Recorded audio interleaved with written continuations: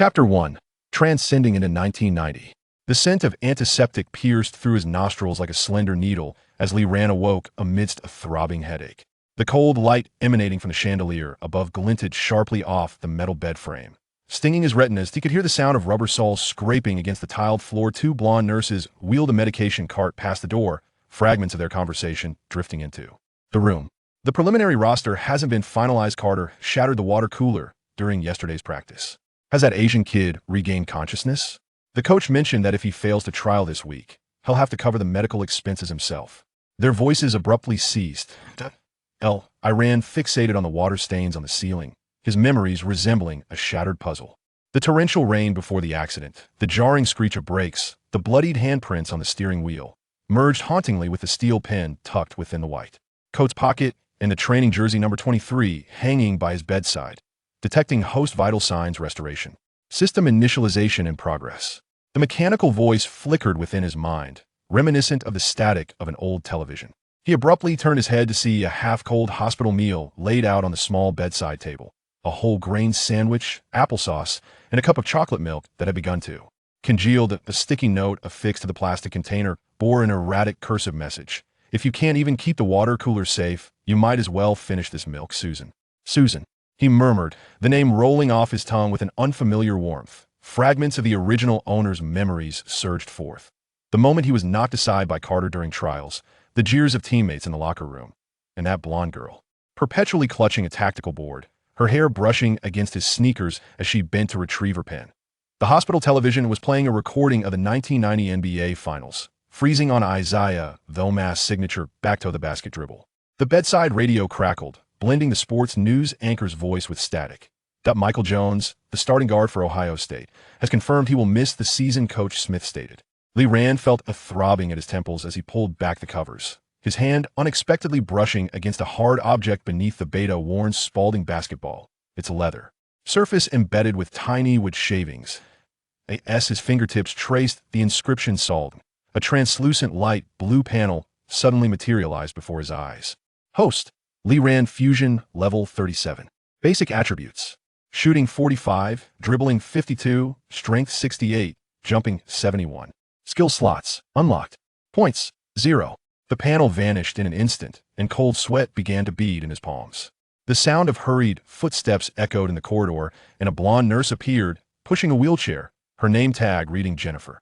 Mr. Lee, Coach Smith would like to see you. Now, he looked down to see himself clad in a faded gray sweatshirt, his left wrist wrapped in a blood-stained bandage, the result of the original owner's injury when he collided with the hoop during trials. The nurse impatiently tapped the armrest of the wheelchair, and he suddenly noticed the calendar on the wall. March 15th, 1990, Thursday, pushing open the door to the conference room. A mingling scent of disinfectant and tobacco wafted through the air. Coach Smith, balding and seated at the head of the long table, held a half-smoked Marlboro between his fingers, ash cascading onto the unfolded tactical diagrams before him. Beside him stood a tall African-American clad in a hoodie Carter, the team's starting power forward, who was currently grinding a soda can beneath his sneakers, the crumpling aluminum producing an especially jarring sound. I heard you were clutching a basketball when you lost consciousness. Smith exhaled a plume of smoke, his gaze traversing to Lee Ran's bandaged hand. With Jones out, the team is in need of a backup point guard. However, the tryout list was finalized last week. I can try out now. Lee Ran heard his own voice emanate with a conviction that seemed foreign to his former self. Just give me 5 minutes. Carter let out a sudden laugh, his biceps taut beneath the hoodie.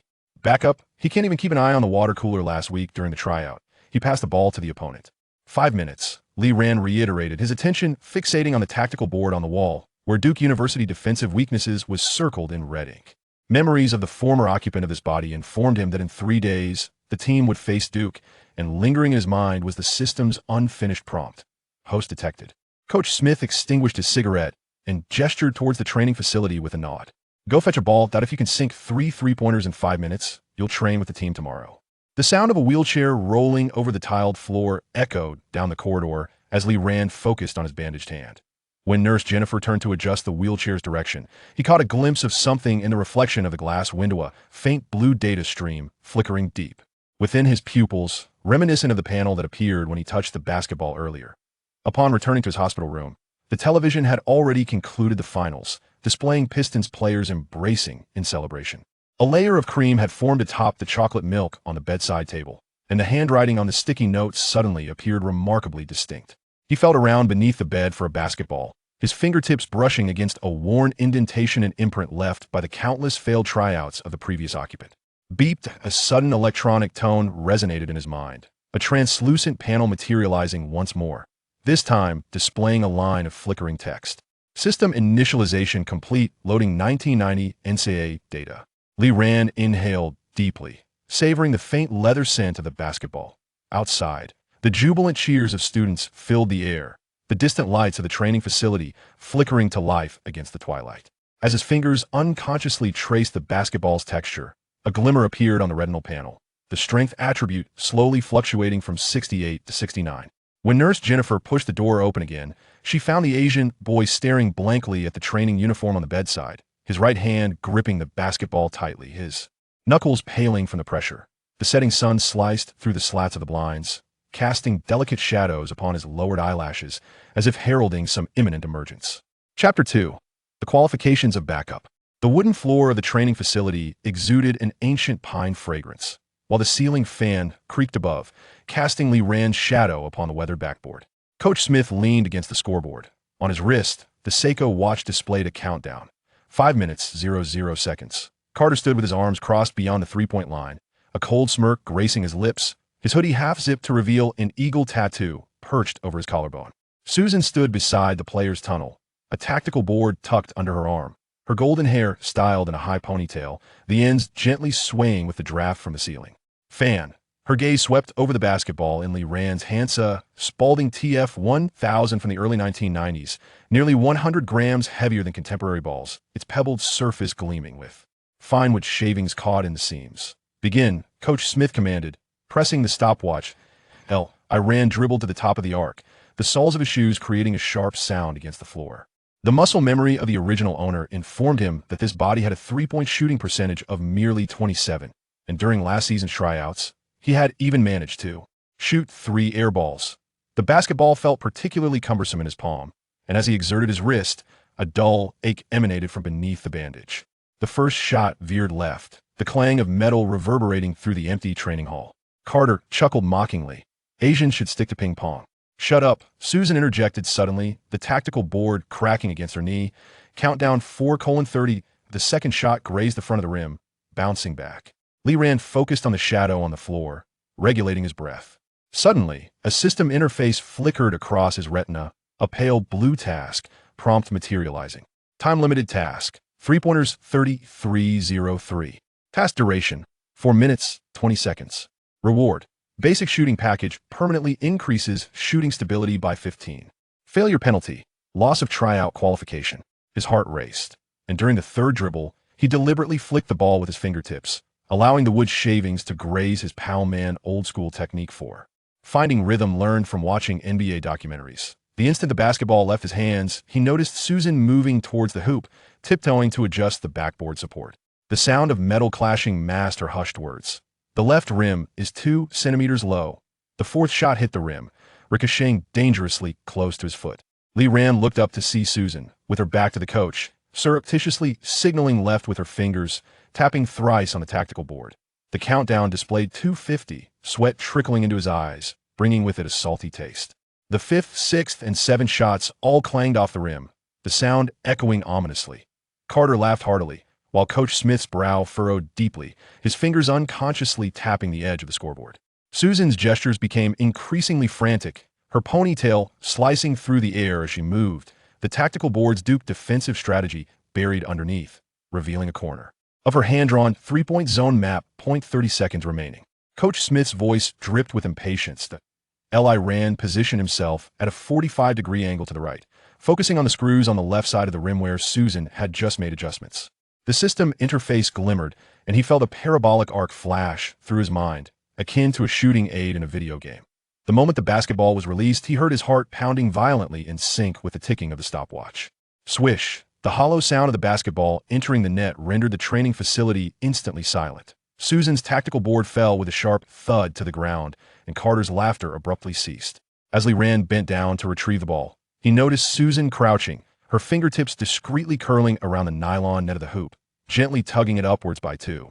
centimeters. It became evident that she had not only adjusted the height of the hoop, but had also tampered with the net. The countdown reached 10 seconds. The second shot was launched from the left corner. The basketball grazed the edge of the net before diving into the hoop, barely skimming past Coach Smith's hair.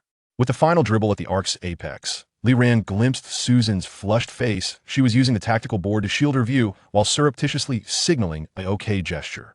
Towards the hoop, a system alert reverberated in his mind. Host nearing failure detected. Initiating novice protection mechanism. Parabolic correction, 3.7 degrees. The basketball traced a higher arc than usual, and at the moment the countdown reached 0, it swished through the net. The soft sound of leather brushing against the net was followed by an agonizing 3 seconds of silence. Susan bent down to pick up her tactical board, her ponytail obscuring the corners of her upward curving smile. Carter's sneakers screeched against the floor as he turned, colliding with the iron door with a loud clang. Coach Smith removed his glasses, wiping the lenses with the hem of his jersey. Tomorrow morning at 7, team training, he stated, pausing for half a second as he turned, his voice low, "Don't make me regret this." As the footsteps faded away, Lee Ran bent down to retrieve the basketball, his fingertips brushing against a strand of golden hair entangled in the net. Susan's hair. The system interface reappeared, the task reward bar flickering to indicate that the basic shooting package had been unlocked and the shooting attributes surged from 45 to 58. He looked up to find Susan focused on organizing her tactical board, her ears tinged with crimson. "I did nothing," she swiftly replied, turning away, her ponytail whipping past her flushed cheek. "The scoreboard needs a new battery. The numbers keep flickering." The lights of the training facility cast a halo around her as Lee Ran observed her fingertips unconsciously caressing the edge of the tactical board, where a small, sticky note was affixed, depicting a stick figure shooting a basketball, alongside the words, "Fool, the hoop height is a perfect 10 feet. As he exited the training facility, dusk had already enveloped the bleachers. The soft sound of Susan's canvas shoes against the wooden floor accompanied her as she brushed past him. Slipping something into his hand, it was a box of Band-Aids, adorned with the school team's mascot, a buck. "If your wrist bleeds again," she said, not looking back, her voice as soft as the hum of a ceiling fan, "they'll tell the coach you faint at the sight of blood." Lee Ran watched her hurriedly retreating figure, the Band-Aid in his palm, still warm from her touch. In the distance, the sound of a basketball bouncing against the floor echoed. A tardy player was practicing alone. He glanced down at his palm, with a lingering warmth of the system's correction during the shot seemed to resonate, as if something within his youthful body was quietly connecting with the evening breeze of 1990. Chapter 3, Awakening. The basketball evolution system at precisely 12:07. The dormitory door creaked as a key was turned. Lee Ran fumbled along the wall until he found the switch, and the fluorescent light flickered thrice before illuminating the room. A CRT television silently broadcasted a baseball game, while a cassette Walkman, left by his roommate, lay amidst the disarray of his bed, its earphone wire entwined with a half-melted piece of chocolate. He lifted his pillow and discovered the tactical manual that Susan had slipped to him earlier that afternoon. The cover bore a red circle around the words Duke University Pick and Roll Trap, and a sticky note nestled within read, "Do not let Carter's trash talk disrupt your breathing." Rhythm. As his fingertip brushed over the phrase breathing rhythm, a sudden luminescence enveloped his palm, and a translucent skill panel manifested upon his retina. Newbie package unlocked. Acquired skill, stocked in passing vision ability to anticipate defender movements within a 2-second window. Acquired skill, Barkley Power Core Base. Strength 20, collision resistance 30. Current attributes, shooting 58, dribbling 52, strength 88, jumping 71. Skill slots, 210. Points, 0 to be earned through performance in matches and data achievements. A stream of blue data flowed across his vision, and Lee Ran felt a throbbing at his temples. Closing his eyes, a three-dimensional model of the training facility emerged in his mind, every locker's position, the height difference of the hoops, even the trajectory shift of Susan's center of gravity as she bent to retrieve the tactical board, appeared as vividly as if laser scanned. This passing vision? He murmured, reaching for the glass on his nightstand. As his fingertips gripped the cool surface, a subtle crack echoed from his bones, causing a spiderweb of fissures to appear on the frosted glass. The surge in strength overwhelmed his control. Warning: host body integration at 62. Excessive use of strength skills may result in muscle tears. The mechanical voice of the system resonated in his mind, and the droplets within the cracks froze, as though time had been halted. Lee Rand stared at the bandage on his wrist and observed the wound healing at a visibly rapid pace. The scab flaked away to reveal tender, pink skin beneath. Suddenly, the Walkman emitted a crackling noise, and the tape began to rewind, the abrasive sound conjuring Susan's voice from the depths of his memory. You must finish the pick and roll section before 1 a.m. Tomorrow's scrimmage will simulate Duke's zone defense. He whipped his head around to see a gentle rain falling outside, the dormitory's streetlight diffusing into a warm yellow glow through the curtain of droplets. The 47th page of the tactical manual was dog-eared, adorned with a red arrow indicating Carter tends to lean his shoulder when breaking through from the left. As his fingertip traced the pencil-drawn outline of the shoulder, the skill panel on his retina flickered, and the icon for Barclay Power Core illuminated. He felt as though a burning ember had lodged within his chest, with muscle fibers pulsating beneath his skin. Precisely 1 o'clock, a gentle knock echoed through the stillness, as soft as raindrops tapping against glass. Lee Rand opened the door to find Susan standing in the shadows, clutching a folder. Her golden hair dripped with rainwater, and the collar of her sweatshirt revealed an elegant chain, the silver pendant of the school team logo glimmering subtly. Here you go, she said, handing him a brown paper bag containing a copied tactical videotape. The cover, inscribed with a marker, dissection of the fast break in the 1989 NCAA finals that do not use the old projector in the dormitory. It tends to J.A.M. Lee Rand accepted the bag. His fingertips brushed against the thin calluses on her palm, remnants of her long hours spent recording data on a calculator. Suddenly, a new task alert popped up on his system interface. Training task. Score in double digits within 10 minutes. Reward. Rodman's rebounding anticipation increases frontcourt rebounding accuracy by 40. Failure penalty. Temporary reduction of core strength by 50. You were incorrect in your force application during the trial just now, Susan remarked, her gaze fixed on the bandage encircling his wrist. She unexpectedly grasped his forearm, adding, your elbow has flared out beyond 15 degrees. This makes your passes susceptible to interception. The warm touch made Lee Rand's heart skip a beat, and the system interface rippled suddenly. The dribbling value in the attribute panel trembled slightly. Susan, realizing her lapse, abruptly released her grip, her ears turning a deeper shade of red than the arrows in the tactical manual.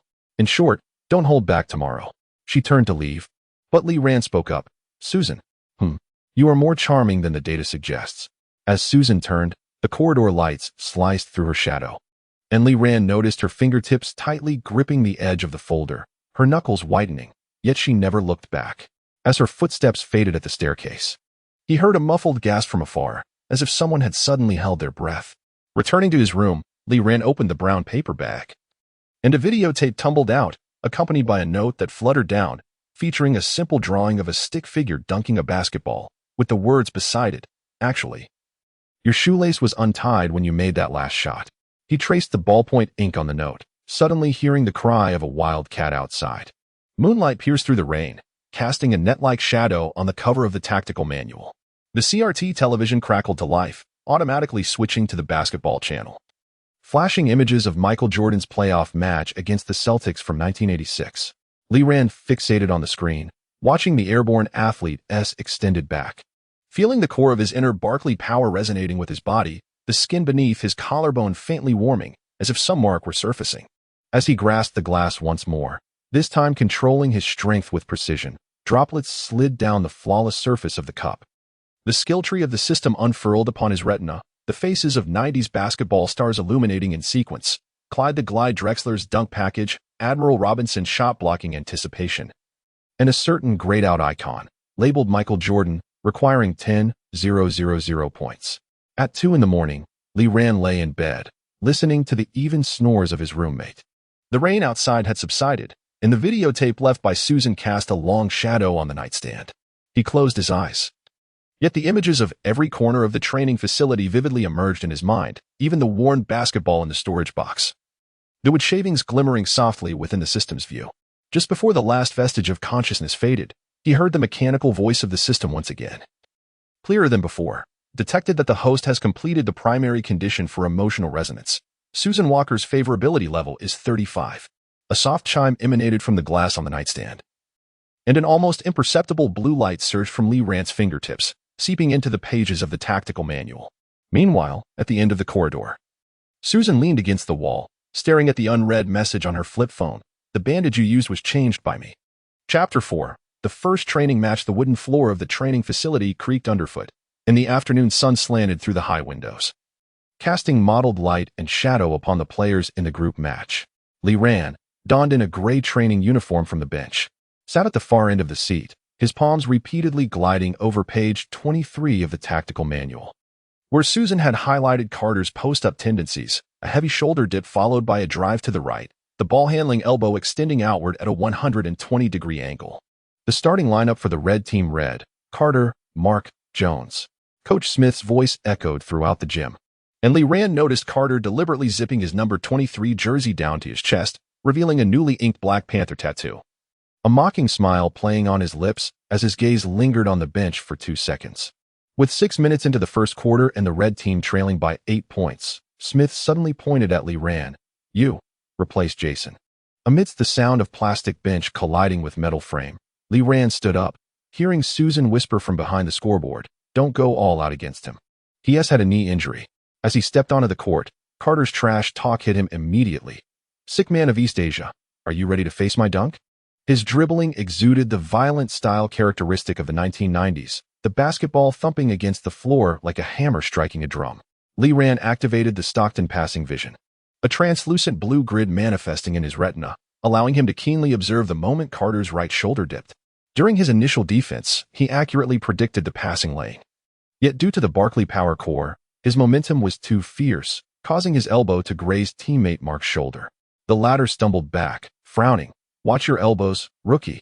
In the offensive possession, Li Ran received an inbound pass from the baseline, and the vision grid illuminated as Carter's defensive stance revealed a 0.3-second gap.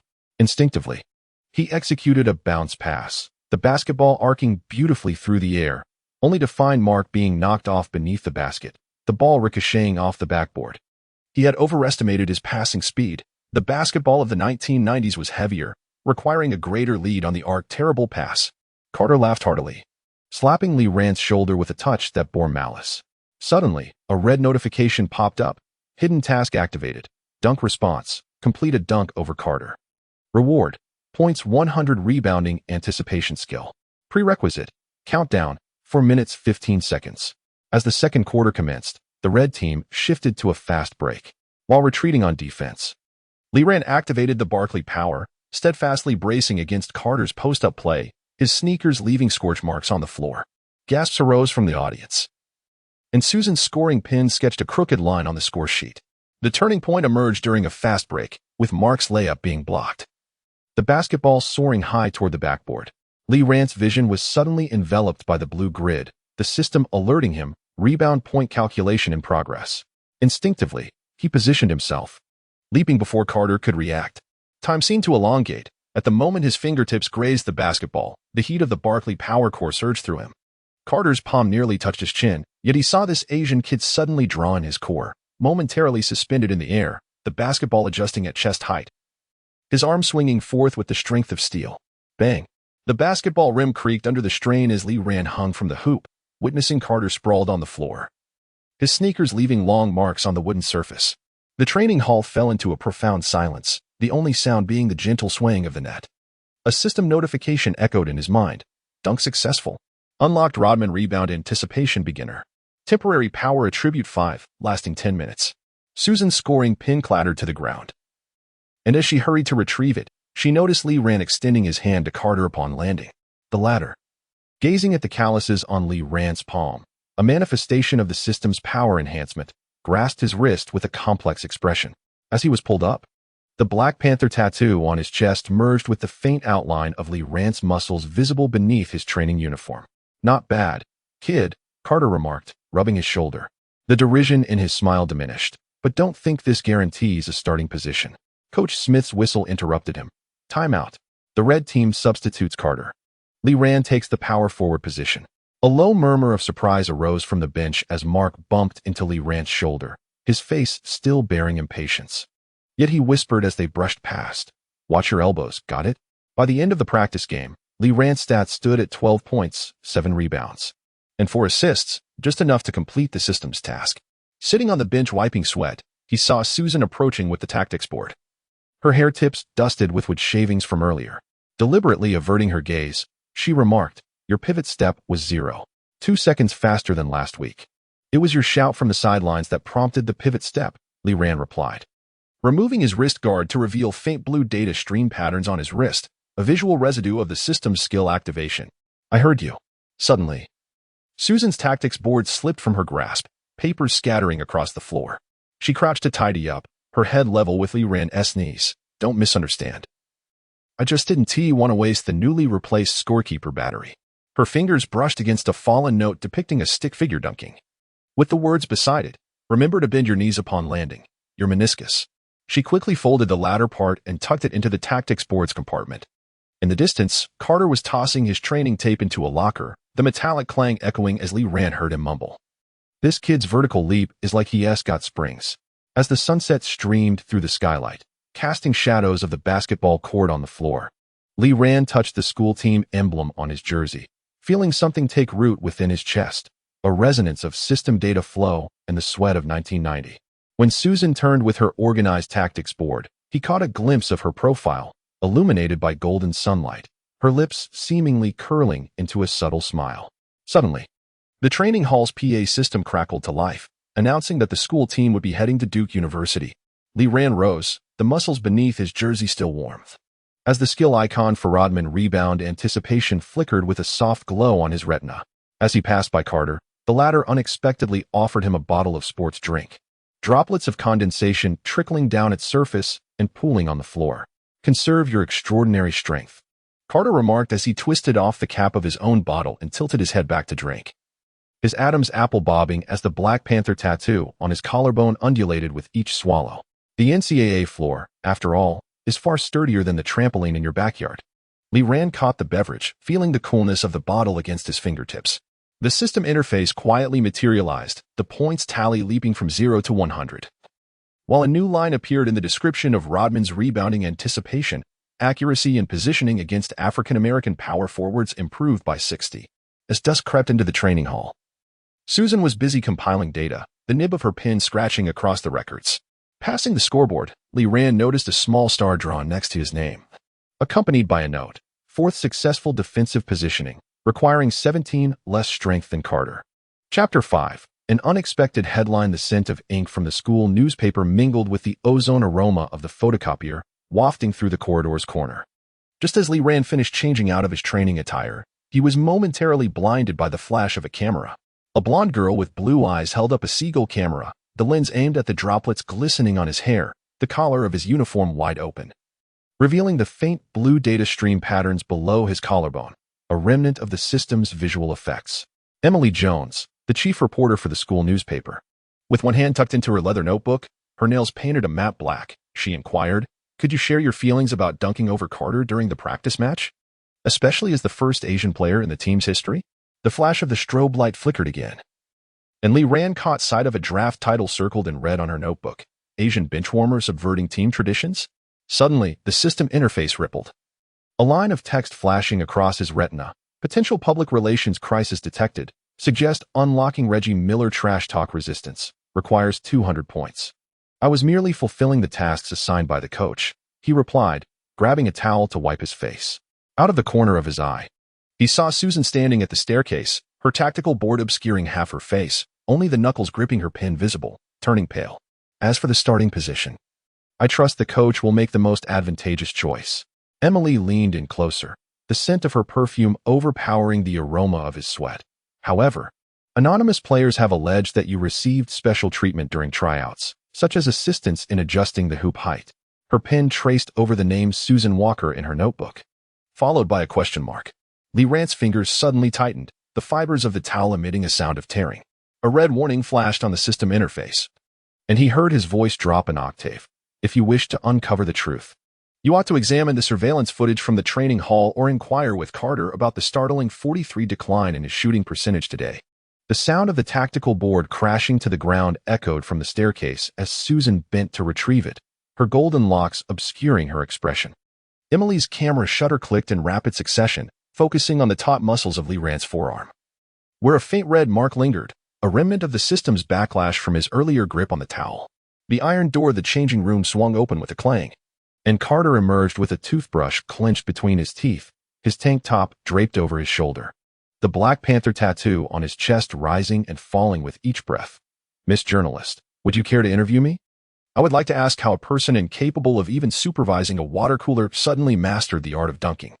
Coach Smith's furious shout reverberated from his office. "Bring your tape and get over here." A brief silence enveloped the corridor. Emily tore a page from her notebook and handed it to Lee Rand. "Tomorrow night at 8, the top floor of the old library. I possess photographs from your past life." As she turned, the hem of her trench coat brushed against his sneakers. Of course, they belonged to the original owner. Within the changing room, the gaze of the main players pierced like icicles. Point guard Mark was wrapping his bandages when he noticed Lee Rand's entrance and deliberately tossed his wristband at his feet. "New guy, pick it up." As the sound of sneakers squeaking against the floor filled the air, Lee Rand bent down and caught a glimpse of a corner of a videotape peeking out from Mark's locker, the cover marked with a Sharpie reading MJ vs. Pistons 1989. "Enough," Carter interjected suddenly, tossing his number 23 jersey onto the locker. "Smith is sending me with the team to Duke." Amid the clatter of metal locker doors, he tossed Lee Rand a box of tapes, the cover blank. "Don't pay attention to the drivel in the school newspaper. If you want to see real basketball, watch this." As Lee Rand caught the videotape, his fingertips grazed the indents on its casing, resembling marks left by someone's furious bite. The system interface quietly scanned, revealing that this was an unpublished training footage from 1987, showcasing Michael Jordan's playoff confrontation with the Celtics. Annotated in the lower right corner as a relic from Carter's father. The following day, the campus newspaper erupted with sensational headlines. "The Asian kid dismantles the starting lineup." The African-American players remained collectively silent, with an accompanying image of Lee Rand dunking while Carter lay sprawled on the ground. Captioned, "Has NCAA's inclusivity gone too far?" As Susan passed the bulletin board, clutching a tactical board, she abruptly halted, leaving deep nail marks on the words "Asian kid." Outside the training facility, a group of white students clad in fraternity sweatshirts whistled as they walked by. One shouted "Ching Chong" in Chinese, but hastily fled upon noticing Lee Rand turn his head. The system interface prompted again, this time in gray. "Racial discrimination detected. Reggie Miller's trash talk resistance progress. 15, requires 5 targeted attacks." At dusk, Lee Rand sat on the outdoor bleachers, repeatedly stroking the videotape gifted by Carter. The setting sun cast an elongated shadow over him, eclipsing the school emblem on the floor. Susan's footsteps approached from behind, but instead of handing over the tactical manual as usual, she slipped him a paper bag containing warm chocolate milk. A sticky note adorned with a small figure holding a shield, beside which was written, "What they fear has never been your skills." In the distance, the sound of a basketball bouncing against the ground echoed. A freshman was practicing dribbling. Lee Rand opened the tape case, and a note fell out. Pinned in Carter's handwriting, "Don't be deceived by the headlines. I merely slipped." He traced the smudged ink on the note, and suddenly heard the system's mechanical voice. Laced with an unusual tremor, detection of host gaining opponent's acknowledgement, Carter Williams affinity level 10. The night breeze on the library's top floor carried a hint of moisture, while Emily's trench coat rustled behind her. The photo she handed over depicted its original subject staring vacantly at the water cooler, eyes filled with trepidation. Wearing the unremarkable jersey number 45. "This was you last week." Her fingertip traced the date on the photograph, and now, the essence in your gaze held something timeless, an insatiable hunger for victory. Lee Rand gazed at the bandage encircling the wrist of the original owner in the photograph, precisely aligned with the location of his current injury. Suddenly, the system interface flickered to full screen, revealing that the fusion degree had surged from 62 to 68. On Emily's notebook, beside Lee Rand's name, a rudimentary figure of a stickman executing a slam dunk had been drawn, standing upon the shattered headline of the school newspaper. "What do you wish to report?" He returned the photograph to her, noticing a glimmer of surprise in her eyes. Was it the resurgence of an Asian player, or the racial fissures within the NCAA?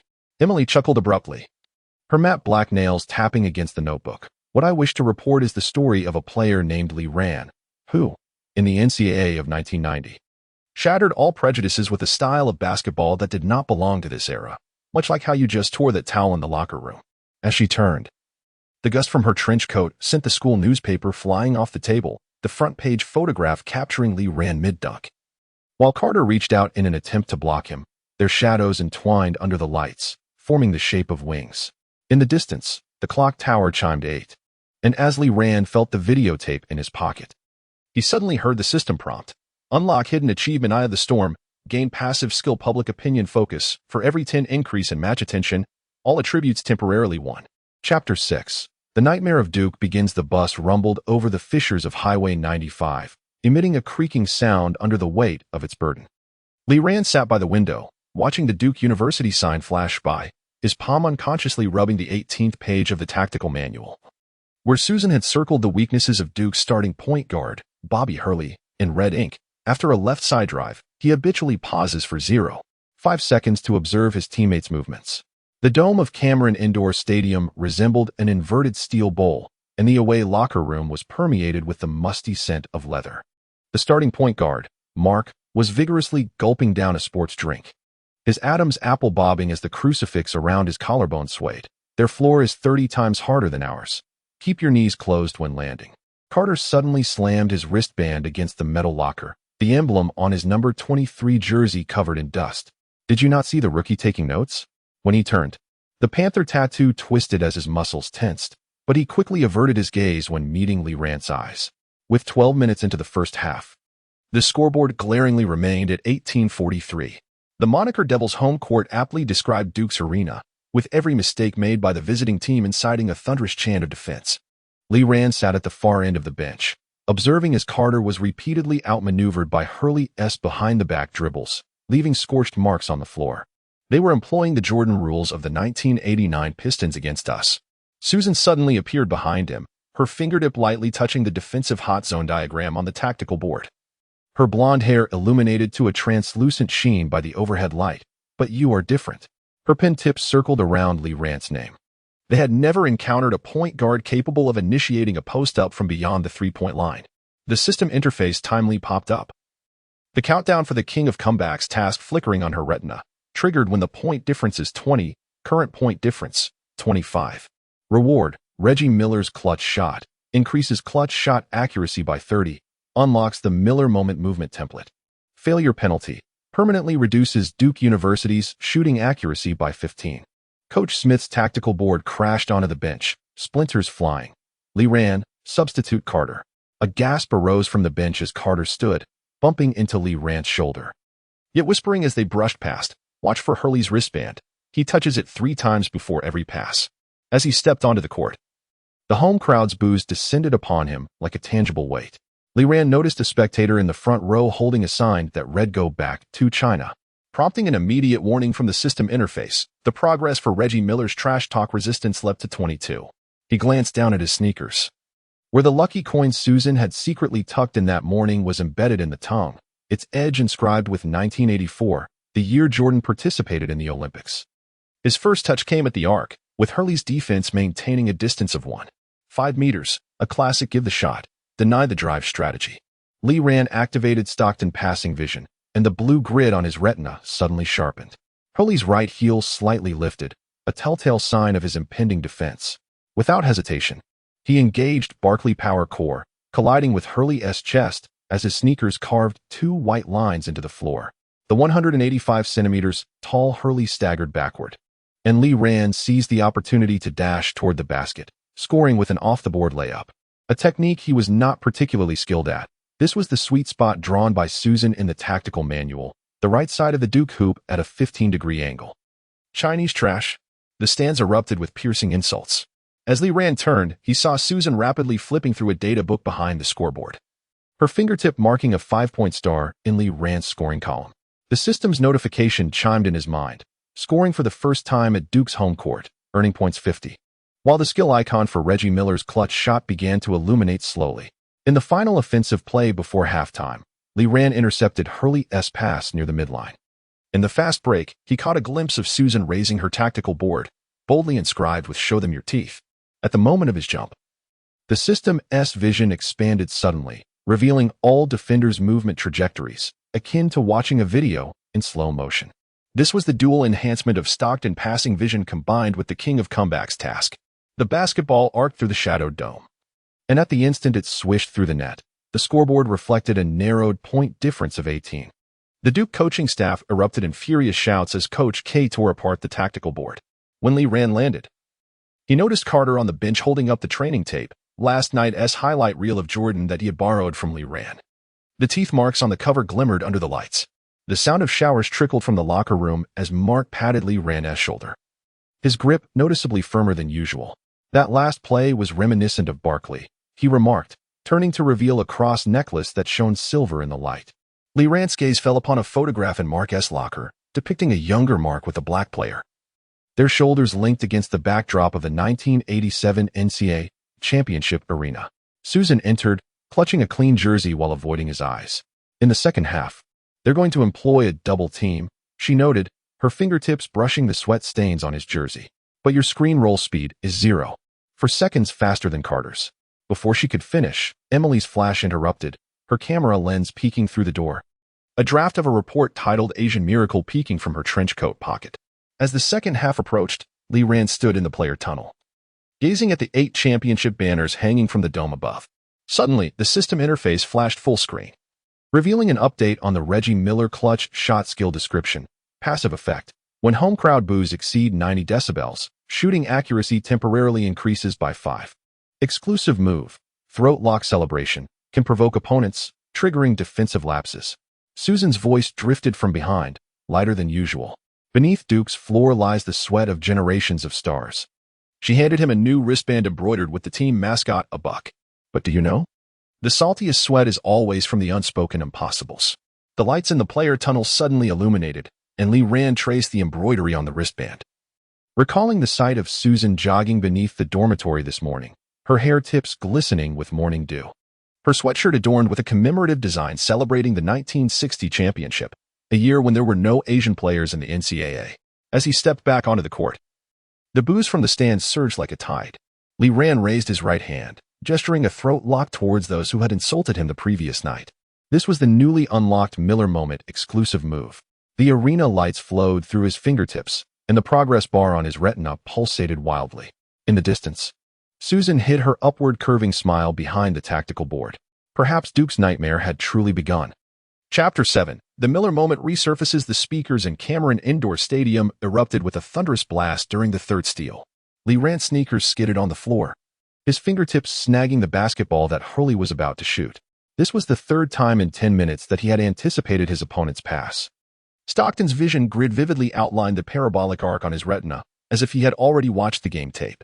Watch his wristband. Susan's shout from the sidelines mingled with the buzz of the horn. Lee Rand recalled Carter's pre-game warning.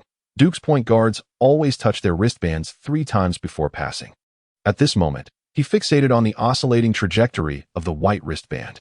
A mere 0.1 seconds before Hurley's fingertips departed from the ball's surface. His palm had already sealed off the passing route. As the fast break advanced, the Barkley power core surged from the spine to his fingertips. The 201 centimeters tall Duke forward endeavored to obstruct the driving lane with his physique. Suddenly, Lee Rand dropped his shoulder, a maneuver refined from Jordan's highlight reel, where the flying man had utilized this technique to breach the Pistons' formidable defense in the 1989 finals. Bang! The sound of their bodies colliding drowned out the squeak of sneakers, and the Duke player was sent stumbling backward. Seizing the opportunity, Lee Rand collected the ball and ascended for a layup. Catching a glimpse of the scoreboard flipping, the visiting team's score surpassed 40, narrowing the gap to 12 points. The system notification erupted in his mind. Cumulative 3 steals achieved. Reward points 50, jump attribute 5, current 76. Unlock Miller Moment movement template. Automatically seek defensive blind spots when off ball. As the basketball swished through the net, Lee Rand turned and made a throat-grabbing gesture. A newly unlocked exclusive action reminiscent of Reggie Miller's classic taunt against the Knicks in 1994. The home crowd's boos suddenly shifted in tone.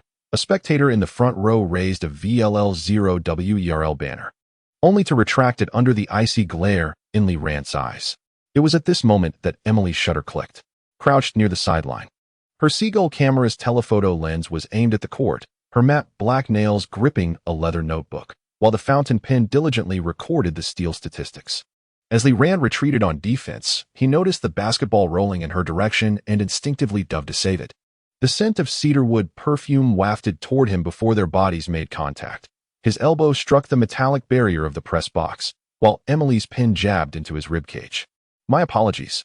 He hastily propped himself up, only to notice the wood shavings clinging to her eyelashes, fragments stirred up during the save, and the still image captured on her camera screen, his palm pressing against the leather belt buckle at her waist, his knuckles whitening from exertion. I should be the one apologizing. Emily suddenly chuckled, her fingertips pressing the shutter for a rapid sequence of shots.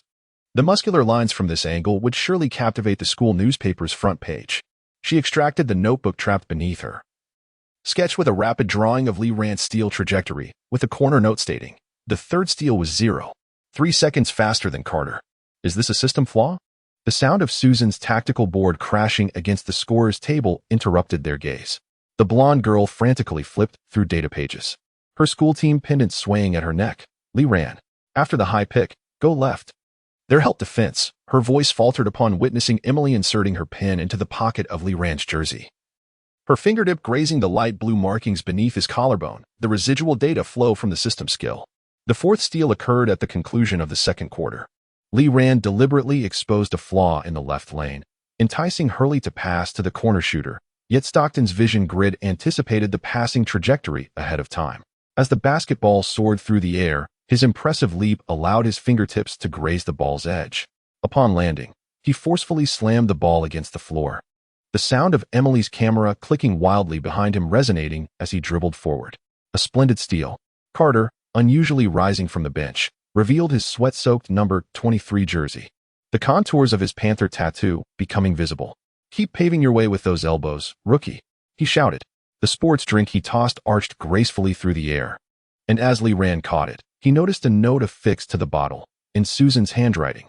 "Your knee angle is 12 degrees greater than in the first quarter. Be cautious with your landing." Coach Duke could no longer remain seated. Old K yanked off his tie, nearly tearing the tactical board with the circled instruction to stick to number 1.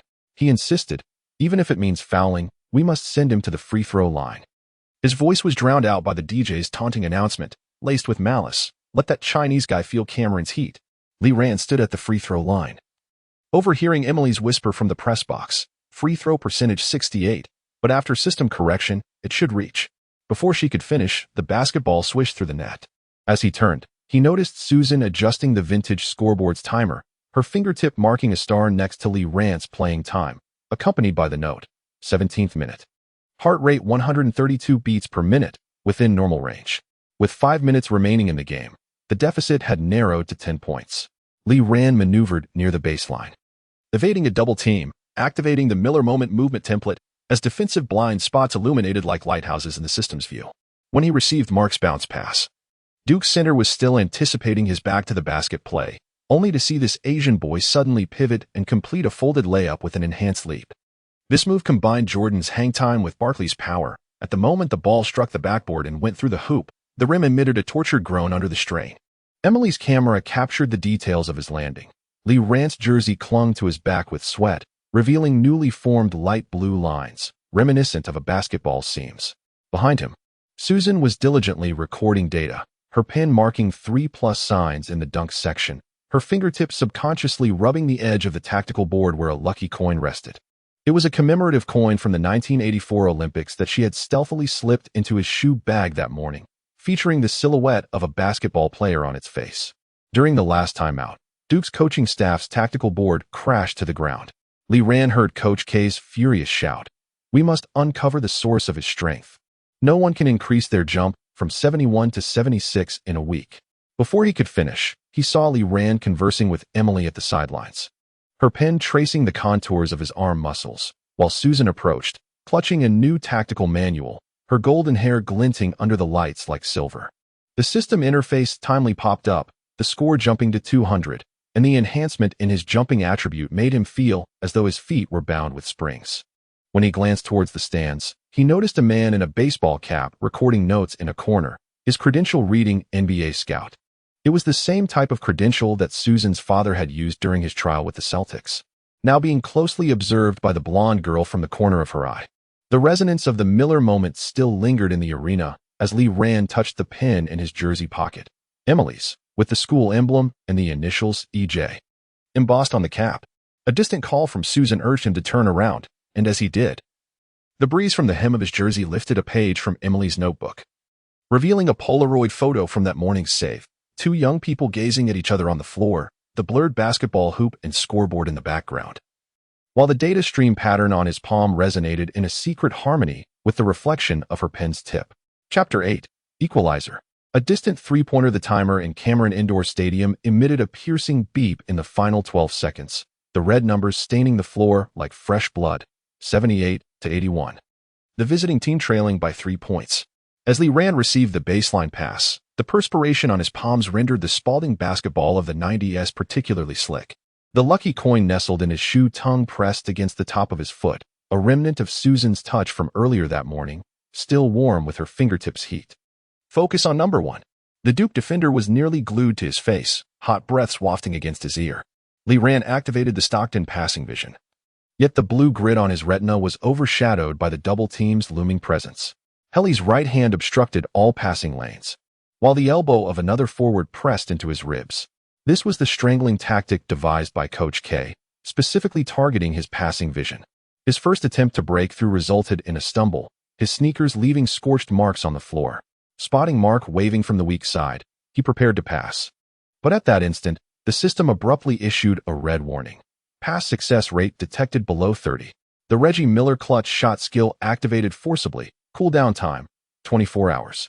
Vision correction, defensive interference blocked, focusing on the hoop's coordinates, 47 feet. The basketball traced an uncanny arc through the air, and as Mark reached out to catch it, Duke's center suddenly shifted. This was a trap rehearsed by Coach K before the game. The ball struck the floor and rebounded. Lee Rand lunged to retrieve it, his fingertips grazing the rough texture of wood shavings. When he looked up, the timer displayed 7 seconds. Shoot it yourself. Susan's voice pierced through the cacophony of the crowd. Out of the corner of his eye, he glimpsed the blonde girl behind the scoreboard, clutching the shredded tactics board. Her team pendant swaying at her chest, her fingertips still stained with red ink from drawing strategies moments ago. This was her first time losing control during a game. And he recognized that this normally composed team manager now saw only him and the hoop. Without dribbling, he seized the ball and leapt. The hoop in the system's vision was suddenly encircled by a red halo, akin to Miller's divine perspective against the Knicks in 1995. A fire ignited within Lee Rand's chest, the warmth of the Barkley power core surging through his arm into his palm. The basketball spun half a rotation on his fingertips, the wood shavings aligning perfectly with the calloused center of his palm. This was the optimal shooting angle post-system correction. His sneakers screeched against the floor, and he heard the rapid clicking of Emily's camera, witnessing the flutter of the Duke players' eyelashes as they leapt, even catching a whiff of the cologne worn by the audience in the front row. The moment the basketball left his fingertips, the timer read 2 seconds. The parabola on his retina was flawlessly drawn, as though sketched with a ruler. This was the result of the system exhausting 24 hours of future muscular endurance. The sound of the ball slicing through the air was strikingly clear, akin to a silver thread weaving through the lights of the arena. As Lee Rand landed, his knee emitted a dull thud, and he watched the basketball spin on the rim's edge, the shadow of the metallic net fracturing across his face. A hush fell over the crowd, leaving only the ticking of the timer audible. The swish of the ball through the net seemed to suspend the air in the arena for a brief moment. Susan's tactical board clattered to the ground, while Emily's camera lens drooped, capturing the silhouette of Lee Rand with outstretched arms against the backdrop of a slowly descending basketball. Duke's players stood frozen in place, and Coach K's tactical board crashed at his feet as the visiting team's bench erupted in excitement. Carter was the first to rush onto the court, his number 23 jersey fluttering under the bright lights like a banner. The system notification echoed in his mind. Key shot made. Unlocking the Miller moment. Cold blood passive, when trailing by more than 3 points, shooting accuracy 20. Warning. Right shoulder muscle fiber tear rate 17, immediate attention advised. Lee Rand suddenly stumbled, his right hand falling uncontrollably. Susan's gasp mingled with the cheers of the audience as he observed a blonde girl pushing aside the score table's barrier. The tactical board's final play diagram had been torn to tatters, leaving only fragments, where a simplistic drawing of his shooting form remained, accompanied by the words, "Trust your wrist, not the system." At that moment, Emily's flash illuminated the scene, capturing Lee Rand on one knee, his right hand protecting his shoulder, a smile gracing his lips, while the basketball rolled to his feet, the lucky coin on his shoe tongue glinting faintly. In the distance, the DJ was passionately narrating, his voice trembling with disbelief. This freshman from the East has just made a game-tying shot from near the midcourt. Cameron Arena has witnessed a new Miller moment. Amidst the sound of showers in the locker room, Lee Rand gazed at his reflection in the mirror, scrutinizing his right shoulder, where a faint blue data stream pattern was fading, an imprint of the system's skill over exertion. when Susan entered, carrying the scent of disinfectant. She found him awkwardly unbuttoning his jersey with his left hand, his fingertips suddenly trembling. "Why didn't you pass? You clearly saw Mark was open." "Because you told me to shoot," Lee Rand replied, looking up to see what shavings caught in her hair, a remnant from when she picked up the tactical board, adding, "And the system informed me that the shot had to be mine." Susan fell silent, lowering her gaze to open the first aid kit. As the iodine swab touched his shoulder, Lee Rand noticed droplets on her eyelashes, indistinguishable as sweat or tears. Fragments of the tactical board slipped from her pocket, and as he picked them up, he discovered a note on the back that read, "If the score is tight, remember you have practiced corner threes 200 times more than Hurley." Footsteps echoed outside, accompanied by the sound of camera film rewinding. Lee Rand envisioned the front page of tomorrow's school newspaper, him leaping near midcourt, the basketball's arc nearly brushing the championship banner, while Susan's figure would reveal an unprecedented panic behind the score table. Suddenly, the system interface popped up, the pain in his shoulder rendering the text somewhat blurry. Detection of host completing the adversity buzzer beater achievement. Earning points 300. Hidden task unlocked. Injury immunity prerequisites met. Requires 3 severe injuries. As Susan handed him an ice pack, her fingertips brushed the skin beneath his collarbone. Tomorrow morning's x-ray, she paused, her gaze fixed on the newly emerged faint blue lines on his right shoulder, marks of the system's skills merging with his body. "You look as if you've been struck by lightning." Lee Rand smiled, the chill of the ice pack seeping into his skin. If lightning were golden, it would surely be the color of Jordan. He recalled the videotape Carter had given him, showcasing Jordan's clutch shot in the 1989 playoffs, executed even while nursing a shoulder injury. "By the way, did your father ever employ such an unreasonable shot during his tryout with the Celtics?" Susan's hand suddenly froze, the iodine bottle clinking softly against the metal tray. As she turned, Lee Rand noticed her hastily wipe her eyes, her ponytail brushing against her reddened earlobes. "He said the true clutch shot is never calculated. It comes from here," she said, pointing to her chest. The pendant of the school team glimmered under the light. "It's this feeling that compels you to shoot, so you do." The lights in the arena began to extinguish one by one, and the distant sound of staff collecting the game balls echoed. Lee Rand felt the droplets of water on the ice pack, hearing the system's mechanical voice, tinged with a rare fluctuation, detected host's faith resonance with Susan Walker. Affinity increased to 45. Chapter 9. The price of national headlines. Champagne sprayed under the lights in the locker room. Mark's cross necklace shimmering with bubbles as he patted Lee Rand's shoulder vigorously. "Do that shot again, and I'll give you my jersey as a rag." Carter's panther tattoo was soaked in champagne as he pulled Lee Rand close, thrusting a can of beer into his hand, the sound of the tab popping mingling with cheers. The excruciating pain struck without warning. As Lee Rand lifted the can, a tearing pain shot through his right wrist, the metal can clattering to the ground and rolling in a long arc across the wooden floor. Susan's scream coincided with the system's alert. Detected fracture of the 5th metacarpal in the right hand. Emergency repair in progress. Estimated 48 hours. Current status. Shooting skill temporarily locked. Strength attribute -15. He looked down to see the back of his right hand swelling rapidly, the pale blue data stream patterns beneath his skin dissipating like sand blown by the wind, visibly fading. Susan had already pushed through the crowd, the metallic clink of the first aid kit sounding particularly jarring. "Don't move." Who bumped his hand during the celebration? Her fingertips grazed his wrist, feeling the dislocated bone. Her voice suddenly choked. "You always get hurt here during tryouts. Why don't you ever learn to protect yourself?" At that moment, Emily's camera captured everything. Lee Rand kneeling on one knee, Susan before him cradling his injured hand, her blonde hair cascading down to obscure their expressions, while the beer can on the floor reflected the shattered light. This image graced the front page of the Columbus Telegraph the next day, with the headline "The Cost of Victory. Asian Rising Star Leaves the Game Injured," and a subtitle contrasting Susan's school team pendant peeking from her sleeve with the glaring bandage on Lee Rand's wrist. The fluorescent lights in the x-ray room buzzed as Lee Rand stared at the fracture lines on the film, recalling the power core of Barkley from the system's beginner's package. It dawned on him that the explosive force of ultimate strength could indeed tear apart this young body. Susan entered, clutching a medical prescription, the scent of champagne lingering at the tips of her hair. The doctor had advised a minimum of 2 weeks rest, but she abruptly ceased her thoughts, her gaze traversing the intricate data flow patterns beneath his collarbone, an unspoken secret known only to the two of them. Recovery was anticipated within 48 hours. Lee Rand forced a smile, yet he noticed the tremor in the handwriting on her medical record. Do you remember adjusting the hoop height during your training? Consider this a favor repaid. Suddenly, Susan's pen pierced the paper, ink splattering on the recovery timeline. At that moment, I simply wished to avoid seeing your disappointed expression. She quickly lowered her head to arrange the ice pack, her ears reddening more vividly than the warning emblem on the medical record. It had been a long time since the team had encountered a player like you, one who infused data with warmth. The television in the ward repeatedly broadcast highlights of the game, the ESPN commentator analyzing a remarkable long-range three-pointer. The wrist angle exceeded the normal range by 18 degrees.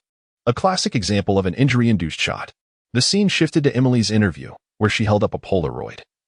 Her matte black nails gliding over Lee Rant's swollen wrist. Exclusive news. Lee Rant's X-ray revealed a combination of old and new injuries that could impact his prospects in the NCAA championship.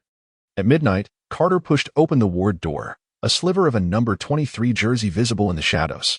The videotape he tossed rolled across the bedside table. Its cover blank, yet unmistakable tooth marks revealed it to be the very compilation of Jordan highlights Lee Rand had seen in the locker room. Ignore the nonsensical reports, Carter remarked, his panther tattoo rippling with his muscles as he turned away. If you want to know how to survive in the NCAA, watch how MJ dealt with the bad boys. Amidst the crackling sound of the tape, Lee Rand observed Jordan falling repeatedly under the Pistons' relentless footfalls in 1989, only to rise again, gritting his teeth. Suddenly, the system interface popped up, the data flow patterns at the fracture site resonating with Jordan's training footage. The repair progress bar advancing 10 faster than expected. Susan had fallen asleep with her golden hair cascading over his medical record, obscuring the section detailing the risks of a professional athletic career. The morning brought a delivery from Sports Illustrated. The cover featuring a composite image of Lee Rand, clad in a superhero uniform, with the NCAA dome towering behind him. The headline read, "Can the miracle continue? The Chinese kid redefines basketball geography." A note from Emily accompanied it. "Your tears hold more news value than a three-pointer, but I chose to capture your smile instead." The back of the note displayed her sketch of the injury scene, as Susan's fingers traced protective symbols on his wrist.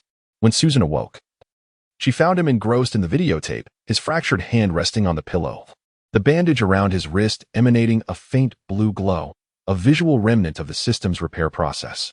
She abruptly reached out to press the pause button, freezing the image of Jordan soaring for a dunk on the screen.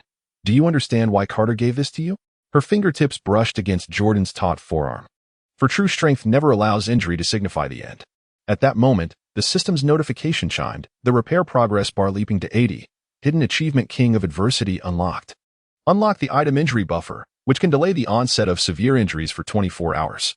Warning: excessive use will increase the probability of Kobe-style Achilles tendon risks by 30.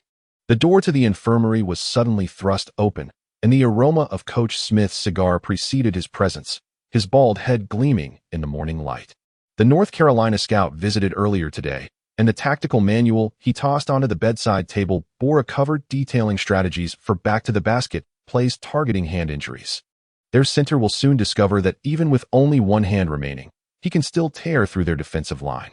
Lee Rand traced the red circle marked by Susan in the tactical manual, indicating the sweet spot for a left-handed hook shot. Next to it was a simple sketch of a stick figure, while the bandage on his wrist bore the emblem of the school team's mascot. Outside, cheers of students reverberated, with someone running past brandishing a sign proclaiming, "I can FLV." Little did he know, the basketball fairy tale of 1990 had only just begun to unfold its most painful yet fervent chapters. Suddenly, Susan grasped his uninjured left hand, her calloused palm brushing against his knuckles. "If you recklessly endanger yourself again next time," her voice was as soft as the morning light, "I shall hide your sneakers atop the training facility, forcing you to play in my canvas shoes." The tape continued to whir, Michael Jordan's roar cutting through 30 years of time, resonating with the blue glow emanating from Lee Rand's wrist.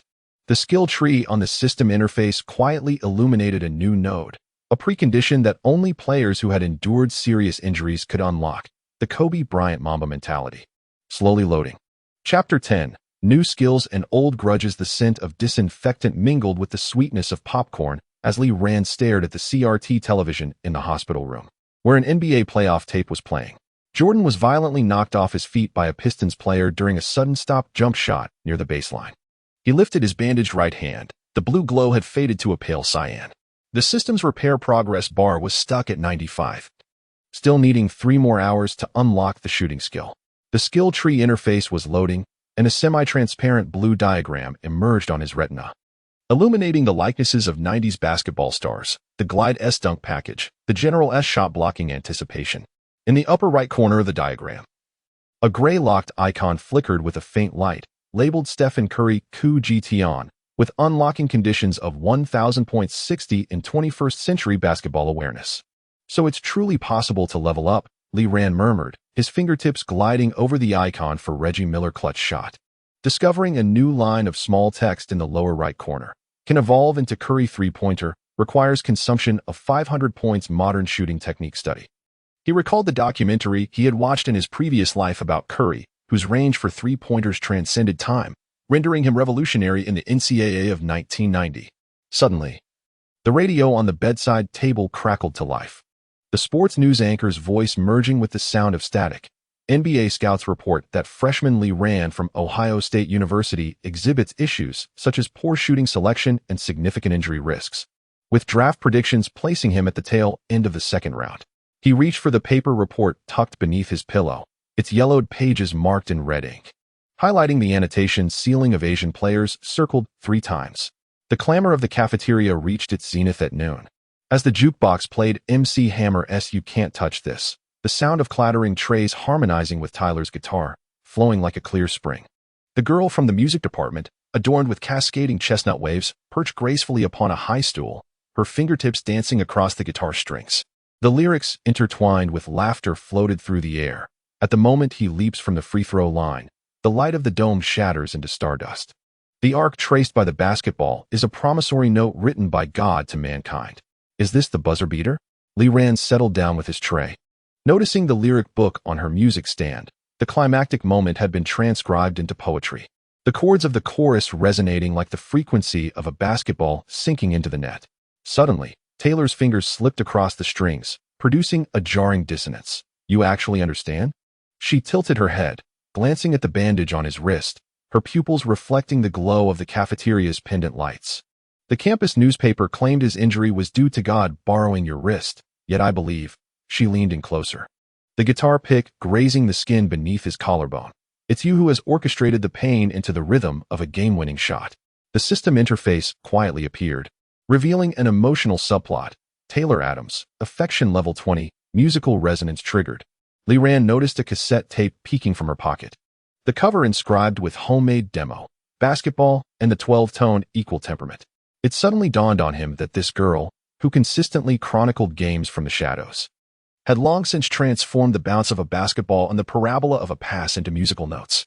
The wooden floor of the training hall shimmered amber in the twilight as Lee Rand practiced chest passes with his left hand, while his right, bound in a bandage, twitched occasionally, protesting against this defiance of the System-S recovery protocol. Susan, clutching a tactical board, stood beyond the three-point line, marking an X on her data sheet after every 10 passes. The arc of the left-hand pass is 15 degrees higher than the right. The North Carolina center will exploit this flaw, but my right hand is nearly healed. Lee Rand caught the rebounding basketball, his fingertips brushing against its surface. The system interface displaying the progress of his 500 three-point shot task, 78, 500. Was your father also left-handed? Suddenly, Susan's pen halted on the paper. The lucky coin at the edge of the tactical board glinting faintly. He taught me to record data with my left hand, saying it would allow me to see another side of the game. As she looked up, her golden hair was bathed in the honeyed light of the setting sun. But you better pray that after the system's repair, you still remember how to shoot with your right hand. North Carolina's defense is tougher than Duke's. At that moment, the iron door of the changing room swung open, and Carter's number 23 jersey caught the cool evening breeze. The wristband he tossed struck Lee Rand's chest. Don't waste time practicing your left hand. The Panther tattoo twisted with his movement. Coach K mentioned last night at the bar that your game winner was merely Asian luck. As he turned, the hem of his jersey lifted, revealing a new tattoo in Chinese characters on the nape of his neck. Rand. I told him, the lucky part is that Duke didn't witness how you trained. Suddenly, the system notification chimed, the repair progress bar leaping to 100. Right hand metacarpal repair completed. Shooting skill unlocked. Strength attribute restored. The system detected the host triggering adversity training, earning 30 points, current, for 180, 1,000. Lee Rand removed the bandage, revealing that the faint blue markings on his wrist had completely vanished, leaving only subtle red traces, remnants of the arduous harmonization between the system and his corporeal form. He accepted the cumbersome basketball from the 1990s that Susan handed him, his fingertips grazing the seams of the ball, and suddenly he recalled the lyrics of Taylor, the divine IOU. Perhaps this era-s basketball awaited him to rewrite its narrative, stroke by stroke, in a manner that transcended time. At precisely 7 o'clock, the overhead lights of the training facility flickered to life, and Coach Smith's tactical board thudded against the floor, startling the sparrows perched on the windowsill. The scouts from North Carolina were seated in the audience this evening, their gazes sweeping over Lee Rand's wrist. They may perceive him as a fleeting phenomenon, but I shall ensure they recognize his true potential. As the tactical board unfurled, the first page bore the inscription Death 5 in crimson ink, an unprecedented strategy of the 1990s. A genuine star shall not have their wings clipped by injuries or prejudice. The strumming of Taylor's guitar wafted from afar, this time playing We Will Rock You, yet the rhythmic pounding of the basketball against the floor intertwined with the chorus.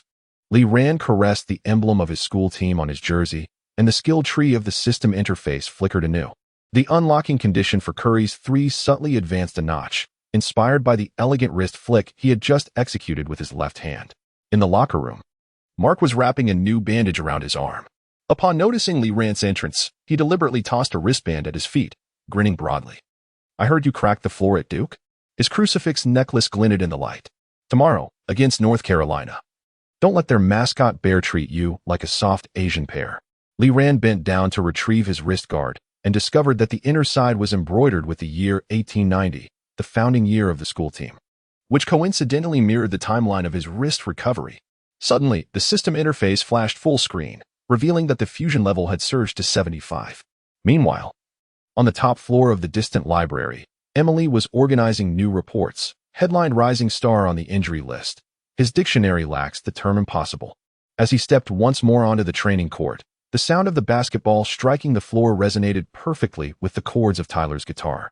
On Susan's tactical board, the weaknesses of the North Carolina center were circled repeatedly, while the Jordan videotape gifted by Carter lay at the bottom of his locker, its cover bearing the faint glimmers of teeth marks in the light. That was the hope of the older generation for the new, as well as the NCAA's 1990 ticket, a most brutal yet generous invitation to an Asian boy. Chapter 11. The Name of the Rising Star, Part 1. The scent of disinfectant mingled with the aroma of sweat-soaked towels, wafting through the wooden locker room. Lee Rand gazed at the Sports Illustrated pin to his locker. The front-page photograph of him executing a one-handed slam dunk was elongated. With the headline Asian Storm, Ohio State freshman rewrites NCAA script, accompanied by a close-up of the cracked dome of Duke University's gymnasium.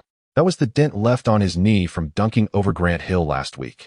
A knock echoed as the metal doorbell startled the dust in the corner, and assistant coach Tom poked his head in, his glasses reflecting the light. "The coaching staff requests your presence at the tactical meeting." Seated around an oak table were 6 middle-aged men in suits, the ashtray piled with half-burned Marlboros. Head coach Old Jones tapped his fingers on the tactical board projected by the projector, Lee Rand's player statistics flickering on the screen. His offensive efficiency rating was 127.3, surpassing that of Christian Lettner in 92, yet his defensive rebound rate was merely 18.7 after only 5 games as a starter. Suddenly, assistant coach Bill slammed the table, brown liquid from his coffee cup splattering onto the tactical report. "Look at his fast break against Duke. This is the kind of offensive engine we need." Lee Rand fixed his gaze upon his data panel, his peripheral vision catching a glimpse of the television in the corner, which was replaying his decisive moment against Duke, the ultra-long three-pointer from near midcourt in the final 2 seconds. As the basketball sliced through the luminous dome above, his shadow stretched across the floor, resembling a soaring eagle. A system notification echoed in his mind. Host media exposure has surpassed the threshold. Long-term mission unlocked. Become a stable starter, 0-10. Reward, patent defensive anticipation skill fragment, 35. As the meeting concluded, the clock in the hallway pointed to 4 in the morning. Cradling his knee pads, Lee Rand turned into the training facility, where the fluorescent lights buzzed overhead, and the wooden floor bore the chalk marks from last night's extra practice. Those marks were the defensive positioning diagram painted in red by Susan, each arrow's tip marked with a caution to watch for Hill's spin move. So early? The clattering of metal equipment echoed from behind the hoop, where Susan was on tiptoe adjusting the VCR. Her golden ponytail arched gracefully with her movements. As she turned, she held two VHS tapes, their covers inscribed with Duke fast break dissection and Hill one-on-one highlights. The sound of Lee Rand's sneakers scraped against the floor. Did you not sleep last night? Someone must assist a certain gentleman in analyzing his weaknesses after he skewed the basket. Susan tossed a towel his way, her azure eyes sparkling behind her goggles. The media has hailed you as NCAA's first Asian Jordan, but do you know what Grant Hill said during last night's interview? She pressed the remote, and Hill's image flickered across the television screen. His defense is akin to a flimsy paper screen. I could even hear the sound of his sneakers slipping. The ceiling fan in the training hall creaked above, and Lee Rand touched the protective gear on his left knee, where a bruise still lingered from Hill's knee colliding with him upon landing. Suddenly, a system interface appeared on his retina.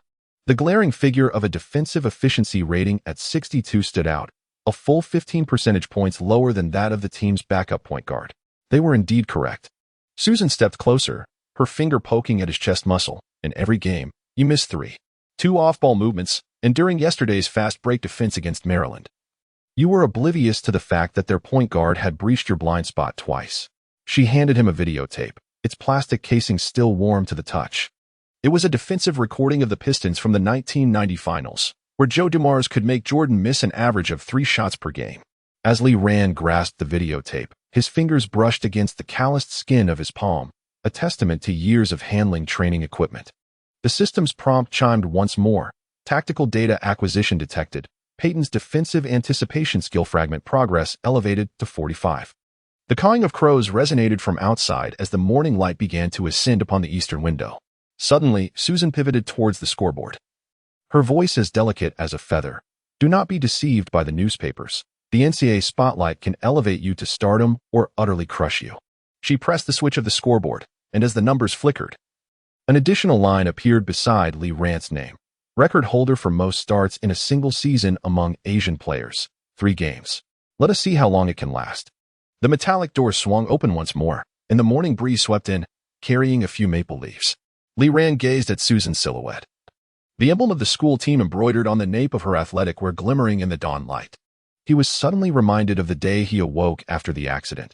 That emblem had swayed in his blurred vision like a distant metal. He lowered his gaze to the videotape in his palm. The title Bad Boys Brigade slightly faded under the sun's rays. The system interface flickered upon his retina. The progress bar for the defensive skill fragment missing only a final segment. Meanwhile, on the tactical board in the distance, a conspicuous question mark was drawn beside his name on the starting list for the upcoming match against the University of Maryland. Tomorrow morning at 6 o'clock. Susan abruptly turned back, a half-smile gracing her lips. I will bring a radar gun. If you cannot defend against my simulated hill spin, you shall consume all of last week's sickly meals, cheese macaroni with liver PT. Do you remember? Lee Rand traced the rough edge of the videotape, recalling the basketball court he dreamt of while in a coma, where the hoop perpetually swayed. And Susan's voice echoed through the mist, a fellow who can't even guard the water cooler. Now, she bent down to adjust the camera on the tripod. Sunlight filtering through her hair, casting delicate shards of golden light upon the floor. The system's alert chimed for the 3rd time, this time resonating with a metallic tremor. The long-term task become a stable starter was activated, with a penalty for failure, a random lock on a star skill. Current progress, 110, 1 game started. Chapter 12, The Name of the Rising Star, Part 2, as the bus rolled over the cracks of Highway 90. The ice pack on Lee Rand's knee slipped to the ground. Outside, Maryland's autumn air carried a damp chill as he focused on the tactical board, where Raymond Ellis, the opposing point guard and this season's NCAA steals leader, was circled in marker. He excelled at breaking through defenses with his cross-step and behind-the-back dribble, averaging 8. 3 points in fast breaks. Lee, are you sure you can guard this guy? Assistant Coach Bill's voice came from the back row, the papers on the clipboard rustling loudly. His first step is 0.1 seconds faster than Hill South, and your defensive positioning, he circled Lee Rand's area on the tactical board in red, revealing through last night's video analysis that you had a 47% chance of losing your assignment after a pick and roll. The musty smell of the locker room mingled with the sharp scent of menthol ointment, and Lee Rand felt the grip strips on his wrist guard. The system interface flickered on his retina, with a yellow warning appearing beside the defensive efficiency value of 68. Vulnerabilities detected in host defensive strategy. It is advised to prioritize the activation of the death grip skill. He glanced up at Susan, seated in the front row, her blonde hair obscuring her expression as she diligently organized the data manual. Let me give it a try. Li Ran tore off the ice pack, revealing the purple-black bruise on his knee under the lights, and prepared to use the Barkley power core to counter his driving route. Bill scoffed. Power confrontation? Ellis is 15 pounds lighter than you. He'll glide past you as easily as crossing a morning street, just like in the second quarter against Duke last week. He tossed a data sheet onto Li Ran's lap. Look at your foul count, an average of 4.2, the highest among starting point guards in the league. As the bus halted at the arena's back entrance, a light rain began to patter against the glass. Li Ran followed his teammates into the players' tunnel, where the vintage chandelier flickered overhead. Historical photographs of the University of Maryland basketball team adorned the walls, and through the glass, he caught the gaze of Ewing, Jordan's collegiate rival from the championship roster of 1984.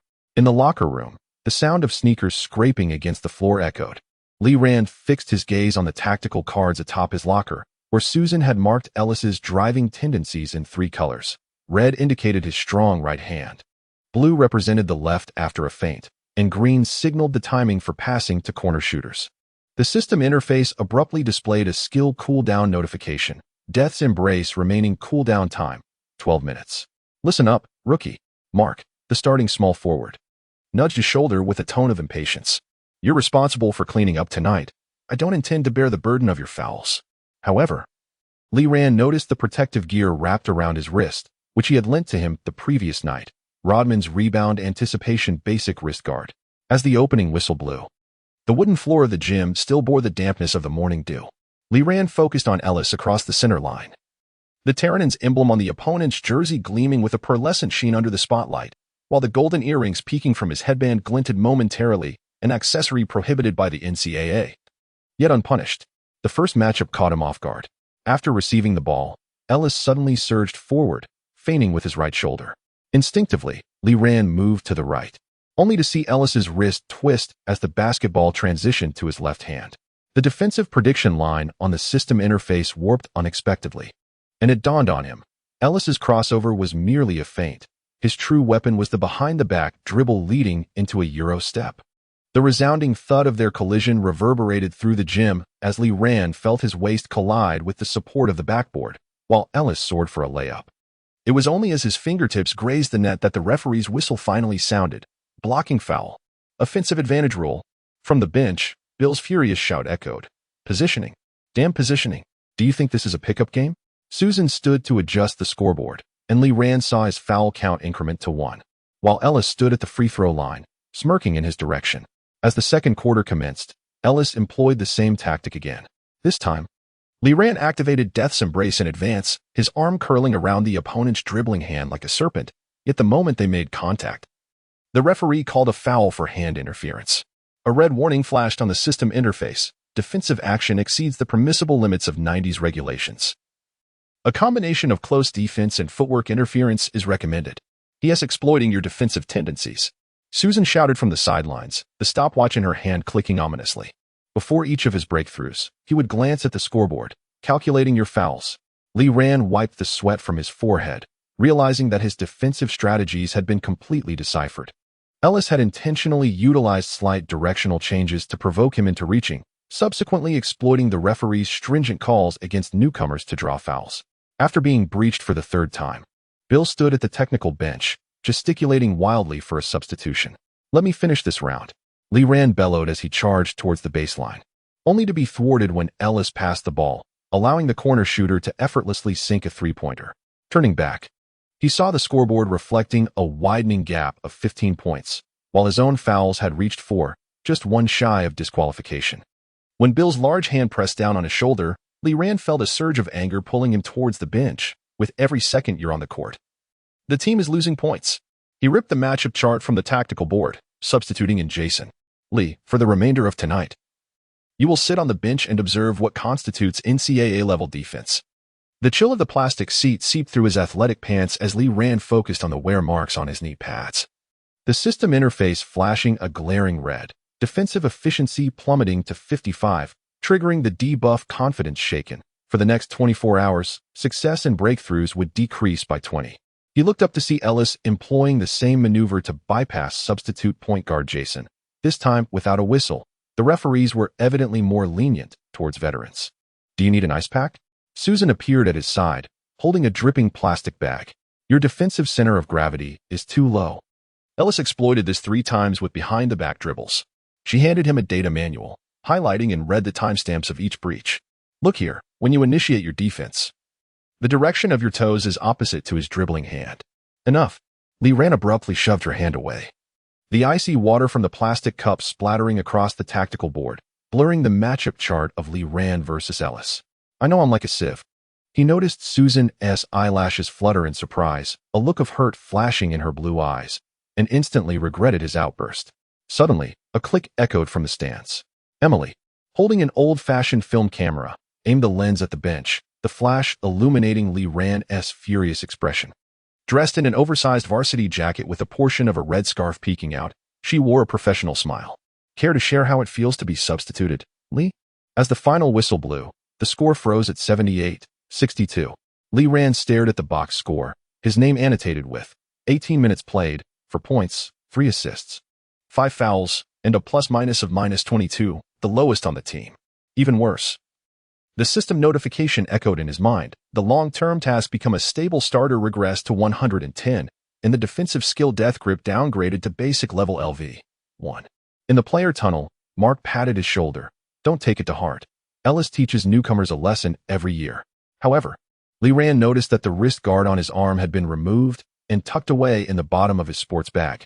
On the bus ride back to Ohio, Susan unexpectedly sat beside him, offering a VHS tape. The 1989 finals, featuring Joe Dumars defending against the gliding Clyde Drexler.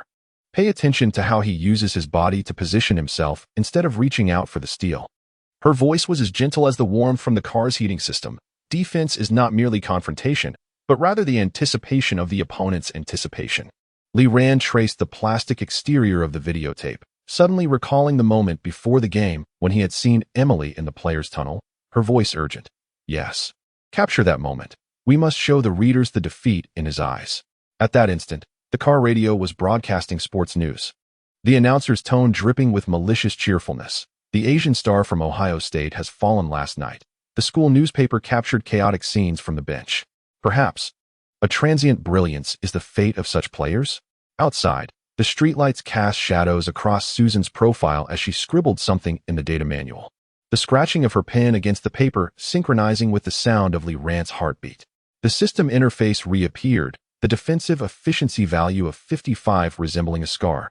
While deeper within, a gray skill icon flickered. It was the yet-to-be-unlocked Tony Allen's death grip, requiring a defensive efficiency of 80 to activate.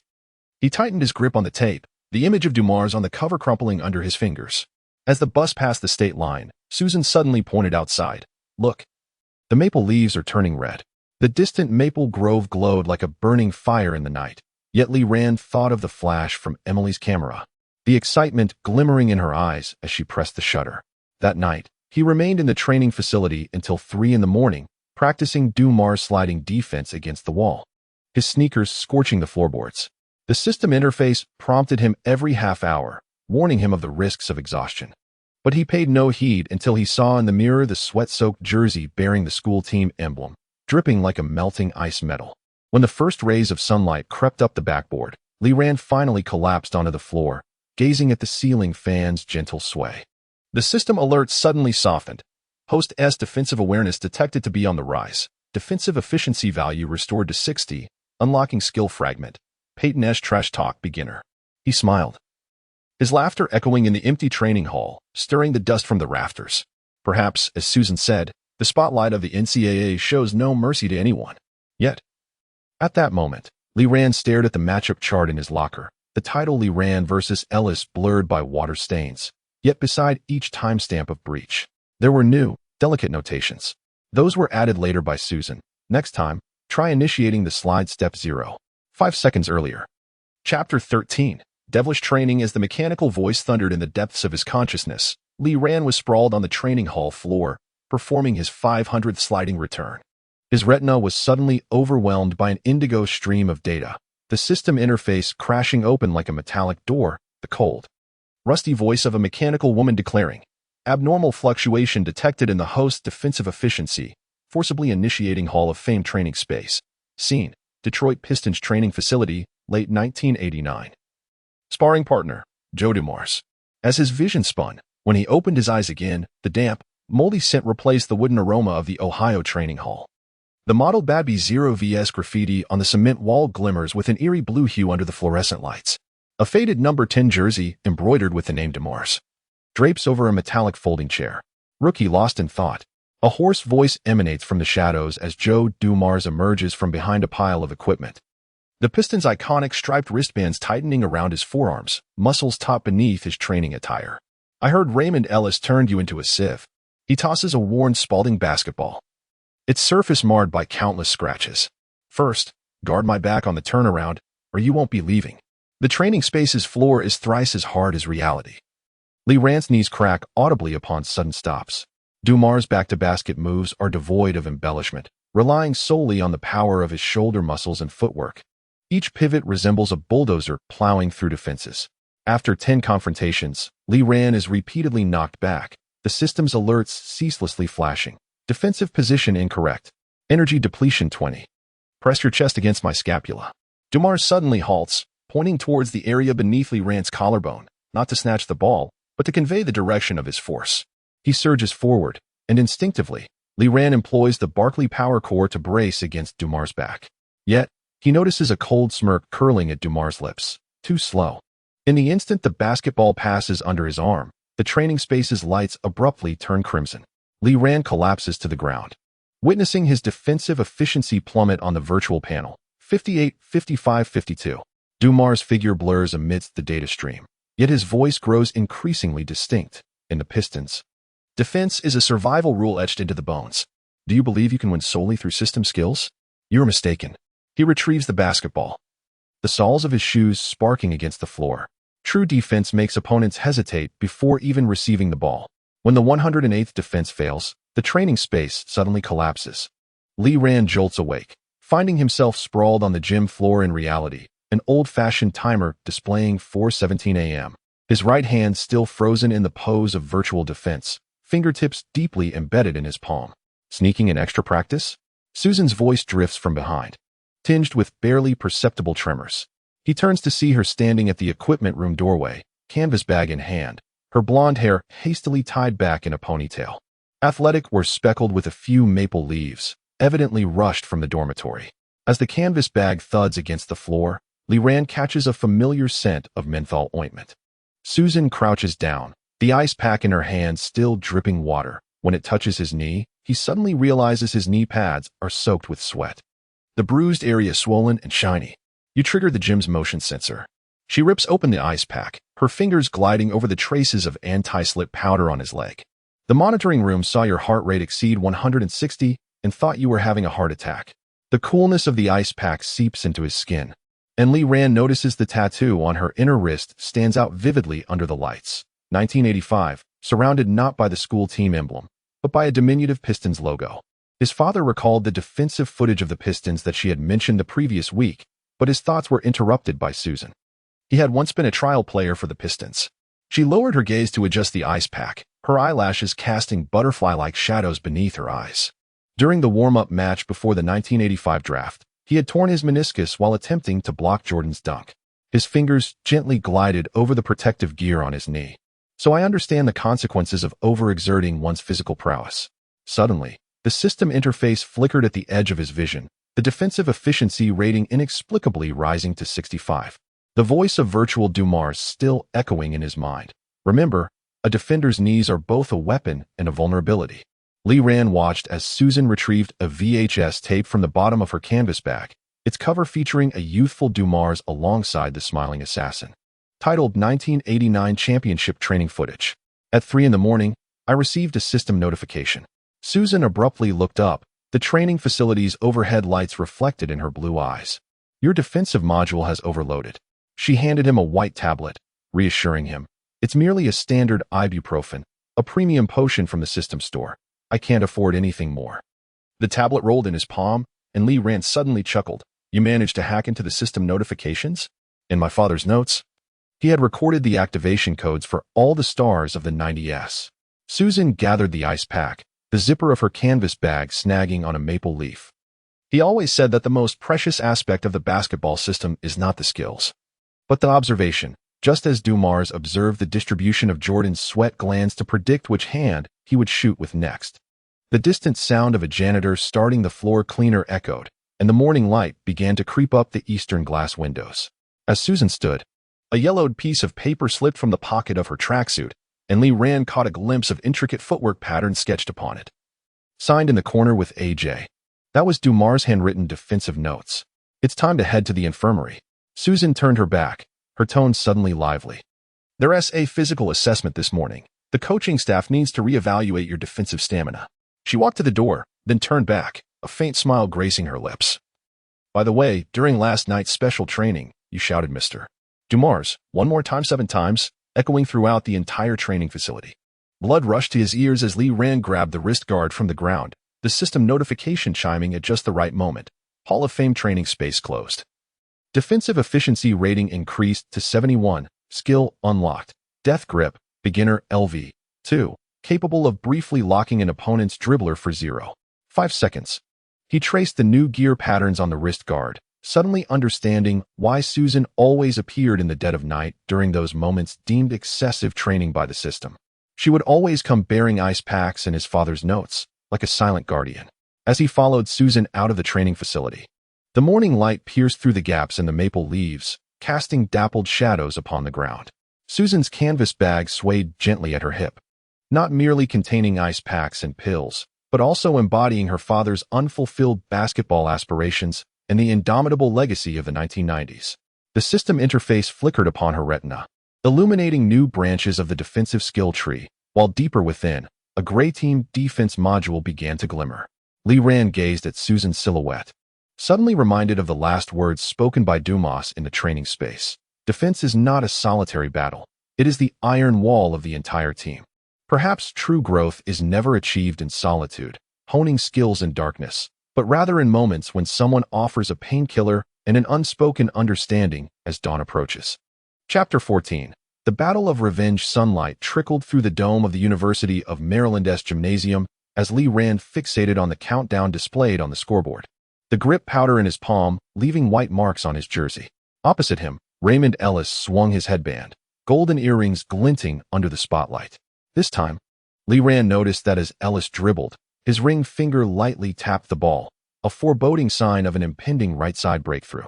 With the sound of the opening whistle, Lee Rand activated deathly entanglement, his forearm pressing against Ellis's dribbling hand like a steel band.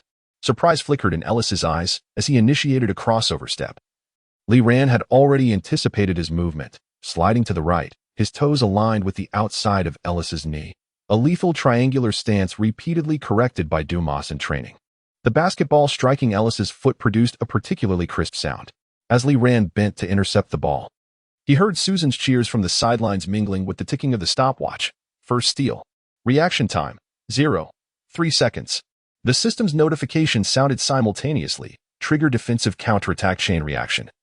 Temporary increase in offensive efficiency by 15. Midway through the second quarter, Ellis attempted the same trick again. After receiving the ball, he feigned left, yet Lee Rand remained immovable. Last week, details marked in red by Susan on the tactical board resurfaced in his mind. Ellis's left side breakthrough success rate was merely 32. All feints ultimately returned to his right hand. The moment Ellis's wrist twisted, Lee Rand's palm sealed off the dribbling lane, his fingertips nearly embedding into Ellis's wristband. With a sharp sound, the basketball fell to the ground again. After the steal, Lee Rand rushed towards the front court. Stockton's passing vision unfolded in his retina like a transparent map, marking his teammates' movements. He suddenly came to a halt, executing a pass that carved an unusual arc behind him. Marks surged from the weak side, and at the moment of an alley-oop dunk, dust fell from the gymnasium's ceiling. Chinese magic. The student section erupted like a tidal wave. Lee Rand spotted Emily sprinting with an old-fashioned camera, the lens fixated on his defensive stance. In a corner of the audience, an Asian woman in a wide-brimmed hat lowered her binoculars, key areas on her notebook's defensive heat map circled in red. This was Anna Rockefeller's first appearance at an away game. As the third quarter neared its conclusion, Ellis's dribbling rhythm began to falter. Lee Ran observed that each time Ellis touched the ball, his eyes swiftly darted toward the scoreboard, an indication of his habit of calculating fouls. Utilizing his rudimentary skill of Peyton-style trash talk, he leaned close to his opponent's ear and whispered, "Your behind-the-back dribble is slower than my grandmother's square dance steps." Ellis's pupils suddenly constricted, and during his next drive, his center of gravity shifted a mere 0.1 meters. Lee Ran seized upon this flaw, positioning himself to block Ellis's path with a shoulder while his arm, like a serpent, slithered in to snatch the ball at its apex. The system interface flickered with crimson light, third steal of the game, unlocking a fragment of the Iverson cross-acceleration skill, 13. With just 12 seconds remaining, the score was a stalemate at 79-79. Upon receiving the ball, Ellis attempted to execute his signature behind-the-back dribble into a Euro step to conclude the match, but Lee Ran preemptively initiated a slide, forcing him towards the baseline corner. The voice of Dumas echoed in his mind from the training space. When your opponent has only one path left, seal off his power foot with your knee. The screech of Ellis's shoes against the floor filled the air as he hastily passed to a teammate in the corner, only to be thwarted by Lee Ran's suddenly extended arm. The moment the basketball veered off course, Stockton's vision reactivated. He almost closed his eyes as he flung the ball towards midcourt, where Mark was charging towards the basket with the force of a thunderbolt. Boom! The resounding noise of the alley-oop dunk caused the rim to groan, and as the red light illuminated, the referee's whistle pierced the air. Valid. The game is over. Lee Ran knelt upon the ground, gazing at the statistics sheet that recorded 3 steals, 8 assists, and a 28 plus-minus rating. The system's notification chimed melodiously, akin to the uncorking of champagne. Achievement unlocked for 5 steals in a single game, granting access to the Iverson's crossover acceleration, beginner. His defensive efficiency had surpassed 80, unveiling a hidden skill, Tony Allen's death grip, preparatory. In the locker room, Mark suddenly pressed him against the locker, not in the anticipated shoving manner, but with a forceful high five. Goodness, when did you learn to anticipate his passing routes? He shook his wrist, where he had just redonned the Rodman rebound prediction wristband, a smile spreading across his lips. Next time, throw it a bit higher. I could shatter the rim. Susan burst in, clutching the data manual, her goggles sliding to the tip of her nose, too distracted to adjust them. You thwarted Ellis's 73-point drive. On the tactical board, she handed over. The red records of failed breakthroughs were few and far between. Did you see that? During his last 2 dribbles, the frequency of his fingertips contacting the ball increased by 0. For seconds, an indication of tension. Suddenly, Emily's flashbulb illuminated the scene. The camera aimed at Lee Ran's sweat-soaked jersey. Regarding the transformation from defensive black hole to Steel King, what would you say to your detractors? Her scarf slipped to the ground, revealing the school newspaper badge adorning her collarbone, especially to those who labeled you a flash in the pan. Lee Ran picked up her scarf, her fingertips gliding over the embroidered school emblem. Next time, they should worry whether my defense will make dribbling a luxury for the opponents. At that moment, the system interface timely displayed an enhancement notification for trash talk resistance, while he noticed that Susan's smile deepened upon hearing his words. On the return bus, the setting sun elongated everyone's shadows. Lee Ran gazed out at the rapidly receding maple trees, recalling the final lesson from Dumas in the training space. The glory of a defender resides in the corners of the statistical sheet. Now, for the first time, his statistics showed that his steals had surpassed his fouls. Suddenly, Susan sat beside him, handing over a new VHS tape. Its cover featuring Allen Iverson from 1996. The upcoming opponent was Georgetown, whose point guard excelled in the crossover into a quick stop jump shot. Her finger traced the edge of the tape, where a note was affixed. Father says, a true defender can make the opponent draft an apology letter before they even receive the ball. The system interface unfolded in his retina, the newly unlocked Iverson's crossover acceleration icon shimmering with silver light, while the defensive efficiency rating of 82 stood like a medal atop the skill tree. Lee Ran felt the plastic casing of the tape, suddenly grasping that vengeance is never about overpowering with brute strength, but rather about exploiting the opponent's strengths to unveil their weaknesses. As the bus passed the state line sign, the onboard radio was broadcasting sports news. The host's voice brimming with incredulous excitement. Lee Ran from Ohio State has showcased textbook defense, proving to the entire NCAA that Asian players can not only score but also weave an unbreakable defensive line. Susan gazed at the darkening sky outside, then suddenly chuckled softly. You know, your defensive footwork today was identical to Dumas's in Game 7 of the 1989 finals. As she turned her head, her golden hair was bathed in the amber glow of the sunset. If her father were to see her, he would undoubtedly say, "This child's knees are tougher than the Pistons championship trophy." Lee Rand closed his eyes, the cement walls of the training space, Dumas's furious shouts, and the ice pack handed to him by Susan intertwined in his mind, forming a warm glow. The system notification chimed one last time. Reverberating with a metallic resonance, team trust value increased to 75, unlocking the Rodman rebound anticipation synergy effect, enhancing teammates' defensive rebounding rate by 10.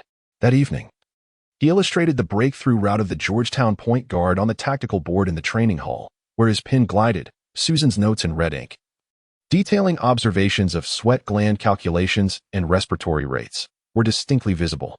Outside, the maple leaves rustled in the night breeze, as if heralding a long-awaited revenge, playing the most fervent anthem. Chapter 15. Crimson alert as the iron door of the locker room clanged shut behind him. Lee Rand realized his tank top had already become glued to his back with sweat. He peeled off the jersey soaked in anti-slip powder and, facing the mirror, tousled his hair. Below his collarbone, a fresh injury glowed pink under the light, a bruise from Mark's elbow during yesterday's training. A click echoed as the metal door handle moved. Lee Rand assumed Susan had come to deliver the tactical report, but upon looking up, he found Emily holding an old-fashioned Rolleiflex camera, the lens aimed directly at his bare chest. At the moment the flash detonated on his retina, he instinctively covered his abdomen with a towel, yet he could hear the whir of the film advancing. "Apologies, my hands trembled," Emily remarked, a playful smile gracing her lips as her thumb caressed the emblem sticker on the camera.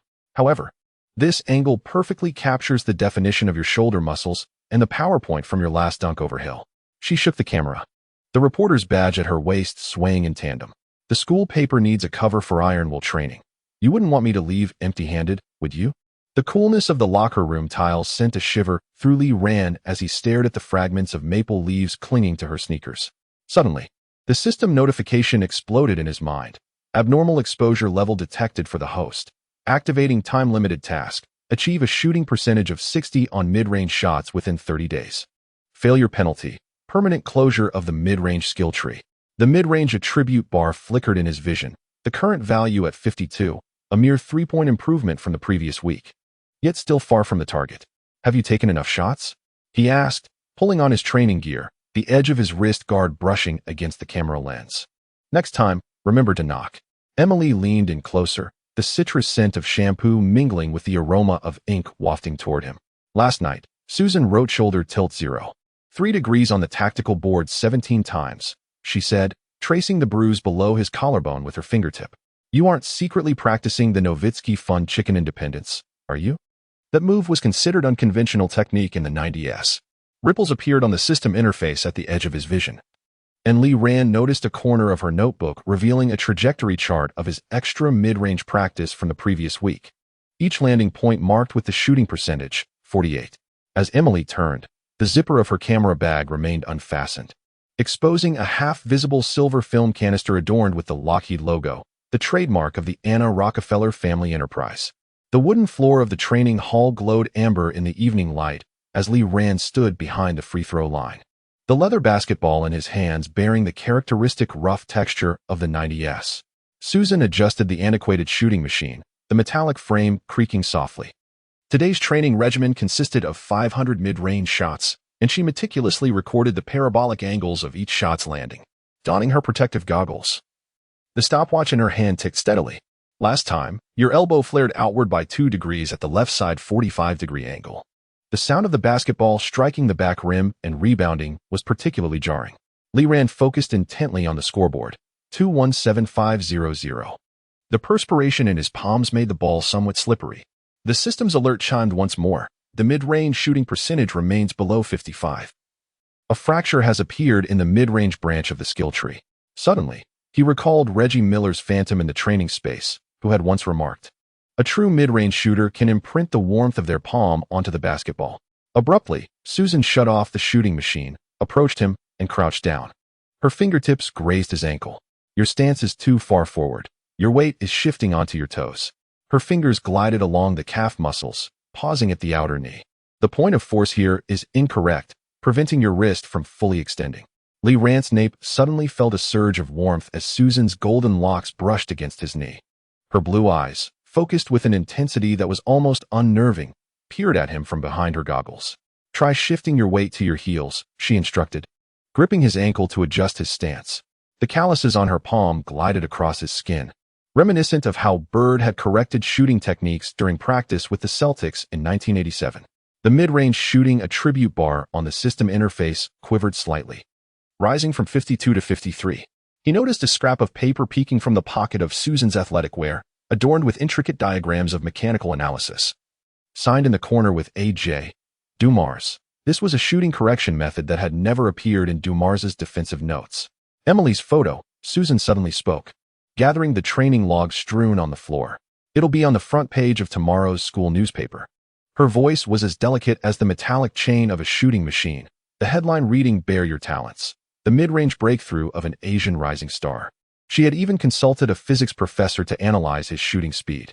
Twilight filtered through the skylight, casting a golden hue on Susan's profile. Lee Rand caressed the worn texture of the basketball, recalling the roll of film in Emily's camera and the note tucked inside the custom ankle brace box Anna had sent last time, which read, "True stars are unafraid of shadows," now resting at the very bottom of his locker. Suddenly, the shooting machine emitted a malfunctioning buzz, prompting Susan to curse as she slapped the control panel. Seizing the opportunity, Lee Rand glanced at the table she had just recorded, noting that his shooting percentage from the left baseline was a mere 43, his weakest area. The fissures in the skills tree on the system interface began to widen, the icon for mid-range shooting tinged with gray. "Let me show you something," Susan said, retrieving a metal box from the bottom of her canvas bag. Inside lay a pair of faded shooting gloves, the knuckles embroidered with the initials R.M.L.L.E.R. A relic picked up by her father from the Pacers' locker room, gloves once worn by Miller himself. She slid the gloves onto Lee Rand's right hand, the leather creasing perfectly around his knuckles. "Try using your index finger's second joint to flick the ball." The moment the basketball left his fingertips, Lee Rand felt an unusual sensation at his fingertips. The ball arced higher than usual, the sound of it swishing through the net resonating with clarity. The system's alert chimed with an electric crackle. Hall of Fame equipment detected. Mid-range shooting accuracy temporarily increased by 5. Skills tree fissures repaired by 20. Just then, the side door of the training facility swung open, revealing Anna Rockefeller in a Chanel ensemble, her high heels tapping a crisp rhythm on the floor. She held up a gilded frame containing a photograph of Lee Rand's last game-winning shot, the lower corner embossed with the gold logo of the Lockheed Sports Foundation. "As an alumna, I believe you deserve better training equipment, perhaps a holographic shooting analysis system." Susan's fingers tightened suddenly, the pages of the training log rustling sharply. Lee Rand noticed the silver bracelet on Anna's wrist, identical to the one on Emily's camera roll, engraved with an L-shaped pattern, the emblem of the Rockefeller family. The system interface abruptly displayed a red warning. "Capital intervention detected, mid-range task difficulty increased by 10. "Thank you, but I prefer the old methods," he replied. Lee Rand removed Miller's gloves and, as he returned them to Susan, his fingertips brushed against the tattoo on her palm. He remarked that true shooting does not rely heavily on technology. Anna's lips curled into a cold smile, the picture frame in her hands reflecting a harsh light. "Youngsters often fall prey to the superstition of feel," she mused, as she turned to leave, the hem of her Chanel coat sweeping across Susan's canvas bag. Yet, the NCAA scoreboard places its faith solely in data. For instance, your current mid-range shooting percentage is insufficient to catch the eye of an NBA scout. As the sound of Anna's high heels faded into the distance, Susan abruptly thrust Miller's gloves into Lee Rand's hands. "Do not heed her words," she urged, her voice trembling yet imbued with unprecedented resolve. In the NBA of 1990, the mid-range shot was the ultimate glory, and you will make those data-driven individuals aware that some baskets are etched into the soul. Suddenly, the lights in the training facility extinguished, leaving only the emergency lights flickering in the corner. In the dim glow, Lee Rand noticed Susan was organizing the picture frame left by Anna, the back of which bore a note: "Next Friday night, Rockefeller Manor charity match. Your opponent is an active NBA player." The system notification chimed once more, resonating with a metallic edge. "Additional conditions for timed mission. Mid-range shooting percentage in charity match must be 65, or the skill tree will be permanently sealed." He traced the creases on Miller's gloves, recalling his bare-chested image in Emily's photograph, and the warmth of Susan's touch as she adjusted his ankle moments ago. Outside, the maple leaves rustled in the night breeze, resembling countless hands applauding, yet also echoing unvoiced doubts. That night, Lee Rand remained in the training facility until 5 in the morning, sinking the 1,000th mid-range shot while wearing Miller's gloves. As the first rays of sunlight crept over the hoop, the mid-range attribute on the system interface finally surged to 55, and the fissure in the skill tree ceased to expand. Meanwhile, on the notice board in the locker room, Emily's photograph had been posted, showcasing his bare back dominating the entire space, the muscle definition of his right shoulder sharp and clear under the spotlight. With the headline reading, Crimson Training, when the Asian new star unveils his iron wings. Susan's canvas bag lay quietly on the bench. Its contents, Dumar's defensive notes and Miller's shooting gloves, nestled together, as if whispering the most treasured secrets of 90s basketball, in an era where data and capital begin to encroach. There are still elements far more significant than shooting percentages, such as the synergy between one's palm and the basketball, and the courage to hone one's skills in the solitude of night. Chapter 16. The blacksmith. The ceiling fan in the training facility emitted an aged groan. As Lee Rand fixated on the 187th basketball ejected from the shooting machine, the grooves of his palm embedded with grip powder. Susan perched atop a tripod, her knee pressing against a piece of cardboard, as the pin tip inscribed dense landing points on the coordinate paper from the left baseline at a 45-degree angle. After the 37th miss, the parabola's endpoint fell short by 1.2 centimeters from the standard arc. Raise your wrist another half-inch, she suddenly interjected, her voice mingling with the metallic clamor of the shooting machine. In 1988, Bird, during rehabilitation with the Celtics, used tape to secure his wrist at a 45-degree angle, forcing himself to adapt to a high-arcing shot. As the basketball ricocheted off the front edge of the hoop, Lee Rand bent down to retrieve the ball and noticed a cardboard box by Susan's feet, filled with over 20 sheets of coordinate paper, each meticulously marked with varying colors to denote dates and shooting percentages. The topmost sheet read 10. 21 left corner 43, the ink still fresh. The system interface flickered upon his retina, the mid-range attribute bar halted at 57, reminiscent of a rusted pointer. Suddenly, the side door of the training facility swung open, a gust of cold wind swirling in with the fallen maple leaves. A man clad in a brown leather jacket leaned against the doorframe, the retro Air Jordan 3 scuffing the floor as the championship badge of the school team glimmered bronze under the lights. I heard there's a young lad diligently practicing his mid-range shots. He grinned, revealing diamond-studded incisors. When I played here, nobody tormented themselves like this. Susan's pen traced a crooked line across the paper. Mr. Jim Jackson, a member of the school's NCAA Final Four team in 1989, and now the starting shooting guard for the NBA's Mavericks. She removed her goggles, surprise flickering in her blue eyes. What brings you back to your alma mater? Did you hear the sound of the shooting machine? Jim pushed aside his leather jacket, revealing a training t-shirt emblazoned with Made in Detroit. I hear you're learning Dirk Nowitzki's one-legged fadeaway? He stepped closer to Lee Rand, his fingertip poking gently at his side. But to master that move, you must first learn to communicate with your hips. Lee Rand staggered back a step. Jim's palm felt like a branding iron, its searing heat palpable even through the fabric of his jersey. Suddenly, a notification from the system interface appeared. NBA-level player guidance detected. Mid-range shooting skill tree resolution enhanced by 30. Watch closely. Jim dragged a half-body defensive target from the equipment room.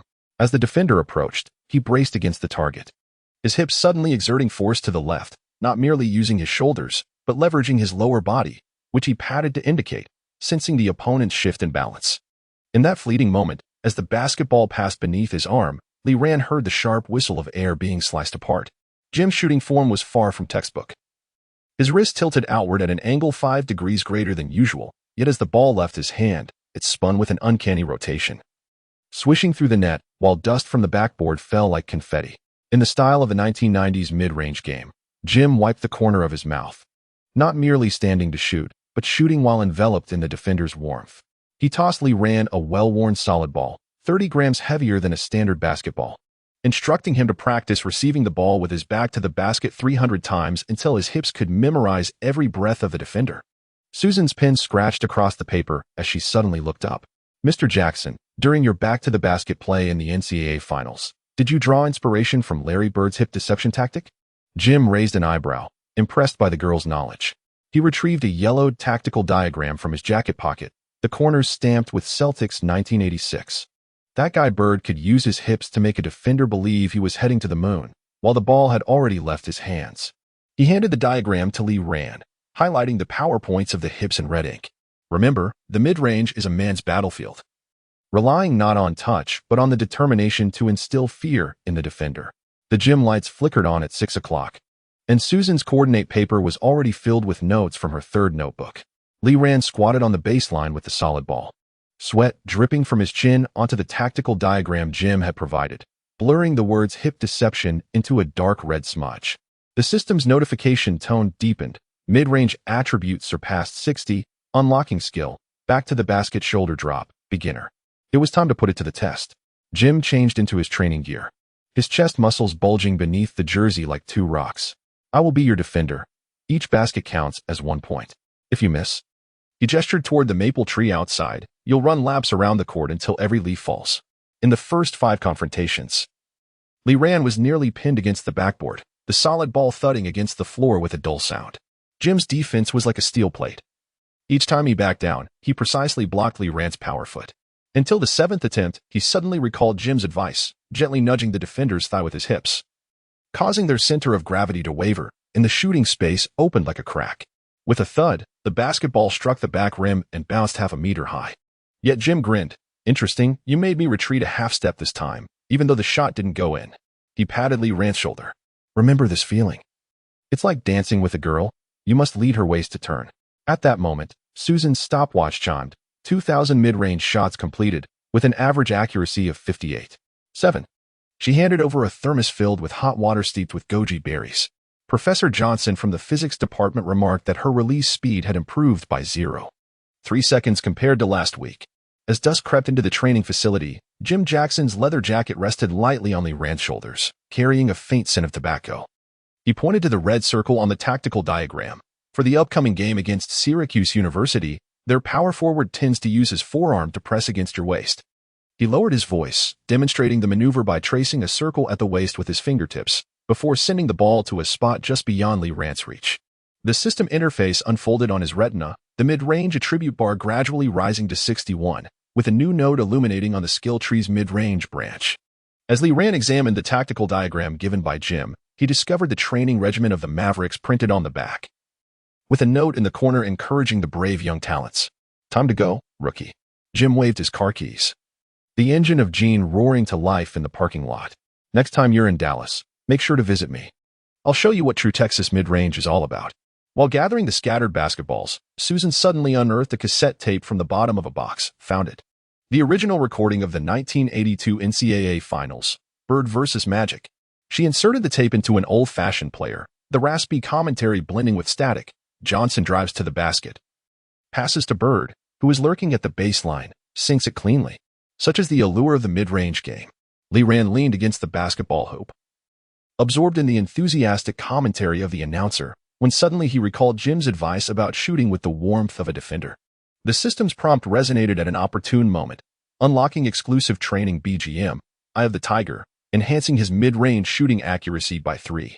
As the first star ascended the skylight, Susan had already recorded the final landing point on her coordinate paper. She looked up at Lee Rand, observing him deep in thought over the tactical diagram provided by Jim, his profile casting a resolute silhouette in the light. Did you know? She suddenly spoke, her fingertip tracing the tattoo on her wrist. My father used to say that basketball in the 90s was a marriage of steel and sweat, and the mid-range shot is the hardest diamond in that union. She handed him the latest data analysis sheet. Your shooting arc is now nearing that of Reggie Miller. You just need that final push. Lee Rand accepted the sheet, noticing the accuracy on the left baseline had surged to 51, and a smile finally graced his lips, just as Jim had said, let your body do the talking. As the training hall door closed behind him, Eye of the Tiger played in the background, its rhythmic beats causing the glass to resonate. Susan's canvas bag swayed at her hip, containing the tactical diagram from Jim Miller's shooting gloves, and 20 sheets recording mid-range trajectories. These aged papers and tapes forming the most treasured legacy of 90s basketball.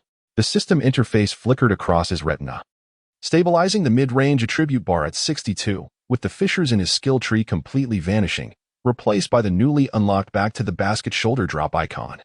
Gleaming like a cold surgical scalpel, Lee Ran felt the diamond earring left by Jim Jackson, which had somehow found its way into his pocket, and suddenly comprehended that a true craftsman of steel forges every drop of sweat from the night into a razor-sharp blade on the court. Chapter 17. Undercurrents. As the iron door of the locker room was kicked open, Lee Ran was engrossed in studying the back-to-the-basket tactics left by Jim Jackson. Mark's training jersey draped over his shoulder, beads of sweat trickled down his bronze chest as he rapped his finger against the locker partition, producing a dull sound. "Rookie, dare to face me for real?" The surrounding lockers echoed with intermittent noises, teammates pausing their movements, their gazes flitting between the two. Susan emerged from the equipment room, clutching the tactical manual, her goggles slipping to the tip of her nose. "Mark, there are still 20 minutes until the training game." "Not your concern, Susan." Mark abruptly turned, the silver of his Adam's apple glinting under the lights. "It's between him and me, one-on-one, with the starter position at stake." He tossed aside the Rodman rebound prediction wristband, landing it at Lee Ran's feet. "If you lose, head back to the bench. Don't hold the team back from reaching the top four." The wooden floor of the training hall creaked under Mark's footsteps as he stood at the center circle, spinning the basketball on his fingertip, his gaze sweeping over the fresh injury on Lee Ran's knee, a remnant from last night's extra practice under the hoop. The system alert resonated in his mind. Team trust level detected at a decline to 65, activating hidden mission, maintain the starting qualifications of the Steel Legion. Reward, Lambert positioning technique. "Mark, this is against the rules." Susan's voice trembled, the pages of the tactical manual crumpled in her grip. And the coaching staff had yet to utter a word of substance. Mark suddenly hurled the ball towards Lee Ran. The collision of rubber against the floor pierced the air like a sharp pain to the eardrums. Afraid to catch it? It seems the media's hype of the Asian Jordan is nothing more than a softie relying on women to relay tactics. As Lee Ran caught the ball, a fine mist of grip powder enveloped his palm. He noticed Mark's pupils constricting, reminiscent of the battle pupils spoken of by Jim Jackson. This seasoned player, who had spent 3 years as a mainstay in the NCAA, was now exhibiting the most primal provocation, attempting to crush the rise of the newcomer. The virtual referee's whistle echoed throughout the training hall. Mark's defense resembled a moving wall, his forearm pressed firmly against Lee Ran's chest. The sound of his breath mingled with obscenities. "I heard you learn birds post-up? Come on, use that little frame of yours to push me away." In his inaugural post-up duel, Lee Ran employed the hip deception taught by Jim to create a half-step advantage, only to be struck on the wrist by Mark's elbow as he attempted to shoot. In that fleeting moment, when the basketball veered off course, a warning flashed on the system interface. Detected malicious foul. Would you like to activate injury immunity? Remaining uses, 23. Enough. Susan suddenly stormed onto the court, blocking Mark's next charge with a tactical board. This is a training facility, not a street court. Her goggles shattered on the ground, her blue eyes ablaze with fury. "Have you forgotten who delivered you the game-winning pass against Kentucky last season?" Mark's fists clenched tightly at his sides, knuckles whitening. "Stop bringing that up." He kicked the tactical manual at his feet, papers scattering around Lee Ran. "You've disrupted the team's balance." Everyone's talking about Lee Ran's mid-range. Yet no one remembers who fought for every rebound in the paint. The ceiling fan in the training hall emitted a dying groan. Lee Ran bent to retrieve Susan's tactical manual, discovering a page depicting Mark's offensive heat map, with a 68 shooting percentage from the right corner. Yet his own starting position had encroached upon his shooting space. The system's notification buzzed with a static sound. Team trust value plummeted to 50. Unlocking hidden plot, the veteran's dignity. "Let us settle this," Lee Ran suddenly declared, tossing the ball to Mark, but changing the stakes by gesturing towards the honor board on the wall. "The loser must write an apology letter to the other's family." Mark's pupils abruptly constricted, fingers tightening around the basketball, producing a creaking sound. When he launched into action again, his movements were 0.2 seconds faster than before. His shoulder driving directly into Lee Ran's collarbone, a common yet lethal tactic in NCAA games, typically deemed a reasonable charge by referees. Agonizing pain erupted from his collarbone, and Lee Ran felt himself crashing against the scoreboard, plastic numbers cascading down. The system interface flickered with frantic red lights. As Mark's sneakers ground against the wrist guard that had fallen to the floor, a low growl escaping his throat. "Remember this feeling, rookie. The NCAA doesn't believe in data, only in who can walk off the court." Susan's scream mingled with the startled gasps of teammates, yet amidst the fog of consciousness, Lee Ran heard the mechanical voice of the system, detected host entering an adverse state, forcibly activating Hall of Fame simulation battle scenario. 1989 Pistons vs. Bulls Eastern Conference Finals. Opponent, Bill Laimbeer.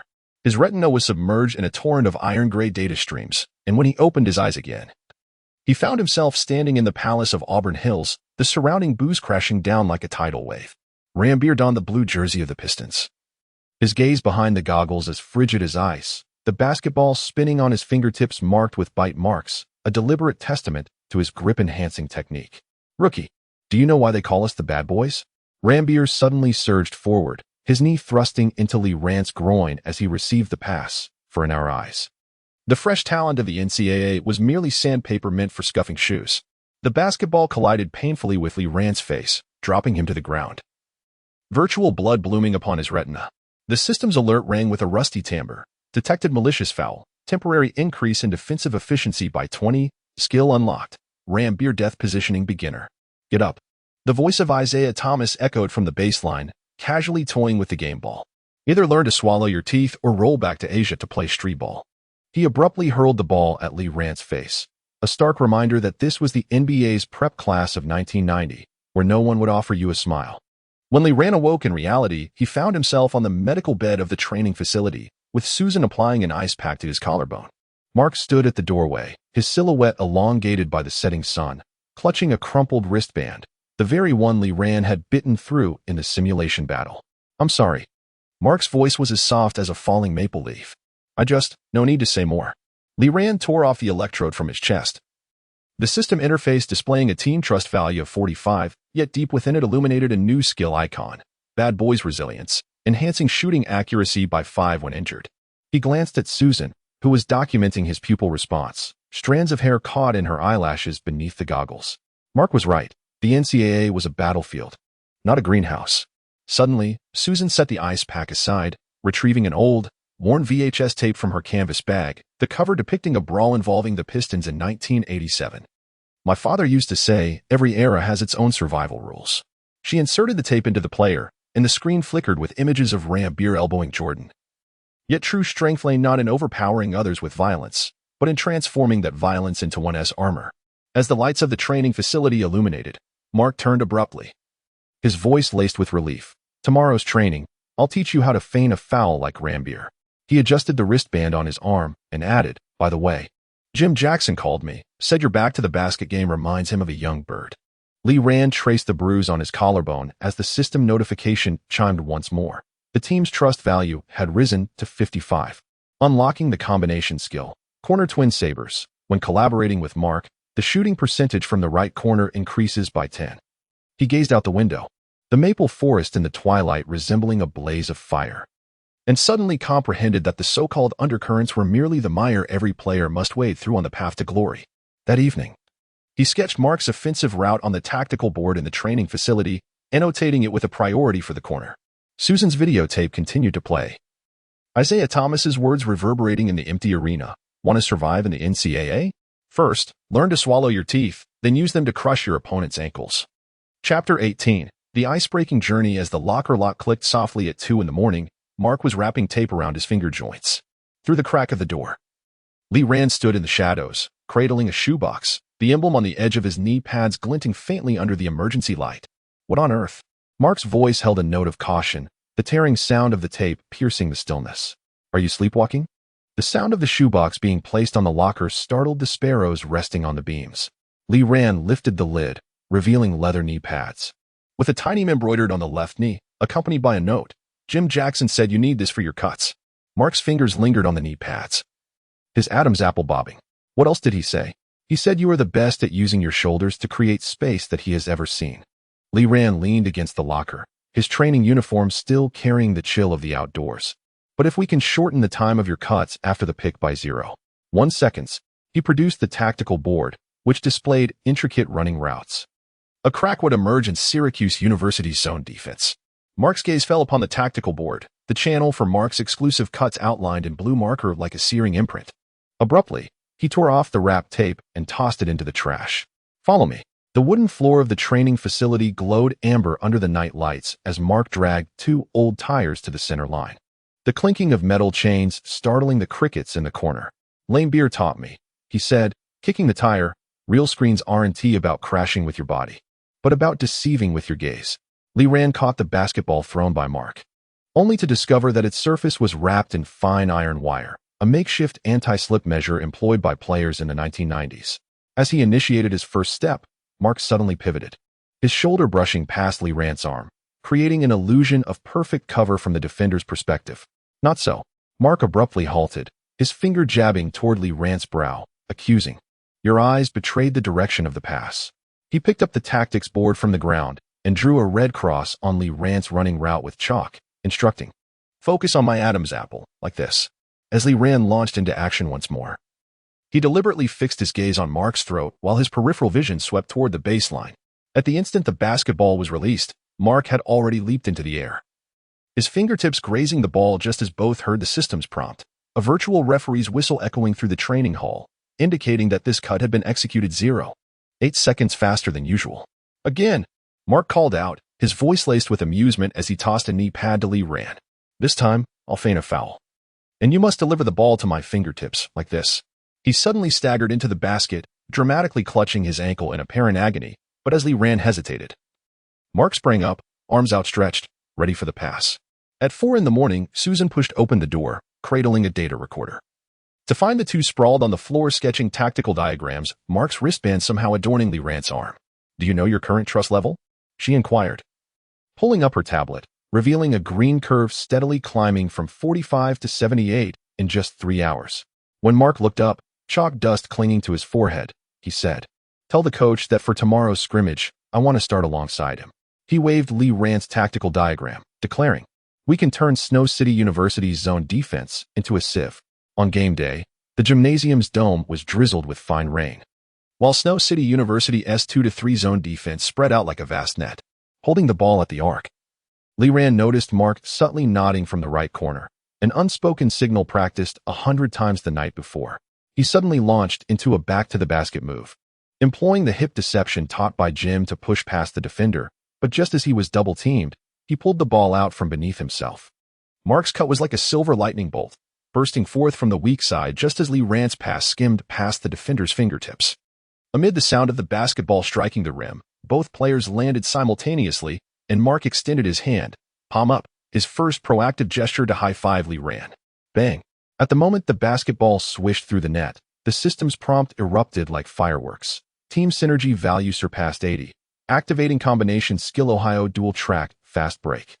Trigger conditions, screen and roll followed by a cut, success rate enhanced by 35. Susan smiled from behind the scoreboard, noting in the data manual, 7th cut score. Mark's shooting percentage 100. She observed Lee Ran and Mark engaged in discussion, the former pointing out defensive weaknesses while the latter nodded in agreement. Reminiscent of the days when her father practiced with Dumars at the Pistons training facility. As the final quarter approached, Snow City University switched to a box-1 defense, assigning a specific player to mark Lee Ran closely. He deliberately lowered his center of gravity, enticing the defender to leap forward, only to launch the ball into the air at the moment of his jump. Mark surged in from the baseline, executing an aerial dunk that resonated with a thunderous crack, causing the rim to groan in response. Splendid! The exultant cheers of Jim Jackson reverberated from the stands, his cowboy hat adorned with a school emblem, a true emblem of 1990s basketball. In the locker room, Mark abruptly slammed the door of Lee Ran's locker, yet from behind. He offered a can of ice-cold cola. Don't get me wrong, I just can't bear to lose to that bunch of wimps from Syracuse. His ears flushed crimson as his gaze fell upon the emblazoned on Lee Ran's wristband. However, your timing for the pass is more impeccable than the kiss from my ex-girlfriend. Lee Ran tilted his head back to gulp down the cola, the effervescence exploding in his throat. The system interface displayed a team trust value of 82, and the icon for combination skills shimmered with a metallic sheen. Deeper within, the progress bar for the team's defensive module was advancing slowly. He spotted Susan standing at the doorway, holding a videotape with the cover inscribed 1989 Pistons Championship Parade.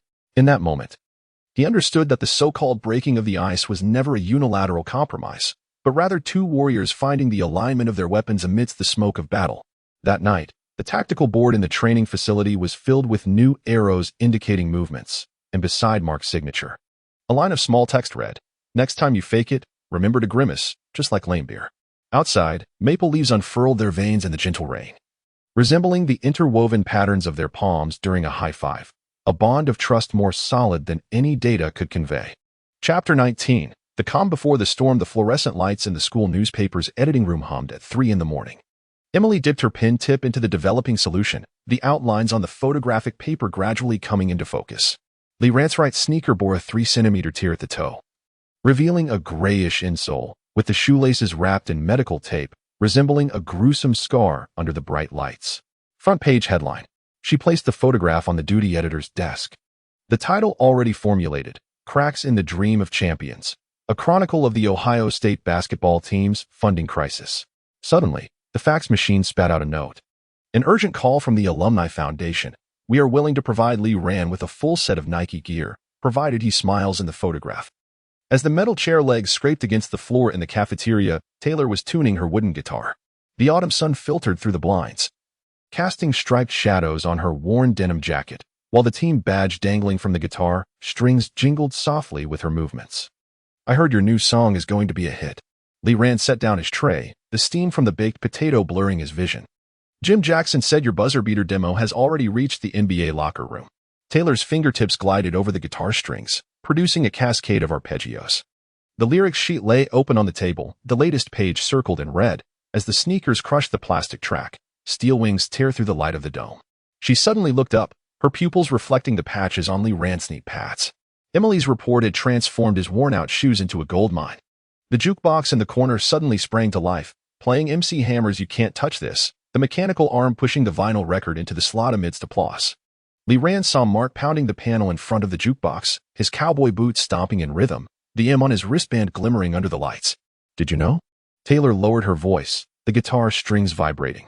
Alumni have been lining up outside the arena for 3 hours just to donate a new pair of sneakers.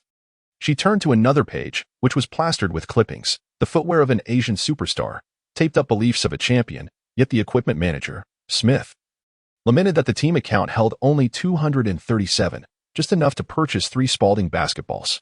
Amidst the clattering of stainless steel trays, Susan settled down with a data folder in hand, her goggles still speckled with sawdust from the training facility. The scouting report from Syracuse University was presented to Lee Rand, detailing their analysis of your 17 dunks, culminating in a conclusion that brought a faint smile to your lips, indicating that your patellar bone density surpassed that of the average individual by 15%. As the chorus of the jukebox filled the air, Mark leapt onto the dining table, mimicking Lee Rand's dunk over hill, his cowboy hat soaring towards the ceiling. Lee Rand noticed that Mark was wearing the very old sneakers he had discarded the previous week. The tape around his ankles fashioned into the shape of the school team's logo. Enough, Bill from the coaching staff abruptly interrupted, his tailored suit contrasting sharply with the cafeteria's bustling atmosphere. Emily's report had prompted a call from the NCAA headquarters, alleging that we were exploiting the players' plight for sympathy. He tossed down a fax, the paper casting a shadow over Tyler's lyric notebook. And you, Tyler pointed to his guitar. The school board claimed that your protest song might influence sponsorship decisions. Tyler's fingers struck a discordant note on the strings, and as he raised his gaze, his eyes sparkled. Then let them hear what true champions require. Suddenly, he plucked the strings, his clear voice soaring above the jukebox's rhythm. It's not the brand new sneakers or gilded trophies, but the sweat at 4 in the morning and the dreams steeped in rust. Applause gradually erupted in the cafeteria. Lee Rand spotted Emily at the entrance, her vintage camera raised, the lens focused on Tyler's trembling eyelashes. A system alert chimed in his mind. Public sentiment has exceeded the threshold, unlocking hidden narrative, steel ballot. Tyler's song will impact team morale. Coach Bill, Susan interjected, her data folder tapping sharply against the table. Alumni donations have exceeded $50,000, sufficient to replace the entire training equipment. She slid over a list, which included the hydraulic trainer you had long desired. Bill's fingers paused over the list, his gaze falling on the anonymous donor remarks. Tell those kind souls, he cleared his throat, the team does not require charity. What we need is the determination to win. Suddenly, Lee Rand rose, the roasted potatoes on his tray still steaming, reminiscent of Tyler's lyrics about dreams steeped in rust. He glanced towards the jukebox, where dancers in shimmering parachute pants soared in an MC Hammer music video, suddenly recalling Jim Jackson's words. Basketball in the 90s was a marriage of tape and dreams. As he exited the cafeteria, twilight was climbing the clock tower. Emily hurried after him, her camera strap swinging at her shoulder. "Did Carter approach you last night?" She handed him a scrap of paper, scrawled with hasty handwriting.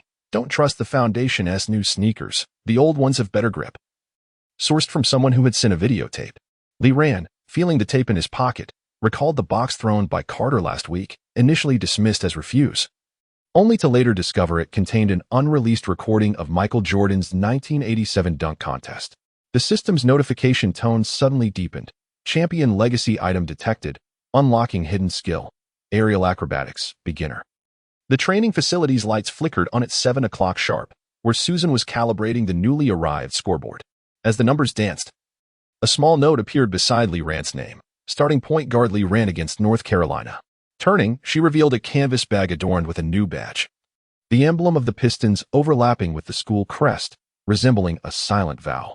The final note of the jukebox faded into the twilight. And Taylor's lyric book was caught by the wind, revealing the latest page. Before the storm arrives, the butterfly flutters its wings, the blacksmith sharpens the final sword's edge. Lee Rand gazed out at the maple forest, the crimson leaves swirling in the breeze, reminiscent of MC Hammer's parachute pants, and mirroring the thorny path to the championship that lay ahead. That evening, he filled the tactics board in the training facility with the defensive flaws of North Carolina, alongside photographs of Emily's sneakers and snippets of Taylor's lyrics. The system interface flickered in his vision, the team's morale rising to 92, while deep within, a gray module of championship fate began to glimmer, belonging to the fervent basketball dreams of 1990. Chapter 20. The illusion trap. The wooden floor of the training facility gleamed in the afternoon sunlight as Lee Rand braced himself against Mark's charge, leveraging his hips to create half an inch of space. Just as his fingertips were about to flick the ball, the sudden click of a film camera caught his attention. Emily emerged from the shadows of the equipment room, her Rolleiflex aimed at the elbow pressing against Lee Rand's shoulder. Once more. Mark's voice mingled with the sound of sweat dripping. "This time use Lambier's positioning technique and push me to the edge of the paint." His wrist grazed Lee Rand's collarbone. A legal infringement learned just yesterday, yet captured by Emily's lens, it appeared as an act of malicious pushing. The distant roar of showers echoed from the locker room as Lee Rand focused on the school emblem sticker on Emily's running shoes. Suddenly recalling her words from the cafeteria last week, "News needs edges, just as basketball requires collision." The system's alert resonated in his mind. Abnormal filming behavior detected. Team trust value fluctuation warning. The fluorescent lights in the school newspaper's editorial office were particularly glaring at midnight as Emily slammed the developed photos onto the layout table, the edges still dripping with developing fluid. "Look at this angle." She circled Mark's top biceps with a red pen. "Doesn't it look threatening towards an Asian freshman?" Beside her, and in turn stared at the photo, is Adam's apple bobbing. "But this is normal competition in training. Can normal competition double alumni donations?" Emily snatched the typewriter. The ribbon striking out a crooked headline. "Asian star faces teammate exclusion? Exclusive report on training facility violence."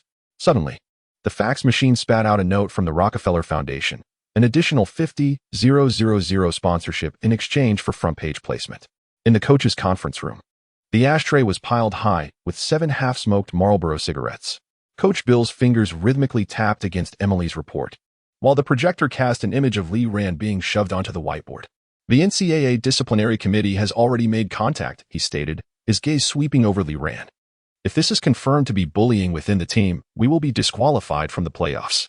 Susan's knuckles turned white as she observed the team trust value curve plummeting dramatically in the data manual.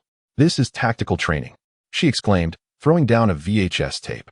"Look closely. Mark's elbow position falls within the permissible physical contact range established by the NCAA in 1990. Enough." Head coach Old Jones suddenly slammed the table, causing the starting lineup on the tactical board to tremble and slide down. "Public opinion will not entertain your explanations." His glasses reflected the light as he pointed to the data column, stating, "Lee, the number of technical fouls you've accrued in the last 3 games has already surpassed Mark's total for the entire season." Lee Rand gazed at his photograph on the screen, while Mark's palm rested on the nape of his neck.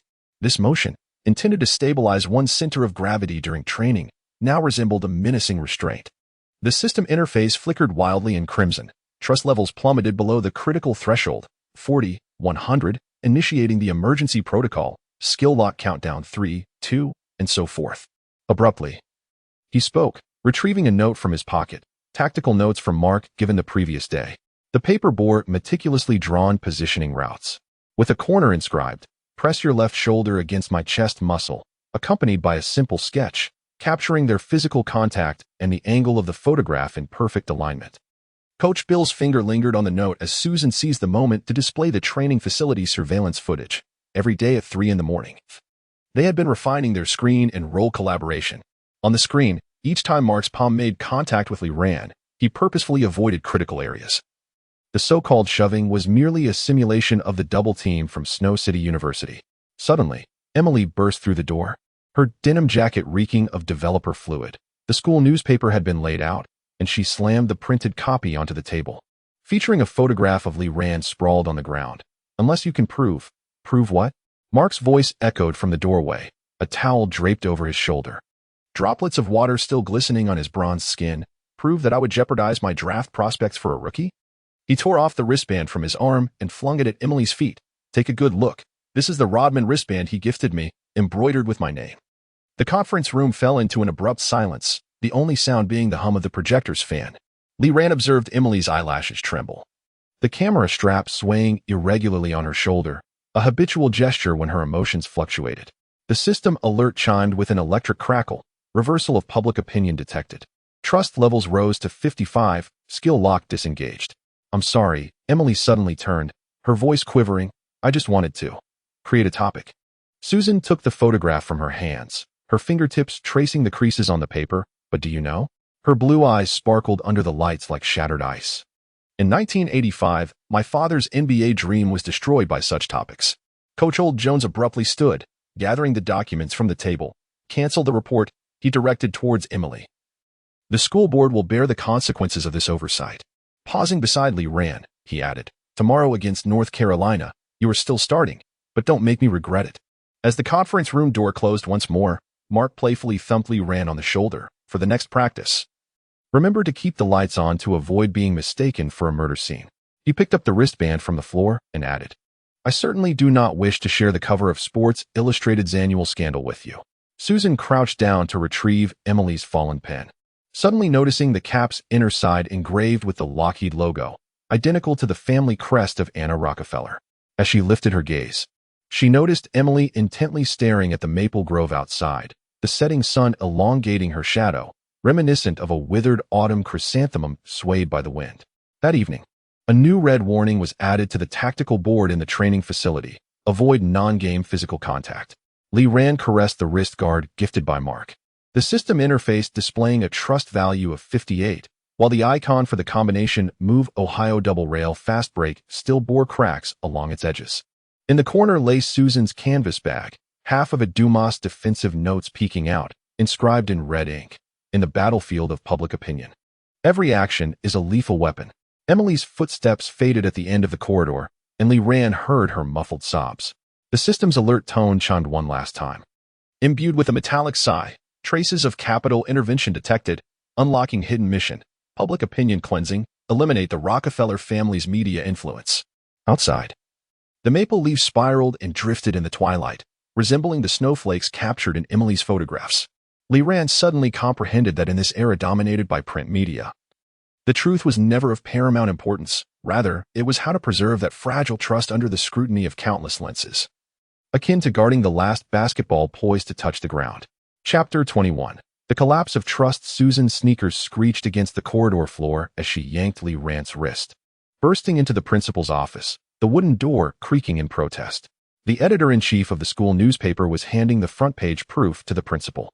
The image of Lee Rand being shoved dominating the layout, the bold headline reading, "Asian star bullying by teammates? Like a grotesque wound. Look at this." Susan slammed the recorder onto the oak desk, the metallic casing clashing sharply against the surface. Mark's voice emanated from the speaker, echoing with the distinct resonance of the locker room. The photo was misaligned. That was a standard maneuver during a screen training. The principal adjusted his gold-rimmed glasses, the reflective lenses obscuring his gaze. Lee Rand gazed at the distorted expression of himself captured in the sample image. As the system interface flickered with crimson light on his retina, the countdown for the mid-range shooting task loomed painfully before him. 25 days remaining.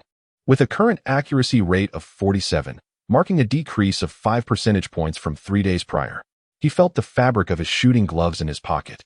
The signature of Reggie Miller slightly embossed upon it, reminiscent of an unyielding crease that could not be smoothed out. "We will reevaluate," the principal stated, tapping the recording pen. Yet the credibility of the school newspaper should not be easily questioned. Before he could finish, the door was suddenly flung open, and Coach Jones entered with Mark, the latter sporting a fresh scratch on his right cheek.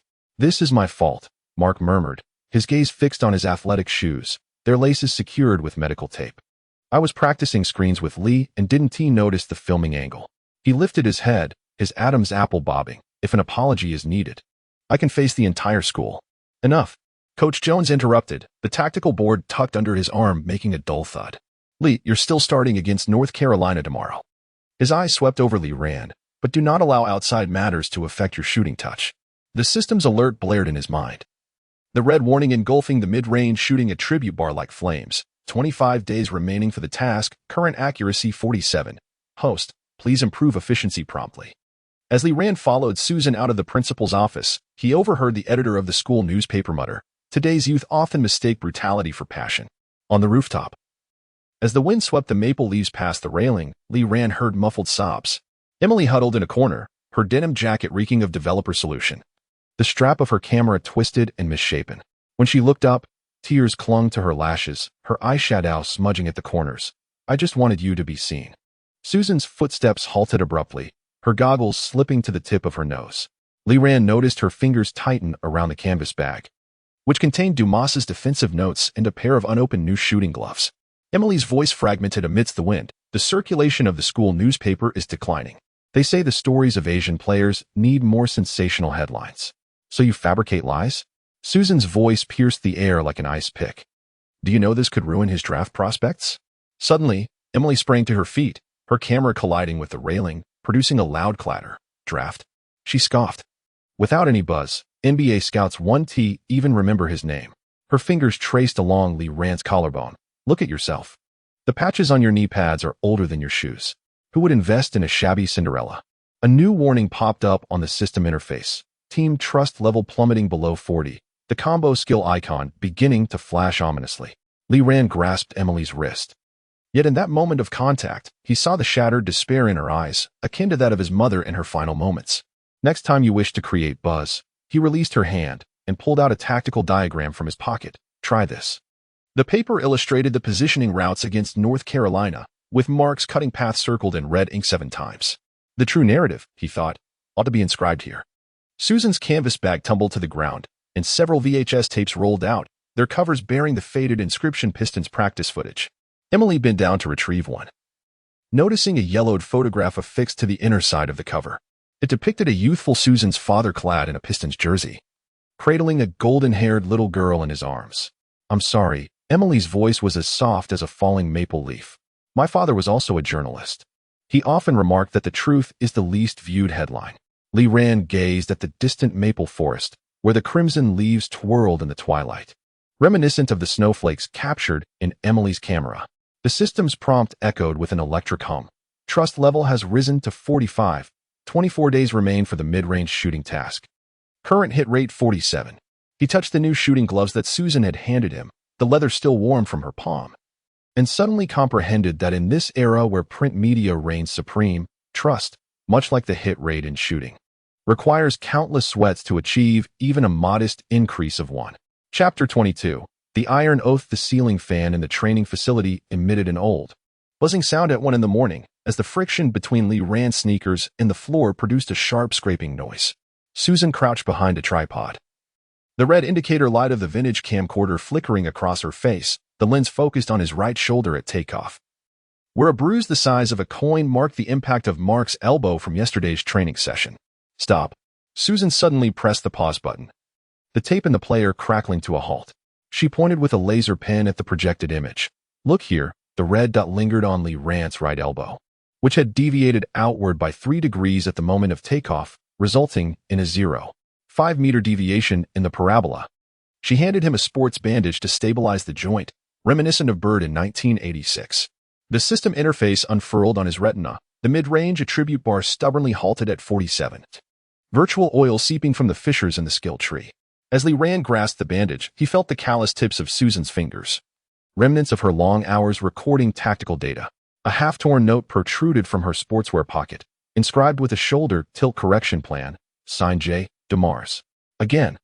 Susan pressed the play button anew, the prelude of Eye of the Tiger spilling forth from the vintage recorder. Lee Ran inhaled deeply, envisioning the basketball in his hands transforming into the specter of Reggie Miller, the sharpshooter who tore through defenses with his movements in the 90s. Whispering virtually, a true shooter must steep their craft in sweat. As his 100th shot veered off course, the rim echoed with a hollow sound. Lee Ran knelt upon the ground, sweat dripping onto the tactical board, blurring the number 47 into a dark crimson blot. The system's prompt resonated with mechanical coldness. 23 days remain for the mid-range shooting task, current hit rate 47. It is recommended to activate Hall of Fame training mode. Let us try this. Susan abruptly switched off the overhead lights, plunging the training facility into darkness. An emergency light cast a dim glow from the corner as she produced an old kerosene lamp, placing it at the free throw line. The flame flickered within the glass enclosure. In the 1980s, Larry Bird had practiced blind shots under such lighting. At the moment the basketball left his hands, Lee Ran relied solely on muscle memory to gauge its trajectory. The sound of the ball striking the rim was particularly sharp. The system interface displayed a prompt. Unconventional training environment detected. Mid-range skill resolution increased by 15. When the 7th wick of the kerosene lamp extinguished, he heard Susan's exclamation, swish. On the 307th attempt, he finally scored. The ethereal phantom of Reggie Miller materialized on the retina, the faded jersey of the Pacers swaying with the currents of air. Did you see it? His spectral fingers glided over Lee Ran's forearm, imprinting muscle memory that was forging new neural pathways, akin to how I once evaded Jordan's defense. The system interface burst to life, and the metallic doors of the mirrored space creaked open. Lee Ran felt himself being drawn into the data stream. And upon reopening his eyes, he found himself in the year 1995 at the Conseco Fieldhouse, surrounded by the jeers of Pistons fans. Miller stood beyond the three-point line, tilting his chin at him. Keep up with my rhythm, rookie. Sprinting back, using screens, and executing sudden jump shots. Each movement was a fraction quicker than reality by 0. 3 seconds. Lee Ran's lungs felt as though they were filled with lead, virtual sweat trickling down his chin. Yet he dared not pause under Miller's admonitions. Your gaze is fixated on the hoop. Remember, a true shooter must first blind the defender. As the timer in the mirrored space struck 0000, Lee Ran collapsed onto the virtual floor, the mid-range shooting attribute on his retina finally reaching 49. Miller's apparition gradually faded, leaving behind a whispered instruction. Tomorrow, attempt the corner 3 in my style. In the real training facility. The metallic creak of the door hinges echoed as Taylor stood at the entrance with a wooden guitar, a new varsity badge pinned to her denim jacket. I've written a new song. She strummed the strings, her raspy voice mingling with the crackling of the kerosene lamp, invoking rust and glory. Susan was organizing the videotapes. Her blue eyes reflecting the flickering flames behind her goggles. Training at 3 in the morning comes closer to the truth than any data. She handed over a warm cup of cocoa, the paper cup emblazoned with the words Ohio State University, class of 1985. My father once said that basketball in the 90s was forged from rust and sweat. Lee Ran caressed the emblem on the cup, suddenly recalling the virtual sweat produced by Miller in the mirrored space, an intensity of training akin to that of the Hall of Fame. The system's alert chimed once more, resonating with a metallic echo. Unlock hidden training. Miller's Dawn. Daily training from 1 to 4 a.m., enhancing mid-range shooting accuracy by 3. Outside the window, the rustling of maple leaves in the night breeze sounded like a multitude of applause. Lee Ran gazed at the scoreboard, where chalk inscribed the number 3, 071. 000, tonight's shooting tally. Susan's canvas bag lay quietly on the bench, its contents of Dumas notes and Miller's videotape nestled together, as if whispering an ironclad vow belonging to 2 distinct eras. Chapter 23. Away game crisis as the bus traversed the icy stretch of Highway 90. The ice pack on Lee Ran's knee slipped to the floor. Outside, a blizzard swept through Michigan at a speed of 40 miles per hour. Visibility reduced to less than 50 meters, the wipers drawing arcs on the glass like failing incantations. Damn this weather. Coach Bill slammed his fist against the seatback. Coffee from his thermos splattering onto the tactical board, blurring the words Michigan State University into an indistinct ink blot. Lee Ran's eyes caught a glimpse of a gas station sign as it flashed past the window, suddenly reminding him of the system's prompt regarding the away game adaptation challenge. Under extreme weather conditions, mid-range shooting accuracy would decrease by 10. There were still 2 hours left on the journey. Susan's voice floated from the back seat, her fingertips gliding across her tablet. The heating system in the arena has malfunctioned. The court temperature is -5 degrees. When she looked up, condensation clung to her goggles.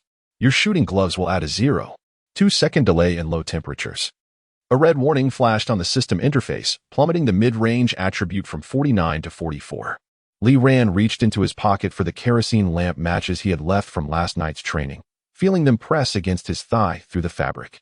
Suddenly, Mark leaned over from the adjacent seat, the silver sticker on his Adam's apple glinting under the emergency light. Have you ever tried using a metal bucket as a hoop? The metallic trash can at the gas station shimmered faintly in the snow. Li Ran removed his gloves, his fingertips brushing against the icy edge of the bucket. Mark tossed him the basketball, its surface frosted like a diminutive moon. The system's alert chimed with a crackling sound, detected unconventional training equipment, unlocking temporary skill snow shooter, accuracy fluctuation 15. On his first attempt, the basketball struck the rim and ricocheted, startling a sparrow resting on the eaves. On the second try, the bucket emitted a dull thud, yet failed to yield a score. Mark counted the seconds beside him. Your release speed is 0. For seconds slower than usual. Your wrist is shaking. One more time. The breath he exhaled crystallized on his eyelashes, recalling the training footage of Miller in the snowstorm within the mirrored space. On his third shot, he deliberately elevated the arc by 15 degrees. The basketball traced a peculiar parabola, spinning thrice within the bucket before finally descending. Beautiful. Mark's boots carved deep impressions into the snow, their curvature sufficient to be admired for a lifetime. He abruptly fell silent, his gaze drifting over Li Ran's shoulder. Emily stood at the entrance of the gas station, clutching an old Rolleiflex camera. Snowflakes adorned her eyelashes, while the camera strap danced wildly in the blustering wind. As she pressed the shutter, Li Ran was busy retrieving a ball from a metal bucket with his frostbitten fingers, the neon sign of the gas station, R0UT66. Glowing in the backdrop amidst the swirling snow. A novice amid the blizzard. Her voice was torn apart by the wind, the headline in the school newspaper, "How about it?" Susan had appeared behind her at some point, her canvas bag dusted with snowflakes. His fingers had already suffered frostbite. She offered a hand warmer, permitting the photography but insisting he refrain from removing his gloves. When the bus arrived at the arena at 3 in the morning, the heating pipes in the locker room were leaking. Li Ran stepped over the icy tiles and noticed a note affixed to his locker, "Inner Hero," accompanied by a drawing of a tearful basketball. The system interface displayed a morale debuff. Negative public opinion from the stands resulted in a shooting percentage penalty of -8. Before the game commenced, student fans from Michigan State unfurled a banner in the stands. Will Li Ran's tears melt the ice and snow? Amidst the chorus of boos, Li Ran focused on the hoop, observing tiny icicles clinging to the metal frame. On his first attempt, the basketball struck the rim and ricocheted away, rolling far across the icy surface. Stay calm. Susan's voice rang out from the sidelines, her tactical board displaying elevate your elbow 0.5 degrees. Li Ran took a deep breath, activating his snow shooter skill, yet slipped during his leap, sending the ball out of bounds. This marked his 7th miss of the game. The system's punishment arrived on cue. Shooting percentage below 40 resulted in a deduction of 500 points and the forced activation of an injury immunity serum. Li Ran felt a chilling numbness in his knee, a consequence of the system injecting a virtual remedy. Yet it could not alleviate the sting he felt upon reviewing his statistics. 1 for 8, with a plus-minus of -14. They've coated the rim with antifreeze. Mark roared in the locker room, his fist pounding against the rusty metal cabinet, while the referee declared it reasonable maintenance. His gaze swept over to Li Ran. In the second half, I'll set the wall for you. Just throw the ball to the heavens. Suddenly, Susan tore open her tracksuit, revealing a Pistons training jersey underneath. With the name DeMars embroidered in minute letters on the left chest, use this. She handed the jersey to Li Ran, explaining that it was the very garment DeMars wore to confront Jordan. As the second half commenced, Li Ran donned the yellow jersey, feeling DeMars' warmth seep through the fabric. When Mark set a screen for him at the top of the arc, he recalled Miller's words from the mirrored space, "A true shooter must make the defender forget the existence of the hoop." The moment the basketball left his hands, the arena lights extinguished abruptly, emergency lights casting an eerie blue glow over the audience. Drawing upon muscle memory, Li Ran adjusted the arc, hearing the sweet sound of the ball swishing through the net, his first perfect shot of the evening. As the scoreboard illuminated, he spotted Susan on the sidelines. fervently waving her fists, the fog on her goggles crystallizing into ice. When the final whistle blew, the score settled at 68-65. Lee Rand's performance statistics read, 15 attempts, 5 successful, with the latter half revealing 9 attempts and 4 successes, the last shot taken just before the halftime buzzer. A soft notification chimed. Reminiscent of Snowflake's landing, mid-range shots achieved in adversity, shooting percentage rising back to 46, unlocking the Glacial Wanderer's stamina bonus. In the locker room, Mark pressed an ice pack against Lee Rand's knee, inquiring with a teasing tone, "Do you know who you just reminded me of?" He tore off the throat patch, revealing a fresh scratch, reminiscent of Jordan's game winner in the snowy terrain of Salt Lake City in 1998. Susan was busy organizing the damp tactical manual, the ink on the pages blurring due to the moisture. "Your last shot had an arc too, 3 degrees above the standard." As she looked up, the snowflakes in her golden hair began to melt, a secret kept by Miller amidst the blizzard. Emily suddenly burst through the door, a camera dangling from her neck that bore freshly developed photographs of Lee Rand silhouetted against a backdrop of swirling snowflakes as he shot in the darkness. The headline was captivating. She handed the photo to Lee Rand, the water stains on the paper overlapping with the sweat on his jersey. A hardened ice shooter forged in the crucible of adversity. The system interface flickered in his retina, the mid-range shooting attribute bar slowly inching towards 47, while deeper within, a gray extreme environment adaptation module began to shimmer faintly. Lee Rand traced the collar of the Dumas jersey, where the minuscule initials J.D. were embroidered, suddenly grasping that the so-called away game crisis was merely a storm one must endure on the path of steel. Chapter 24. Awakening of the ice field outside the gym at 2 in the morning, the blizzard continued to howl. Lee Rand pressed his palm against the metal side door, the sting of frostbite radiating through his nerves. The system interface flashed red. The efficacy of the injury immunity potion was waning, and a dull ache in his knee felt like rusty gears grinding within his bones. "Wait," Susan's voice called from behind, as she rushed towards him with a first aid kit, snowflakes still clinging to her hair. "At least let me tend to your fingers." Her words were cut short as the side door swung open. Emergency lights cast a cold glow on the dome, the shadow of the basketball hoop resembling a twisted skeleton, while the icicles on the backboard tinkled in the draft. Lee Rand stepped over the ice, hearing his footsteps echo alongside his heartbeat in the vast emptiness of the gym. "Have you lost your mind?" Susan's scream was swallowed by the roar of the ventilation system as she grasped his sleeve, only to see the flickering light in his eyes, an indication of the system's enforced extreme training mode, the mid-range shooting attribute bar depleting at a rate of 0.1 per minute. The sound of the basketball rolling on the icy surface was particularly jarring. As Lee Rand retrieved the ball, he noticed a thin layer of ice forming on its surface, the texture embedded with the anti-slip powder from last night's training. He took 3 steps back, initiating the Miller moment movement, but slipped again during his sudden stop, his hip crashing heavily against the hoop. "Enough." Susan abruptly raised the first aid kit, causing ice packs, bandages, and Dumas defensive notes to scatter across the ground. "Do you aspire to become the second version of my father?" Her voice trembled, and the cold light of the emergency lamp reflected in her blue eyes behind the goggles. It was indeed excessive training that had led him to ruin his knee before the draft. Lee Rand's fingers paused on the basketball valve, as the system interface displayed Susan's father's medical report, a grade 3 meniscus injury, marking the end of his career at the tender age of 23. A vivid memory flickered back. Yesterday, while organizing her canvas bag, he had come across a yellowed draft poster, its corner scrawled with red ink, "J. Dumas replacement plan." "Keep an eye on the timer," he instructed. He tore off the frost-soaked wrist guard, revealing the blue veins at his wrist. For every 10 shots he made, he requested an ice pack for his fingers. Susan stared at her phone screen, the stopwatch's digits dancing. In the first set of 10 attempts, Lee Rand scored 3. Ice shards fell like snowflakes with each movement. In the second set, he made 4, the cold sweat beginning to bead at the tip of his nose. As the system's alert warned him, body temperature too low, athletic ability diminished by 12. In the third set, Lee Rand's teeth chattered. Yet his gaze remained fiercely fixed on the hoop, envisioning it as Game 7 of the Eastern Conference Finals against Jordan.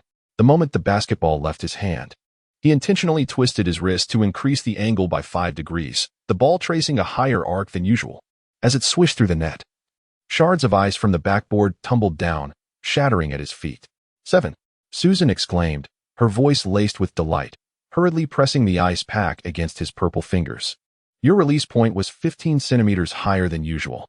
Suddenly, a sharp alarm blared from outside the venue, beams of light cutting through the snowstorm. It was the patrolling security. Lee Ran grabbed the basketball and raced towards the equipment room, only to collide with Susan at the corner, both tumbling onto a mound of discarded jerseys. In the flickering red light of the emergency beacon, he noticed the snowflakes melting on her eyelashes, yet her gaze beneath the goggles was strikingly alert. Head east. The ventilation duct leads to the parking lot. In the parking lot at 4 in the morning, Tyler's battered pickup crunched over the snow. The radio broadcasting breaking news: a fire drill at Ohio State University Arena, suspected circuit malfunction. Lee Ran leaned against the seat, gazing at the streetlights flashing by. While Susan's head gently rested on his shoulder, the scent of mint mingling with the crispness of melting snow. You have ice on your eyelashes.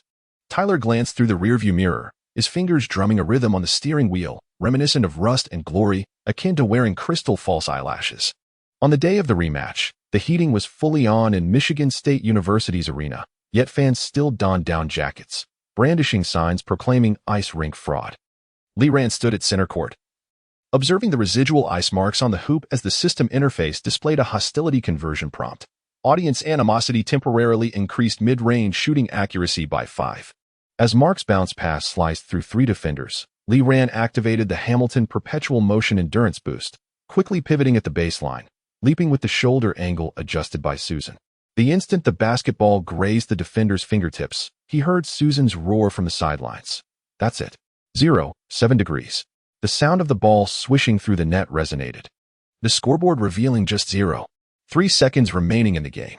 The system alert resonated like a fireworks bloom. The mid-range shooting percentage soared to 53. Unlocking the Hamilton Perpetual Motion Machine Endurance Boost, reducing stamina consumption for consecutive shots by 18. The audience's derisive jeers abruptly transformed into gasps of astonishment. The coach of Michigan State slumped back in his chair, the tactical board cascading to the floor. In the post-game player tunnel, Emily pursued with her camera, capturing Lee Ran as he removed his wristband, revealing a new tattoo on his wrist, a diminutive J, D, identical to the embroidered letters on Susan's jersey. This tattoo, her voice quivering, was a tribute to whom? Susan suddenly turned, her gaze beneath the goggles unusually bright, a commemoration of all the souls awakened upon the ice. Her fingers traced along Lee Ran's wristband, including the one who taught us that true basketball is forged through pain. The system interface unfolded upon the retina, the mid-range attribute firmly resting at 53, while the skill tree's mid-range branch illuminated a new node, akin to a bonfire igniting upon the ice. Lee Ran caressed the tattoo on his wrist, recalling Susan's words from the equipment room at dawn. His father's note stated that a shooter on the ice must learn to melt the frost from the rim with their body heat. Chapter 25. Scandals resurface at 1 o'clock in the morning. The fax machine in the editorial office of the campus newspaper spat out a photograph. Emily fixated on the image on the photographic paper. Lee Ran's right hand rested on Susan's waist as they sat atop a pile of old jerseys in the equipment room, emergency lights casting a crimson glow upon them. The timestamp in the lower right corner read, November 18th, 03:17. The headline boldly declared, "The Forbidden Duet in the Midnight Gym."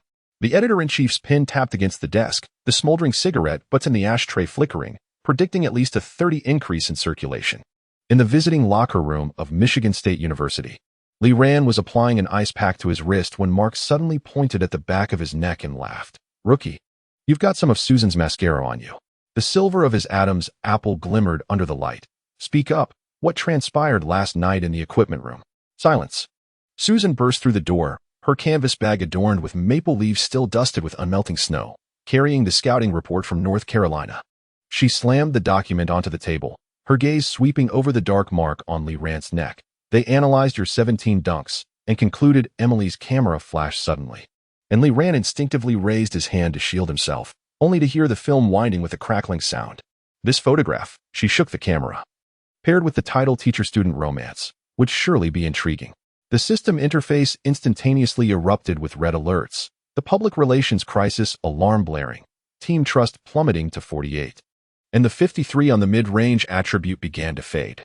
Susan's fingertips tightened around the edge of the tactical board, her knuckles paling. "You know full well that I am a student assistant. Does it matter?" Emily's denim jacket brushed against Lee Ran's wristband. The campus newspaper readers only required an ambiguous shadow to conjure an entire narrative.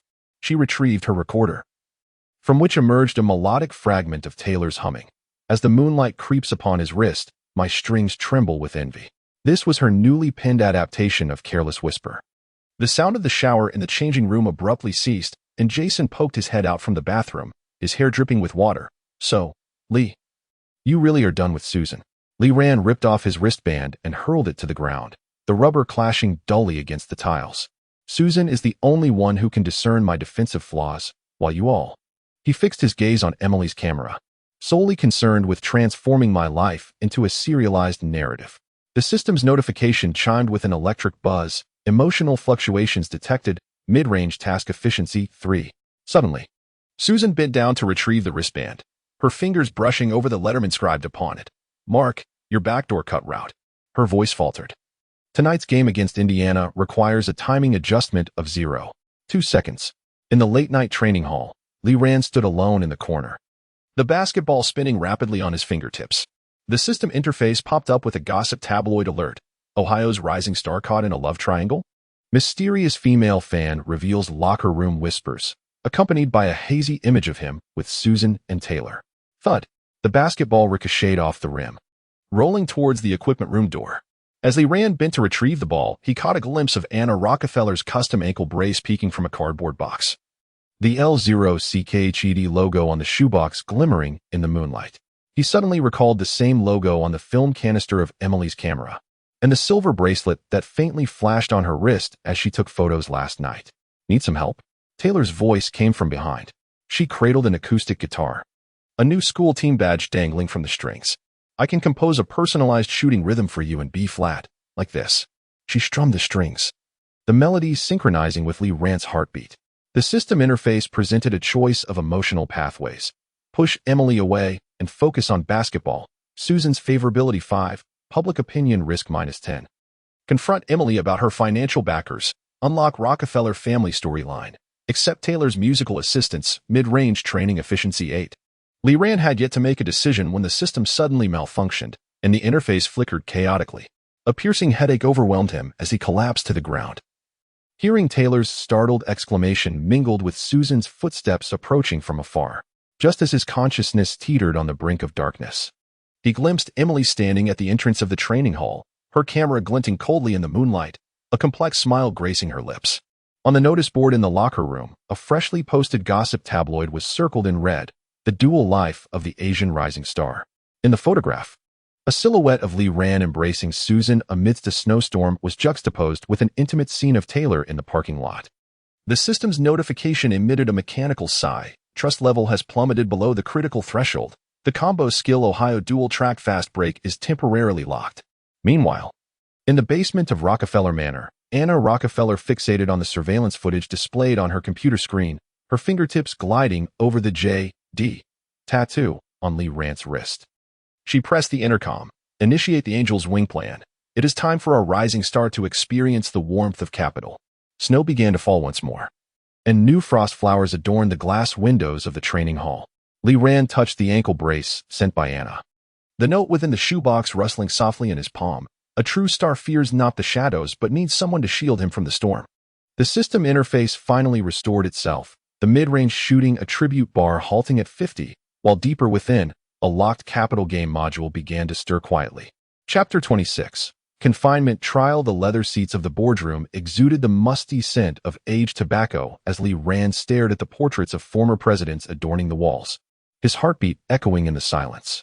A suited board member rapped lightly on the table, projecting the gossip tabloid's photograph onto his face. In light of suspected violations of faculty-student conduct, the institution has decided he is innocent. Suddenly, Susan rose, her goggles slipping to the tip of her nose. Those photos are taken from skewed angles. The equipment room surveillance can validate this. The footage from that night was overwritten. The board member's finger tapped on the folder, a look of regret crossing his face. The system interface then displayed a confinement challenge. The host is prohibited from entering the training hall and must complete 10,000 mid-range shots in the virtual space within 72 hours. Failure will result in a permanent decrease in mid-range perception. Lee Ran felt the matches for his oil lamp in his pocket, his fingertips brushing against the notes Susan had slipped him earlier. 3 a.m. Side door of the old gym. The metallic floor of the virtual space glimmered coldly as Li Ran gazed at the endlessly extending hoops before him, each adorned with virtual icicles. The system's mechanical voice announced, "Training begins, remaining time 71, 59, 59. He inhaled deeply, envisioning the basketball in his hands as a piece of red-hot iron, each shot he made forging his soul anew. In the reality of the old gym, Susan pried open the rusty lock with a hairpin, while Mark, clutching 3 Spalding basketballs, followed closely behind, the soles of their boots crunching on the aged fallen leaves. They had sealed the main training hall, and he shook the basketball, its surface emblazoned with the words 1985 championship game. Yet true training could not be contained. Taylor sat in the stands, her fingers deftly strumming the wooden guitar strings, the melody reverberating through the empty arena. "This is my newly composed Ron melody." The rhythm mirroring your shooting frequency. Adorning her denim jacket were LED lights that flickered with her movements, reminiscent of a scoreboard in a virtual realm. As the virtual timer ticked to 48:00:00, Li Ran's virtual sweat had thoroughly soaked his jersey, his mid-range shooting percentage stabilizing at 55. The system chimed, detected real-world music assistance, training efficiency increased by 12. Suddenly, he recalled the notes from Susan's father, "When the body is pushed to its limits, music can awaken the memory of muscles." In reality, Emily was hidden away in a storage room, a miniature camera aimed at the center of the court. Her fingers glided over a film canister containing documents she had pilfered from Anna's office the previous night, the Rockefeller Foundation NCAA sponsorship agreement, with her father's name glaringly inscribed in the signature section. The 5,000th shot. Mark's voice broke her reverie as Li Ran's basketball swooshed through the net. Taylor on the sidelines hastened her strumming, the melody growing more fervent. Susan recorded data on the tactical board, her blue eyes reflecting the glow of the LED lights. The virtual muscle memory was synchronizing with reality, quickening his release time by 0.5 seconds. Suddenly, alarms blared in the virtual space. External data intrusion detected. Virtual hoop stability compromised. Li Ran watched as the hoop began to warp, akin to ice cream melting in a heat wave. The system's mechanical voice crackled with static. "Warning, warning." Yet, in that moment, he activated the Miller time, utilizing muscle memory to land consecutive shots, elevating his accuracy to 58. In the real world, the storage room door swung open, and Anna Rockefeller entered. Draped in a fur coat, her high heels tapping a chilling rhythm against the floor. "Did you capture it?" She cast a glance at the camera in Emily's hands. Those images filled with sweat and dreams poised to transform into the sharpest weapon of public opinion. Emily's fingers hesitated over the shutter button. Recalling the documents she had seen the previous night in the Foundation's archives, her father had deliberately tarnished Susan's father's draft prospects in exchange for sponsorship from Anna's family. Suddenly, she turned the camera toward Anna, the flash illuminating the moment. "This time, I will capture the truth." As the virtual timer ticked down to 00:00:00, Li Ran completed his 10:000th shot, his shooting percentage freezing at 62. The system's notification resonated like a bell. "Challenge completed. Unlocking concentration of the confinement permanent buff. Mid-range interference resistance 20. Upon returning to reality, he found himself surrounded by Susan, Mark, and Taylor, all wearing smiles of survival. In an emergency board meeting, Emily slammed a stack of photos onto the table, the images revealing Anna Rockefeller manipulating surveillance cover devices. "This is the evidence," she declared, her voice imbued with unprecedented resolve. "Li Ran has been framed."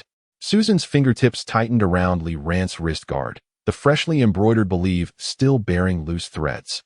The system interface displayed a notification. "Team trust level has risen to 75, unlocking the combo move Ohio dual track fast break."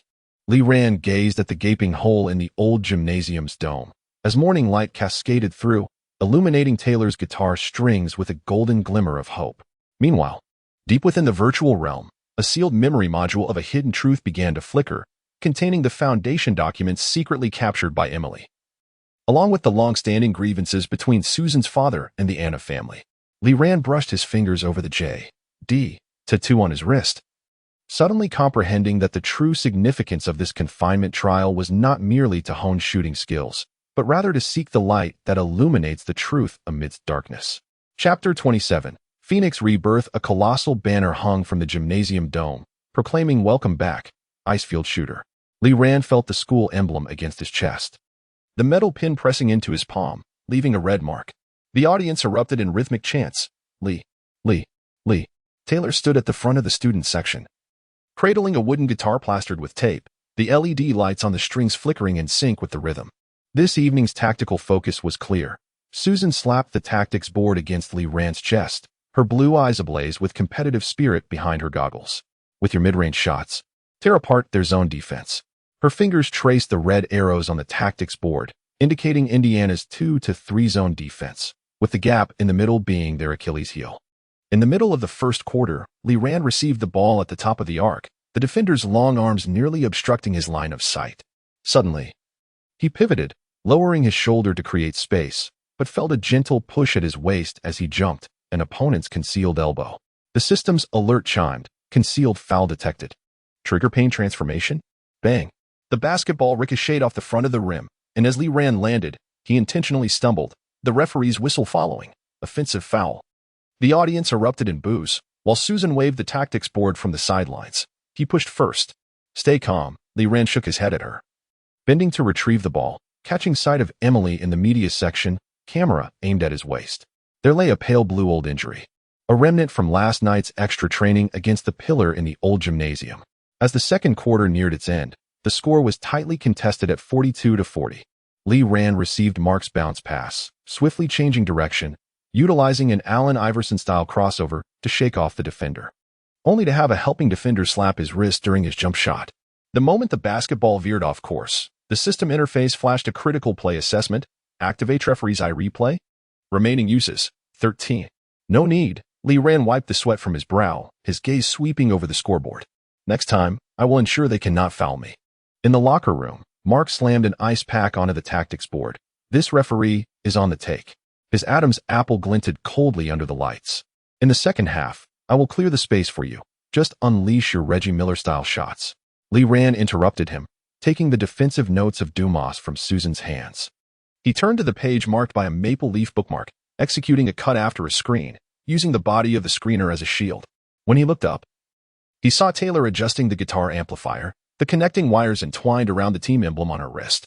With 3 minutes remaining in the game, the score stood at 68 to 65, and Indiana had switched to a full-court press. Lee Rand prepared to inbound from the baseline and noticed Susan on the sidelines raising 3 fingers, an agreed-upon signal for a triple screen. Mark, Jason, and Stockton initiated their movements in succession, forming an impenetrable wall at the top of the arc. Bang. Lee Rand executed a back-to-the-basket move, pushing past his defender. Yet at the moment of his leap, he felt a tug at his basketball shorts. The system's alert pierced the air, malicious foul detected, triggering injury immunity. He forcefully adjusted his stance, and the basketball traced an uncanny parabolic arc, grazing the rim before falling gracefully into the net. A buzzer-beater three-pointer. The commentators' roar eclipsed the audience's fervor as Lee Rand landed to see the referee signal a valid 2 points. He gestured a 3 towards the bench, and suddenly, Taylor's guitar erupted with a triumphant melody, the rhythm of Ron Melody synchronizing perfectly with his heartbeat. In the final 10 seconds, Indiana's game-winning shot was predicted and swatted away by Mark's Rodman-like defense. Lee Rand seized the ball and sprinted towards the front court, abruptly halting near the midline as the system interface flickered wildly, activating the Nowitzki chicken stand posture for the first time. Ding! As the final whistle blew, the basketball swished through the net. The scoreboard flashed 73-70. Lee Rand knelt on one knee, hearing Susan's cheers mingled with the strumming of Taylor's strings, and saw Emily's camera flash tracing golden arcs in the air. The system's alert sounded like a fanfare, shooting percentage 62, unlocking the Nowitzki chicken stand posture package. Mid-range attributes surpassed 60. At the post-match press conference, a reporter thrust the microphone almost into Lee Rand's face. Did you anticipate the defense on the final shot? Is your chicken stand a tribute to Nowitzki? No. Lee Rand touched the J.D. tattoo on his wrist, recalling Miller's teachings in the virtual realm. This embodied the mid-range philosophy of the 90s. Remember the pain through the body. Respond to skepticism with basketball.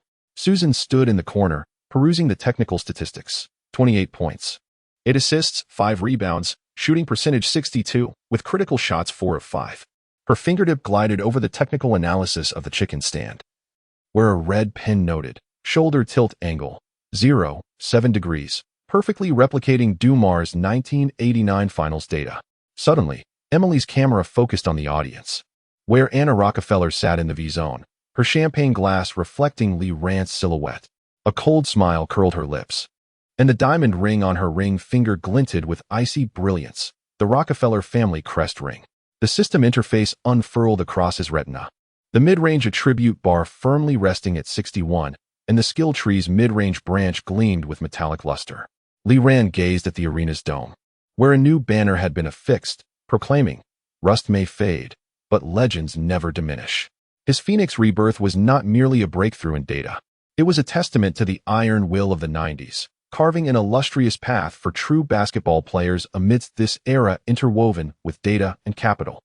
Chapter 28, Trio Sonata. The neon lights of the victory party cast a mesmerizing hue across the arena as Lee Rand's sneakers tread upon the champagne spilled across the floor, bubbles bursting like tiny stars upon the leather surface.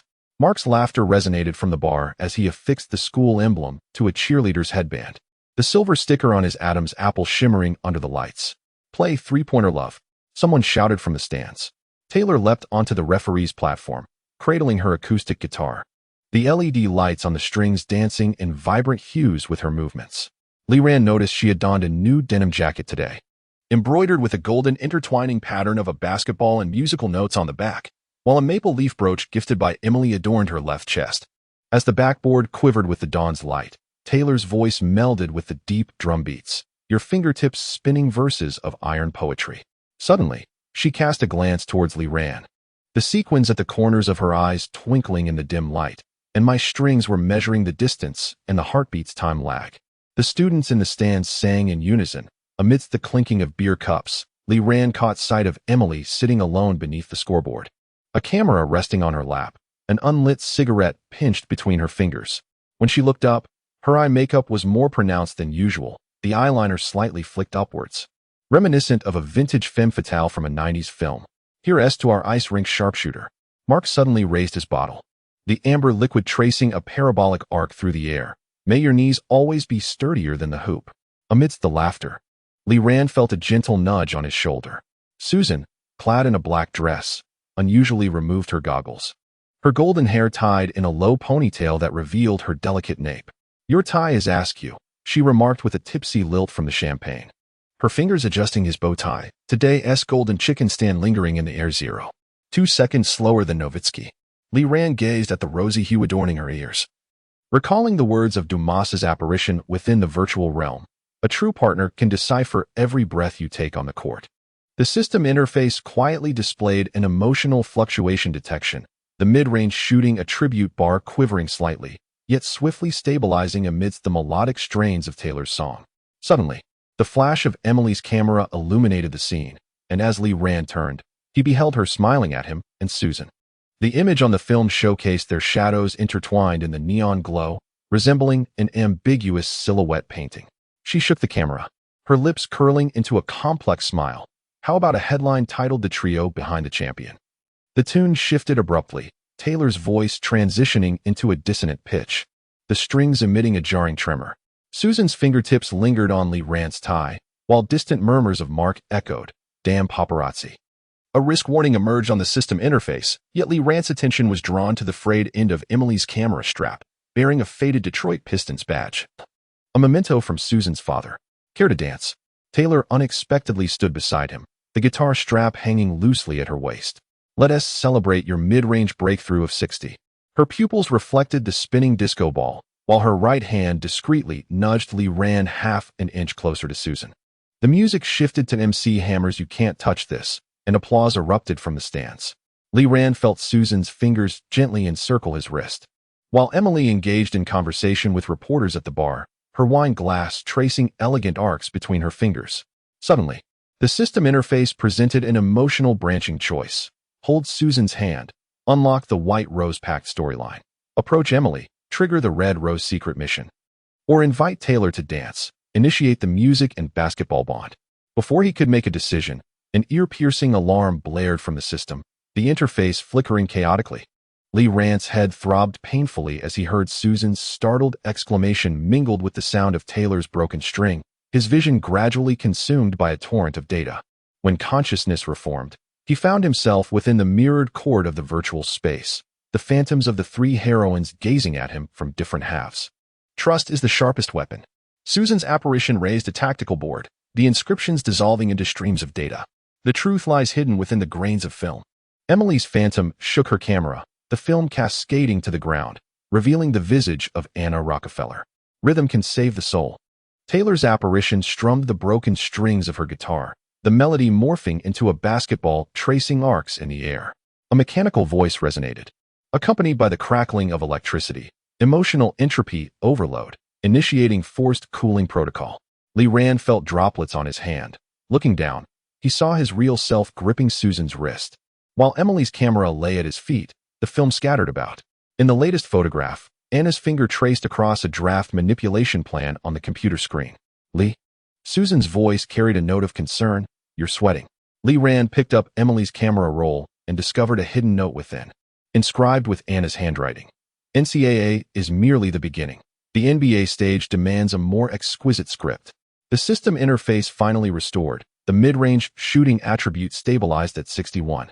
While deep within the emotional module, the affinity values of the three protagonists subtly fluctuated. As the party neared its conclusion, Taylor intercepted Lee Rand at the dressing room door. Thrusting a tape into his hands, a newly recorded demo, falling for the game. Her fingertips brushed against the tattoo on his wrist, the lyrics concealing a newfound understanding of his mid-range shots. At the far end of the corridor, Emily's silhouette flitted by, and Lee Rand saw her tearing apart the earlier photograph, the fragments cascading like snowflakes. Susan handed him a clean wristband, adorned with a new inscription, Trust V0URSH0T. Outside the gym, maple leaves twirled in the night breeze, reminiscent of the neon lights at the party.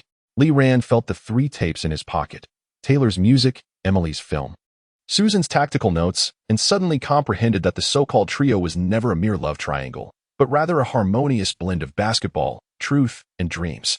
Chapter 29. The eye of the storm in the Sports Illustrated studio. The flashlights cast Lee Rand's shadow against the backdrop, while the photographer, wielding a vintage Hasselblad camera, shouted, "Get closer to the hoop." Yes, as if you're about to tear through the defender. His sneakers crunched over the artificial maple leaves, the plastic foliage crackling on the metal floor. Lee, discuss your relationship with Susan Dumas. The reporter Sarah thrust her recording device before him, the mingling scents of Chanel No. 5 and hairspray enveloping the air. Rumors had surfaced that her father was a former Celtics player. Did this influence your commitment to traditional basketball?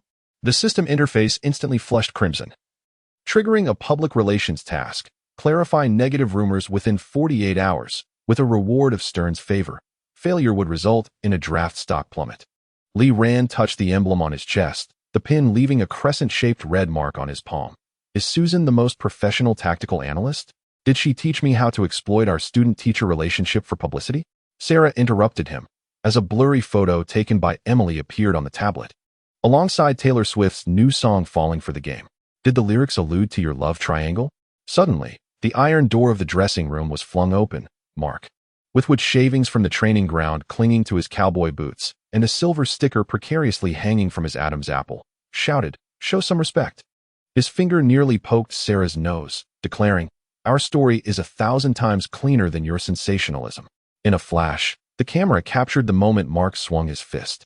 The system's alert tone rang with the sound of shattering glass. Team trust plummeted to 60, triggering a violent incident public relations crisis. Lee Rand grasped Mark's arm, catching sight of the bloodshot veins beneath his eyes, a testament to the fatigue born from 3 consecutive nights of rigorous practice. Enough. Susan's voice echoed from the dressing room. Clad in a sharply tailored suit, her protective goggles replaced by sleek frameless glasses.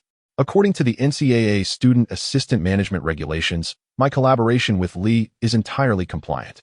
She slammed a stack of documents before Sarah, stating, as for Taylor's song, it is merely an artistic creation, akin to your excessive interpretation of violence.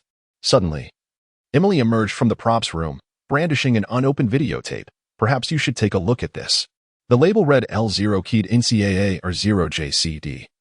And the footage revealed Anna Rockefeller presenting a check to NCAA officials, with a note indicating it was for rookie image maintenance. Sarah's pupils dilated, and her recording pen fell to the ground. This is a game of capital. Lee Rand picked up the videotape, its metallic casing warm in his palm. They aimed to craft a narrative of an Eastern miracle, yet excluded the authentic story of basketball. A system interface popped up with a truth revelation prompt. signaling a shift in public opinion as trust levels rose to 65. That evening, during the campus forum, Taylor released the MV for Falling for the Game, featuring Lee Rand training in the old gymnasium, with Susan focused on recording data and Emily capturing every moment, accompanied by the rhythmic sound of basketballs hitting the floor. The comments section was swiftly flooded with discussions of real basketball, overshadowing all gossip posts. In the training facility at 3 a.m, Lee Rand stared blankly at the L0CKCD logo on the tactical board. Susan suddenly handed him a cup of hot cocoa. My father said the Pistons of the 90s thrived not on capital, but on the fists and trust within the locker room. Her fingertips traced over the graffiti Mark had left that morning. 2 crossed basketballs with the inscription 7 Samurai alongside. A system notification pinged. Public opinion reversal detected. Unlocking fan faith bonus. Home field shooting percentage 8. Lee Rand gazed out at the maple forest, the moonlight casting a silvery glow on the leaves, reminiscent of the snowflakes captured in Emily's camera. He recalled Miller's words in the virtual realm. The true storm always arises from within the court. Mark's footsteps echoed in the hallway. A bag of ice in hand. Sarah's that woman apologized, he said, shaking his phone. But I told her that apologies should be written in scores, like making Kentucky's zone defense look like a sieve in the next game. Susan's canvas bag fell to the ground, revealing Dumas' defensive notes and Emily's film canister, both showing remarkably similar signs of wear. As Lee Rand bent to pick it up, he noticed the inside of the film canister etched with J. D. 1989, the initials and draft year of Susan's father. The core of the storm has never been public opinion, but the truth concealed deep within capital. Lee Rand traced the L0CKCD emblem on the videotape as the capital game module of the system accelerated into operation. Meanwhile, deeper within, a locked option for champion inheritance awaited his touch. Throughout that night, the training hall remained illuminated until dawn, with 3 figures weaving together in front of the tactical board. Mark circled the defensive weaknesses of Kentucky with chalk. Susan adjusted the angle of the shooting machine, while Lee Rand simulated countless potential game-winning shots in the virtual realm. Chapter 30. Wings of Angels. The autumn sun filtered through the stained glass dome of the gymnasium, casting dappled shadows upon the floor. Lee Rand stood at the center circle, gazing at the massive letters Believe formed by students in the stands. Taylor's melody spilled from the speakers, mingling with the chorus of thousands of students, the sound almost threatening to lift the roof. This was Emily's idea.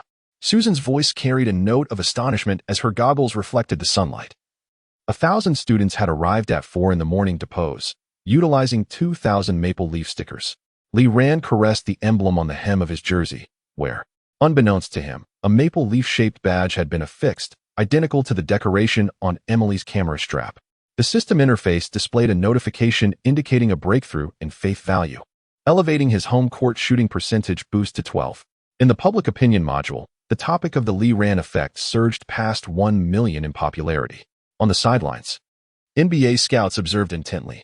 Mark's Adam's apple glimmered under the lights as he deliberately pulled his wristband up to his elbow, revealing the newly inked letters Bad B0V. Pat Riley sat in the second row, equipped with a tactical board for the New York Knicks. As the game commenced, Grant Hill from Duke University extended his hand across the center line towards Lee Rand, his palm inscribed with G00D luck. During their exchange of jerseys, Lee Rand noticed that the lining of Hill's jersey bore the embroidered initials MJ23, while his own jersey's interior featured the delicate stitching of J, D, and L, are by Susan, separated by a single maple leaf. In the first quarter, Lee Rand executed a stunning golden rooster stands on one leg, eluding Hill's defense. And as he sank the shot, the LED lights in the B section of the stands suddenly illuminated, forming a dynamic graphic of a basketball netting. The tempo of Taylor's guitar quickened, intertwining the chorus of Hero with the roar of the crowd, causing the very floor of the arena to tremble. They are mimicking your shooting rhythm. Susan's tactical board revealed that the applause frequency of the audience was perfectly synchronized with Lee Rand's shooting intervals. This was Taylor's sonic wave strategy. As the third quarter drew to a close, Duke deployed a box, one defense specifically to shadow Lee Rand. However, he executed a steel gear combination with Mark at the baseline, who deliberately exposed a gap in his defense, luring the defender to switch. Seizing the opportunity, Lee Rand initiated a Miller moment, using Bird's banter to disrupt the opponent's judgment amid a triple team, the basketball grazing the rim before cascading into the net. "You sweat just like Bird," Hill shouted from the bench, even though his team trailed by 15 points at that moment. With 2 minutes remaining in the game, Lee Ran held the ball at the arc as the system interface unlocked the Dynasty Luck module, revealing Duke's defensive vulnerabilities with crystal clarity, akin to a map. He employed Rondo's tactical mirror to decipher the opposing coach's signals and suddenly slammed the ball onto the floor. Mark surged from the weak side, and the resounding echo of his alley-oop dunk made the rim groan under pressure. The game concluded, 89-72. The commentator's voice quivered with excitement, as Lee Ran delivered an impressive performance with 37 points, 12 assists, and 9 rebounds, nearly securing a triple-double and leading Ohio State to a resounding victory over Duke. Hill intercepted Lee Ran in the player tunnel, presenting him with a signed pair of Air Jordan 1s. See you in the NBA next year. My Eastern Bird. His gaze swept over the tattoo on Lee Ran's wrist. Please send my regards to Mr. DeMars.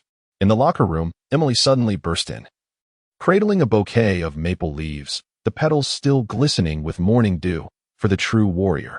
Her camera strap had been replaced with the hues of the Pistons, and the lens cap bore the inscription "The truth is heavier than the title." Susan was meticulously organizing the data folder, where the shooting percentage graph soared steeply. Your clutch performance has improved by 27 since last week. As she lifted her gaze, her golden hair clung to her forehead with perspiration, particularly reminiscent of my father's feint that once left Jordan bewildered in the third quarter. Taylor maneuvered through the crowd, pressing a concert ticket into Lee Ran's hand. On the day of the championship, I shall perform an encore piece written especially for you, titled Wings of Steel. The system's notification chimed like a bell. Unlocking the secondary system interface will allow you to view teammate statistics and allocate team boosts. Lee Ran observed his jubilant teammates in the locker room. Mark was competing with Jason to see who could spray champagne higher, while Susan's canvas bag rested on a chair, revealing Dumas's defensive notes and Emily's roll of film. Taylor's guitar leaned against a locker, its strings adorned with a maple leaf badge. The sunlight filtering through the dome gradually turned orange as Lee Ran touched the sneakers gifted by Hill, the number 23 on the soles glimmering in the light. Deep within the system interface, the countdown for the NBA level quest chain began to tick, while in the emotional module, the favorability ratings of the 3 female leads remained steadfast above 85, resembling 3 parallel yet intertwined spectrums. Suddenly, Anna Rockefeller appeared at the locker room door, clad in a custom Ohio State suit, with a board member badge pinned to her chest. Congratulations, Lee Ran. She extended a gilded envelope, stating that the Rockefeller Foundation had prepared something for him. Thank you, but I don't need it, Lee Ran replied, pushing the envelope back, catching a glimpse of the cold gleam from the diamond ring on her ring finger. A true champion does not require the wings of capital. As he exited the arena, the maple leaf grove in the dusk resembled a burning flame, and Taylor's voice echoed from afar, when the wings of steel pierced the light of the dome. Our names will be etched atop the scoreboard. Susan gently hooked his pinky with her fingertip, while Emily raised her camera to capture the moment as Taylor strummed the final impassioned note. The system interface unfolded across his retina, with the mid-range shooting attribute bar firmly resting at 65 and in the depths. The icon for the God-slaying road quest began to flicker, awaiting its challenger. That night, the starry sky over Ohio State University shone particularly brilliantly, as 3 figures walked side by side along the maple-lined path, behind them the fervent arena and the flames of youth. Lee Ran's NCAA legend reached a temporary closure. Yet the epic of his basketball journey had merely turned the page to the NBA chapter, where a broader stage awaited, stronger adversaries loomed. And hidden deep within the system lay the ultimate truths about basketball, capital, and dreams. Chapter 31. The Dawn of the Golden Rooster in the ESN Studio. Lee Ran stared at the teleprompter above the lens, where the effusive praises regarding the Eastern magician and the mid-range savior danced across his retina, synchronously flickering with the public opinion metrics of the system interface. The host, Mary, spoke with a professional enthusiasm. We have just received the latest news. The scouts from the Mavericks have arrived in Columbus early this morning, solely to observe your training. Apologies, but my focus lies on the upcoming match, Lee Ran interjected, his fingertips grazing the school emblem on his sleeve, the metallic edges of the maple leaf pattern pricking his palm. The system interface displayed a prompt for star quality, the humility persona bonus slightly elevating his trust value. The wooden floor of the training facility shimmered amber in the afternoon sunlight, as Susan positioned 3 cameras to capture Lee Ran's right shoulder from various angles, the vintage tape recorder crackling as it played. Look here, she directed, the laser pointer illuminating the wrist tremors just before his shot, a mere 0.3 seconds of preparatory motion, ample time for a defender to anticipate his move. Suddenly, Mark poked his head from the equipment room, a mouthguard clenched between his teeth. A silver sticker on his Adam's apple now reading rockets. "Give this a try," he suggested, tossing a basketball with a pitted surface, a secret weapon of the 90s Pistons. Its sandpapered exterior extending grip time by an additional 0.1 seconds. As Lee Rand caught the ball, he felt the coarse texture against his palm, akin to gripping a piece of rusted steel. The system's notification chimed. Retro training equipment detected, unlocking temporary skill. Bad boys touch. Interference resistance 10. On his initial attempt, the basketball, spinning enigmatically, swished through the net, causing dust to cascade from the backboard. "Splendid." Taylor's voice resonated from behind the scoreboard, where she was calibrating new audio equipment. The frequency of the spin harmonized perfectly with the chorus of the steel wings. She plucked the strings, creating a melody that formed a delightful resonance with the sound of the basketball striking the floor. Emily entered, wielding an old Rolleiflex camera. The lens trained on Lee Rand's wrist. Captured. She shook the freshly developed photograph, the image of the JD tattoo overlapping with the textured surface of the basketball. The headline reading, "The Resonance of Steel and Skin. What do you think?" Suddenly, Susan switched off the camera. The slow-motion replay revealed that Lee Rand's hang time exceeded that of a younger Nowitzki by 0.5 seconds. This shouldn't be happening for a college student. Her voice filled with astonishment, until the system interface abruptly flashed a warning, the age restriction module glowing red. Future basketball technical characteristics detected, immediate correction required. Lee Rand felt a dull ache in his knee, a sign that the system was forcibly adjusting his muscle memory. Cracks appeared in the icon depicting the golden rooster stance on his retina, while his mid-range attribute decreased by 2. "What's wrong?" Susan noticed his distress. Frantically rummaging through the first aid kit, Lee Rand waved her off, recalling Jordan's taunt in the virtual space. "You're even worse than Pippen." At that moment, it felt oddly comforting. During the evening press conference, Mary held up the latest scouting report. "An NBA team believes your skill set is too retro, possibly unable to adapt to the future trend of three-point shooting. Then they ought to take a look at this." Lee Rand retrieved a VHS tape from his canvas bag, its cover inscribed with BRD versus Jordan 1992. In the playback, Bird executed a back-to-the-basket move just inside the three-point line, resembling Lee Rand's golden rooster stance. The mid-range game of the 90s was a poetic duel of intellect and athleticism, never to be outdated. The system's notification resonated with a metallic echo. Host adherence to traditional basketball philosophy detected, unlocking achievement guardian of the old era, mid-range skill cooldown -15. The reporters in attendance suddenly stirred. A scout from the Mavericks stood, revealing a portion of a tactical board from his inner jacket pocket. Red ink scrawled across it reading Dirk Nowitzki alternative. In the training facility late at night, Lee Rand practiced off-ball movements in solitude, while Susan's tactical board bore new notes. "Eliminate all extraneous motions. Be as concise and lethal as Dumars." He envisioned the virtual Reggie Miller sprinting beside him, suddenly grasping that those seemingly retro techniques were, in truth, the very essence of basketball, transcending time. The system interface unfurled across his retina. The secondary function of teammate ability allocation activated for the first time. Lee Rand allocated points for interference resistance to Mark, watching as the latter's cutting efficiency surged from 82 to 89. In the distance, Taylor was recording a new song, with a fragment of the floor taken from the old Pistons arena resting before the microphone. As the first star ascended the firmament, the sound of Lee Rand's sneakers scraping against the floor resonated one last time. The system interface displayed a mid-range attribute bar stabilizing at 63, while deeper within. The NBA draft market module began calculating real-time data, with the icons of the Mavericks, Rockets, and Knicks flickering erratically. The sound of Susan's footsteps approached from behind, presenting a warm cup of cocoa.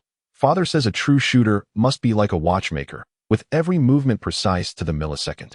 Her goggles reflected the light of the training facility, and you were diligently forging yourself into the most exquisite weapon.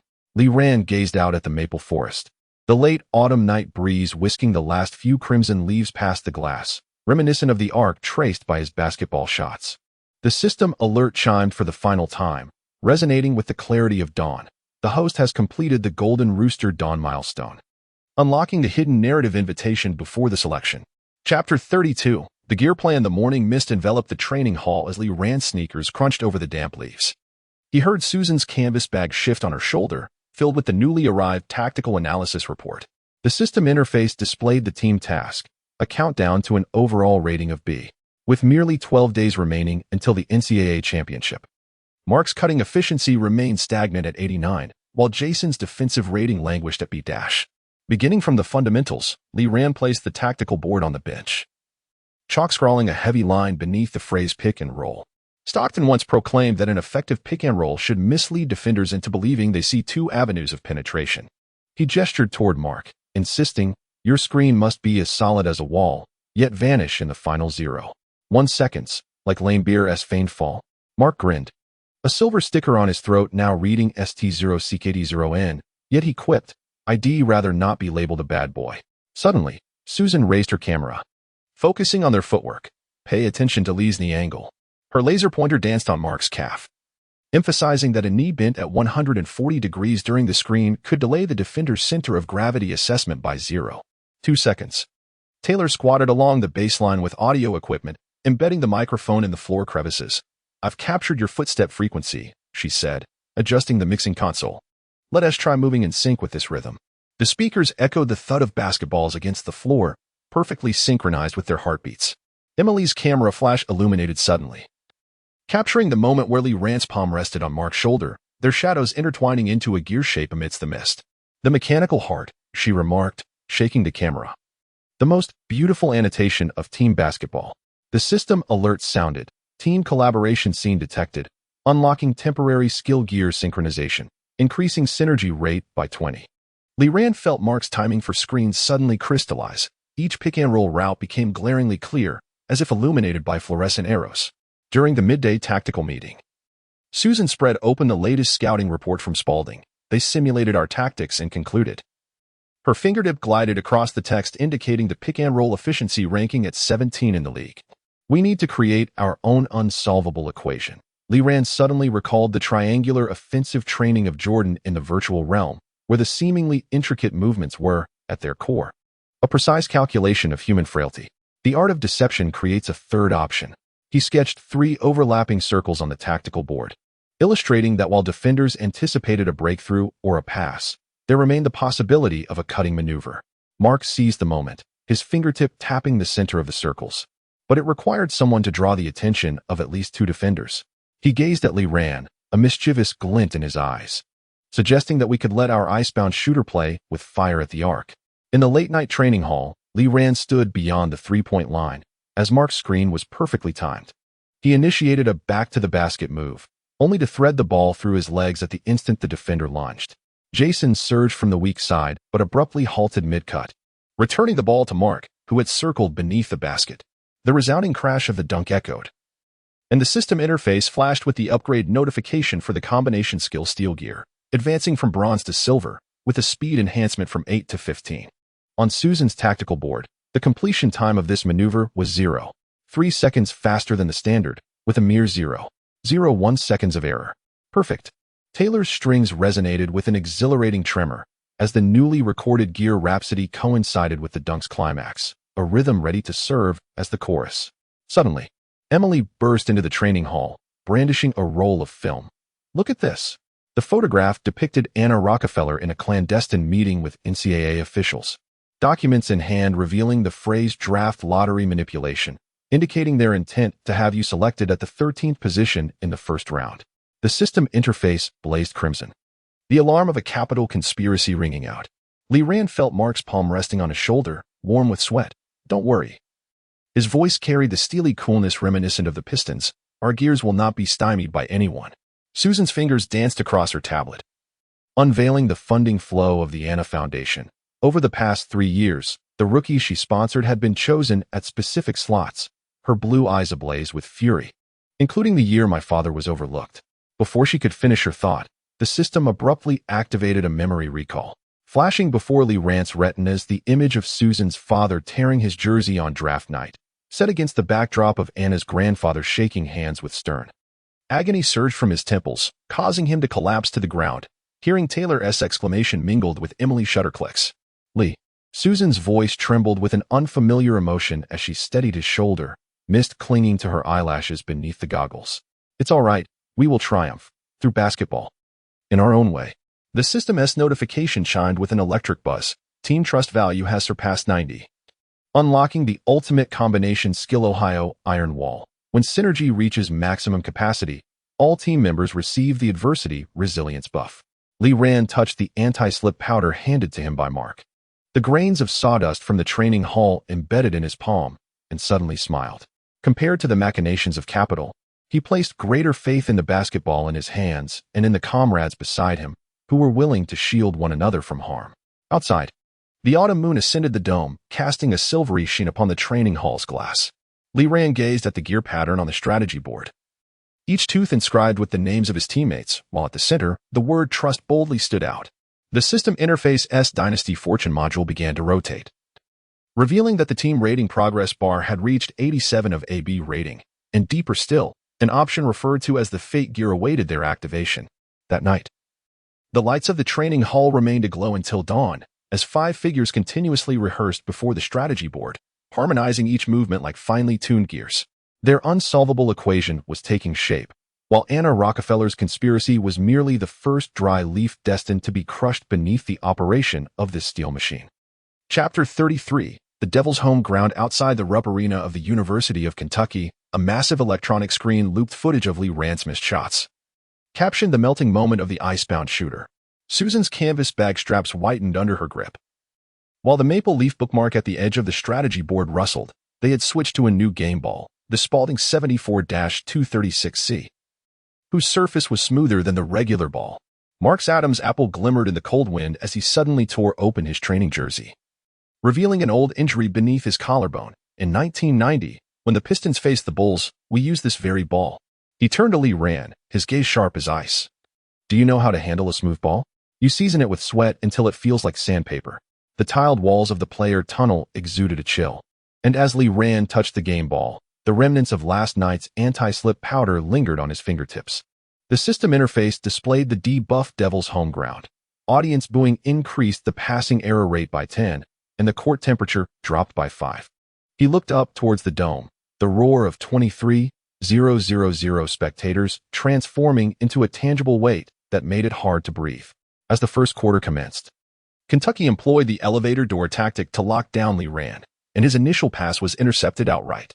The stands erupted in a cacophony of derisive laughter, and the system's alert chimed with static. Morale plummeted to 75, and mid-range shooting accuracy dropped by 5. Mark suddenly surged from the weak side, executing a Bill Laimbeer-style flop to draw a foul. Yet as the referee's whistle blew, he winked at Lee Rand. Smile, rookie, they fear you. Susan raised 3 fingers from the sidelines, signaling a triple screenplay. However, at the moment of initiation, Lee Rand slipped, sending the basketball rolling towards the audience, where the logo at center court was encased in a thin layer of ice, evidently part of the home team's special welcoming ceremony. Timeout. Coach Bill's roar shook the strategy board to the ground. They tampered with the floor. Emily's camera suddenly aimed at the technical table, capturing the Kentucky equipment manager pouring a transparent liquid into a bucket. As she pressed the shutter, the moment the flash illuminated, the administrator's panicked expression was captured in time. A prompt for evidence collection appeared on the system interface, and the topic of home ground cheating began to gain traction in public discourse. Unbeknownst to her, Taylor had dashed to the sidelines, thrusting a black object into Lee Rand's hands, my guitar string cleaner, containing 20 grit diamond particles. On her denim jacket, she sported a badge emblazoned with FGHT back, while anti-slip tape was wrapped around the guitar strings. Lee Rand applied the paste to his palms, the coarse texture reminiscent of gripping fine sand. As he received the ball again, he deliberately pressed his body against the defender, initiating a back-to-the-basket move in the referee's blind spot. At the moment he exerted force with his hips to create space, he heard the opposing player exclaim, "There's something in his jersey." Just as the referee's whistle blew, Susan had already handed the inspection report to the technical table. "We request an examination of the court's humidity," she indicated towards the Kentucky bench, "and whether their defensive players have utilized prohibited lubricants." During halftime, ESPN abruptly interrupted with news. The University of Kentucky was accused of spraying silicone oil on the floor, and the NCAA had launched an official investigation. The jeers from the stands transformed into inquiries as Lee Rand gazed at the Kentucky coach's ashen face on the bench. The system notification chimed. Public opinion has shifted. Morale has risen to 90, unlocking away Hunter temporary buff. In the third quarter, Lee Rand employed Reggie Miller's movement, executing a steel gears combination with Mark at the baseline. As the basketball passed between two defenders, he intentionally increased the ball's spin by 15 degrees. The friction between the diamond grip paste and the air produced a peculiar shriek, and at the moment it swished through the net, the scoreboard indicated a lead change. "Did you hear that?" Mark shouted while retreating on defense. "That's the sound of nailing their coffin." With 2 minutes left in the game, the Kentucky coach resorted to a hack-a-shack strategy, only to discover that Lee Rand's free throw percentage, bolstered by the coarse paste on his palms, soared to 92. As he made his 8th consecutive free throw, a fan in the stands suddenly hurled a Zeno lighter, which grazed his hair and struck the backboard, sparking tiny flames. "Continue the game." Lee Rand's voice rose above the chaos as he retrieved the basketball, his gaze sweeping over the scoreboard reading 81-76. "Let us teach them what true demons are." The system interface popped up with an adversity surge notification. His mid-range shooting attribute exceeded 65. And a new node lit up in the critical shot branch of the skill tree. In the final 30 seconds, Lee Rand utilized Nowitzki's signature step back to elude the last defender. As the basketball left his hands, he saw Susan on the sidelines holding up a tactical board with just 2 words written on it: faith. The sound of the ball swishing through the net coincided with the final whistle. Lee Rand knelt on one knee. The diamond grip paste mingled with sweat, leaving a blurred palm print on the floor. The system's notification resonated like a war drum. Achievement of conquest of the Devil's home accomplished. Unlocking Never Alone on the road permanent buff. Team morale cap 10. In the locker room, Emily handed Lee Rand the developed photo, capturing his silhouette shooting amidst the flames, with panicked Kentucky fans in the background. The front page headline read, her fingertip tracing the sparks on the photograph. The Phoenix shooter. Susan was cleaning the paste from his palm, a cotton swab stained with black particles. "Next time, don't use guitar string paste," she chuckled. Taylor's new album might lose a track. Taylor suddenly burst through the door, cradling a guitar with a broken string. "It's all right," she said, shaking the string. "This song has already been incorporated into the competition. It's titled Garnet and Steel." The system interface unfolded on the retina, revealing that the team rating had finally reached B. Meanwhile, deeper within, the progress bar of the Capital Conspiracy module indicated that Anna Rockefeller's draft manipulation plan was beginning to show cracks due to the Kentucky incident. Lee Rand traced the rough patterns of his palm, recalling Mark's words, "The Devil's home court? Merely a piece of sandpaper that requires sweat to smooth it out." Outside the arena, the leaves of Kentucky were drifting down, yet they could not drown out the songs emanating from the Ohio State bus. Taylor's guitar strummed a stirring melody. Mark kept rhythm by tapping a champagne bottle, and Susan's tactical board bore the analysis of their next opponent. Lee Rand gazed out at the moonlight, aware that their grueling schedule had only just begun. However dark the home court might be, it would ultimately be forged into a resplendent stage for champions by the strength of their steel-like will. Chapter 34. Unsealing Forbidden Techniques. As the NCAA's official suspension notice arrived, Lee Rand was engrossed in studying footage of Michael Jordan's back-to-the-basket moves from 1987. The red stamp on the paper marked malicious use of prohibited items was a glaring reminder, and Susan's fingertip left deep indentations beneath the words "one-game suspension." They were exploiting the Kentucky incident, a scheme orchestrated by Anna. Mark slammed the tactical board against the wall, the metal hook flying off. "Nonsense. Garnet is Taylor's personal property. What does it have to do with Lee?"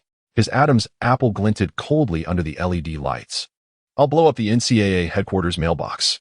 "Calm down." Lee Rand pressed a hand on his shoulder as the system interface presented a suspension crisis task. The host must complete 1,000 back-to-the-basket moves in the virtual space, or face a permanent reduction in back-to-the-basket efficiency. He glanced outside at the maple forest, sunlight filtering through the branches, casting a net-like shadow on the floor, a perfect opportunity to resolve an old problem. The virtual simulation court was desolate, adorned with a banner from the United Center in Chicago. 1992. The mechanical voice of the system echoed, "Welcome to the Dynasty Simulator. The host will control the Chicago Bulls from the 1995-96 season." Lee Rand looked down to find himself clad in a red jersey emblazoned with the number 23, with FLV printed on his palm. "Rookie, what are you daydreaming about?" The specter of Jordan emerged from the baseline, a cigar in his mouth. The first lesson of the triangle offense. Always keep your opponents guessing about your next move. He suddenly surged forward, stopping abruptly near the free throw line, executing a back-to-the-basket move before deftly passing the ball between his legs to Harper, who easily scored with a layup. Lee Ran initiated a back-to-basket maneuver, yet upon turning, he was intercepted by a virtual Rodman. The system notified him the back-to-basket movement was excessively rigid. With a defensive anticipation rate of 65, the Phantom of Jordan erupted in laughter. Your hips are proclaiming to the world, I am about to shoot. In the slow-motion replay, it became evident that during Jordan's back-to-basket play, the rhythm of his shoulder and hip movements were completely contrary, akin to a deceptive tango. Lee Ran had an epiphany. Use feints to disrupt the defender's focus. In the training facility of reality, Susan directed 3 cameras toward the projection of the virtual space, while Mark, donning VR goggles, simulated Rodman's defense. Again, this time, I want to see your shoulders move first. He accelerated suddenly, but, due to the latency of the simulated environment, he missed entirely. Just like that, Susan recorded on the tactical board that the shoulder swayed 0.3 seconds before the hips engaged, a time differential that could diminish defensive anticipation by 30. Taylor, seated at the technical desk, transcribed Lee Ran's virtual movement rhythm into musical notes, syncopated figures and B-flat minor.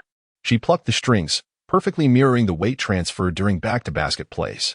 Emily held an infrared camera, capturing the thermal distribution of the virtual space. The temperature of Jordan's back-to-basket zone was 2.3 C higher than other areas. She shook the screen, revealing the burning tension of the defender. As the timer in the virtual space ticked to 8 o'clock, 00, Lee Ran's success rate for back-to-basket plays surged from 48 to 72. The system alerted him. The host has mastered Jordan's art of deception. Unlocking the hidden skill back-to-basket roulette randomly disrupts defenders' judgment. In the locker room of reality, Jason scrutinized the footage of Lee Ran's back-to-basket plays. His technique suddenly exhibited 3 new variations. His fingers glided across the screen, as if he possessed Bird's rhythm, Jordan's feints, and Barkley's strength, for he had surreptitiously absorbed the essence of the entire 1990s in the virtual realm. When Susan switched off the camera and extracted the tape, she noticed a golden hair entwined around the reel, a strand from Taylor.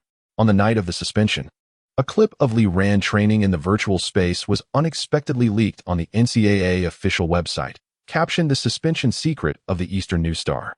The comments section was rapidly inundated with forbidden techniques in basketball, as fans noted the striking resemblance of his back-to-basket moves to iconic Jordan moments, with even a professor analyzing it as a violation of biomechanics.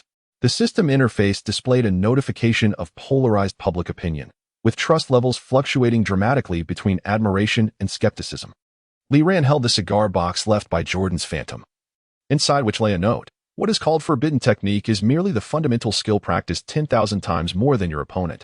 In the player tunnel before his first game after the ban, the opposing point guard pointed at the training video of Lee Ran's back-to-basket plays. Do you think you can win just by stealing Jordan's moves? Lee Ran tightened his shoelaces. The system interface stabilizing his back-to-basket efficiency at 75. I simply wish to let the basketball of the 1990s triumph in this era, just once. Susan handed over a new wristband, adorned with the inscription T0N. According to the analysis, your back-to-the-basket feint can delay the defender's reaction time by 0.4 seconds, ample enough to execute a decisive play. Mark patted him on the shoulder, replacing the sticker on his Adam's apple with The Last Dance. Tonight, let them witness what it means to perform basketball at the level of forbidden techniques. As the lights illuminated the arena, Lee Ran stood at the center circle, the training visuals flashing back in his retina. The system's prompt chimed with Jordan's laughter. Forbidden technique unlocked. Back-to-the-basket skill elevated to Hall of Fame status. He gazed toward the stands where Susan, Tyler, and Emily sat, each holding up a tactical board, a guitar, and a camera, resembling 3 priests guarding the forbidden techniques. His own forbidden technique was not a mere replication of the past. Rather, it was forged through unwavering will. Each movement meticulously refined until it became an enigma that his opponents could not decipher. When the whistle for the first match blew, he understood that the fury ignited by the suspension would ultimately transform into the sharpest back-to-the-basket play, etching a mark of glory from the 1990s onto the NCAA stage. Chapter 35. Twin flames beneath the dome of Purdue University's library. Tyler pressed the probe of the spectrometer against Lee Ran's wristband. Soft blue waves danced across the screen. Your heartbeat frequency is off by 0.5 seconds from the rhythm of the back-to-the-basket play. She adjusted the knobs and inserted headphones into his ears, urging him to synchronize with the white noise. Liran closed his eyes, listening to the rhythmic thumping of his heart intertwined with the sound of basketballs colliding in the virtual expanse. Susan's tactical analysis blended seamlessly with Taylor's melody, weaving an intricate web within his mind. A system notification chimed. Multi-sensory collaborative training detected. Skill mastery efficiency increased by 25. Indeed, Taylor's fingertips traced arcs on the spectrometer, etching the rhythm of a symphony into the muscle memory of every movement. Her denim jacket bore a new badge, a design where musical notes meshed with the gears of a basketball.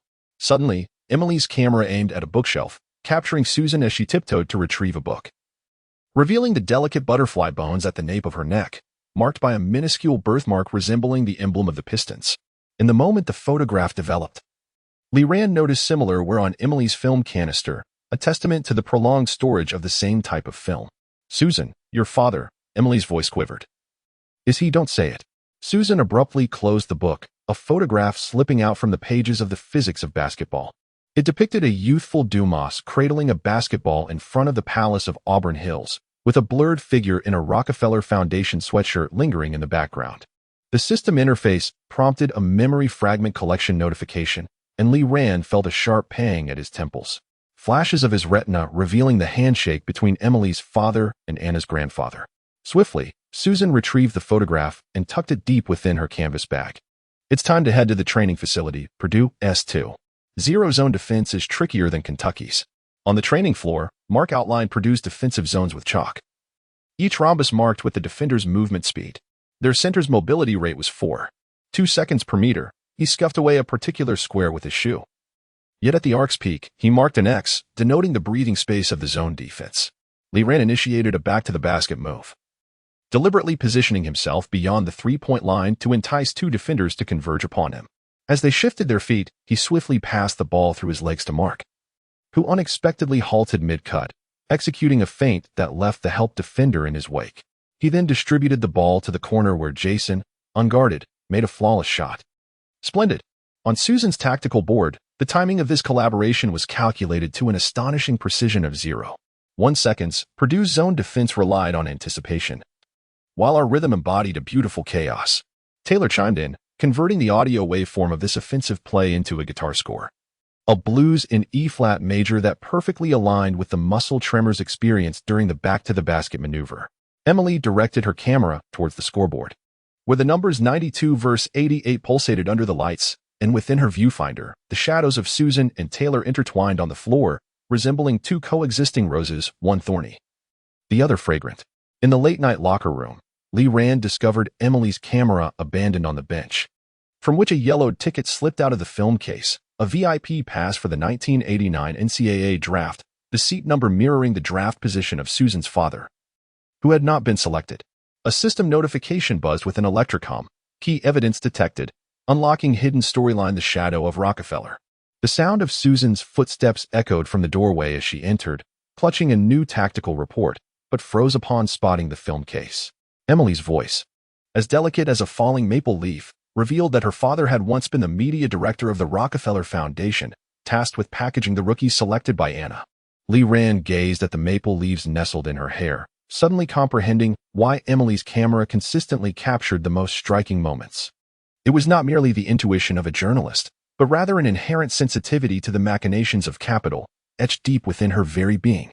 The emotional entropy module of the system interface flickered to life, revealing subtle fluctuations in the affinity curves between Susan and Emily, which, under the influence of Tyler's twin flame bond, eventually found equilibrium once more. Liran brushed his fingers over the J.D. tattoo on his wrist, recalling the phantom of Dumas in the virtual realm who once declared, "A true team is the shadows and light of one another." In the early morning maple forest, Tyler's melodic voice intertwined with Susan's tactical analysis, while the rhythmic click of Emily's camera shutter harmonized with the thud of basketballs against the floor. The system's alert chimed one last time, resonating with a metallic echo. Twin flame bond achieved, team attributes 5. Unlocking the combo skill Rose Cross. When both female leads are present, the defender's distraction rate increases by 30. The basketball saga that belonged to him was Under the reflection of this twin flame, inscribing its most intricate yet poignant chapters, not a sordid love triangle, but rather an ironclad vow of three souls, each safeguarding a singular dream in their own manner. Outside the Purdue University gymnasium, the first ray of dawn crept up the dome, elongating the shadows of the trio against the glass of the training hall. As Lee Rand observed them, he was reminded of a line from Tyler's lyrics, "When the red rose and the white rose dance beneath the hoop, even the steel gears will blossom." That night, devoid of scandal or suspicion, only basketball, the twin flames of truth and dreams burned more fervently in the brisk autumn wind than ever before. Chapter 36. The Dark Horse Sniper. As the Ohio State University visiting team bus jolted to a halt outside Davidson College Gymnasium, Lee Rand peered through the frosted window, witnessing the score flashing 33-15. This sequence of numbers pierced his retina like an icicle. They were trailing by 18 points at halftime. Damn, this was the script that NCAA's March Madness was meant to embody. Mark tugged at his tie, cursing, with remnants of last week's training blood still visible on the chipped edge of his front tooth. Lee Rand reached into his jersey's inner pocket, where he had stashed the tactical USB drive that Susan had slipped him the night before, its metallic casing still warm from her palm. The locker room was suffused with a pungent mixture of turpentine and sweat. The coach wrapped a tactical pen against the projection screen, the blue light dancing in the creases of his eyes. Look at this rookie named Stephen Curry, averaging 28.7 points with a 43 three-point accuracy. Such numbers would have been considered heretical in the 90s. The scene shifted to a slow-motion clip of the diminutive point guard deftly maneuvering the ball, and Lee Rand noted that his wrist rotation exceeded that of Reggie Miller by 15 degrees. They were employing future basketball tactics. Suddenly, Lee Rand spoke, his voice cutting through the hum of the air conditioning. He snatched Mark's tactics board, scribbling an X next to Princeton's system, positioning 3 off-ball screen points beyond the arc, allowing the point guard to exploit the situation for a breakthrough pass. This was hardly the offensive strategy one would expect from the 90s. The mechanical voice of the system resonated at an opportune moment. Host detected facing a paradigm-shifting tactical assault. Would you like to expend 500 points to unlock fundamental understanding of spatial basketball? Lee Rand clenched his jaw, refusing, his knuckles whitening from the strain. He understood that in this era devoid of three-point waves, any avant-garde skill could potentially unveil the secrets of the system. Before the halftime whistle could fade, Curry had already sunk his second three-pointer from the arc. Lee Rand fixated on the scoreboard reading 41-22. When suddenly he heard Taylor in the stands playing the opening notes of Eye of the Tiger. He reached into the side pocket of his shorts, where a miniature camera, stealthily slipped in by Emily the previous night, lay. The lens had previously captured Susan adjusting the vintage shooting machine. Slow down the tempo. Lee Rand gestured downwards to Mark, and Stockton's passing vision abruptly unfolded a grid upon his retina. As Curry dribbled again, Lee Rand anticipated his habitual left side drive, positioning himself with the core strength of Barkley pressed against his waistline. Amidst the muffled thud of the basketball hitting the floor, Lee Rand heard the system prompt, "Steal successful." Points 20. Coach Davidson was seething on the sidelines, clearly caught off guard by someone employing the bullpen defense of the 90s against futuristic tactics. Seizing the moment, Lee Rand flashed 3 fingers towards the bench, an agreed-upon signal with Taylor. In the next instant, the arena's sound system erupted with distorted guitar distortion, the stormy rhythm of the drums drowning out the boos. "It is 1992, kid." Lee Rand, while retreating defensively, drew close to Curry and whispered in a tone only the two could hear. He noticed a flicker of astonishment in the boy's pupils, which was promptly interrupted by the referee's whistle for an illegal screen foul. With 3 minutes remaining in the fourth quarter, the score tightened to 58-62. Lee Rand stood at the free throw line, hearing Susan's stopwatch ticking from the sidelines. As the basketball brushed the net, a moment of inspiration struck him. In Stockton's line of sight, Curry was positioned beyond the three-point line, adjusting his breath. The rotation frequency of the basketball at his fingertips was 0.3 seconds faster than usual. "Now's the time," Lee Rand shouted as he lunged towards the passing lane. Rodman's rebounding anticipation materializing as a red dotted line across his retina at that instant. He twisted in midair, employing Bird's trash-talking finesse, exclaiming, "Your three-pointer resembles a middle school shot." Curry's pass veered off by 15 centimeters, landing perfectly in Mark's hands. Amidst the thunderous roar of a fast break dunk, Lee Rand heard the system prompt, "Point differential 5, unlocking temporary skill." Kid's defensive anticipation. He glanced towards the stands.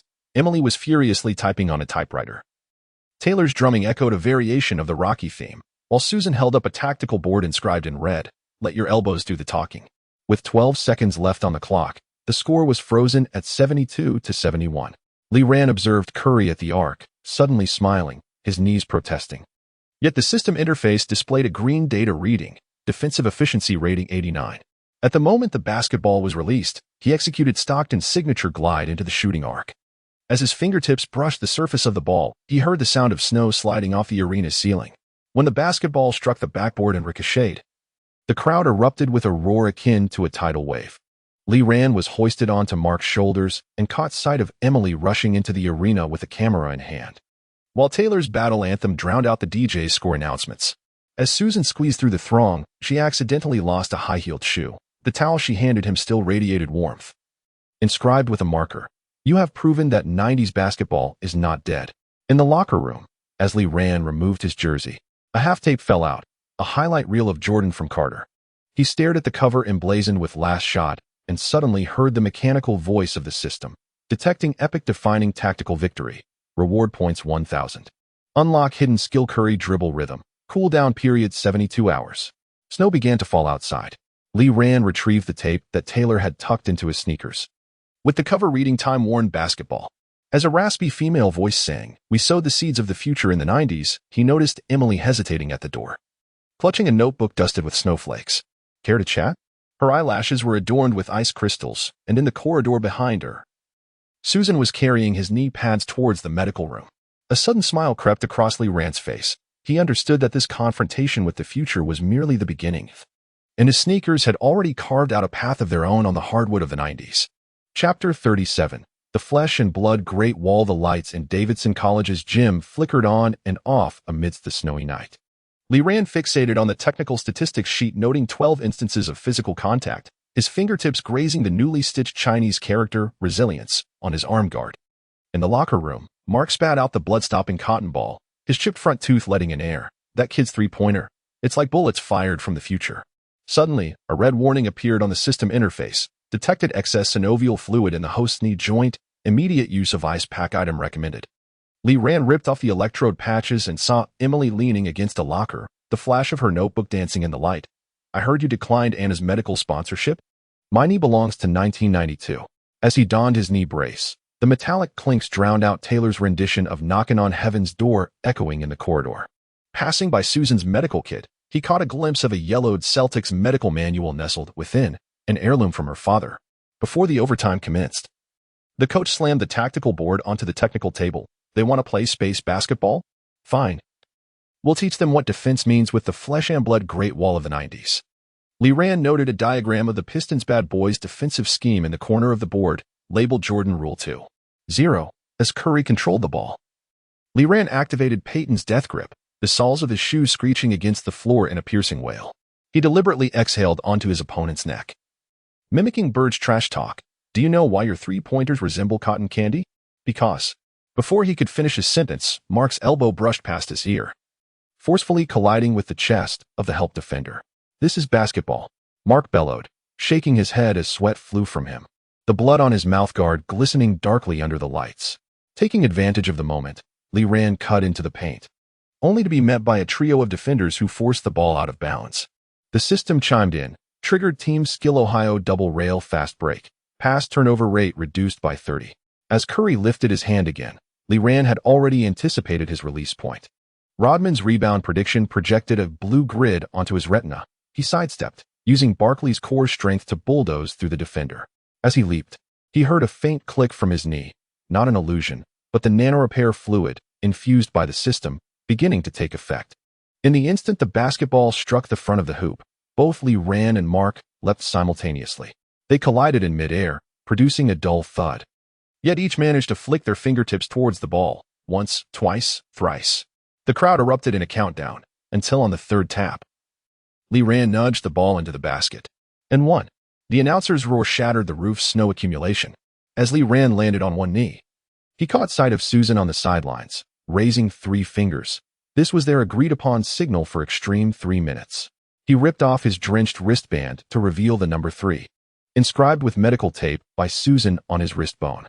With just 20 seconds remaining, The score stood at 76-75. Curry dribbled at the top of the arc, and Lee Ran noticed the number 30 emblazoned on his ankle brace, a figure that would astonish the world 20 years hence. Suddenly, a temporary mission popped up: prevent the long-range three-pointer. Reward: Curry ankle terminator skill fragment 1. Come on, let me glimpse the future, Lee Ran whispered, extending his arms. In Stockton's vision, Curry's dribbling rhythm suddenly faltered. As the basketball left his hand, Lee Ran executed Olajuwon's dream shake, slicing diagonally, his fingertips grazing the ball's surface, reminiscent of the snap of a Taylor guitar string. As the basketball grazed the rim and flew out beyond the baseline, the final whistle pierced the snowy night. Lee Ran collapsed onto the floor, witnessing Mark lying on his chest, tears of laughter streaming down his face, while Emily's flashes in the distance coalesced into beams of light. Susan hurried over, splashing through the melting snow, her medical kit still emitting wisps of vapor. Your knee. Susan's voice trembled, her fingers hovering above the strap of his knee brace.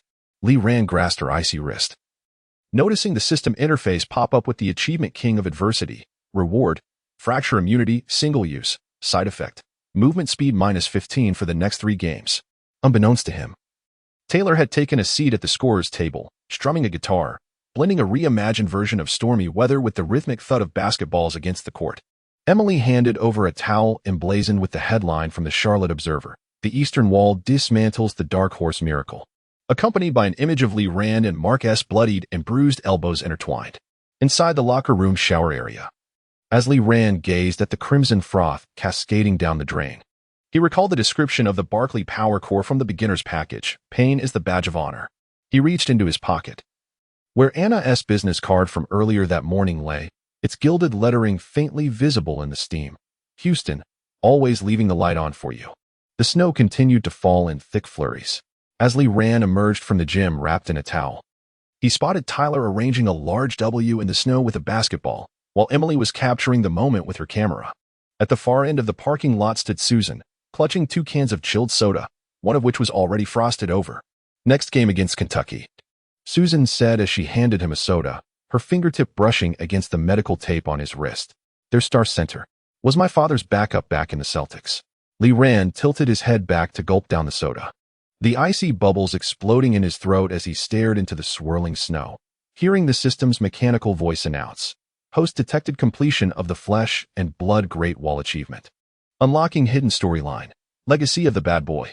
As snowflakes settled on Susan's hair, Lee Ran was suddenly reminded of the ironclad rules of the NBA in the 1990s. Victory was never a matter of finesse, but rather instilling fear in your opponents of crashing into your bones. Gripping the soda can tightly, its metallic shell groaned under the pressure, while in the distance, Tyler's guitar harmonized with the snowflakes, composing the prelude to the next battle.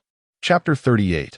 Eye of the storm. The dome of the University of Kentucky's arena loomed like an inverted steel bowl. As Lee Ran followed his team into the players' tunnel, he heard a chorus of jeers emanating from the stands above. "Chinaman, go home." Mark's fingers instantly curled into a fist, his mouthguard grinding noisily between his teeth. "Ignore the noise," Susan said, handing him newly adjusted knee pads, the word unyielding embroidered in silver thread on the leather. "Today's tactical core is—" Her words were abruptly interrupted by Emily's intrusion, the latter brandishing a miniature recorder, snowflakes adorning her curls. "Just received news. The NCAA is investigating your use of prohibited medical means." The system interface blazed a furious red as Lee Ran noticed his trust value plummeting from 85 to 59. He restrained Mark's fist from swinging and turned to Emily, demanding, "Where's the evidence?" The girl bit her lip, thrusting the recorder into his palm. Anonymous tip line. The voice has been altered, but it mentioned in a repair liquid. Suddenly, the bright lights at the end of the tunnel flickered off, plunging the arena into momentary darkness. In the gloom, Lee Ran heard Tyler's harmonica play a twisted rendition of Amazing Grace. The system's mechanical voice interjected at an opportune moment. "Crisis detected. Public relations battle initiated. Complete the time task to restore trust value to 70 within 48 hours, or permanently lock clutch skill." As the locker room lights flickered on, the coach slammed a stack of newspapers onto the tactical board. The cover of Sports Illustrated prominently features a photograph of Lee Ran applying ice to his knee, accompanied by the caption "Frankenstein or Basketball Hero."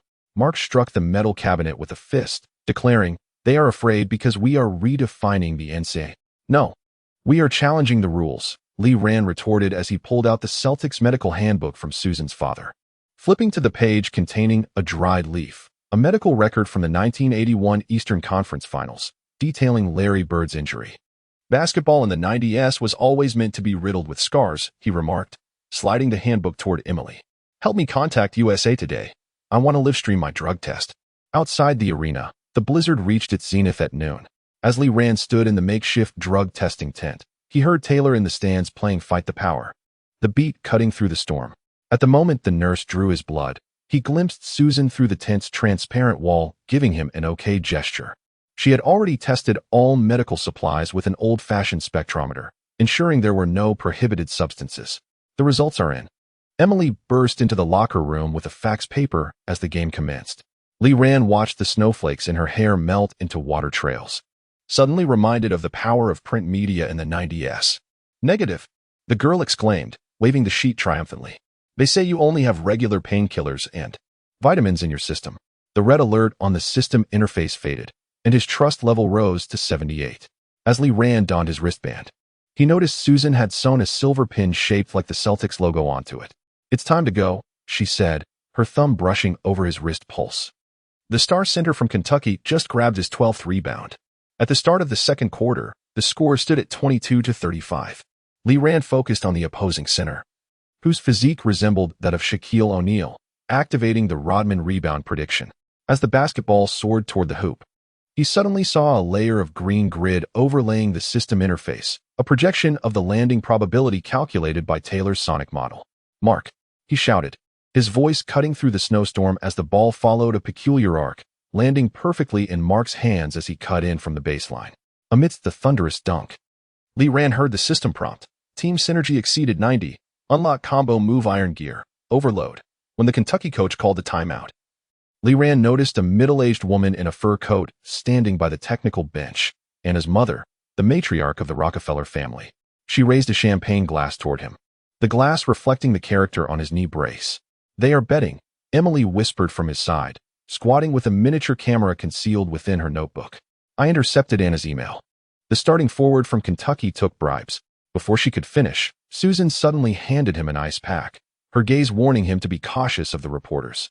With 5 minutes remaining in the game, the score narrowed to 68-70. Lee Rand bent down at the free throw line to adjust his shoelaces and caught sight of Anna's mother handing a cigar to the referee, a typical prelude to the black whistle of the 90s. Suddenly, the system prompted an urgent task. When the game using non-basketball means, reward Pat Riley's wisdom, as the center from Kentucky positioned himself once again in the paint. Lee Rand feigned a stumble, his elbow gently colliding with the opponent's lower back, precisely where Emily had informed him earlier that morning about the recurrence point of an old injury. The center groaned and fell to the ground. But the referee's whistle sounded even before the physical contact was made. Impressive acting, Mark chuckled softly as he retreated on defense. He had imparted his street ball flopping techniques to Lee Rand that very morning. The crowd erupted in boos, yet Taylor suddenly accelerated the strumming of his guitar, the melody of Back in Black intertwining with the sound of snowflakes striking the dome above. In the final offensive play, Lee Rand held the ball at the arc. The system interface displayed key play interference resistance max, and he saw Susan raise 3 fingers behind the scoreboard. This was their newly agreed-upon signal for a fake transmission shot. As the defender lunged at him, he abruptly slammed the ball onto the floor. It rebounded perfectly into Mark's hands. At the moment of the thunderous dunk, the blizzard reached its zenith. Lee Rand gazed at the scoreboard flashing 72-70. Hearing Emily shout from the press box, "This is 90s basketball." The towel handed to him by Susan bore her hasty scrawl, "I have a backup of the drug test results. No one can ruin you." In the locker room, champagne sprayed onto Lee Rand's knee pads, turning the word resilience into a golden bubble. Taylor had mysteriously procured a tattered championship trophy, within which lay her guitar pick. Emily burst in with a digital camera, displaying a photo of Anna's mother shaking hands with the referee. The focus was sharp. Even the tooth marks on the cigar were distinctly visible. A storm is coming. Lee Rand wiped the champagne from his wristbands, noticing the system interface revealing a new achievement. Public opinion manipulator unlocked. Reward. Stern's favor. Draft probability 5. Susan was tending to his finger injuries. Her father's manual sprawled open on the bench. An old newspaper from 1981 slipped out, its headline reading, "Bird. Pain is part of the game." when the snow ceased. The parking lot outside the arena was half a meter thick with snow. As Lee Rand stepped onto the crunching white powder towards the bus, he spotted Anna standing beside a Cadillac, the frost on the window outlining the logo of the Rockets. "You could have made it easier on yourself." She offered him an unlit cigar, the box adorned with a Houston nightscape. "My ease lies on the court." Lee Rand snapped the cigar in two, snowflakes landing on his hair like gold dust sprinkled on a championship trophy. Taylor strummed Snowblind on the bus. Emily was busy sending a fax to the newspaper, while Susan leaned against the car door, clutching 2 cans of warm soda, this time adorned with stickers of the Celtics. The mechanical voice of the system resonated in the snowy night.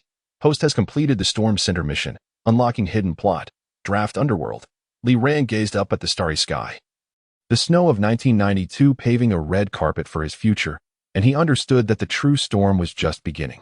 Chapter 39. The Cypher Wars outside the Charlotte Hornets' home arena. Neon lights flickered in the spring rain, radiating a warm orange hue characteristic of the 90s. Lee Rand traced the coffee stains on the tactical board, listening to Susan analyze the Kentucky coach's in-game strategies using an archaic tape recorder. The whirring of the tape intertwined with the strains of Taylor's rendition of Take 5 echoing down the corridor. "Pay attention to this gesture." Susan paused the footage, revealing the Kentucky coach forming a circle with his left index finger and thumb. This signified the double-screen tactic back in 1988 when he was an assistant coach with the Pistons. However, during last night's game, she fast-forwarded to the overtime footage, and after the same gesture, the players executed an entirely different box-out strategy.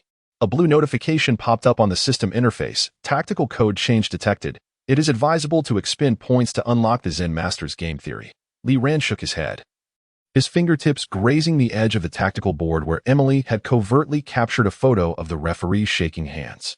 In that image, the Kentucky coach displayed the identical gesture. He was conveying a dual code. Suddenly, Taylor burst through the door, his hair dripping with rainwater. "I had analyzed the rhythm of his tactical board taps with a spectrometer. Just before the final attack last night, he had tapped 3 times. The Morse code translated to 3. She slammed the soundwave spectrum onto the table, the curve oddly coinciding with the embroidery of resilience on Lee Rand's wristband. In the locker room, Mark affixed a coin to the back of the tactical board with tape. "Old-school coaches love this trick. My uncle used to relay strategies with playing card values back in the ABA." His missing front tooth glimmered under the lights as he wagered $5 that tonight he would use colors as signals. As the opening whistle blew, Lee Rand noticed the Kentucky players' shoelace colors changed every quarter: blue in the first, red in the second, and white in the third. He activated the Rondo tactical mirror, and a fluctuating curve depicting the opponent's tactical success rates appeared on his retina. When the shoelaces were red, the pick-and-roll tactic-S success rate soared to 78. "Emily, head to the stands and tally their shoelace colors." Lee Rand tucked a miniature walkie-talkie into the reporter's pocket, instructing her to report every 30 seconds before the end of each quarter, using the rhythm of the Star-Spangled Banner to convey numbers. The girl rolled her eyes but tugged at the hem of his jersey as she turned. This was their agreed caution signal. Midway through the second quarter, with the score at 38-42, Lee Rand saw the Kentucky coach lift the tactical board, revealing a corner of a yellow sticky note. Stockton's vision suddenly expanded. He calculated the opposing point guard's passing trajectory with precision, yet hesitated for 0.1 seconds just as he was about to intercept. The system interface indicated this was a trap tactic. "Mark, flop."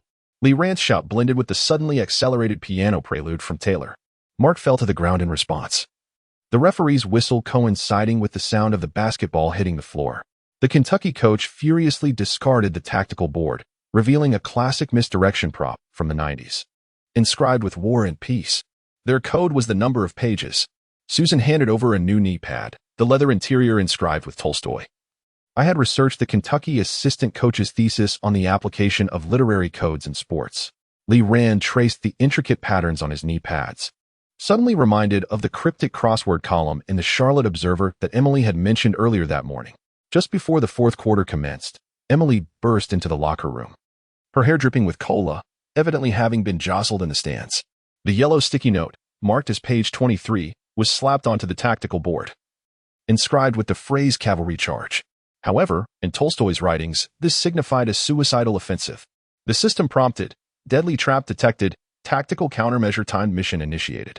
Lee Rand's gaze fell upon the green shoelaces donned by the Kentucky players, and a smile crept onto his face. That was the color code for the empty city stratagem. He turned to Mark, who was busy taping the tactical board into in shape, a spontaneous invention from their night in the parking lot dubbed the Chaos Tactic. With 40 seconds remaining, the score stood at 76-78. Lee Rand held the ball at the top of the arc and noticed the Kentucky coach raising War and Peace, his thumb pressing down on page 47. Suddenly, Taylor's piano unleashed the frenetic melody of Flight of the Bumblebee, and Lee Rand understood. He slammed the ball onto the floor. The basketball rebounded, striking the opposing center's elbow, and ricocheted into Mark's hands near the baseline. Was this Newton's third law? The commentator's voice trembled with excitement. Mark's dunk sent the rim shaking dangerously, and as Lee Rand retreated on defense, he caught a glimpse of the scoreboard flashing 78-78, while the system interface displayed. Tactical countermeasure successful, reward points 1,500. In the final 5 seconds of overtime, the Kentucky coach again raised the tactical board. Lee Rand fixated on the spine of Anna Karenina, pressed down by the coach's thumb, and suddenly recalled a phrase from Susan's father's manual. True tactics lie in the most unexpected places. He activated the bird trash talk and shouted at the opposing point guard, "Your shoelaces are untied." In that fleeting moment of distraction, the basketball was released. As Lee Rand executed the Elijah hook, he heard the sound of Taylor's broken guitar string, an omen reminiscent of their battle against Davidson College. The basketball struck the rim and bounced out, and Mark, amidst the crowd, removed his mouthguard, revealing a chipped grin. Welcome to the decisive moments of the 90s. The final score was 82-80. In the locker room, Emily brandished the Kentucky coach's tactical sticky note towards the camera, the words cavalry charge circled in red ink, beside which Lee Rand had scribbled, "In my dictionary, only relentless perseverance exists." Susan was tending to his bruised knuckles, while beside the iodine bottle lay a betting slip that had fallen from War and Peace, the amount precisely 82-80, matching the score. Taylor hung the broken guitar on the locker room rack, its strings tied to a codebook stolen from the Kentucky coach's tactical board. Lee Rand flipped to the last page, where he saw inscribed in Russian, "Defeat is the footnote of success," accompanied by Anna's business card, the reverse side scrawled with a pencil, "Draft day, we need to talk." Outside the arena, the spring rain had turned into a torrential downpour. Lee Rand stood at the mouth of the players' tunnel, spotting Anna's black Lincoln parked under the neon lights. As the window rolled down, half of her face appeared. "Have you seen The Godfather? They always discuss business on rainy days." He reached into his pocket for the cipher book, his fingertips brushing against the lucky coin Susan had tucked in earlier that morning, a commemorative coin from the Celtics' 1981 championship, inscribed on the reverse with the phrase "Unity is strength." Amidst the sound of rain, the mechanical voice of the system chimed. Host detected breaking the triple tactic code, unlocking hidden skill. Popovich's whisper. Lee Rand gazed at the city shrouded in rain. The spring of 1992 was cleansing a thorny path before him, and he understood that the code for the next battle lay hidden in some darker corner, perhaps within the NBA draft list, or perhaps in the smile of a certain blonde girl. Chapter 40, Cornerstone of the Throne on the day of the NCAA Championship Finals. The neon lights outside Madison Square Garden formed the grand letters Lee, while snowflakes fell upon the Ohio State University banner, staining its red a deep crimson. Lee Rand stood at the entrance of the players' tunnel, listening to the cheers of 80,000 fans, intertwined with Taylor's rendition of the Star-Spangled Banner. Within the melody, she concealed Morse code, and only he could discern the rhythm of victory. Susan affixed the final pin to his wristband, the Celtics logo glistening coldly in the morning light. The Kentucky coach was taken by the FBI last night, she remarked, her thumb brushing over the old scar on his wrist, a remnant from when Emily had inadvertently captured him in a candid shot. Anna's mother, her account at the Swiss bank has been frozen. A golden prompt appeared in the system interface.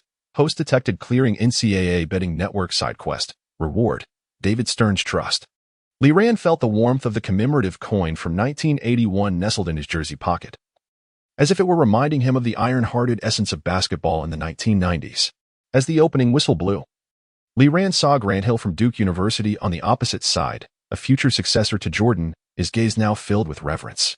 He activated Stockton Vision, revealing not only a tactical grid on his retina, but also the Duke player weakness map meticulously compiled by Susan during her late-night hours. Hill was accustomed to initiating his post-up from the left 45-degree angle. "Mark, low step."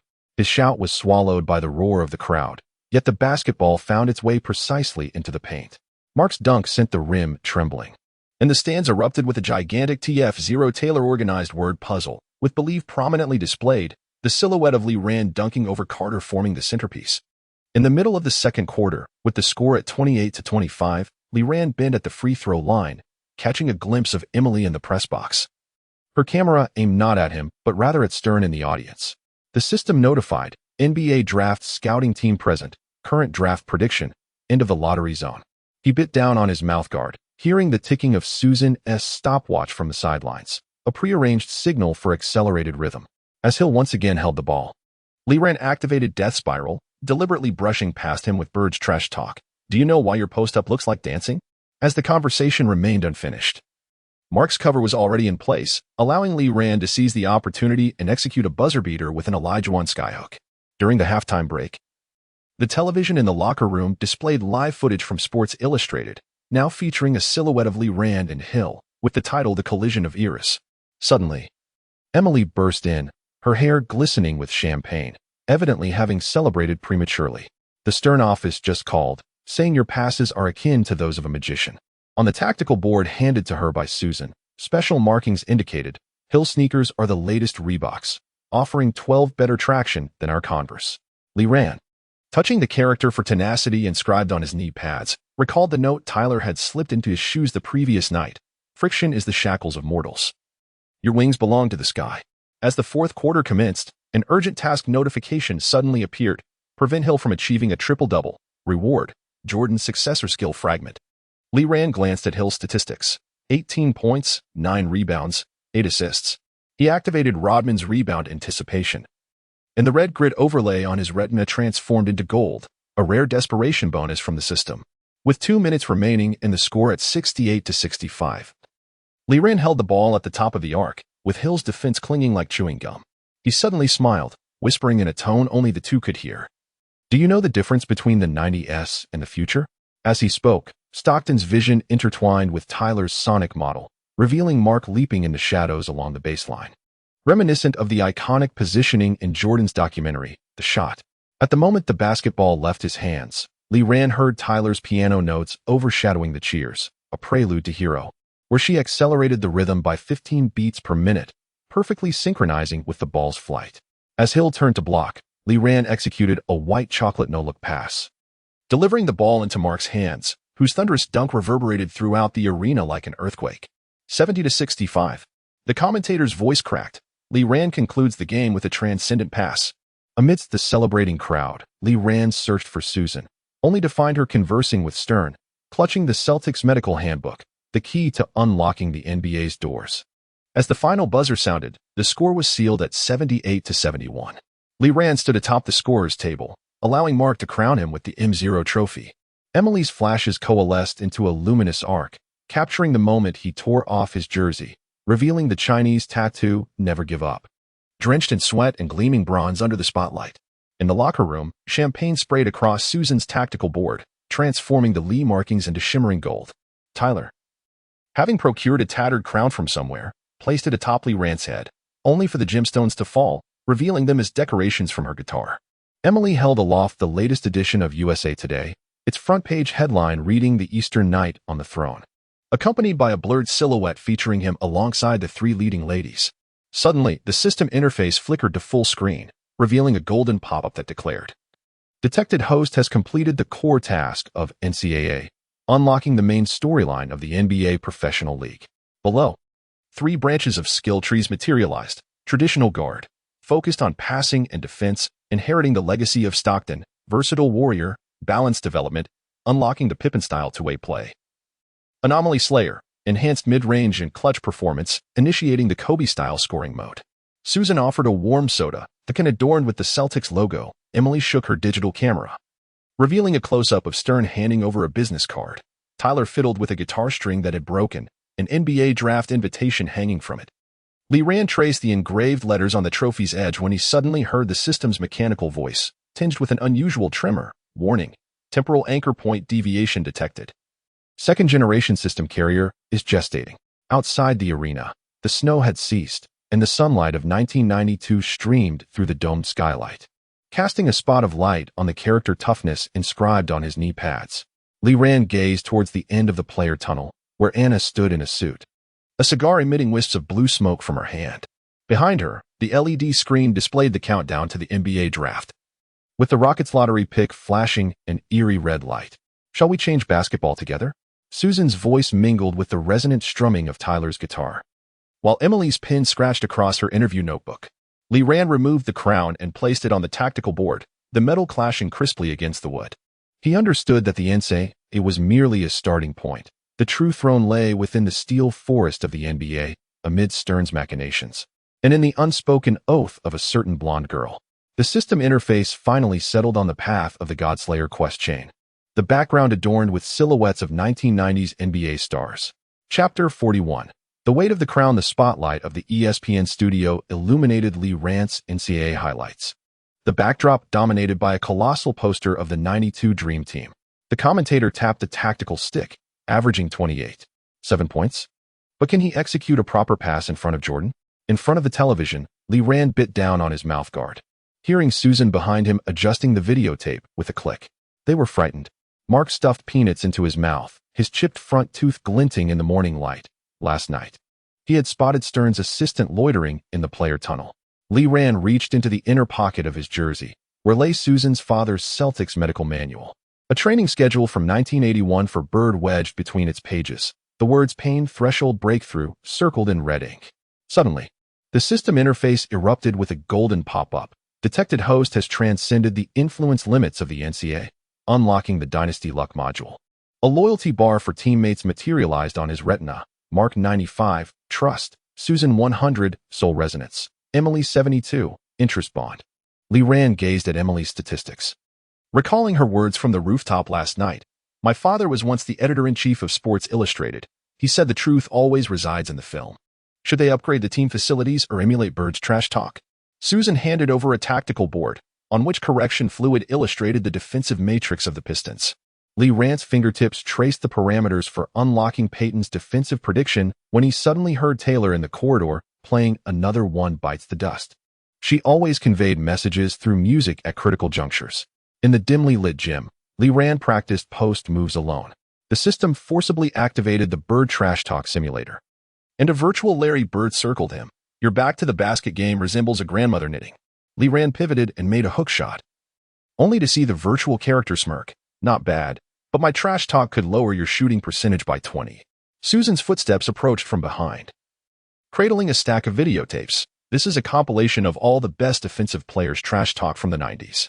The cover, sealed with tape, bore the title "Bad Boys Secret Chronicles," and the playback was interspersed with the jeers from the Detroit arena.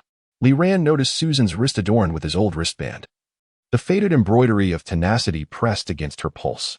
The system prompted, "Spend 3,000 points to redeem Bird's trash talk 101. Remaining points, 2150. Lee Rand gritted his teeth and confirmed, instantly feeling a tightening in his throat as the virtual Bird's voice exploded in his mind. "Do you know why the rim is shaking? Because it fears your shot." At 4 a.m, as Lee Rand inscribed the 100th line of trash talk on the tactical board, he heard Taylor humming outside the door. A cassette cover slipped through the crack, labeled Trash Talk Symphony, the whirring of the tape mingling with the sampled sound of basketballs bouncing on the floor. He suddenly laughed, realizing that the basketball wars of the '90s transcended mere technical prowess. As the latest draft predictions from ESPN were updated, Lee Rand demonstrated the Stockton bounce pass to Mark. On the television, a scouting expert critiqued Lee Rand's paper report. "Inconsistent shooting, questionable mental resilience, more suited for European leagues." Mark furiously smashed the remote, but Lee Rand's gaze remained fixated on the pencil notation in the lower right corner of the report. Emily had secretly marked it as a missing frame from the Kentucky game footage. The system interface flickered again, and the Dynasty potential module displayed. Trust levels affect skill performance. When Susan is present, passing vision increases by 15. When Emily is present, critical shot interference resistance increases by 8. Lee Rand reached for the Celtic pin on his wristband, recalling Susan's words. "A championship team needs trust, but more importantly, a secret weapon." In the late-night locker room, Lee Rand practiced Bird's signature eyebrow raise in front of the mirror. Suddenly, an urgent notification popped up. "NCAA has officially modified the competition format. The next opponent has been temporarily changed to the University of North Carolina." He gazed at the incomplete defensive strategy on the tactical board, the distant strumming of Tyler's guitar resonating in the air. This time, it was an accelerated rendition of "Eye of the Tiger," echoing the rhythm of a heartbeat. As Susan entered, she clutched two yellowed tickets, the 1978 finals tickets for the Celtics versus the Bullets. My father once said that true kings are always preparing for the next battle. Her fingertips traced the ticket stub, and Leran noticed a pencil inscription on the back. Use your words, not just your hands. The mechanical voice of the system broke the silence. Host selects the bird trash talk route, unlocking hidden narrative. Words as weapons. Leran gazed out at the starlit sky. As the spring of 1992 brewed a storm, not one concerning basketball techniques, but a tempest of belief, of voice. Questioning whether a young Chinese boy could shatter the throne in the basketball realm of the 90s with the power of trash talk. Chapter 42. The arrival of advanced technology. The stark, white lights of the training facility cast a harsh glow at 3 in the morning. As the rhythm of Leran's sneakers collided with the wooden floor, he sprinted around the cones, ball in one hand, the ankle brace creaking under the strain of his sudden stops. This marked his 7th consecutive day of practicing the Iverson crossover, the soreness in his calves long since dulled. Only the new tape from Tyler pulsed in his ears. Amidst the electronic beats mingling with the sound of bouncing basketballs, fragments of her melody emerged. The 0:37-second hang time. The frequency of wings fluttering. Stop. Tyler suddenly sprang from her folding chair, the metallic click of the tape recorder piercing the silence. She cradled a cumbersome audio analysis software unit, a gray metal box towering to half her height. Data cables sprawled across the table like neural networks, her blue eyes reflecting the waveform on the CRT screen. Your crossover frequency is 0:12 seconds faster than last week. But the tibial stress peak upon landing exceeds the safety threshold by 17. Leran wiped the sweat from his brow and leaned closer, gazing at the two intertwining curves on the screen, one representing the rhythm of footsteps, the other depicting skeletal pressure data. This device, borrowed from the physics laboratory, was translating his movement data into audible sound waves. The speakers emitted a heartbeat-like thump, with sharp sounds piercing through at the points of direction change. Give this a try, Taylor said, detangling the headphones and inserting them into his ears. The filtered footsteps suddenly became vivid. The rhythmic thud of dribbling transformed into stable quarter notes, while the friction at the moment of pivot morphed into rapid 16th notes. And the final thud upon landing resonated with a prolonged vibrato that harmonized perfectly with her newly composed rock prelude. If we were to arrange your breakthrough rhythm into chords. Taylor's fingers danced across the keyboard, and the waveform instantly contorted into a pulsating staff as the speakers erupted with an intense electric guitar strum. The chorus abruptly incorporated samples of a basketball striking the floor, creating a tempestuous rhythm, a battle anthem composed especially for you, capable of accelerating adrenaline secretion by 30%. As Leran was about to speak, the sudden sound of high heels echoed from the side door of the training facility. Anna Rockefeller, clad in a sharply tailored beige suit, approached directly under the escort of security, a silver metallic box tucked under her arm. Her golden curls shimmered with a pearlescent glow under the lights, and her smile was as precise as a commercial advertisement. Leran, I've heard you are researching sports biomechanics. I have brought a small gift. As the metallic box opened on the table, Susan entered, clutching a tactical board. As the team manager, she remained vigilant towards all external devices, especially this enigmatic heiress who often appeared late at night. Upon seeing the 3 coin-sized silver sensors nestled within the box, their edges still adorned with unremoved NASA laboratory labels, her pupils constricted slightly. Anna personally retrieved medical tape, placing the sensors on Leran's scapula and patella, her fingertips deliberately pausing for half a second as they brushed against his back. Capable of real-time monitoring of muscle activation trajectories. The clinical trials had just concluded at Stanford Medical School, and only 3 sets existed worldwide. Suddenly, Susan grasped Leran's wrist, pulling him towards the vintage electrocardiogram machine against the wall. The moment the electrodes adhered to his chest, the needle began to oscillate violently. As Anna drew closer, his heart rate surged from a tranquil 68 to an alarming 92. The data was anomalous. She fixated on the pulsating paper strip, her voice tinged with an imperceptible tremor, possibly due to electromagnetic interference from the device. Let me see. Tyler brought over an oscilloscope, amplifying the sensor signals on the screen. Indeed, the waveform representing the heart rate displayed spikes, yet within a specific frequency range, a regular pulsing signal emerged, reminiscent of Morse code. Leran suddenly recalled the moment 3 days prior when Emily had fallen in the changing room, and he had instinctively reached out to support her. A similar pang of anxiety had flickered through him then. At this moment, Anna was adjusting the sensor with her fingers, adorned in coral-colored nail polish. And he suddenly noticed the tattoo on the inside of her wrist, a minuscule gear design, identical to the loading icon of the system interface.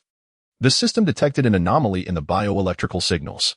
A mechanical voice echoed suddenly in his mind as a translucent blue interface flashed across his retina, unlocking the physiological monitoring feature, capable of displaying real-time fluctuations in the target's emotions. Current subject: Anna Rockefeller, trust level 65, probability of hidden task activation 32. Susan's fingers unexpectedly dug into his arm, interrupting the system's loading process. She stared at the trembling tip of the paper tape, where Anna's name had been encircled by a multitude of question marks on the once neat tactical notes. Meanwhile, Tyler was connecting the sensor signals to the mixing console, from which distorted electronic sounds emanated, reminiscent of an encrypted conversation. It's time for a break. Susan yanked the electrode pads from Lee Rand's chest, leaving cold imprints on his skin. Tomorrow, they were to analyze the regional defense strategies of Kentucky, particularly the movements of their center, which bore an 83 resemblance to Lambier of the 1989 Pistons. Anna smiled as she closed the metallic box, handing Lee Rand a floppy disk before departing, a data backup. She leaned close to his ear, the scent of her perfume mingling with the coldness of electronic components. The moment your heart races the most isn't on the court, but each time Emily draws near. Isn't that intriguing? In the late hours of the night, the changing room was filled only with the sound of the shower. Lee Rand stared blankly at the sensor patch in his palm. The system interface reappeared, with a new physiological graph module analyzing the day's data. When Tyler played the storm rhythm, his motor neuron excitability surged by 47, while Susan applied ice to his knee. His adrenaline levels were astonishingly 0, 3 percentage points higher than during his game-winning shot against Duke. The floppy disk glowed with an ethereal blue light under the desk lamp, its label inscribed in delicate script, for the Cham 0N. Upon inserting it into an antiquated computer, the screen did not display data files but rather a blurry surveillance video within the frame. Anna was seen stuffing a stack of cash into the mailbox of the Duke University coach, time-stamped on the eve of Lee Rand's first game against Duke. Water droplets cascaded from the tips of his hair, creating tiny ripples upon striking the floor. Lee Rand turned off the screen, and the sensor patch emitted a faint red light, the color of a system warning. Outside, Tyler's RV still glowed with light, the reverberations of an electric guitar cutting through the night, intertwining with the distant wail of an ambulance to form an odd harmony. That night, 3 girls lay awake in different corners. Susan was sketching hard anatomies in her tactical notebook. Emily's camera contained unprocessed photos of Lee Rand and Anna in close proximity, while Tyler scribbled new lyrics on a cassette cover. When technology resonates with the heartbeat, who is the true point guard? The system interface quietly updated, and beneath the physiological monitoring section, a line of small text flickered. Anomaly detected in host's emotional entropy. It is advised to complete the triangular relationship side quest promptly, or face an extended skill cooldown penalty. Unbeknownst to Lee Rand, the sensor affixed to his scapula was converting his electromyographic signals into an encrypted data stream, transmitted via satellite to a mysterious coordinate marked as the Houston Space Center. On a colossal screen there, countless gear patterns were coalescing into the shape of a basketball, with his silhouette captured in the moment of a closed-eye shot at the center. Chapter 43. The fractured gear sunlight trickled through the dome of the Grand 10 League Championship Arena as Lee Rand stared blankly at the scoreboard, which read 1836. Halfway through the first quarter, his sneakers had scorched the floor, yet he had only managed 2 assists and 3 turnovers. The elevator door tactic employed by the opponents, Michigan State University, resembled 2 moving iron walls each time he received the ball.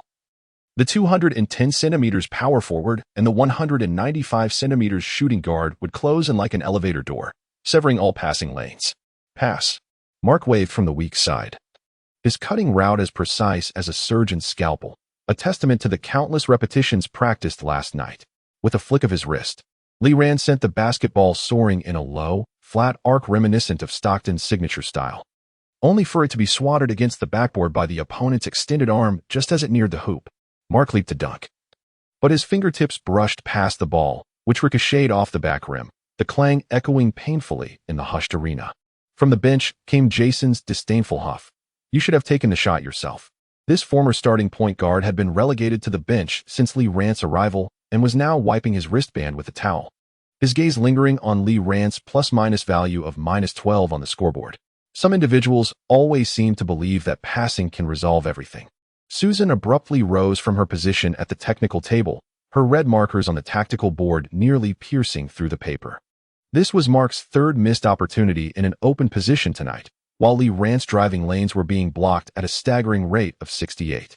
She noticed a flicker from Anna's sensor patch as Mark faltered, the data collector's indicator blinking at an unusual frequency.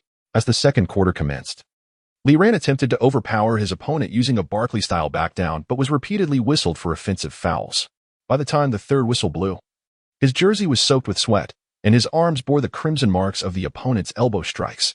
On the sidelines, the dissonance of Tyler's electric guitar pierced through the air, the once-prepared storm rhythm's prelude shattered in the tense atmosphere. Timeout.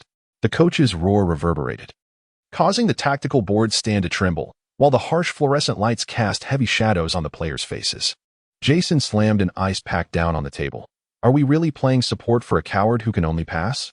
His gaze swept over the sensor patch beneath Lee Rand's wristband, questioning if someone was more concerned about Stanford's experimental data. Mark abruptly stood, slamming the iron door of the locker with a resounding clang. The mistakes are mine. His voice trembled, the gap where his front teeth had been allowing air to escape. Yet did you not see me still searching for an open position while being triple-teamed? Enough. Lee Rand fixated on the tactical board, where the elevator door was circled in red, his fingers absently tracing the gear tattoo on his wrist, a talisman gifted by Anna the day before. The system interface flickered across his retina, the team's synergy plummeting at a rate of 1 point per second, descending from 88 to 72. We are not mere cogs. We are the very edge of a blade. A blade requires honing. Jason raised the data statistics sheet, exclaiming, and yet you are dulling us into mere iron. Look at these passing errors. Observe Mark's shooting percentage. He abruptly pointed at the sensor affixed to Lee Rand's scapula, adding, or perhaps you are more concerned with Miss Rockefeller's cutting-edge technology. The atmosphere grew tense, and the tactical board in Susan's hands clattered to the ground as she noticed the instantaneous constriction of Lee Rand's pupils. The red warning on the system interface flashed like an alarm light. Team Synergy 70, triggering a red task, 48 hours to rebuild trust. Failure would result in a permanent 30 reduction in teammates' passing success rates. Lee Rand abruptly turned and struck the fire hydrant on the wall with a powerful fist. The sound of shattering glass echoed as water gushed forth, forming droplets on his heated forehead. He tore off the sensor patch, allowing the water to soak through his jersey. Did you think I was merely playing with experimental basketball? His voice was colder than the rushing water as he glanced at the tactical board across from him. They scrutinized every screen and every shot, dissecting us like specimens in a laboratory. He picked up the tactical board from the ground, water droplets cascading down the diagram of the Ohio fast break. But basketball is not mere data, it resides here. He pointed to his chest, where the adhesive marks of the sensor left red imprints resembling gears on his skin. When Mark jumps, I do not think of shooting percentages, rather, I ponder when he will soar even higher.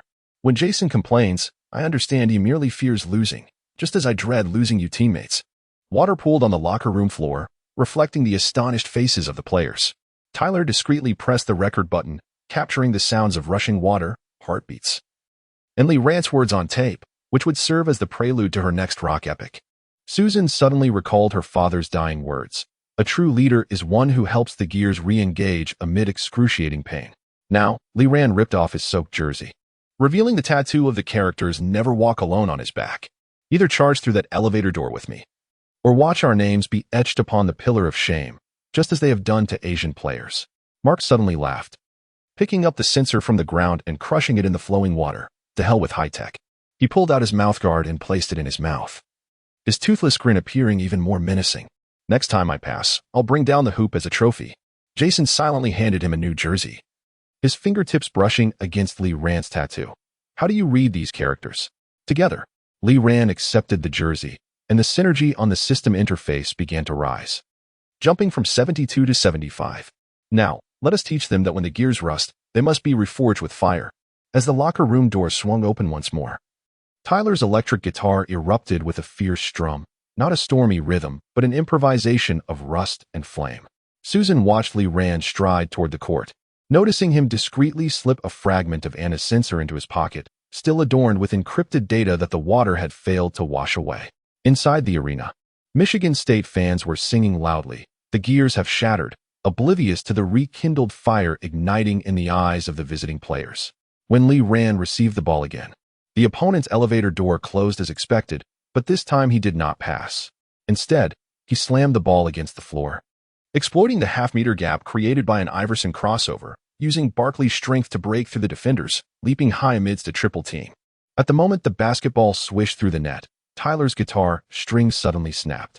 Susan meticulously recorded data behind the technical desk, discovering that the trajectory of muscle exertion during this breakthrough starkly contrasted with the data collected by the sensors. It belonged to Ohio State University, untouched by any advanced technology. Representing the most primal heartbeat of basketball, a notification appeared on the system interface. The trust crisis was temporarily resolved, and the synergy value had risen to 81. A warning followed. Anna Rockefeller's equipment had detected anomalies in data tampering, recommending an immediate initiation of counter-surveillance protocols. Meanwhile, in the V-suite at the top tier of the audience, Anna was importing the corrupted sensor data into her laptop. On the screen, amidst the blurred electromyographic signals distorted by water, a gear pattern faintly emerged, perfectly aligning with the tattoo on Li Ran's back and the loading icon on the system interface. The smile on her lips was no longer precise. Instead, it bore the thrill of a predator anticipating its catch. So, you two have been altering the data, my gear. That night, as the team bus departed from the arena, Taylor suddenly rolled down the window and discarded a tape recording of the locker room argument into a trash bin. Under the moonlight, her newly penned lyrics shimmered on the notebook. When the gears shatter, sparks illuminate the true transmission chain, an essence of basketball that transcends numerical computation, resonating with the soul of the game. Chapter 44. The Labyrinth of Memories. As the smell of disinfectant exploded in his nostrils, Li Ran found himself transported back to the campus hospital of Ohio State University. However, the pale figure lying on the white sheets before him was his mother from a past life, as white as paper, with an intravenous needle inserted into her hand. The beeping of the monitor echoed like a countdown to a bomb. The system forcibly initiated memory recall. A mechanical voice resonated in his mind, and the images on his retina suddenly distorted. At the age of 19, he stood at the hospital door in his high school jersey, his sneakers still caked with dirt from the leak. His mother struggled to lift her hand, attempting to touch his face, but it fell helplessly midway. "I'm sorry." The past life. Li Ran knelt beside the bed, his voice choked with emotion. On the day of the finals, the metallic clang reverberated through his memories, and he abruptly opened his eyes, realizing he was gripping a weight plate in the training facility, his knuckles turning white from exertion. Susan stood before him, her pen on the tactical board drawing slanted lines. She had just synchronized this segment of memory, fresh tears still clinging to her lashes. "My father passed away." Her voice quivered. "I was sorting through his Celtics tryout contract, and I never even got to see him one last time." Her finger traced the word trust on the tactical board, the ink blurring into irregular circles. "That's why I'm afraid that you might, like him, burn yourself out like a candle." The system interface flickered with red light, the synchronization rate at 87 displayed pulsating on his retina. Li Ran suddenly realized that Susan was not merely the team manager. She was another soul scorched by the dreams of basketball, much like him. Having missed his mother's final moments for the sake of the game, while she struggled with her father's unfulfilled aspirations. "It's time to head to the away game." Susan turned her face away, quickly wiping her tears, and the tactical board thudded against his chest. The bus awaited at the entrance, and she pulled an old-fashioned Walkman from her pocket. Taylor had recorded a new tape, claiming it could cure his nightmares. As the bus glided into the embrace of night, Li Ran, adorned with headphones, was enveloped by a cacophony of static. Suddenly, the shriek of a roller coaster intertwined with Mark's expletives erupted from his ears.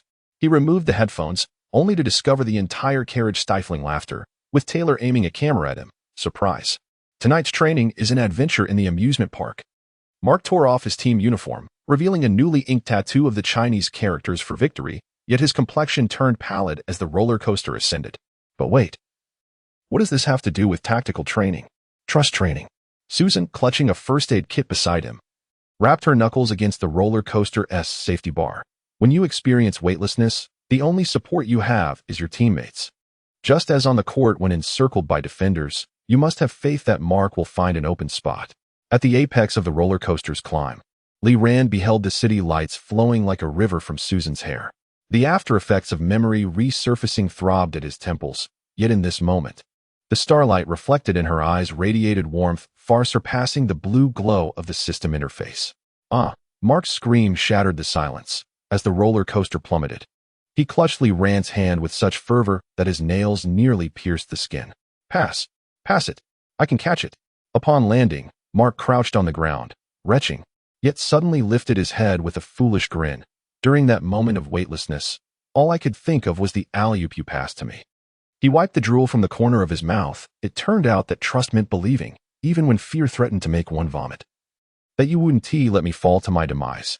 Taylor's camera shifted to Lee Rand, in night vision mode.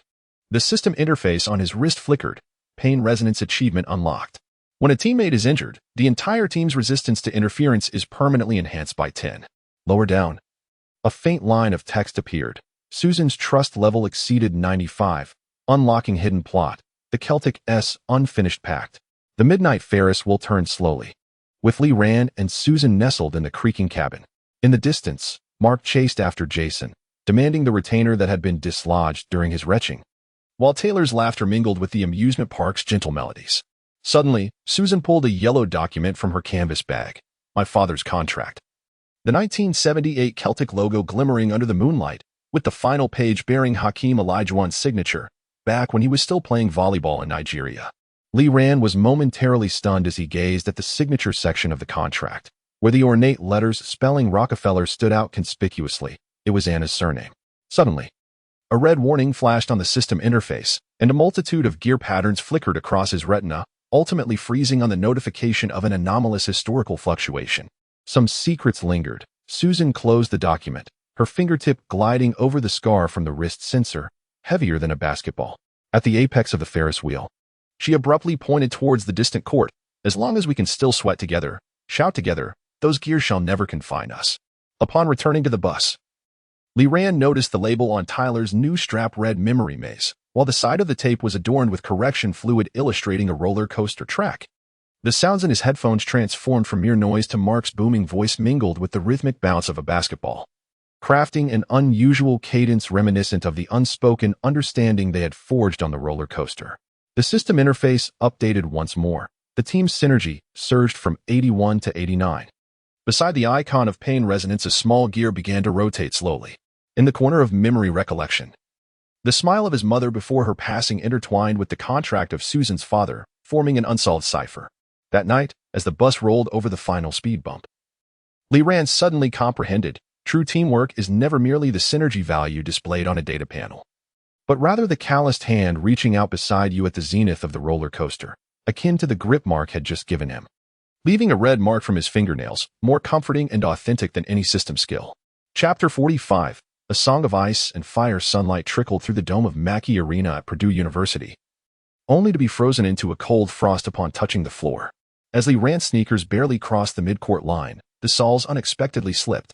Opposing center Harris nonchalantly retracted the liquid nitrogen spray can hidden behind his back. The white frost forming along the rim glinted maliciously under the lights. The system detected an anomalously low temperature field. A mechanical voice echoed in his mind, the shooting hot zone map on his retina flashing wildly. The thermal conductivity of the backboard plummeting by 40, recommending the activation of the Rodman backboard prediction to correct the landing point.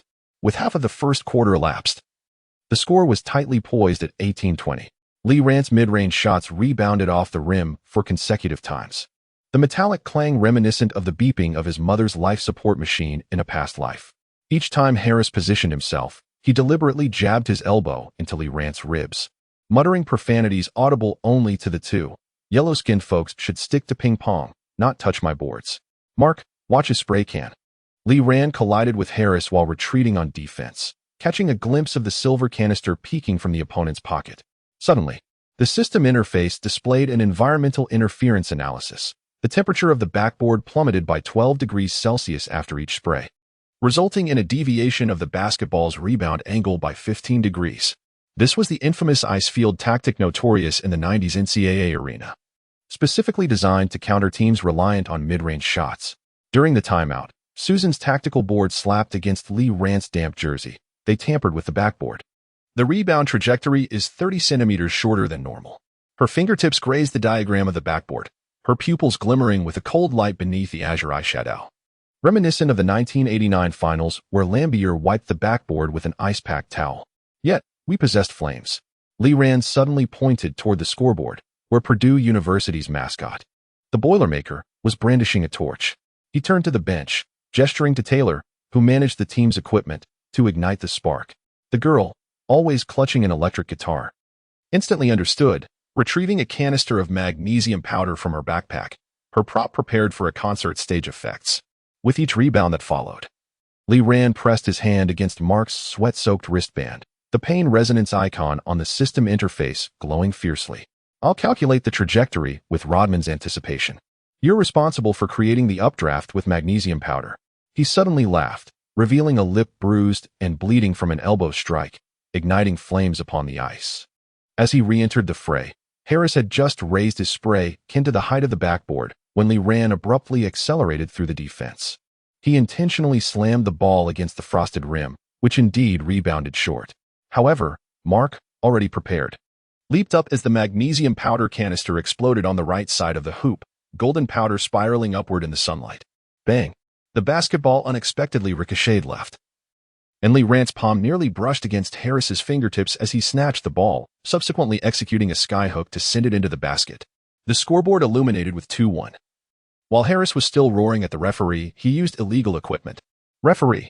Emily suddenly stood from the press box, her camera's flash precisely illuminating the referee's vintage camera lens. The previous replay seemed disrupted by the arena lights. She blinked, the emblem on her chest flickering amidst the magnesium powder, an emblem of Purdue University's arch-rival. Do you need my assistance in adjusting the shooting angle? The game reached a fever pitch in the third quarter. Each time a Purdue player prepared to spray, Taylor would scratch the microphone with her nails, generating sharp noise to disrupt their rhythm. Meanwhile, Lee Rand, seemingly possessed by Rodman's spirit, consistently predicted the anomalous rebounds at the instant the frost splattered, once even directing the ball mid-air to Mark, who lay in wait at the baseline. They were rewriting the laws of physics. Purdue's coach bellowed from the sidelines, the tactical board's ice plan obliterated by red ink. Yet, the referee, fixated on the blurred camera replay, could only repeatedly swallow the whistle poised at his lips. Emily's reflective technique enveloped every crucial shot in a halo, reminiscent of the controversial century-old misjudgments from the NBA courts of the 90s. With 30 seconds remaining, the score stood at 89-88, and Lee Rand once more faced Harris's staunch defense. He feigned a breakthrough but, during a sudden stop, intentionally slammed the ball toward the lower right corner of the backboard, where the frost was thickest and the rebound angle most peculiar.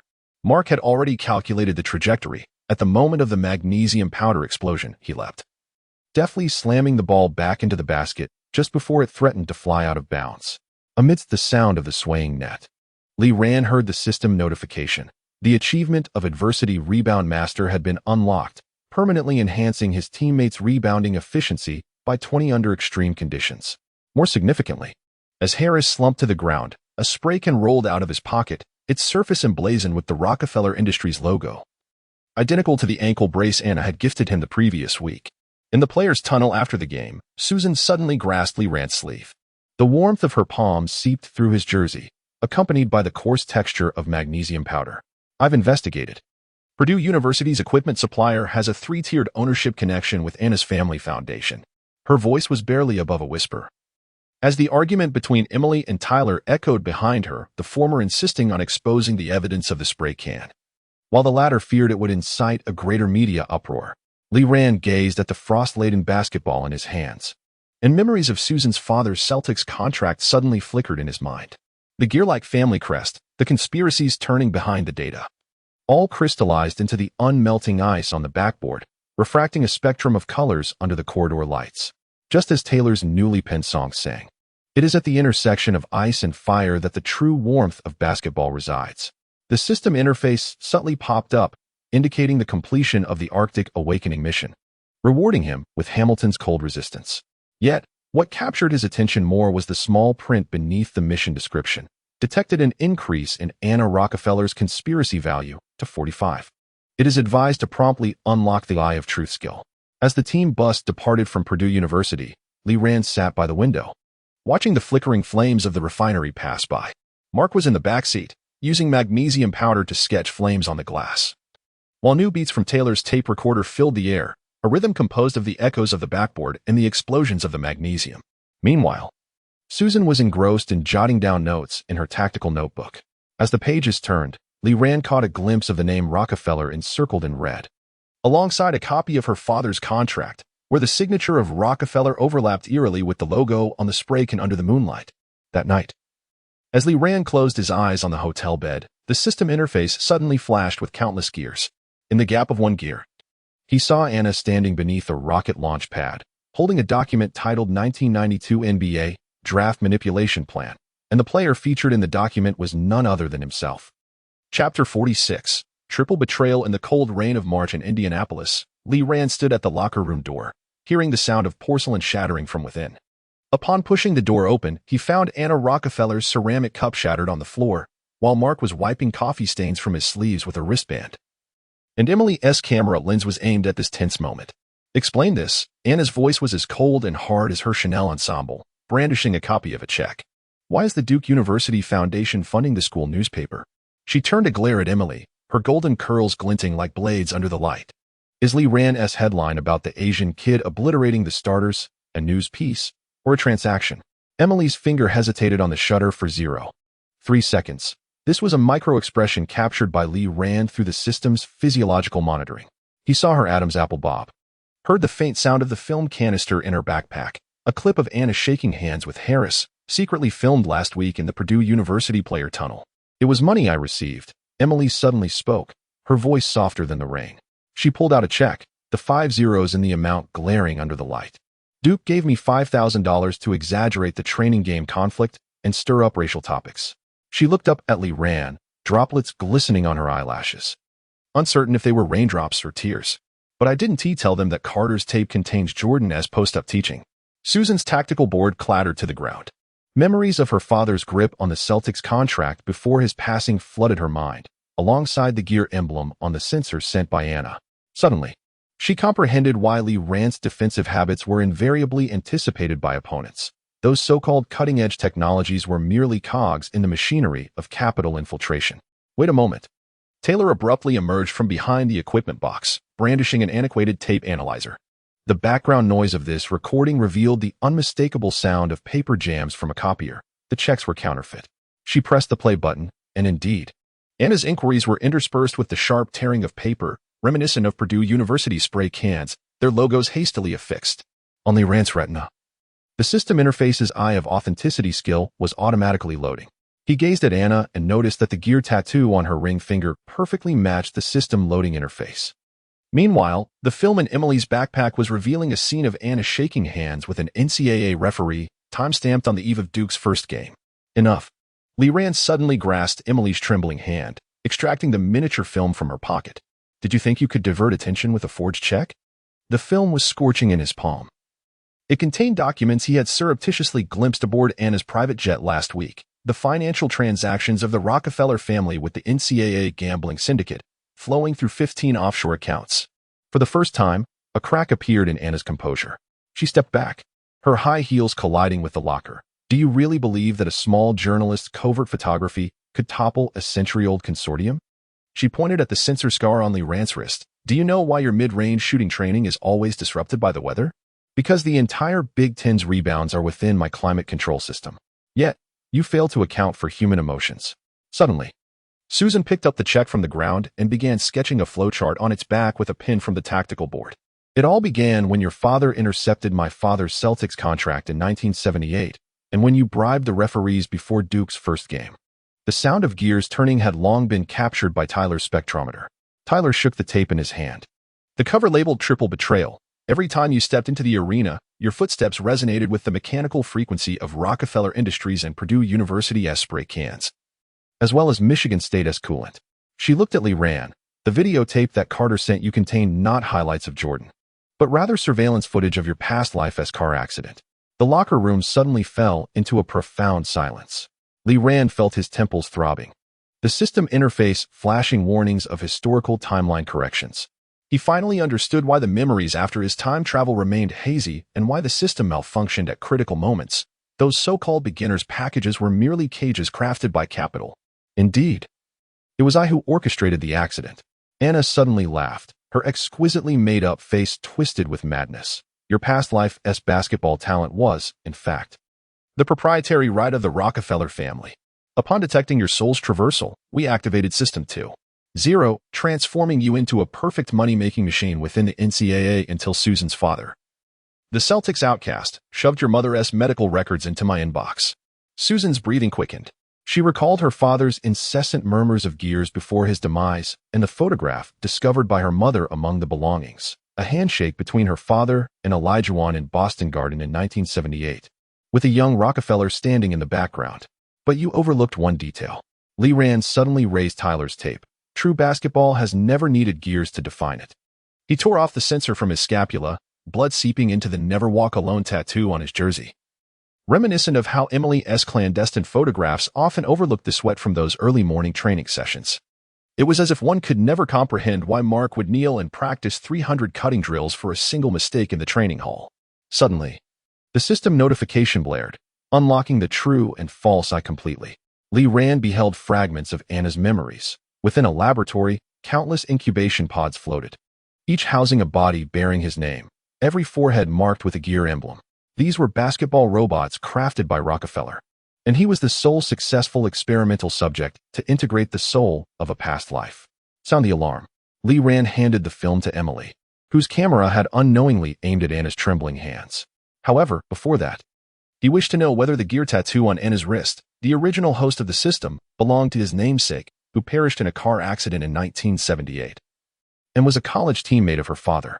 Anna's pupils constricted sharply. This detail had not even been hinted at by the system. She abruptly turned and burst through the locker room door, only to find an elderly man with crutches standing in the corridor, Susan's father, holding a yellowed contract. The signature line for the second party, where Lee Rand appeared alongside Anna's gear tattoo, formed a closed loop under the dim light. That night, as the FB police car entered the arena, Taylor was labeling the new tape, the heartbeat sound of a gear shattering. Emily's camera flash illuminated the moment Anna was taken away, while Susan wept over her father's contract, which contained an additional clause stating that if the Celtics failed to sign Lee Rand, his basketball genes would permanently belong to the Rockefeller Consortium. Lee Rand stood outside the changing room, gazing at the flickering police lights through the curtain of rain. The system interface had finally cleared. Free from the interference of a snowflake screen, he reached into his pocket for the cassette tape, on which Taylor had inscribed, "True betrayal is not measured in currency, but in forgetting the initial warmth of basketball. Just like the heat of your palm was more intense than magnesium powder when you caught my pin." In the distance, Mark was instructing an FB agent on how to create flame effects using magnesium powder, while Jason demonstrated to reporters how Anna's sensor manipulated data. Suddenly, Susan seized his hand and pressed their father's ring into his palm. It was a rusted Celtic championship ring, engraved on the inside with the words "Break the Cage." The system's prompt chimed again, this time devoid of mechanical resonance. Host detected breaking free from the genetic cage, unlocking the ultimate skill tree. Now, go forth and become a true reverse gearer. The rain continued to fall, yet Lee Rand understood that some things had irrevocably changed. The gears turning behind the data. The capital attempting to define basketball would inevitably shatter before the genuine passion for the sport. Just as Taylor's newly penned chorus proclaimed, when the flames of triple betrayal ignite, our heartbeat becomes the most perfect tactical board. Chapter 47. Eye the storm as the FB searchlight pierced through the midnight rain. Lee Rand was fixated on the new memory retrospection feature of the system interface.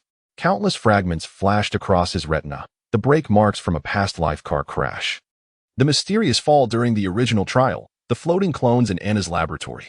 All clues pointed towards the undocumented NBA draft night of 1978. "Mr. Lee Rand," Agent Hawk said, his polished shoes crunching over the magnesium powder strewn across the floor, "we discovered this on Anna's private server." He handed over a yellowed copy of a contract, with the Party A section labeled Rockefeller Sports Fund, and Party B signed as Lee Jiang-guo, the name of Susan's father. Susan's breath quickened behind her mask. Article 10 of the contract stated, as a hush money for the 1978 Celtics draft scandal, Lee Jiang-guo willingly forfeits all rights to his basketball genes, including but not limited to those of his descendants. She suddenly recalled her father's delirious murmurs before his passing. "They stole my championship, and now they wish to steal your wings." And this. Hawk pulled up a segment of surveillance footage from the 1990 trial. The original Lee Rand slipped while receiving a pass.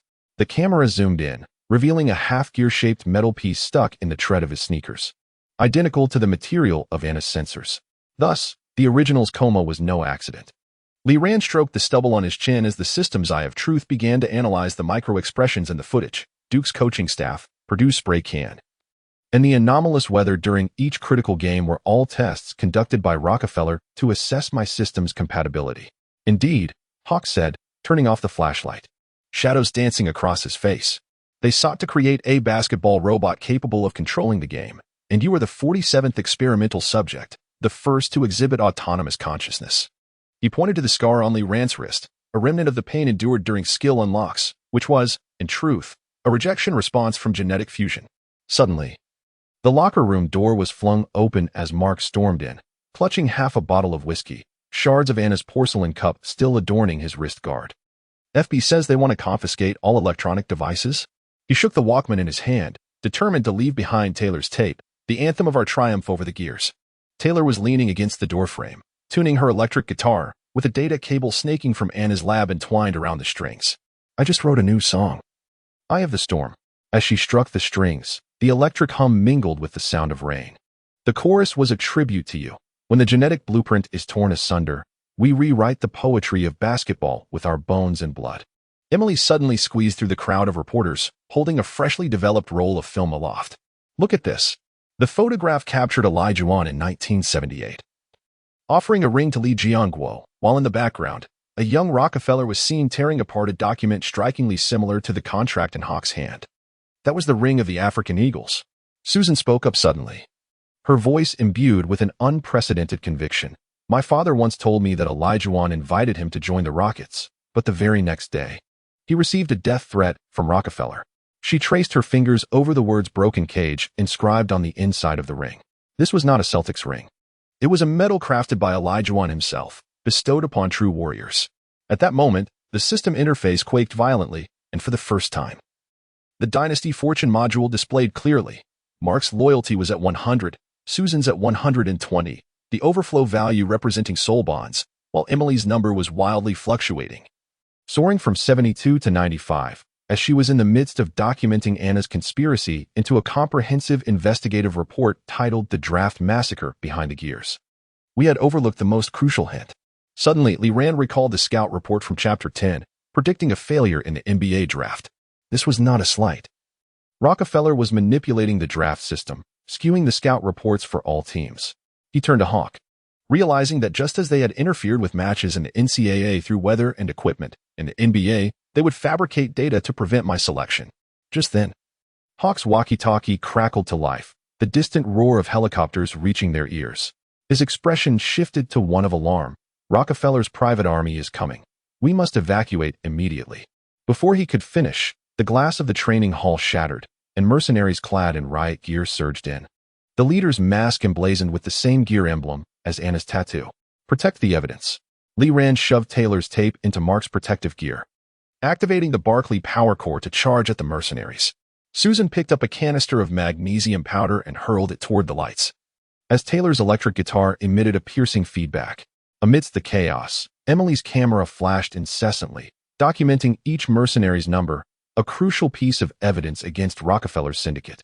In the midst of the fray, Li Ran suddenly noticed an option on the system interface that he had never seen before: initiate the primary system self-destruct sequence. Flashes of the original owner's memories flickered across the retina in the laboratory.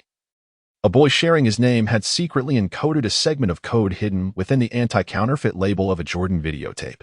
This was a virus specifically targeting the gear system. Mark. He evaded the mercenaries' electric shock batons and inserted the tape into the scoreboard's playback slot. That antiquated device from the 90s transformed into a weapon against high technology. Understanding the gravity of the moment, Mark smashed the control panel with his wrist guard and inserted the tape from Carter. The scoreboard suddenly flickered with static, distorting the footage of Jordan's slam dunks into a pattern of shattered gears. All the mercenaries' communication devices malfunctioned simultaneously, while Anna's sensors emitted a buzzing sound within their bodies. The initial system virus was dismantling Rockefeller's control network. Success. Unbeknownst to Taylor, the strings of his instrument snapped. The tape contained not a tutorial, but a viral vector. The original owner had long left us a backdoor. She pointed to the scoreboard, where fine print emerged within the gear pattern, to all souls who cherish basketball. The day of breaking free from the cage marks the beginning of legend. As the first rays of sunlight pierced through the rain, the reinforcements from FB finally arrived. Leaning against the wall, Lee Ran gazed at the scattered gear badges and suddenly heard the system prompt. Host detected completing gene purification. Unlocking hidden narrative, the truth of the 1978 draft. Now, you may choose to inherit the original owner's legacy or embark on your own basketball journey. Susan suddenly grasped his hand, sliding Elijah's ring onto his ring finger. Father said, true champions do not operate within the gears, but make the gears yield to their dreams. Her blue eyes reflected the morning light outside. It was time to proclaim that NBA basketball, defined by Asian youth, needed no external validation. In the distance, Taylor strummed and sang Eye of the Storm for the arriving ESN reporters. Emily's report had already been faxed across the nation, while Mark etched new strategies on the floor using the mercenaries' gear badges. That basketball was theirs, pure and untainted by data manipulation. The system interface was completely reset. The old skill tree vanished, replaced by a blank starry sky, each star symbolizing a moment of genuine growth. Lee Ran understood that the real challenge had only just begun. At the eye of the storm within the NCAA, he had not only shattered the confines of capital, but also awakened the truest essence of basketball. All of this would be eternally recorded by Taylor's tape. Amidst the sounds of breaking gears, a group of unyielding youths, bearing scars and dreams, stepped onto a broader stage. There, data manipulation and genetic experimentation were absent. Only the resonance of basketball and heartbeat remained. Chapter 48. Quantum Basketball. A fine snow fell on the morning of Indianapolis as Lee Ran stood at the entrance of the physics laboratory. The magnesium powder can in his hands still stained with the blood from last night's skirmish. Taylor was analyzing game footage using a spectrum analyzer on the oscilloscope. The basketball's bounce trajectory perfectly aligned with the beat of the Eye of the Storm. Look at this. Professor Watson of the physics department adjusted his slipping glasses and maximized the holographic projection. At the very moment Mark released the magnesium powder, a change in air density near the backboard astonishingly resulted in a quantum tunneling effect, causing the trajectory of the basketball to simultaneously exist within the realms of classical mechanics in the quantum world. Lee Ran gazed at the overlapping shadows of basketballs projected before him, recalling the system's intriguing prompt regarding Schrodinger's pass. The interface on his retina had undergone a transformation. The skill tree had morphed into a celestial nebula, with each luminous point signifying a moment of genuine team collaboration, such as Mark's cutting movement, Susan's tactical analysis, and Taylor's sonic motivation. He stroked his stubbled chin, pondering whether their defiance of physical laws during the ice field battle had, in fact, activated the quantum attributes of basketball. Watson, brimming with excitement, began to tap fervently on the keyboard, causing the formulas on the blackboard to ignite with an almost spontaneous brilliance. Indeed, traditional basketball operates within the realm of classical mechanics, yet your synergy in extreme conditions has endowed the basketball with wave-particle duality. It exists as both a particle and a wave that carries dreams. Suddenly, the laboratory door burst open, and Emily rushed in. Brandishing a freshly received fax, the NCAA has officially announced the cancellation of Purdue University's results. Her camera hung around her neck, the lens cap inexplicably replaced by a gear-shaped emblem. More importantly, the NBA scouts reports had been updated. They could now perceive your true data. On Susan's tactical board, the previously marked comments of unstable shooting prone to injury had been erased, replaced by the fluorescent notation, quantum state player. She turned her gaze toward Lee Ran, her blue eyes reflecting the quantum light speckles of the holographic projection. The Rocket Scouts observed yesterday's practice, and Elijah personally called to inquire about your knee condition. But we have something even more pressing. Taylor switched off the spectrometer and inserted a tape into the vintage recorder, declaring, Quantum Basketball Theory, this is the title of our new song. For the chorus, I want to sample your heartbeat from the icefield battle. As she strummed her electric guitar, the vibrations of the strings resonated in harmony with the pulsating rhythm of the system's nebula. Lee Ran closed his eyes, allowing Taylor to affix the electrodes to his chest. Suddenly, the system interface revealed a quantum bond task. Complete 10 instances of Schrodinger's coordination with teammates to unlock the wave-particle duality skill. He recalled a moment from last night's chaotic battle, when Mark made a back pass from a blind spot. The basketball appearing to be both a pass and a shot in the instant it was released, ultimately swishing through the net under the influence of quantum effects. Professor, He pointed to the heartbeat waveform displayed on the oscilloscope. If my physiological data could be transformed into tactical signals, could we transmit them to our teammates using Morse code? Watson's glasses glimmered with excitement. Theoretically feasible. Just as you relayed signals using magnesium powder in the ice field battle, this time we can use heartbeat frequency.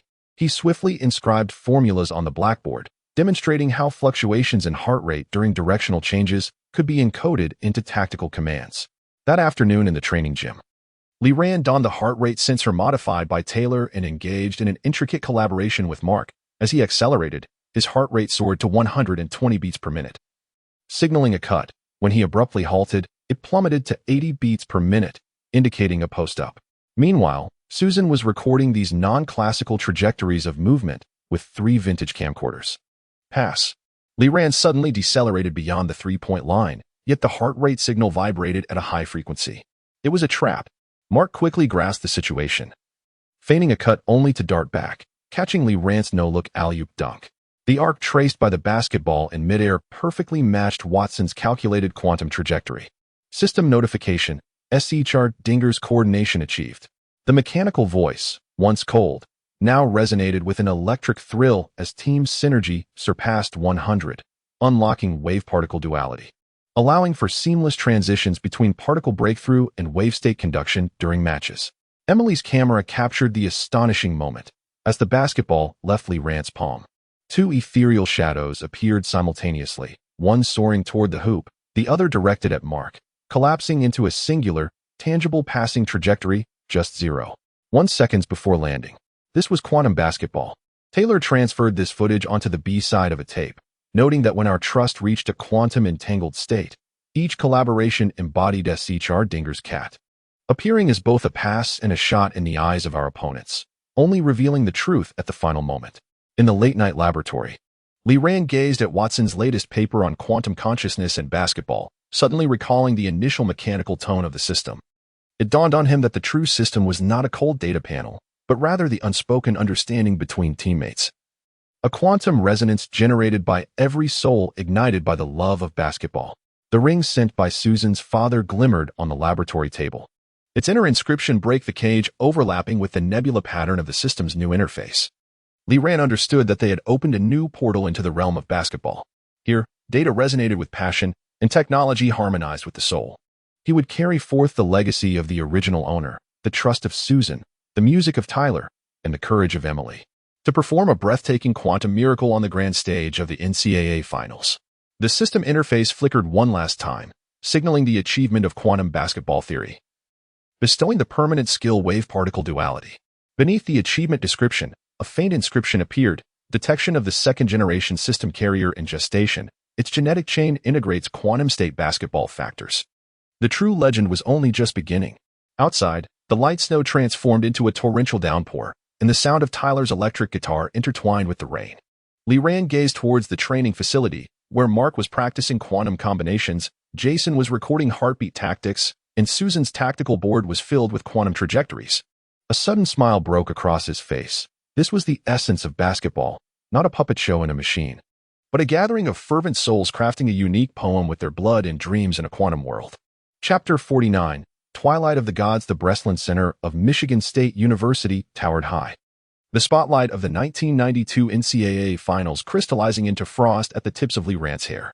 He fixed his gaze upon the formidable Michigan Five, where Chris Webber's eyes reflected an otherworldly calm. This prodigy, who was destined to awaken the timeout tactic in 1993, now coldly surveyed the court with an SSS-level potential detected by the system. A mechanical voice echoed with rare tremors. Warning: historical timeline exhibiting abnormal fluctuations. Chris Webber had mastered the temporal rift skill 3 years ahead of time, reducing the margin of error in the game to a mere 17. Lee Rand's pupils suddenly constricted as the tactical heat map on his retina twisted uncontrollably. Each of Webber's movements shredded the fabric of space-time. And what should have been a play beyond the three-point line in the future was now stirring a tempest within the paint of the 1990s. He was abruptly reminded of the Curry Phantom from Chapter 36. The true disturbance of time and space commenced the moment Webber's awakening began. Susan. He pressed down on the erratically pulsating red dot on the tactical board. Their offensive tempo exceeded that of the regular season by 23. mirroring the embryonic form of the 1996 Bulls Triangle offense. Susan paused the old VCR, revealing footage of Weber's training from the previous night. However, the more alarming development was when she accessed the system's scanning data, revealing that each player's potential was evolving in real time, akin to a system mass-producing experimental subjects. Lee Rand seized the moment, recalling the cloning chambers in Anna's laboratory. Weber's timeout tactic was, in fact, a system skill implanted in advance by the Rockefeller Consortium. As the opening whistle blew, Weber's first touch confirmed the suspicion. He abruptly activated beyond the three-point line. His footwork imbued with the fluidity reminiscent of Nash from the year 2000, yet he displayed O'Neal's strength at the apex of his jump. This was a fusion of transcendent skills, a harbinger of the system spiraling out of control. Activate wave-particle duality. Lee Rand roared as he charged toward Weber, the core strength of Barkley and Jordan's hang-time skills resonating within him. The moment the basketball made contact with Weber's palm, it entered a quantum state. It was abruptly ensnared by Weber's outstretched hand, an ability known as skill absorption, accessible only to system hosts. A piercing beep replaced the system notification sound, and Lee Rand's sky-hook skill icon abruptly dimmed to gray. A cold smirk crept across Weber's lips, a glimmer of gears turning in his eyes. I heard you disrupted Rockefeller's gear system? He dribbled past, showcasing footwork reminiscent of Kobe's post moves, yet he taunted, you forget. I am the first perfect experimental subject. As halftime approached, the score stood at 58-42, with the Michigan Fab Five's offensive efficiency reaching an unprecedented high. Lee Rand stared at the system interface in the locker room, witnessing his teammates' ability values plummet at a visibly alarming rate.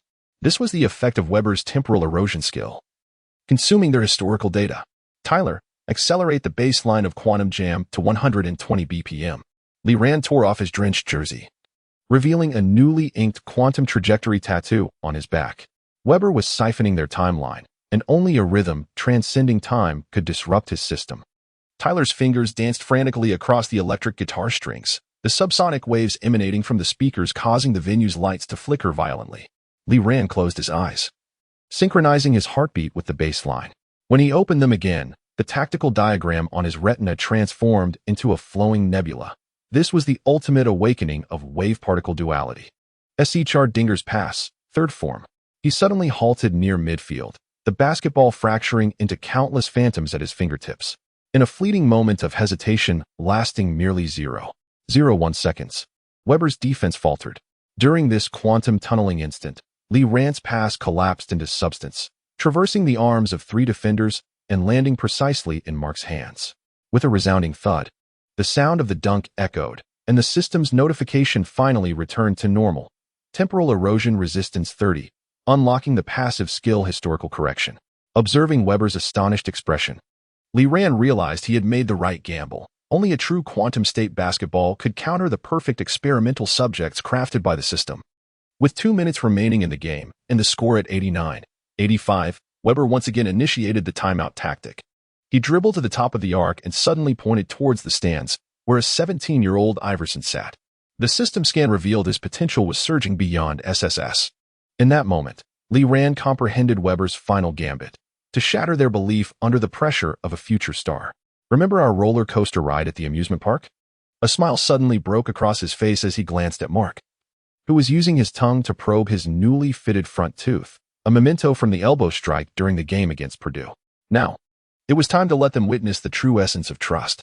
Lee Rand initiated the particle breakthrough, crashing through the defenders like a cannonball, only to transition into wave state conduction as he soared into the air. The basketball, cradled in his palm, entered a state of superposition, simultaneously manifesting as a bounce pass to Mark, an alley-oop to Jason, and the trajectory of his own shot. Weber's skill absorption was activated once more. Yet at the moment of contact, it was repelled by a quantum barrier. This time, the owner of the basketball was the entire team, rather than a singular system host. With a swish, the ball found its home in the net, and the system interface erupted with brilliance. Lee Rand observed countless gears fracturing within the timeline, as Weber's ability value plummeted, while the luminous points of his teammates shone brighter than ever. This was the ultimate resonance of pain resonance, iron-blooded leader, and quantum bond. As the final whistle blew, the score stood at 102-98. Lee Rand collapsed onto the floor, gazing at the ceiling lights morphing into quantum ripples within Taylor's spectrometer. Weber stood at center court, the glimmer of gears in his eyes fading, replaced by confusion and reluctance. Why does your system function so differently? Because this is not merely a system, it is basketball. Lee Ran propped himself up, sweat dripping onto the floor in a quantum pattern. When we cease to rely on data and gears, and each pass is imbued with trust and love, basketball returns to its purest miracle, a phenomenon you shall never replicate. At the post-game press conference, a reporter from a scientific magazine burst into the frame, brandishing Professor Watson's paper. Lee Ran's victory asserts that basketball transcends mere sport, embodying a consciousness resonance on a quantum level. He showcased the cover photo, where Lee Ran's passing momentarily overlapped perfectly with the heartbeat rhythms of his teammates. Taylor was wrapping the championship trophy in tape, inscribed with Twilight of the Gods. Emily's camera captured this scene, only to suddenly realize that Lee Ran's system interface had entirely vanished, replaced by the silhouette of teammates holding hands, forming the strongest bond beneath the sunset. Susan stood in the player tunnel, finally daring to open her father's old notebook. The yellowed pages revealed clear notes from 1978, when basketball enters a quantum state. The gear system fails. This was the key left for the unfinished champion. She caressed the inner side of the ring, finally understanding her father's true reason for abandoning the NBA. The final notification sound of the system resonated in Lee Ran's mind. Infused with a sense of relief, historical line correction detected. The original system has officially collapsed. Now, with the quantum soul of basketball, go forth and conquer the era that belongs to you, be it past, present, or future. In the changing room, Mark is dousing Tyler's electric guitar with celebratory champagne, while Jason fills the tactical board with intricate quantum equations. Lee Ran gazes at the ice water handed to him by Susan and suddenly realizes that what reflects in her eyes is no longer data and tactics, but pure, untainted starlight, free from any systemic interference. That night, as the team bus drives toward the ultimate battleground of March Madness, Tyler's new song resonates. As the gods collapse at dusk, we rewrite the laws of basketball with our heartbeat. Every pass is an uncollapsed dream, every shot a cosmic resonance. And we, forever on the path to the hoop, soar with quantum wings and an undying passion. Meanwhile, 1,000 miles away at Rockefeller Manor, Anna watches the crumbling gear system on the monitor and suddenly smiles. She peels off the gear tattoo sticker from her wrist, revealing a barcode beneath. It turns out she, too, is merely an experimental subject crafted by the consortium. Her phone vibrates unexpectedly, a message from the future flickering. Lee Ran's quantum basketball is rewriting the NBA draft rules. Prepare for his impending red storm, sent from 2009 by Elijah. Thus, the NCAA chapter of Quantum Miracles draws to a close, while Lee Ran's path to NBA divinity unfolds. Coinciding with the collapse of the system and the awakening of his quantum soul, heralding the most shocking prologue on draft night in 1992. Chapter 50. The era of forbidden techniques. The arena lights during overtime are dimmed by 30% compared to the regular season. Lee Ran fixates on the scoreboard displaying 5-5, his palms dampening the leather basketball of the 1990s, leaving clear fingerprints. The system interface is grayed out, all skill icons flickering with warnings of confinement, due to his use of the unlocked Curry three-pointer at the end of Chapter 49. He has been stripped of skill usage rights for 72 hours. His shoulder tilts by 0.7 degrees. Susan's voice emanates from the tactical table at the sidelines. She holds an old-fashioned camera, the lens trained on Lee Ran's shooting preparation, reminiscent of the countless repetitions in the video room. The opponent's defensive formation suddenly shifts. As the Michigan Fab Five adopts a variant of the Jordan rules from the 1990 Pistons, 3 players closing in like an elevator door, Lee Ran closes his eyes, recalling the frame-by-frame analysis provided by Susan. When he tilts his right shoulder by 0.7 degrees, the defender's center of gravity shifts prematurely by 0.2 seconds. This is the purest basketball wisdom of the 1990s, devoid of system assistance, reliant solely on keen observation and muscle memory. Bang! The sound of the basketball striking the floor reverberates loudly. Lee Ran suddenly accelerates, his shoulder trembling with precision down to the millimeter. The defender falls for the ruse. At the moment of the center of gravity's shift, he executes an old-school change of direction from the 1980s. The friction between his sneakers and the floor echoing sharply in the silent arena. Swish! The basketball finds nothing but net as the buzzer signaling the end of overtime sounds almost simultaneously. Lee Ran knelt on the ground, gazing at the swaying net above the hoop. This was his inaugural moment of achieving a game-winning shot without the aid of systematic skills. Relying solely on the crimson diagonal lines meticulously drawn by Susan in the tactical notebook, the 3,000 practice confrontations with Mark in the training facility, and the optimal force angle calculated by Tyler using a spectrometer. We have triumphed. Mark's roar reverberated, causing the backboard to tremble as he lifted Lee Ran and spun him around, sweat spraying from the gap where his front tooth was missing. Without the system, we can still tear through the fabric of time and space. The celebration in the locker room erupted behind the metallic door. Yet Lee Ran remained transfixed by his reflection in the mirror. Suddenly, the system interface illuminated, revealing not the familiar skill tree, but 4 flickering rifts in time and space, each reflecting a different future. Rift 1. Susan donned a Celtics uniform, standing beside the championship trophy at TD Garden, her ring mirroring his, with the tactical board inscribed with 2008 Finals G6. Rift 2. Emily held the Pulitzer Prize, with the New York Times front page in the backdrop proclaiming Asian star rewrites NBA history, where he was captured exchanging jerseys with Kobe. Rift 3. Tyler performed at Madison Square Garden, the giant screen behind him displaying his game-winning shot in the finals, with the lyrics book dedicated to my quantum partner. Rift 4. Anna stood in the Rockets training facility, holding a document titled 2002 Draft Maneuver Records, his jersey number 0 glaringly prominent against the red background. Abnormal sperm activity detected in the host. The mechanical voice resonated once more, yet it carried a soothing undertone, announcing the generation of the second-generation system carrier, whose genetic chain fused quantum state basketball factors with human emotional modules. Lee Ran abruptly turned around, only to find Susan standing at the door with an ice pack in hand, champagne foam adorning her golden locks. "What are you staring at?" she inquired, following his gaze, yet only perceiving an ordinary white wall. "Nothing." Lee Ran accepted the ice pack, feeling the warmth of her palm.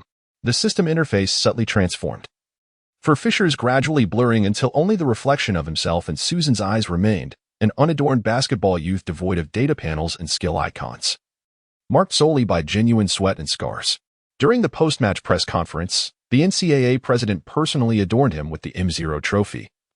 But the camera abruptly shifted to a corner of the audience. David Stern, clad in a dark suit, was jotting something down in his notebook, while an assistant held up a document marked with the special clause from the 1992 draft.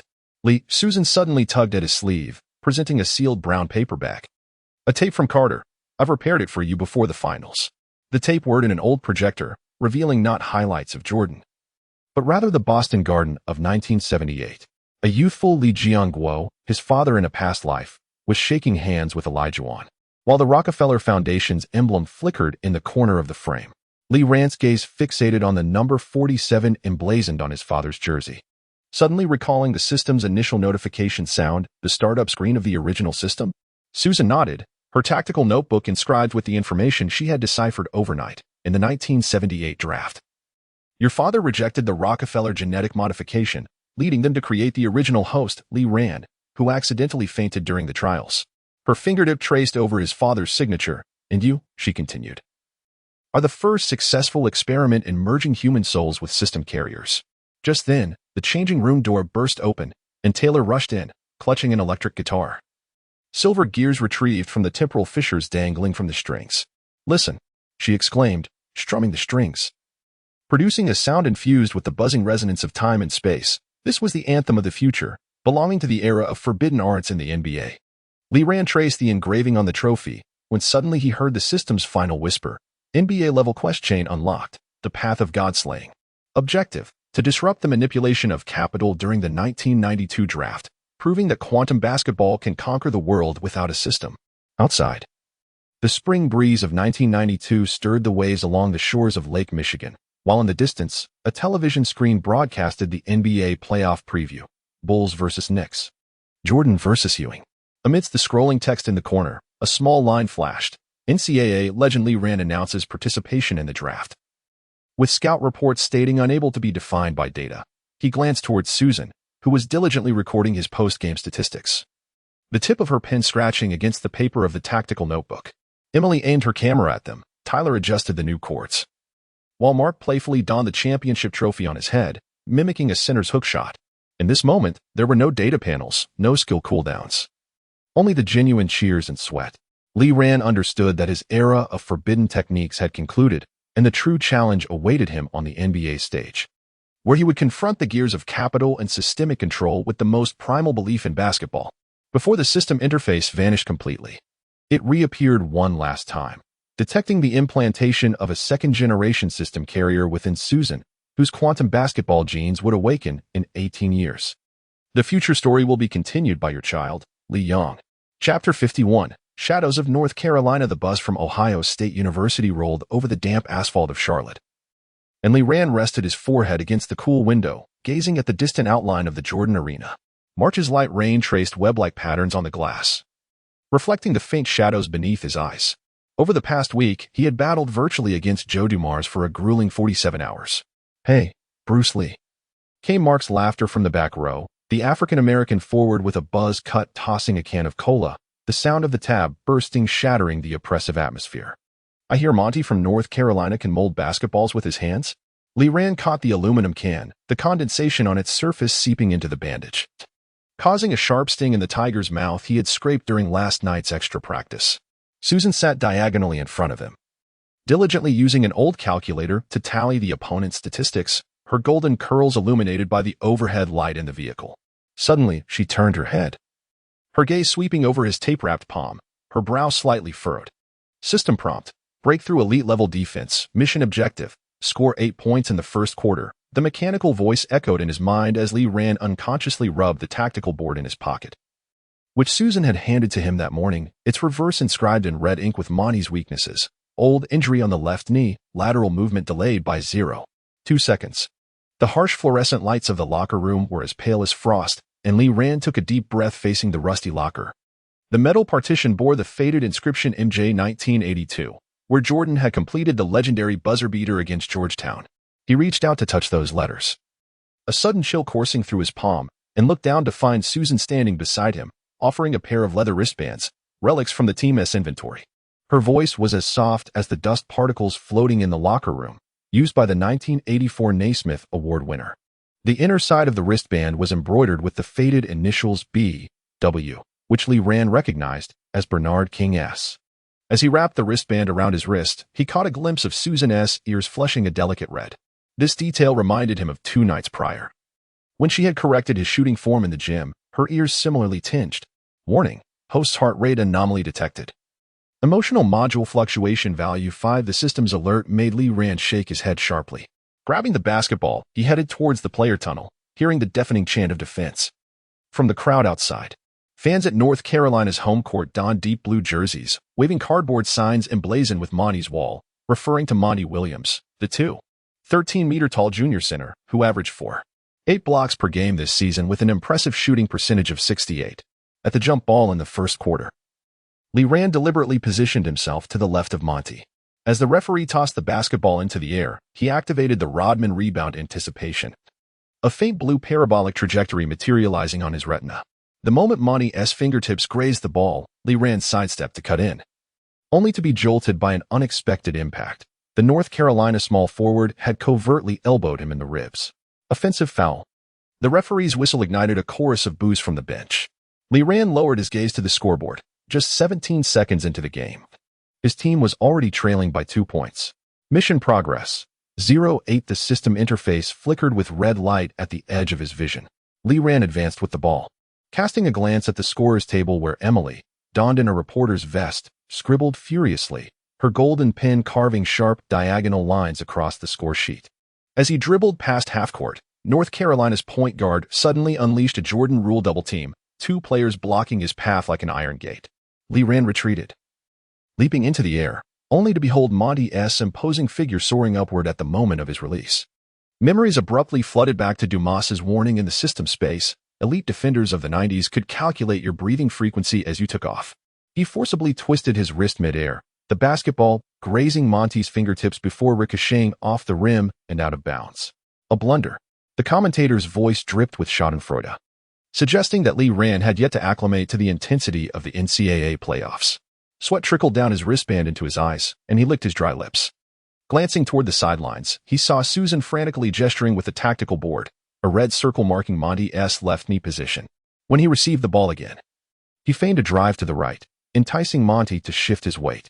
In that fleeting 0.2 seconds, he suddenly halted and changed direction, employing the Iverson crossover to shake off his defender. A muscular thicket unfolded beneath the basket, Lee Ran leaped amidst a trio of defenders, yet in midair. He spotted Monty's hand descending like a colossus. In a split second, he activated the Jordan hang time, as if time elongated, recalibrating the parabola on his retina. The basketball grazed Monty's fingertips and fell into the hoop, accompanied by the sound of the whistle and one. The crowd erupted. Lee Ran knelt on one knee, gazing at Monty's incredulous expression, hearing Susan's screams from the sidelines. After sinking the free throw, he brushed his fingers over the Bernard King initials on his wristband. Suddenly recalling another of Dumas's words in the system space, the weakness of elite defenders is always concealed in their most arrogant domain. With 3 minutes remaining in the first quarter, Lee Ran had already scored 7 points. When he caught Marquez' pass near the baseline, the North Carolina coach finally unleashed the box one strategy, assigning a dedicated defender to shadow him while the others formed a zone defense. His sweat-soaked jersey clung to his back, and he could hear the rapid thumping of his heart. Yet at that moment, he spotted a familiar figure in the stands. Tyler, wearing a black cap, mouthing something in song. System alert. Adrenaline levels of the host have reached the threshold, temporarily unlocking the calm of Answer A. His vision suddenly sharpened. Lee Ran dribbled to the top of the arc, watching as the defender's feet shifted with his movements. The instant the opposing point guard leaned forward, he swiftly passed the ball through his legs, executing a white chocolate-level no-look pass to Mark in the paint, who then executed a powerful dunk while drawing a foul. By the end of the first quarter, Lee Ran had achieved 9 points and 4 assists, placing his team ahead 23-21. In the locker room, the coach slammed the tactical board against the wall, chalk dust cascading onto his sweat-drenched hair. They would employ double-teaming in the second quarter to cut off your passing lanes. Remember to pass to the one who's on fire. Lee Ran interjected, his gaze sweeping over Mark, who was icing his knee. Susan handed him a towel, her fingertips inadvertently brushing against his wrist, softly remarking, Monty's mobility data was underestimated by 0.1 seconds before the game. Your judgment was correct. The hot water in the shower washed over his fatigued muscles as Lee Ran gazed at the bruises on his ribs reflected in the mirror. The system interface shimmered faintly in the steam, the progress bar glowing a vibrant green. He reached out to touch the mirror's surface, droplets cascading down his fingers, and suddenly recalled Taylor's lip movements from the audience. She was performing her newly penned song, the chorus repeating a single word, rise. As he padded back to the locker room in his slippers, Emily's voice emerged from behind a storage box. Mr. Lee Ran, could we discuss your thoughts on North Carolina's defensive strategy? The blonde reporter, holding a recording device, stood up, her crimson dress flickering like a dancing flame in the dim light. Lee Ran noticed the badge pin on her chest askew by 30 degrees, a habitual gesture that betrayed her nervousness. Their defense resembled an outdated hard drive. He peeled off his drenched training uniform, revealing a shoulder wrapped in bandages, ample in capacity, yet sluggish in retrieval speed. Emily's pen hesitated for half a second on her notepad before she revealed a sly smile. I hear you practiced for 47 hours in the system space with Joe Dumas. Aren't you concerned about this cheating being scrutinized by the NCAA? Lee Ran's motion to tighten his shoelaces came to an abrupt halt. The air in the locker room suddenly thickened, and the distant cheers of the fans echoed like a faint memory. He lifted his gaze towards Emily, only to find her pupils glinting with a cold light in the shadows, reminiscent of the look he had encountered during a training match at Duke. System alert. Potential threat detected. It is advisable to initiate memory lock protocol. The mechanical voice resonated within his mind. Lee Ran rose to his feet, casually tossing his wristbands into the laundry basket. Miss Emily. He stepped closer, catching a whiff of her subtle rose perfume. If your reporting relies on mere conjecture to attract attention, I suggest you consider a career in romance novel writing. The journalist met his gaze, her throat bobbing delicately in the slender column of her neck. In the distance, the coach's whistle pierced the air. As Lee Ran brushed past her, he heard her whisper in a tone that only they could discern. Do you think you can control the system? Do not forget, the reason it chose you is akin to the reason it chose your father. The words struck him like a hammer to the temple. Lee Ran spun around, but all he saw was Emily's skirt swaying as she vanished through the locker room door. He clenched his fists, his nails digging into the bandaging of his palms, until the metallic taste of blood spread upon his tongue. Emotional module fluctuation value has surpassed critical threshold, initiating forced cooling. The system's notification crackled with electrical static. Lee Ran inhaled deeply and retrieved the tactical manual that Susan had given him from his locker. The front page bore a yellowed clipping with the headline, The Inside Story of the Celtics 1978 Draft, Why the Asian Player Was Undrafted. His fingers brushed over the photograph of a young man clad in a number 3 jersey when suddenly an uproar erupted outside. Monty! Monty! Monty! The second quarter was about to commence. He shoved the tactical manual into his pocket and strode towards the player tunnel alongside his teammates. Susan intercepted him at the entrance, offering him a piece of lemon-flavored candy. Her thumb grazed the bandage on the back of his hand. This will keep you alert. The candy wrapper crinkled between his fingers. Li Ran placed the candy in his mouth, the sour flavor exploding on his palate. He lowered his gaze to meet Susan's eyes. Those blue orbs reflecting the lights at the end of the tunnel, akin to 2 moonlit lakes. Thank you, he murmured softly, not just for the candy. Susan's ears flushed crimson once more as she turned towards the bench, her ponytail swaying gently behind her. Li Ran took a deep breath. Hearing the DJ's magnetic voice call out his name, from China, Li Ran, applause surged like a tidal wave. As he stepped onto the court, Monty stood at the center circle, his gaze sharp as a knife. Li Ran tasted the lingering lemon in his mouth and suddenly smiled, a smile that Stockton had taught him through the tapes, one that could provoke his opponent. System notification, second quarter task activated. Destroy the interior barrier, cause Monty to commit 3 fouls within the quarter. Reward, unlock Elijah Dream Steps beginner. The basketball arced through the air, tracing a silver-blue trajectory. As Li Ran initiated, he heard Taylor's voice from the audience. And this time he finally discerned the lyrics. When the shadow tries to bury you, rise like a fire in the rain. Chapter 52. The locker room deal. The air conditioning in Charlotte Arena emitted an irritating hum as Li Ran pressed an ice pack against the searing heat of his neck, listening to the coach's thunderous roars at the tactical board. The advantage gained in the first quarter evaporated within the first 3 minutes of the second. As North Carolina adopted the diamond strategy, with Monty blocking the paint like a moving Great Wall, and Li Ran's passing lanes were rendered fragmented. They are targeting you. The coach's pointer struck heavily on Monty's defensive heat map, the red circle of the restricted area resembling an ocean soaked in blood. Someone must rise to share the burden in the second half. Mark, in the corner, wiped his goggles, the reflection of his clenched jaw glaring back. Li Ran knew that the African-American forward, averaging 15 points this season, was grappling with the rookie wall since the last time he dunked over Carter. His dunking accuracy had plummeted to 58. System notification, king of adversity, task objective, reverse a 15-point deficit, current deficit, -12. The mechanical voice crackled with electrical static. Li Ran lowered his gaze to the technical statistics, noting that of his 6 assists in the first half, 4 had been squandered by Mark, 2 of which were alley-oops that didn't even touch the rim. I'll play off the bench. These words plunged the locker room into an immediate silence. Susan's thermos clattered to the ground, the brown coffee meandering across the tiles like a river. The coach turned around, his face etched with disbelief. Are you out of your mind? This is the playoffs. Li Ran tore off his drenched starting jersey, revealing the faded training shirt beneath, emblazoned with the number 8 and the pinion for L on the back. He bent down to tighten his shoelaces, listening to the scratch of Emily's pen on her notepad. Trust me, he said, glancing at Mark, who was wiping the sweat from his forehead with a wristband. We need a wolf lurking in the shadows. As the second half commenced, Li Ran sat at the far end of the bench. The boos from the audience surged like a tide, with North Carolina fans brandishing signs that read bench warmer. He spat a chewed piece of gum into a crumpled paper, his gaze drifting over to the technical area where Tyler, now clad in a red hoodie, played Eye of the Tiger on his harmonica. System notification. Host has triggered the Ginobili blade form, efficiency boost 20. When North Carolina extended their lead to 15 points, the coach finally raised the substitution sign. As Li Ran stood up, Susan suddenly grasped his wrist, handing him a small vial, a topical pain relief spray. Spray it on your left side. Monty's elbow hit your old injury during your last drive. The spray transformed into a cool sensation beneath his jersey. The moment Li Ran stepped onto the court, he heard the commentator's exclamation, Li Ran has donned the training shirt.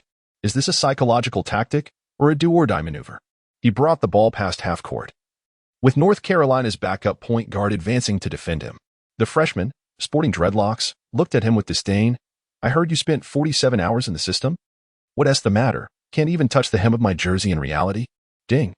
Hidden quest activated. Rookie Slayer forced the opposing point guard to commit 3 turnovers in a single quarter.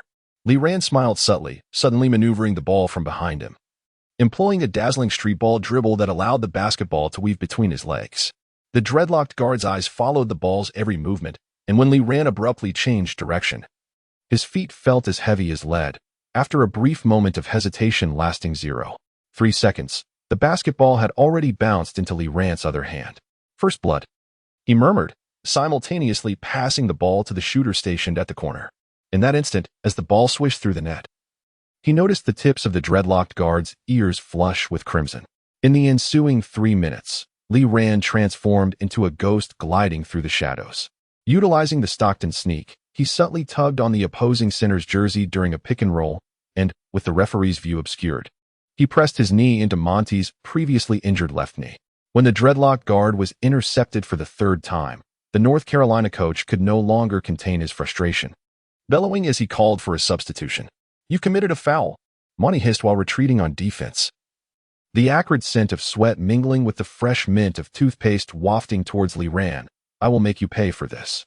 Lee Rand brushed past his shoulder, the corner of his tactical sleeve gently grazing Monty's wound. "What is the cost?" He turned with a smile. "Do you think this is a boxing ring?" The score was drawing closer.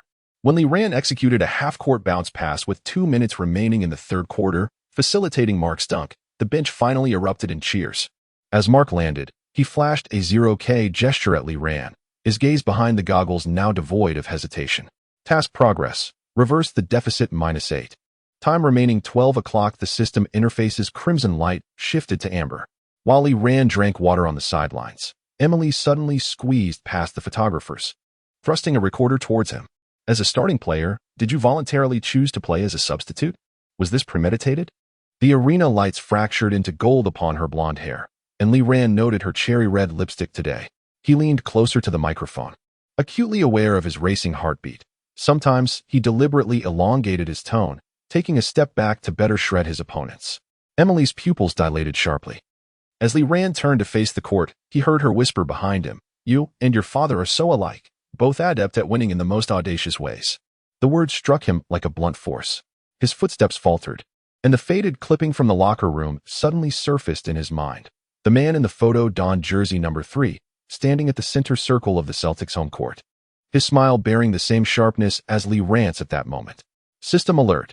Host memory fluctuation detected. Initiating emotional firewall. The mechanical voice bore a burning sensation. Lee Rand inhaled deeply, shoving all emotions into a steel box deep within his memory. When he regained possession of the ball, he activated the Reggie Miller off-ball movement. At the moment Monty's attention was drawn to Mark, he ghosted into the paint, receiving a lob from the guard to complete the layup. With 5 minutes left in the game, the score was tied. As the North Carolina coach called for a timeout, Lee Rand intentionally walked past Monty, whispering in a tone only the two could hear, "Your left knee makes a click sound when you pivot. Do you need me to call the team doctor?" Monty's face turned ashen in an instant. As Lee Rand brushed past, he caught a whiff of the sudden cold sweat emanating from Monty. That was the scent of fear. After the timeout, North Carolina bet everything on a full-court press, attempting to disrupt the rhythm. Lee Rand found himself double-teamed near the baseline. Yet at the precipice of stepping out of bounds, he lofted the ball high into the air. The basketball grazed Monty's fingertips, descending towards Mark, who was cutting to the basket. Dunk! Susan's scream from the sidelines was drowned out by the DJ's roar. Mark soared into the air. This time, he made no mistake, slamming the ball through the hoop past Monty's fingertips, simultaneously drawing a foul. After converting the free throw, they took a 3-point lead.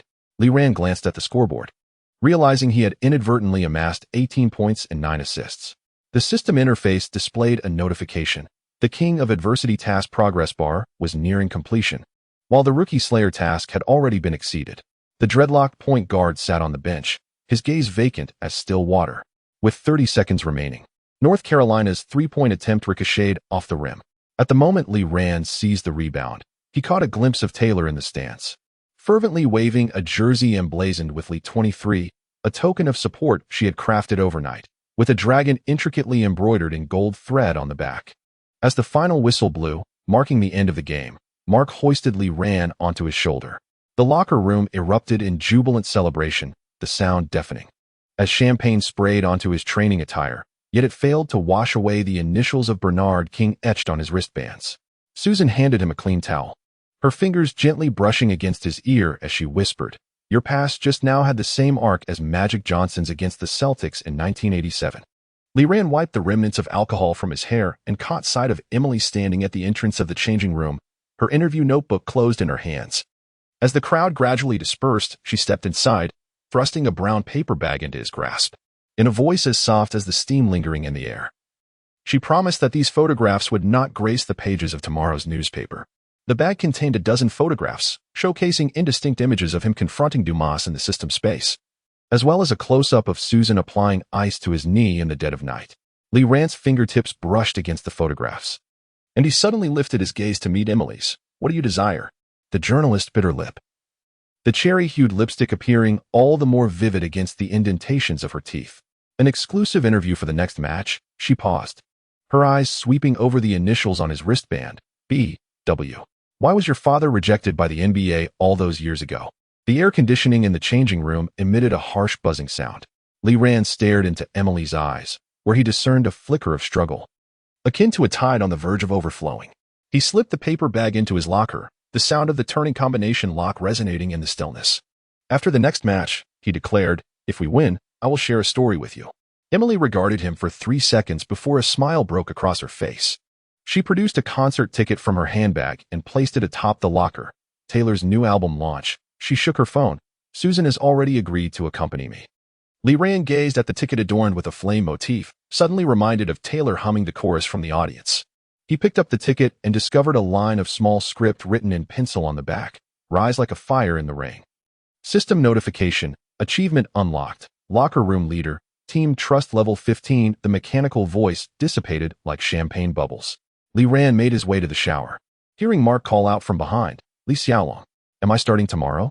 He turned back with a smile, noticing Susan organizing the tactical board, while Emily's pen glided smoothly across her interview notes. Meanwhile, Taylor's voice floated in from somewhere, singing a complete version of Rise, the beat pulsating against the locker room walls like a heartbeat. Warm water cascaded over his back, washing away the sweat as Lee Rand closed his eyes.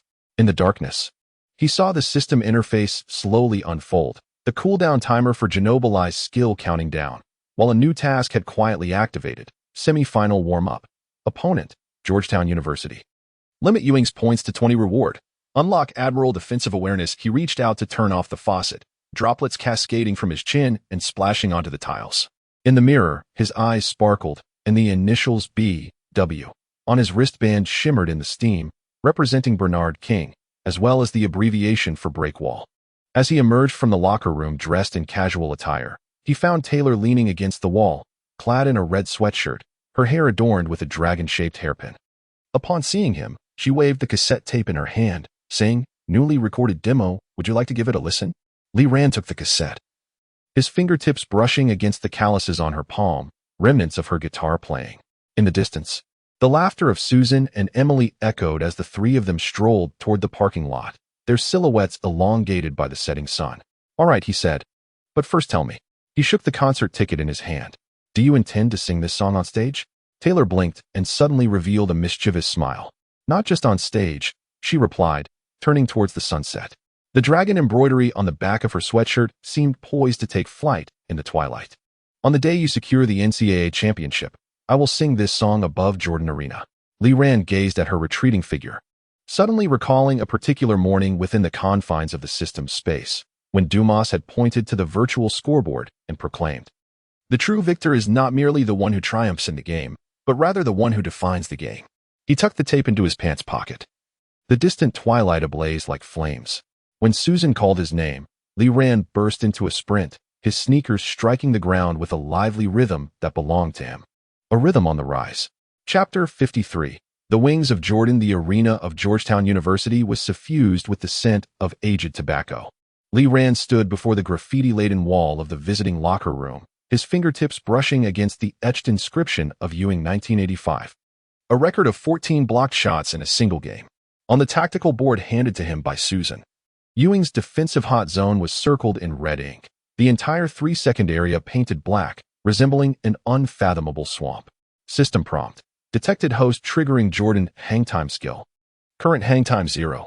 89 seconds, historical peak 0. 92 seconds. As the mechanical voice resonated in his ears, Lee Rand noticed his heartbeat quickened by 17 beats per minute. He glanced at the wristband in his locker, and beside the initials of Bernard King, he noticed a line of small text that read, "Fly like Mike." It was penned in Tyler's handwriting, Just before the game, Susan unexpectedly grasped his wrist and pressed a silver coin into his palm, the same type of coin used by Jordan during his iconic game winner in 1982. Her voice trembled imperceptibly as she said it was borrowed from the school history museum and reminded him to return it afterward. The coin's edge bore the inscription UNC, with wear revealing a copper core beneath. Lee Rand slipped the coin into the compartment of his wristband, feeling the metal's chill seep through his skin.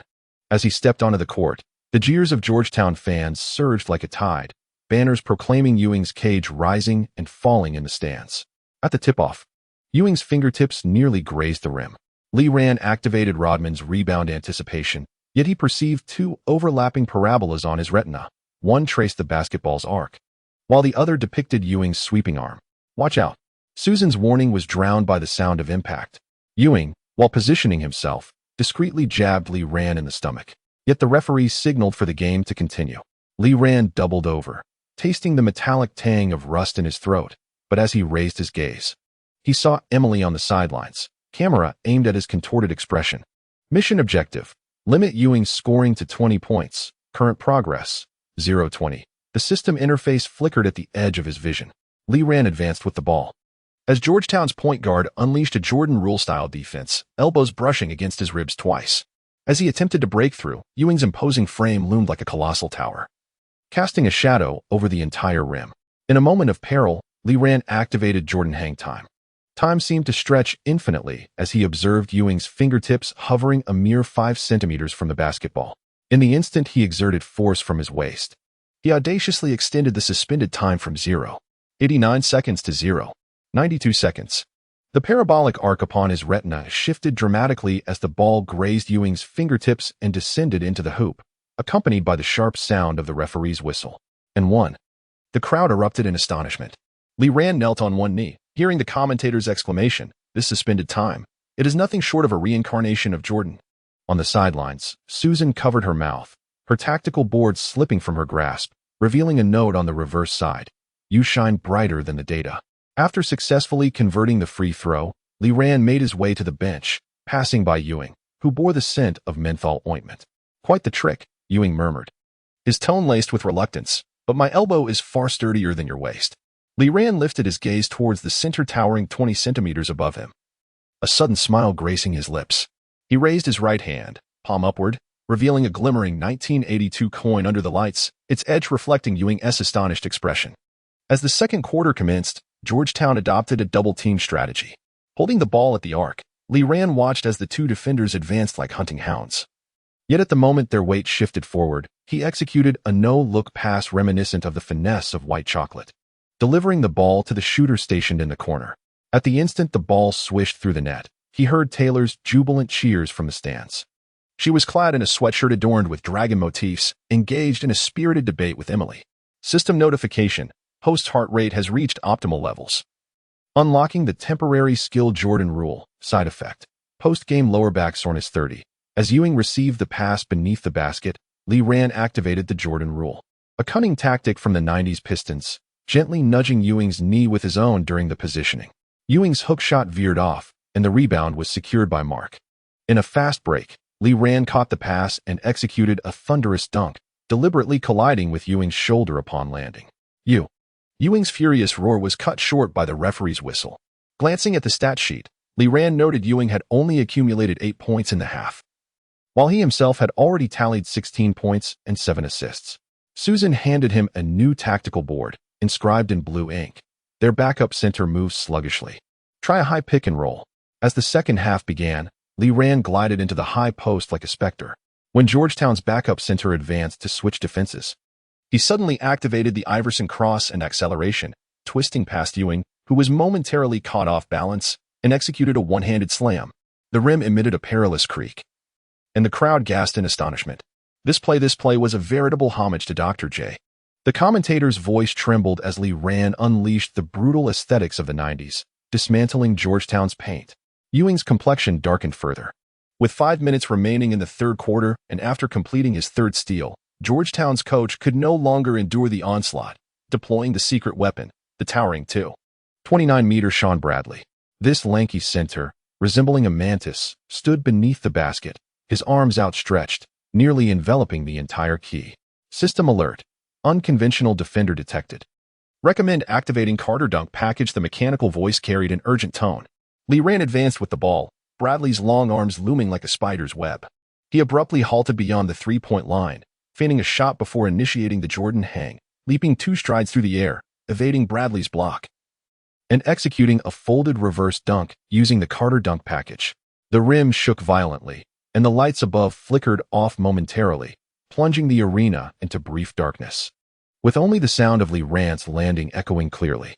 When the lights illuminated once more, he beheld Bradley rooted beneath the basket, his expression vacant as if struck by lightning. My heavens!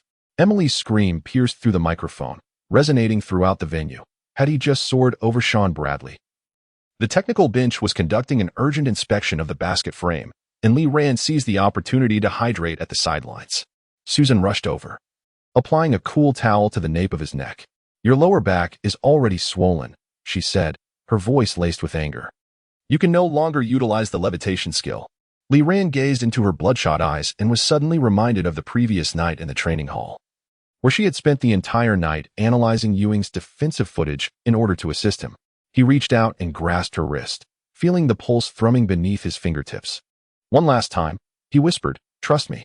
Susan bit her lower lip and retrieved a can of spray from the first aid kit. Menthol, a temporary relief for pain. The cool spray seeped into his jersey, and as Lee Ran inhaled deeply, he caught the scent of mint mingled with sweat, a fragrance that belonged to the battlefield. With 2 minutes remaining in the game and a 12-point lead, Georgetown was all in. Ewing, backing down Mark beneath the basket, turned only to have his dribble intercepted by Lee Ran. In a fast break, confronted with an open basket, he abruptly halted, waiting for Ewing to return to defense. As the towering center, standing at 2.13 meters, bore down on him, Lee Ran activated the Jordan hang time once more. At the moment of contact, he delicately flicked the ball towards the hoop. The basketball grazed Ewing's fingertips before finding its home in the net, accompanied by the sound of the whistle. Lee Ran knelt on one knee, eyes fixed on the scoreboard displaying and won, as the crowd erupted in a chorus of his name. Ewing stood nearby, his chest heaving, sweat dripping from his chin onto the floor, leaving dark spots in its wake. After successfully completing the free throw, Lee Ran glanced at the statistical sheet. Ewing had scored 18 points, while he himself had achieved 28 points and 11 assists. A notification popped up on the system interface, indicating the completion of the task to limit Ewing's scoring, and the proficiency of the Jordan hang time skill had risen to 85. As the final whistle blew, Ewing approached him, extending his right hand. Well played, he said, his tone imbued with rare respect. Next time we meet, I won't allow you to have it so easy. Lee Ran grasped the hand that was 2 sizes larger than his own, feeling the calluses traverse his skin. I await that day, he uttered, simultaneously noticing Yu Yin's gaze fixed upon his wrist guard. In the locker room, Mark tossed Lee Ran into the air, champagne cascading over his training attire. Taylor, having stealthily mingled with the crowd, placed a baseball cap emblazoned with Flyboy upon his head, the brim adorned with a commemorative pin honoring Jordan's retirement.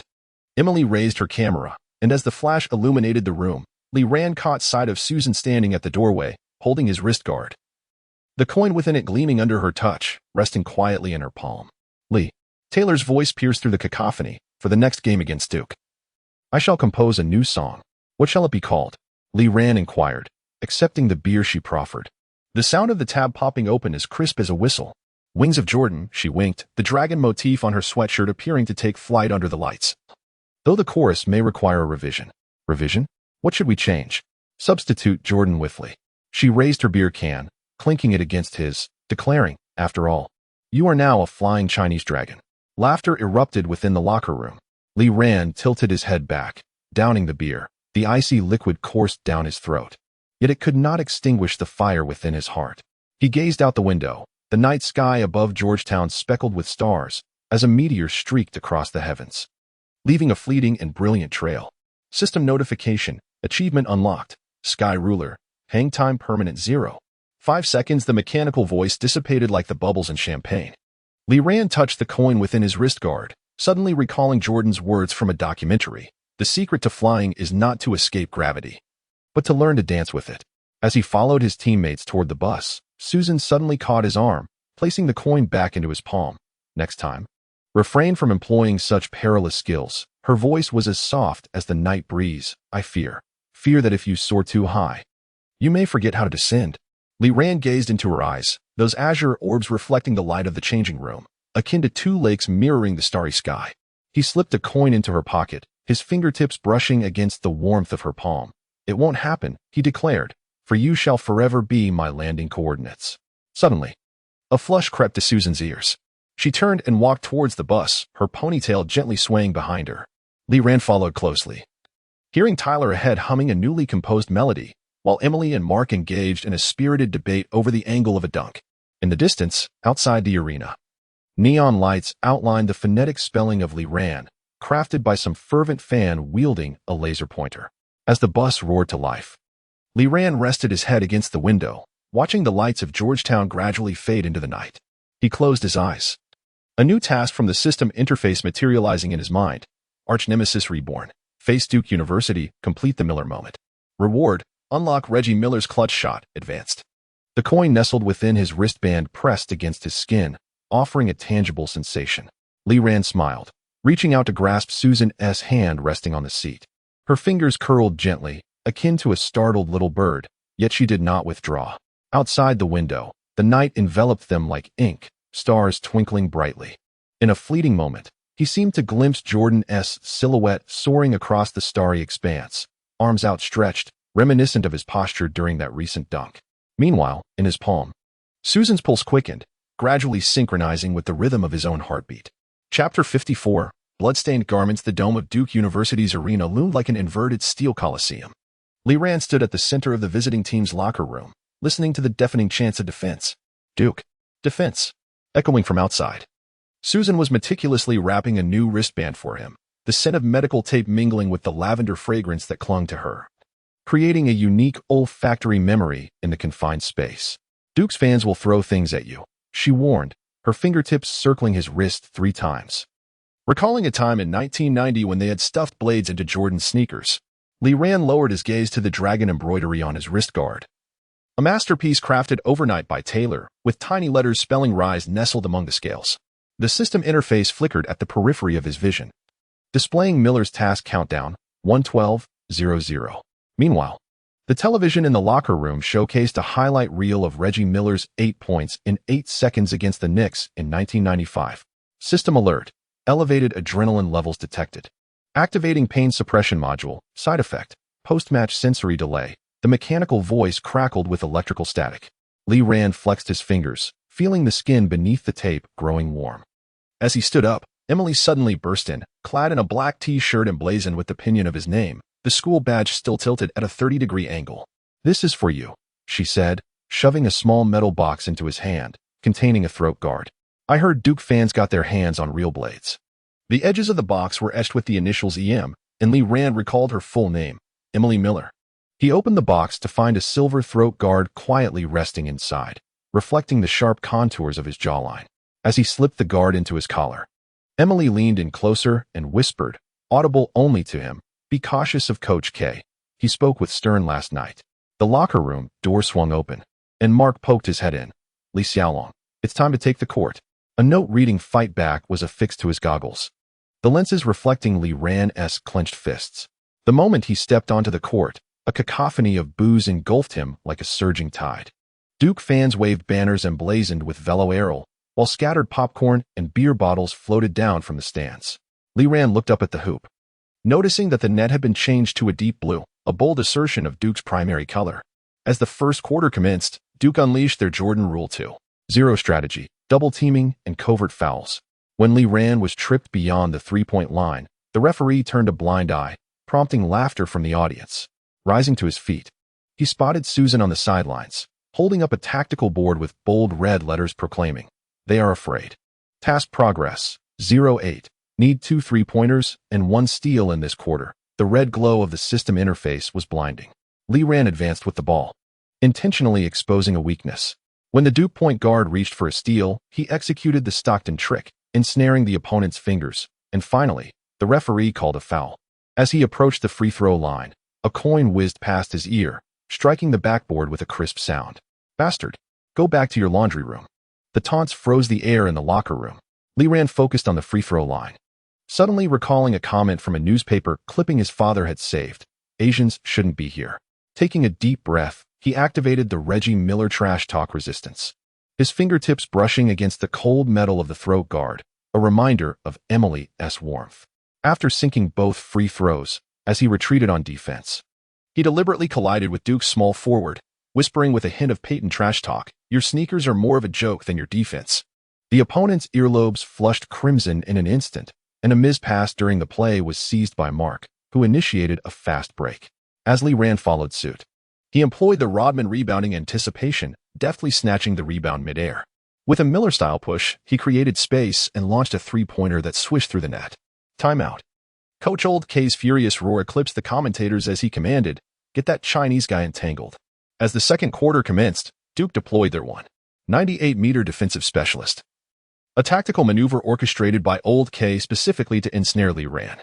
The man's arms bore the tattoo in "No Fear," and as he defended, his pectoral muscles pressed firmly against Lee Rand's back, his breath laced with a potent scent of tobacco. "I hear you've spent 47 hours in the system?" His voice was gravelly. "I will make you aware of just how unyielding defense can be in reality." Lee Rand remained silent, his gaze sweeping over the technical bench where Taylor, clad in a black leather jacket, played Ain't Black on his harmonica. As the defender's elbow once again jabbed into his ribs, he suddenly turned around and remarked in Chinese, "Your elbow is as soft as your intellect." The opponent's pupils constricted in confusion. In that fleeting 0.1 seconds, Lee Rand initiated the Iverson crossover, and as the opponent's ankle twisted, he halted abruptly and leaped for a jump shot, the basketball swishing through the net while he heard Taylor's harmonica suddenly ascend an octave, reminiscent of the sound of a whistle after a successful score. System notification. Miller time progress 50, remaining time 4:30. The score was closing in. With 3 minutes left in the second quarter, after executing a steal and fast break, Duke's coach could no longer sit idle, deploying his secret weapon, a burly white center, who deliberately collided his shoulder into Lee Rand's previously injured lower back. A sharp pain exploded from his lumbar region. Lee Rand staggered back, hearing Susan's screams from the sidelines. The system's pain suppression module worked tirelessly, yet it could not completely obscure the piercing agony. He glanced down at the blood seeping from the hem of his jersey, suddenly recalling that Emily's iron throat guard was still intact, while the bandage around his waist had become soaked with cold sweat. "Do you think you were Miller?" The white center spat out his mouthguard. "I will make you crawl out like a dog."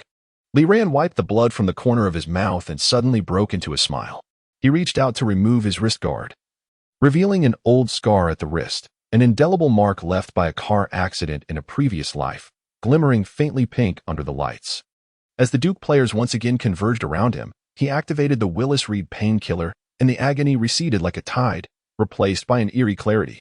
With 1 minute remaining in the game and his team trailing by 3 points, Lee Rand held the ball at the arc, observing the defender's movement shift in response to his feints. When the opposing point guard stepped forward to block him, he suddenly threaded the ball through his legs, executing a white chocolate no-look pass that bounced to the interior player, Mark, who was fouled during his dunk attempt, missing a chance for a game winner. System alert. Post-trust value fluctuation detected. Miller time trigger failed. The mechanical voice crackled with harsh static. Lee Rand gazed at the scoreboard, hearing the cheers of the Duke fans reverberate through the arena like an earthquake. He bent down to retrieve his wrist guard and noticed, amidst the dragon-embroidered scales, a bloodstain in his blood, the blood of this era. In the locker room, Susan, with trembling hands, tended to his wound, a slight fracture in the vertebrae. Her voice quivered with emotion. "Why didn't you say it hurt sooner?" Lee Rand gazed at her reddened eyes and was suddenly reminded of his childhood in the hospital, where his mother had similarly fought back tears while dressing his wounds. He reached out to grasp her wrist, feeling the pulse thrum beneath his fingertips, for he declared, "Some pains hold greater significance than victory itself."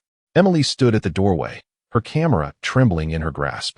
As Susan turned to fetch the medication, Emily approached swiftly and slipped a photograph into Lee Rand's hand. "I captured this in Stern's office," she whispered, her voice barely audible. "Duke and the NCAA have a clandestine agreement." The photograph revealed Coach K clinking glasses with Stern, with a document in the background emblazoned with the words NCAA Championship Fund. Lee Rand's fingertips traced the surface of the photo, alighting upon a signature in the lower right corner, Anna Rockefeller's handwriting. System prompt. Key evidence detected. Unlocking conspiracy revelation side quest. The mechanical voice pierced his mind like an icicle. Lee Rand tucked the photograph into the compartment of his wrist guard and looked up to find Taylor standing at the locker room entrance. 2 strings of her guitar already snapped. She stepped inside and placed a bottle of tequila on his lap. "Drink," she urged, "for pain will harden the dragon scales." Lee Rand twisted open the bottle cap, the fiery liquor searing his throat. When Susan turned around and witnessed this scene, a complex array of emotions flickered in her eyes: anger, heartache, and a hint of resolute determination that he could not comprehend. Suddenly, she reached out and snatched the bottle from him, shattering it upon the floor. "Do you wish to ruin your career?" The sound of breaking glass resonated as Lee Rand gazed at her reddened eyes, a sudden smile spreading across his face. He rose to his feet, tearing away the bloodstained jersey to reveal a torso wrapped in bandages. The locker room lights illuminated the myriad of new and old scars upon his body, resembling an unfinished oil painting. "Ruin?" he murmured, picking up the wristband from the ground. The dried blood on the dragon embroidery a testament to his struggles. "No, these scars will only render me stronger." Taylor bent down to retrieve his guitar, plucking a surviving string. The raspy notes reverberated through the locker room, intertwining with Susan's sobs and Emily's camera clicks, creating an absurd symphony. Lee Rand looked at his reflection in the mirror, the metallic edge of the throat guard casting 3 blurred silhouettes: Susan's concern, Emily's determination, and Taylor's fervor. System notification: Miller's moment task failed. Compensation reward: iron will, permanent pain resistance 10. As the mechanical voice faded, Lee Rand had already donned a clean training outfit. He rewrapped the wristband, the dragon embroidery faintly visible beneath the bandages, resembling a dragon poised to soar. As he made his way toward the player tunnel, Susan suddenly caught up with him, thrusting a small paper bag into his hands. Inside were heat patches. She dared not meet his gaze, and whispered, "I'm sorry." Lee Rand gazed at her hurriedly departing silhouette, then opened the paper bag. Inside, besides the heat packs, he discovered a piece of chocolate. The wrapper inscribed with a pencil, "Sweets can alleviate pain." He took a bite, the bittersweet flavor spreading across his tongue. Suddenly reminded of Taylor's lyrics, "Pain is the fire that forges the wings." As he stepped out of the changing room, night had already enveloped the arena. Taylor leaned against the wall, smoking, the sparks flickering in the darkness. "Would you like to hear the new song?" she inquired, flicking off the ash, her recently pinned chorus lingering in the air. Lee Rand nodded. Taylor softly hummed a tune, imbued with the raspy essence of blues and the explosive energy of rock. "They tried to bury me in the mud, but rose with blood on my wings. I am the fire they could never smother, the dragon that outlives their dreams." The cigarette but fell to the ground, extinguished beneath her marten boots. As Lee Rand gazed into the flickering light within her eyes, he was suddenly reminded of a particular night in the system space, when Dumas had proclaimed, "True legends are not those who have never been wounded, but those who continue to soar with their scars." He touched the photograph hidden within his wrist guard, Stern's signature appearing like a flickering flame in the darkness. In the distance, the figures of Susan and Emily intertwined in the parking lot, resembling 2 blossoms of varying hues, blooming amidst the same thicket of thorns.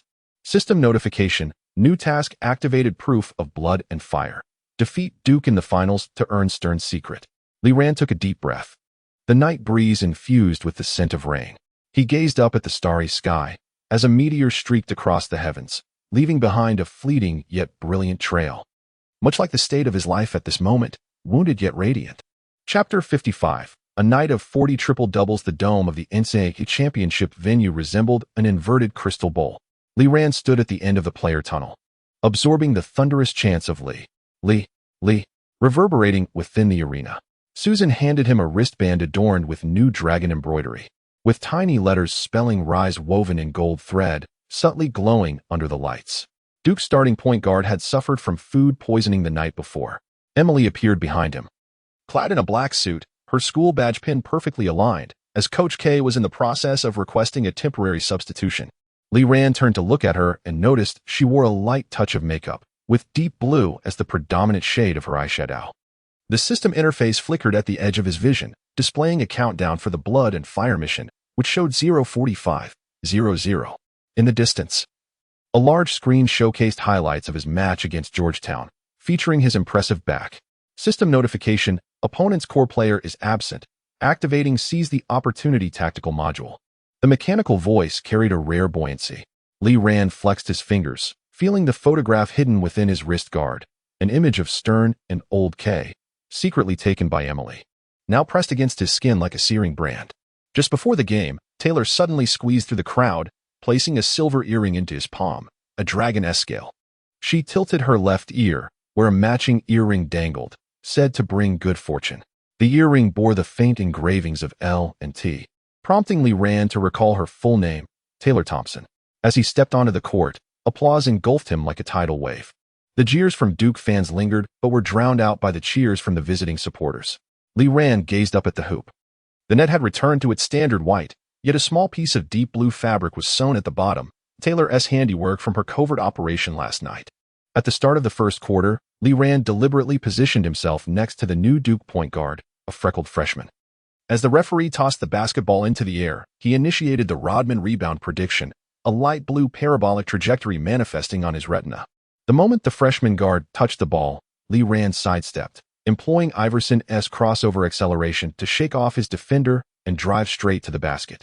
The backup center for Duke rushed to defend but faltered as he saw Lee Ran's wrist flick, causing the basketball to alter its trajectory unexpectedly. Passing beneath his arm and soaring towards Mark in the corner. As the ball swished through the net, Lee Ran heard Susan's ecstatic scream from the sidelines, resonating with the thrill of emergence. Mission progress, 10-2, remaining time, 36:00. The red glow of the system interface shifted to green. Lee Ran advanced with the ball, while the freshman guard, visibly anxious, frequently licked his lips, standing half a step away, a clear indicator of psychological collapse. Upon reaching the arc, he suddenly executed a white chocolate no-look pass, slamming the ball against the backboard. Mark, understanding the cue, completed an aerial alley-oop dunk. The commentator's voice trembled with excitement, noting that only Magic Johnson and Larry Bird had performed such a play. As the second quarter commenced, Coach Old K deployed his own defense, but underestimated Lee Ran's Stockton vision. With the ball at the arc, he moved his fingers as if playing chess, directing his teammates to cut, screen, and slip. When a gap appeared in Duke's defense, he executed a difficult layup with a Kareem skyhook, simultaneously drawing a foul. After sinking the free throw, Lee Ran glanced at the stats: 18 points, 9 assists, and 7 rebounds at halftime, just 1 rebound shy of a triple-double. Susan handed him a new tactical board, boldly inscribed in red. Their bench has only 3 players left. Let's overwhelm them. As the second half commenced, Lee Ran surged into the paint like a bulldozer, utilizing his Barkley-like strength to elevate Duke's backup center and seize a pivotal rebound. Upon landing, he heard Tyler's roar from the stands. Dragon! Dragon! Dragon! That voice intertwined with the DJ's chants, creating a resounding wave of sound. System alert. Host has activated the triple-double hunter mode, all attributes 5. With 5 minutes remaining in the third quarter, Lee Ran executed a steal and transitioned into a fast break, prompting the announcer to elevate his pitch. Lee Ran is just 1 assist away from a triple-double. The Duke fans emitted a chorus of discontented boos. Yet as Lee Ran passed the ball, they witnessed him deliberately bounce it off an opponent's knee, allowing it to ricochet into the hands of an open shooter, who sank a three-pointer, achieving the assist. A quadruple-double? No, it is a triple-double. The commentator corrected his own slip of the tongue, marking Lee Ran as the first player in NCAA history to attain a triple-double in the finals. The arena erupted in jubilation. Lee Ran glanced at the scoreboard, noting a 22-point lead, while his personal statistics rested at 28 points, 10 assists, and 10 rebounds. Susan, on the sidelines, held up a tactical board that read, "Do not relent. Their psychological defense has crumbled." With 2 minutes left in the game, Duke's coach substituted the starters early, a clear indication of surrender. However, Lee Ran remained on the court, observing the freshman point guard on the bench and recalling his own experiences of being taunted by Carter during his early days. As the young player dribbled the ball, Lee Ran stepped forward to defend, softly uttering a Peyton-esque taunt. "Do not fear. Your future holds many games." The freshman looked up, his fear gradually transforming into confusion. Lee Ran retreated a step, signaling him to drive. When the young player hesitated to initiate, Lee Ran intentionally slowed his pace, allowing his opponent to complete a layup. The crowd erupted in appreciative applause, and even among the Duke fans, faint echoes of bravo could be heard. As the final whistle blew, Lee Ran's statistics solidified at 42 points, 11 assists, and 14 rebounds. Mark hoisted him onto his shoulders as they circled the court, and Tyler rushed onto the floor, handing him a guitar. Receiving the instrument, Lee Ran spontaneously strummed a rendition of "We Will Rock You," the vibrations of the strings coursing through his arms and into his heart. In the locker room, champagne poured down like a torrential rain. Susan gently wiped the sweat from his brow with a tissue and suddenly stood on her toes to kiss his forehead. You did it. Her voice was soft, audible only to the two of them. Dad is up there, and he must be so proud of you. Lee Rand was momentarily stunned. He recalled the man in the number 3 jersey from the clipping and remembered that Susan's father had once been a trial player for the Celtics. Realizing that she had long been aware of his background, Emily raised her camera, and at the instant the flash illuminated the scene. He noticed the faint blush on Susan's ear and the flicker of fire in Tyler's eyes. System notification, achievement unlocked, NCAA legend. Reward, stern secret, fragment. The mechanical voice carried a metallic resonance. Lee Rand opened the system interface, where the fragment displayed 1992 draft. Manipulation. He tucked the fragment deep into his memory and turned to embrace the cheers of his teammates. At the award ceremony, Stern personally placed the M0 trophy upon him, whispering during their handshake, "Congratulations, young man. But do not forget, the NBA stage is far more merciless than the NCAA." Lee Rand nodded with a smile, feeling the intricate patterns of the trophy etched into his palm. Taylor serenaded the audience with a new song, the chorus resounding with the repeated lines, "We rise, we fight, we never fall."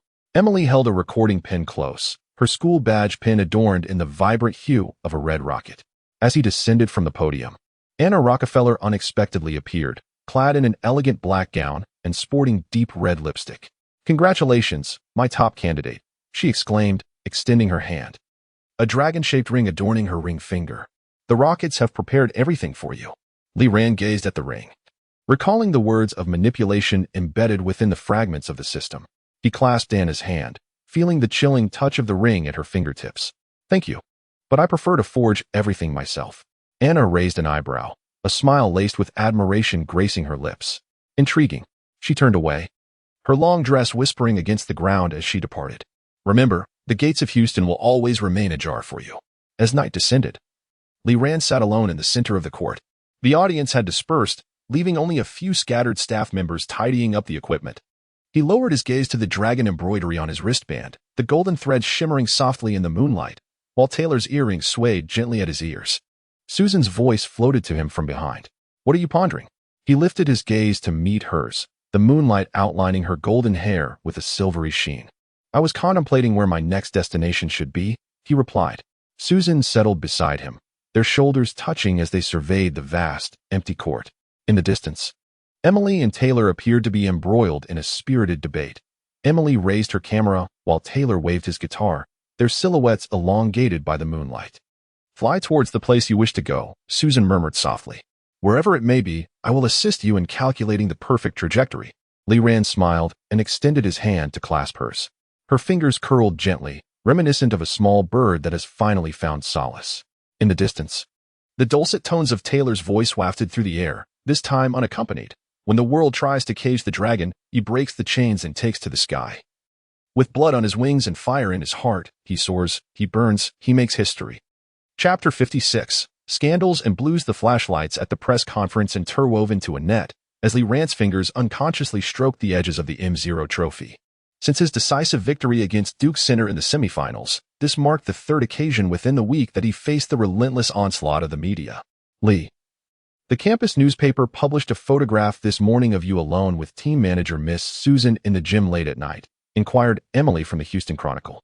Deliberately enunciating the phrase alone with particular clarity, the tip of her pen tapping rhythmically against her notebook. Some fans question whether this involves any internal favoritism from the coaching staff.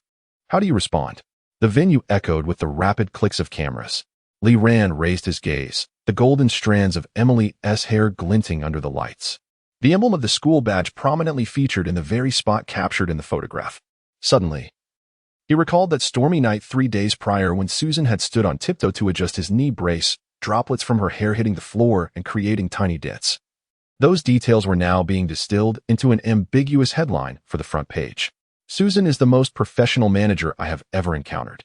Lee Rand's voice resonated like chilled metal. "Her job is to ensure that players maintain their optimal condition, including correcting my shooting form at 3 in the morning. If this constitutes favoritism, then perhaps those gentlemen hiding behind their keyboards should come to the gym to supervise next time." A low chuckle rippled through the crowd. Emily paused, her pen hovering momentarily before sketching a crooked line in her notebook. She understood that this response would incite another 300 replies on the campus forum.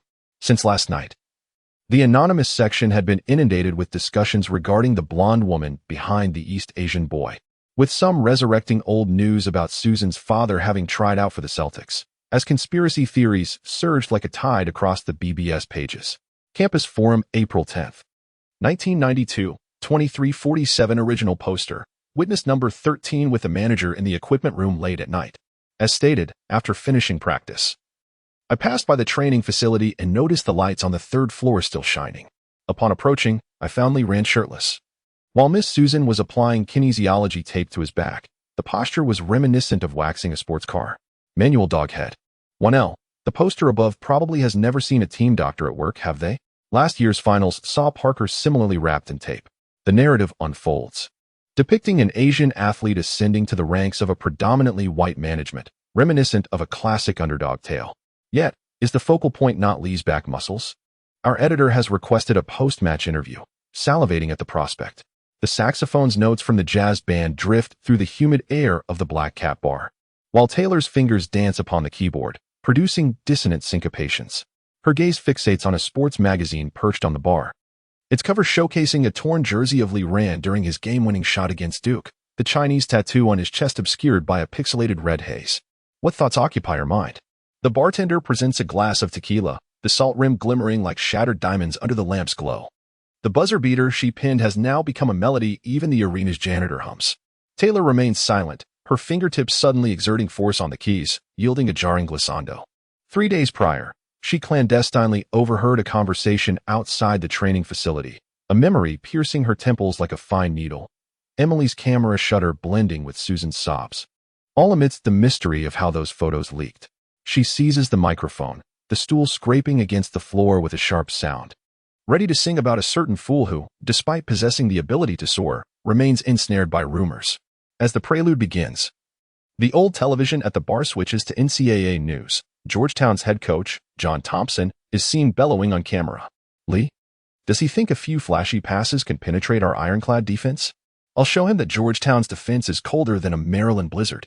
Taylor's voice ignites with fervor. Bloody wings. Bloody rings, they said you're just a wannabe king, but the net still sings when the ball goes in through the cold.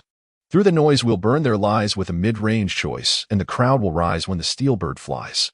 Beneath the bar, her Walkman rewinds, containing recordings from earlier that day, sounds of Lee Rand's training, the friction of sneakers against the court, the metallic clang of the basketball against the rim, and Susan's gentle reminder to raise her elbows another 2 centimeters.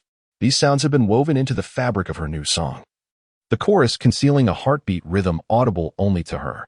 In the gym's therapy room, Lee Rand fixates on the red X's on the tactical board, lost in thought. The defensive formation diagram of Georgetown was meticulously marked by Susan in 3 distinct colors. The red zones indicated deadly entanglement traps, while the blue arrows delineated morning's assistance routes. In the corner, in minuscule lettering, a note cautioned to pay attention to Coach Thompson's suit pocket, as he would discreetly retrieve small notes during timeouts. Their defensive efficiency ranked first in the nation. As Susan's fingertips glided across the tactical board, the aroma of lavender hand cream mingled with the sharp scent of antiseptic. In the past 5 games, the opponent's three-point shooting percentage was curtailed to a mere 28.7, and fast break points averaged no more than 12 per game. Lee Rand's fingers lightly tapped the system interface, where the taskbar, maintaining the nation's highest efficiency rating, was gradually diminishing. The ER value stood at 34.2, a mere 0.8 away from the required 35. Suddenly, he recalled the Stockton passing vision from the novice package, a skill that could anticipate an opponent's passing trajectory, which now appeared minuscule within the red grid of the tactical board. I need your eyes, he exclaimed, grasping Susan's wrist, her skin warm and smooth like sun-kissed marble. Tell me, when I am encircled by 3 opponents, does Mark's cutting route always lag behind by 0.3 seconds? Susan's eyelashes fluttered abruptly, reminiscent of startled butterflies. She glanced down at Lee Rand's hand clasping hers, feeling the calluses at the base of his ring finger. A painful reminder of the countless times she had retrieved the ball during their extra practice last week. Her voice was as faint as the chalk dust settling on the tactical board, yet she managed to articulate. If you use that move, it resembles the backspin fake we employed against Duke. At that moment, the locker room door swung open with a bang. Emily burst in, Clutching a voice recorder, the hem of her trench coat still imbued with the scent of nicotine from the bar. I just received news that Georgetown will implement the Iron Curtain 2.0 strategy from their championship in 1984. Lee, how do you intend to counter this targeted defense? Lee Ransong released his grip, and the red crosses on the tactical board flickered under the lights, dazzling to the eyes. He noticed a half-exposed photograph at the edge of Emily's notebook, capturing the indistinct silhouette from last night when he escorted Susan back to her dorm beneath the street lamp. Suddenly, a warning flashed on the system interface. Public opinion pressure had caused a 5 decline in teammate trust. Informing Coach Thompson, he tore off his training jersey, revealing the newly applied kinesiology tape on his shoulder and neck. Even the strongest fortress cannot contain a bullet that curves. Outside, Taylor's new song flowed through the campus broadcast, the rhythms of the chorus resonating against the glass, creating a humming sound. Lee Rand closed his eyes, and in his mind, the image of the Georgetown Arena's dome emerged. Where the hoop had been bent by O'Neal in 1990, now awaiting him to carve a new fracture with a three-point shot. Chapter 57. The gaze of Iverson. The dome of Georgetown University's McDonough Arena resembled an inverted steel giant bowl, with fluorescent lights casting cold, hard shadows on the hoop. Lee Rand stood at the center circle for the jump ball, the scent of aged floor wax mingled with disinfectant lingering in the air. This place was dubbed the NCAA's haunted house, with the visiting team's winning percentage never exceeding 30% in the past decade. As the first quarter buzzer sounded, two dark figures clamped down on his waist like iron pincers. Georgetown's dual guards, Muhammad Abdul-Rauf and Billy Owens, operated like precision meat grinders. The former used his compact 183-meter frame to thwart any driving lanes, while the latter's long arms perpetually shadowed the passing trajectories. "Welcome to the cage, rookie," Ralph's breath brushed against Lee Rand's ear, sharp and cool like peppermint. When Lee Rand attempted for the third time to pass the ball to the wing for Mark, Owens's fingertips nearly grazed the surface of the basketball, forcing him to loft it to Hakeem Olajuwon at the high post, only to be intercepted by Mourning, who emerged from the side for the steal. In the second row of the audience, 17-year-old Allen Iverson was rolling up his loose training pants to his knees, his gaze sharp as a scalpel honed to ice. The number 23 shirt he wore, a replica of Jordan's, was procured from a street vendor, now taut against his leaning body, accentuating the defined lines of his shoulders. As Lee Rand was pushed out of bounds for the third time, Iverson suddenly pulled out a small notebook he carried, biting the pen cap to begin recording. System scan alert. Potential host detected. Allen Iverson, 1992. Potential value. SSS. Current growth curve. Unawakened domain of answers. Special mark. Exceptional retinal dynamic capturability. Host is advised to preemptively acquire the ankle terminator skill. They were employing a modified version of the cage strategy from 1984. During the timeout, Susan slammed the tactical board against Lee Rand's chest, her fingertip pressing firmly on the area filled with blue grids. Ralph was tasked with stifling drives. Owens was sealing off three-point attempts, and Mourning was always poised to double-team from the weak side. Every time you received the ball, at least two defenders would encroach upon your radius. Lee Rand gazed intently at the red dots on the tactical board, representing his touches during the first 12 minutes. Densely clustered within a 2-meter zone beyond the three-point line. The passing success rate on the system interface surged erratically, a mere 41 for bounce passes against double teams, and a 33 turnover rate for lob passes, all under the condition of utilizing Stockton's vision. "Try that." Emily suddenly leaned over from the press box, the logo on her microphone glinting under the lights. Last week in the training match, your no-look pass to Castle was described by Susan as a magic that defies the laws of physics. Susan's eyelashes fluttered as she recalled the extra practice 3 days prior, where Lee Rand, in a dimly lit gym, executed a behind-the-back pass solely from memory, the basketball grazing the edge of the rim before landing in Castle's hands. That extraordinary spatial awareness, transcending mere sight, rendered even her father's cherished Celtics training tapes pale in comparison. As the second quarter commenced, Lee Rand purposefully dribbled toward the baseline, while Lofsny nearly pressed into his groin. Just as Owens's long arms were about to envelop him, he abruptly turned to face the audience, flicking the ball behind him toward the completely obscured weak side, where Mark was cutting into the defensive blind spot previously annotated by Susan. The basketball traced an uncanny parabolic arc, brushing against Mourning's outstretched fingertips before swishing through the net. The exclamation of the ESN commentator nearly blew the roof off. "This is the signature move of White Chocolate Williams." "No, it predates him by a whole 5 years." Lee Ran is tearing apart the iron defense of the 90s with passes from the future. Iverson's pencil screeched across the notebook as he fixated on the slight tremor of Lee Ran's fingertips upon landing. The arc of his wrist reminiscent of the old guards he had seen on the streetball courts, those legendary figures capable of tossing pebbles into a sewer while blindfolded. The halftime statistics were frozen. Lee Ran, 0 points, 12 assists, 3 steals. In the pocket of Georgetown's head coach John Thompson. A crumpled tactical note had been replaced for the third time, boldly inscribed, "Cut off all connections with Mark. They have begun to double-team your teammates." In the locker room, Taylor pressed her portable recorder to Lee Ran's ear, containing the defensive audio she had edited overnight. Mourning's footwork was rhythmic before each double team. He would stomp his left foot like this. She mimicked Mourning's movement, her sneakers tapping out a steady beat against the lockers. Suddenly, Lee Ran recalled the footwork anticipation of Shaquille O'Neal available in the system store, though his point balance was a mere 327. A remnant from last week's exchange for fatigue-resistant wristbands. Let Castle take the lead in the second half. He tore off the sweat-soaked wristband, embroidered with the words "break the cage" that Susan had stitched. Georgetown's defense resembled rusted gears. All he needed was to find the gaps between them. At that moment, the system interface abruptly flashed a golden notification. "Congratulations, host." Unlocking the passing creativity of Jason Williams through unconventional passes, beginner level, effect. Increases the success rate of passes by 25 when vision is obstructed, with a 10 probability of triggering hidden maneuvers such as the elbow pass and bounce pass. Side effect: each use results in a 15 increase in wrist soreness. Midway through the third quarter, Lee Ran found himself cornered by 3 defenders along the baseline. Suddenly, he pivoted and gently nudged Luff's chest with his elbow. Seizing the moment as Luff leaned back, he flicked the ball between his armpit towards the rear diagonally, where Castle was synchronizing his movements to the rhythmic stomps of Mourning. The basketball sailed past Mourning's outstretched hand, spinning around the rim before settling into the net. Iverson leapt to his feet, the Jordan logo on his training shorts contorting in the midst of his vigorous motion. He noticed Lee Ran glance in his direction upon landing, the upward curve of his lips reminiscent of a streetball player's taunt following a deadly crossover. "Did you see that, Allen?" suddenly remarked an assistant coach from Georgetown seated nearby. "This is the kind of competitor you will face over the next decade, employing magic that transcends this era. Carving fissures in the iron cage." Iverson remained silent, inscribing a third exclamation mark in his notebook, the pen tip nearly piercing through the page. At the instant Lee Ran made his pass, the dynamic capture system within his retina became unusually vivid, rendering the defenders' footfalls, the arcs of their arm movements, and even the spin of the basketball as clearly as if time had slowed to a crawl.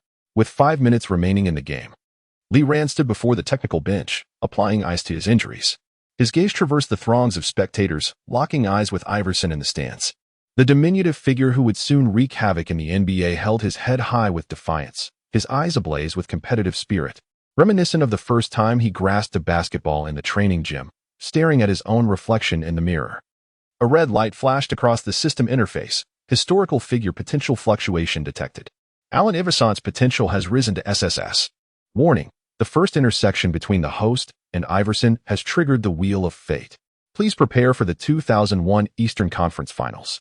Lee Ran suddenly chuckled as he tore off his wristband, allowing sweat to cascade from his fingertips onto the floor. No matter how formidable the steel cage of Georgetown may be, it cannot confine 2 souls destined to ignite sparks in the river of time, one tearing through space with passes, the other slicing through time with speed. As the referee blew the final whistle, Iverson had already vanished into the throng of the audience, leaving only the last line in his notebook. 1996 draft, I will dunk over him. Chapter 58, Aesthetic of Violence. The dome of Run Arena at the University of Kentucky is adorned with 8 championship banners, and the scuff marks on the wooden floor are deeper than any basketball court Lee Ran had ever encountered in his past life. Every inch of the wood grain is imbued with Pat Riley's ironclad philosophy. When the 211 centimeters tall white center, Victor Ramirez, stepped onto the court to the beat of Eye of the Tiger, his metallic Adam's apple glinted under the lights, resembling a walking concrete mixer. In the 5th minute of the first quarter, Lee Ran received a pass from Olajuwon in the low post, his back pressed against Ramirez's armored chest. Suddenly, the system interface illuminated with an orange-red alert, detecting a defender weighing 142 kilograms with a strength value of 89, 100, 3 percentage points higher than Barkley's peak statistics. Asians ought to play table tennis. Ramirez's German accent mingled with the minty scent of the locker room as his arms tightened like hydraulic pistons. I will make you understand that the NCAA's paint is the domain of the divine.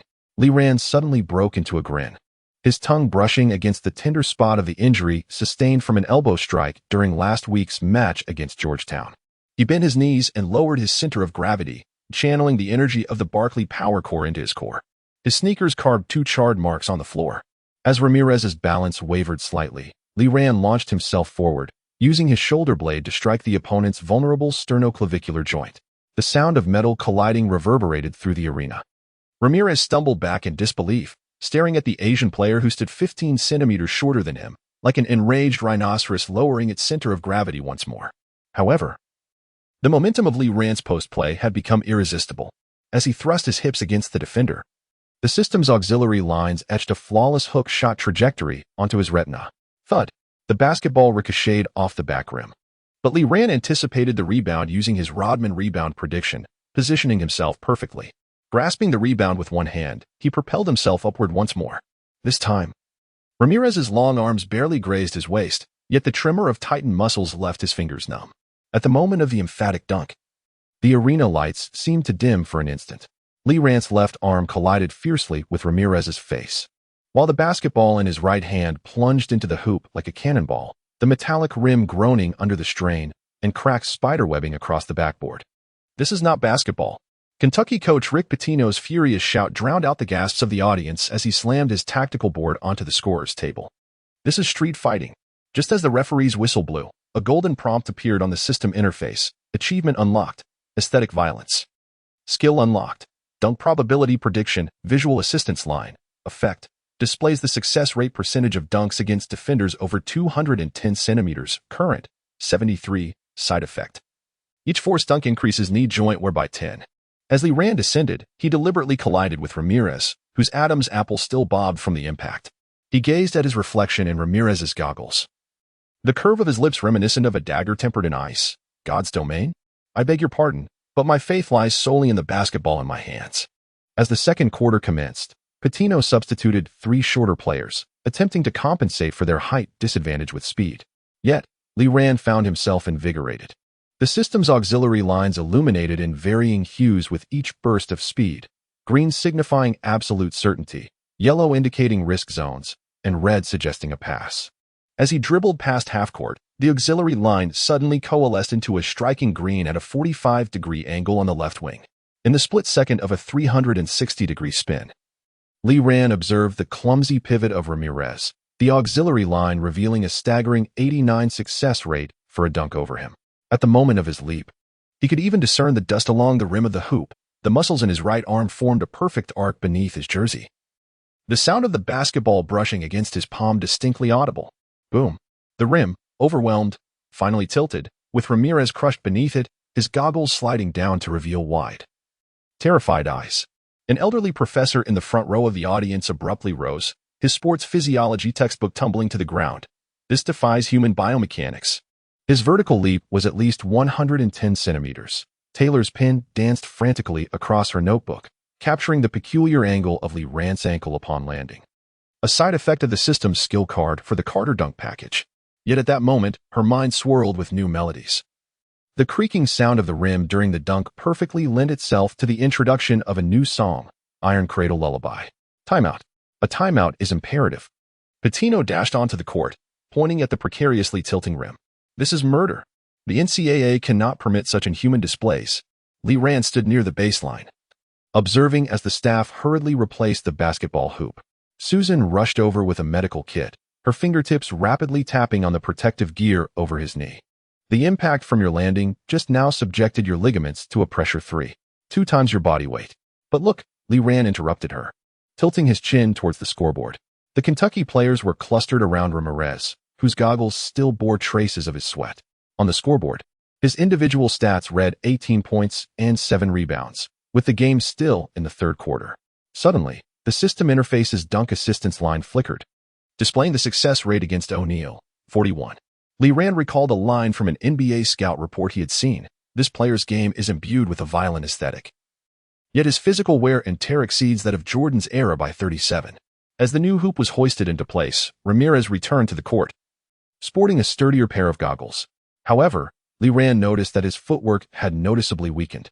As he instinctively glanced at the hoop before each jump, an effect of the system's psychological deterrent skill. With 2 minutes remaining in the game, Liran received a pass at the high post. In that moment of hesitation from Ramirez, the assistant's line solidified into a blinding green. As he initiated his move, he silently intoned, audible only to himself, "This time, let them remember that the East 2 possesses wings capable of tearing through steel." At the instant of the dunk, Tyler pressed the camera shutter.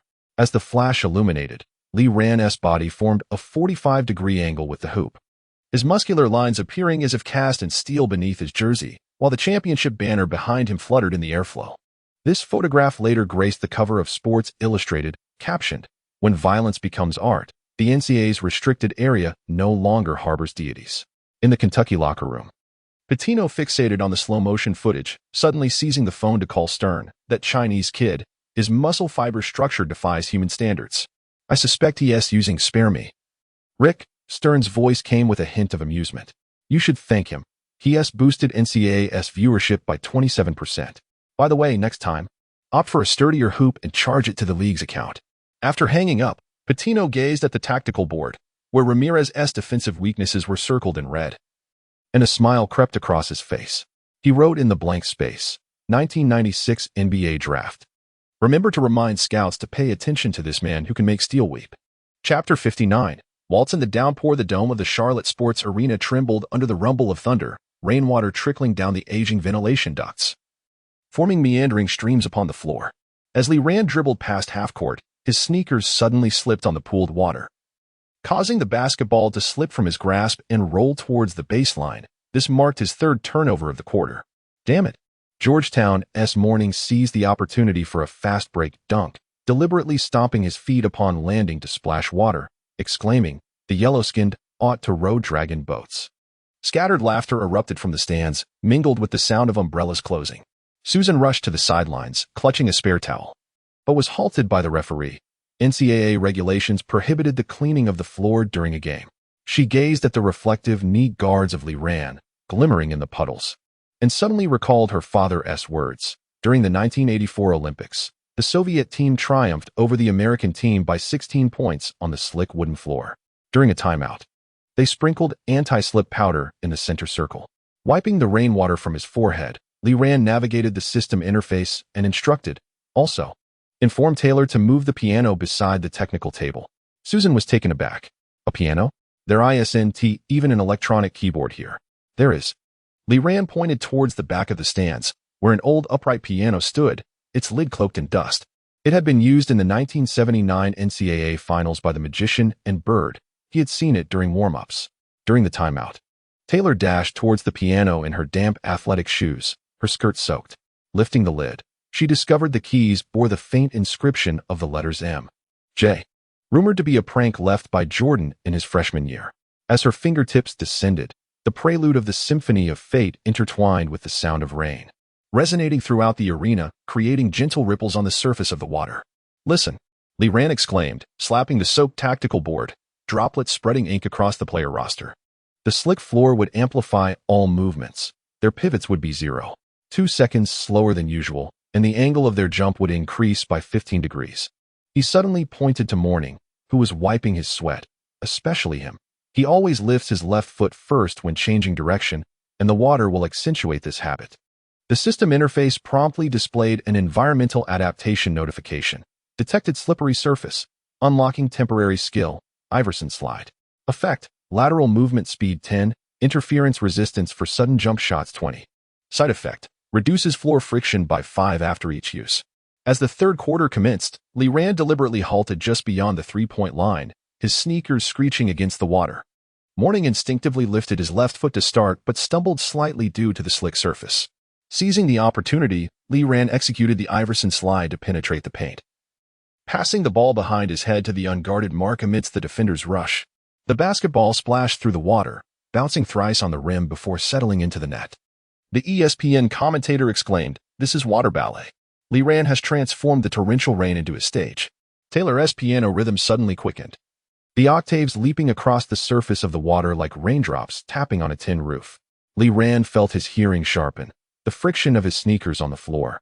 The plop of the basketball striking the water, even the rhythmic breaths of the defenders became decipherable tactical codes. As Kentucky's point guard attempted to dribble behind his back, the ball became lodged in a crack in the floor. Instinctively, Li Ran initiated a physics-defying slide to steal the ball, then dribbled it up the court. Puddles formed tiny whirlpools beneath his shoes, and the system's auxiliary lines traced 3 passing routes on his retina. Yet, he chose to take the shot himself. The moment the ball left his fingertips, Taylor struck a fortissimo chord on the piano. Raindrops cascaded along the rim of the basketball hoop, creating a shimmering curtain under the lights, while the basketball pierced through this aqueous veil, splashing droplets that refracted a rainbow upon the scoreboard. He was playing in harmony with Taylor's rhythm. Emily's pen danced across her interview notepad, sketching slanted lines. Each dribble matched the cadence of a piano, a phenomenon she termed musical basketball. As the final quarter commenced, Susan audaciously sprinkled non-slip powder into Li Ran's sneaker treads, a blatant violation that could easily be caught by the referees. Yet, she mused, by the time they noticed, the game would be over. Li Ran winked at her, droplets cascading from his hair, forming tiny prisms on his eyelashes. Do you know why the Dream Team brought a piano to Barcelona in 1992? Because music can make bullets fly slower. In the fourth quarter, Li Ran transformed into a dragon gliding through water. Each of his swift maneuvers left long trails on the court, and the sound of his shoes skidding to a halt harmonized perfectly with the rising and falling of Taylor's piano keys. When Morning attempted to double-team him once more, he suddenly executed a reverse slide, leaving a distinct footprint in the puddle before threading the ball through his opponent's armpit. The moment the hollow three-pointer swished through the net, Taylor's piano emitted a piercing high note. The scoreboard displayed that Li Ran had scored a flawless 8 for 8 in the fourth quarter, including 2 long-range threes and an astonishing reverse layup from the baseline. In the stands, an elderly fan suddenly raised a homemade sign. He is not merely playing basketball. He is conducting a torrential downpour. As the final buzzer echoed, Li Ran's jersey could wring out half a liter of water, and the non-slip powder in his shoes had long since dissolved into a paste. Taylor rushed over with his piano bench, rainwater from his hair creating irregular patterns on the team emblem on his chest. That last reverse layup, you were stepping to the syncopated rhythm of fate's third movement. Weren't you? No. Li Ran wiped the rain from her face and suddenly smiled. I was stepping to the variation of that triplet you improvised at the bar last week. At the post-game press conference, Emily held up a snapshot captured in the moment of Li Ran suspended in midair, raindrops cascading from his elbow, with the backdrop of Taylor lost in his performance. How much do you think this photograph is worth? She deliberately shook the photo paper, droplets hitting the ground with little splashes. At least enough to buy 10 new pianos. Li Ran tore off his drenched jersey and tossed it to the cheering fans. Provided you can find a frame that remains unspoiled by the rain. As he turned to leave, a golden notification popped up on the system interface. Achievement unlocked. Deluge Waltz. Skill unlocked. Environmental Resonance, Beginner, Effect. Temporarily awakens adaptive skills based on court conditions, e.g., slippery surface triggers Master of Slides. Side effect. Post-skill muscle soreness 30. At the end of the corridor, Susan was adjusting her rain-tousled hair in front of a mirror. As Li Ran approached, he noticed a Band-Aid adhered to the back of her neck, a result of a scrape from the medical kit earlier. He recalled his father's words, a true champion is not the one dancing under the spotlight, but the one silently clearing the water from the stage. Let us procure a piano tomorrow, he murmured, and place it in the training hall. Thus, our rhythm shall remain unperturbed during the next rain. Susan turned, the Band-Aid on her skin glimmering faintly under the lights. In that moment, she noticed the reflection of the distant scoreboard in Li Ran's pupils, the letters WN appearing strikingly clear beneath the rain's relentless assault, an emblem of their shared triumph, a victorious symphony amidst the tempest. Chapter 60. The beacon of the Final Four. The dome of Cameron Indoor Stadium at Duke University loomed low, weighed down by leaden clouds, while the championship banner from 1991 fluttered gently in the air-conditioned currents. Li Ran fixated on the tactical board of the visiting team's locker room, where the names of Duke's starting 5 were circled in red ink, and beside Carter's name, 3 menacing claw marks were drawn, tokens of vengeance from 3 days prior when he was posterized during practice. This place is colloquially referred to as Cameron Crazy House. Susan's fingertips traced the fan support illustrations on the tactical board. The student section would sway the hoop during free throws, and the bench had prepared 18 variations of taunts, meticulously crafted by Coach K himself. Li Ran suddenly smiled, his fingertips gliding over the newly unlocked teammate ability panel on the system interface. Mark's cutting speed was an impressive 92/100. Elijah's low-post footwork reached 95/100. While his own clutch interference resistance attribute, bolstered by Duke's animosity value, had quietly ascended to 98/100. The locker room door was knocked upon, and Emily, clutching a camera, leaned halfway inside, the logo on the lens still bearing the remnants of Charlotte's torrential rain. Coach K had just stated in an interview, "We will make the Chinese boy realize that the honor of the NCAA belongs to true warriors," emphasizing the word true with particular intent. A cold light flickered across the system interface, and Li Ran recalled the training match from 3 months prior, where Carter had proclaimed that the NCAA was no child's play. At that moment, gazing at the tactical board depicting Duke's Twin Towers strategy, he suddenly ripped off his wristband and tossed it to the ground. "Tell Coach K that true warriors do not prepare underhanded tactics from the bench." Duke Coach's Office. April 1st, 1992, 1400 hours. Coach K slammed Li Ran's NCAA highlight reel onto the table, the screen frozen at the moment he dunked over Carter. "Look at this," he exclaimed, tapping the screen where Li Ran's calf muscles were taut, noting that his Achilles tendon was 1.3 centimeters longer than Jordan's. Was this science or sorcery?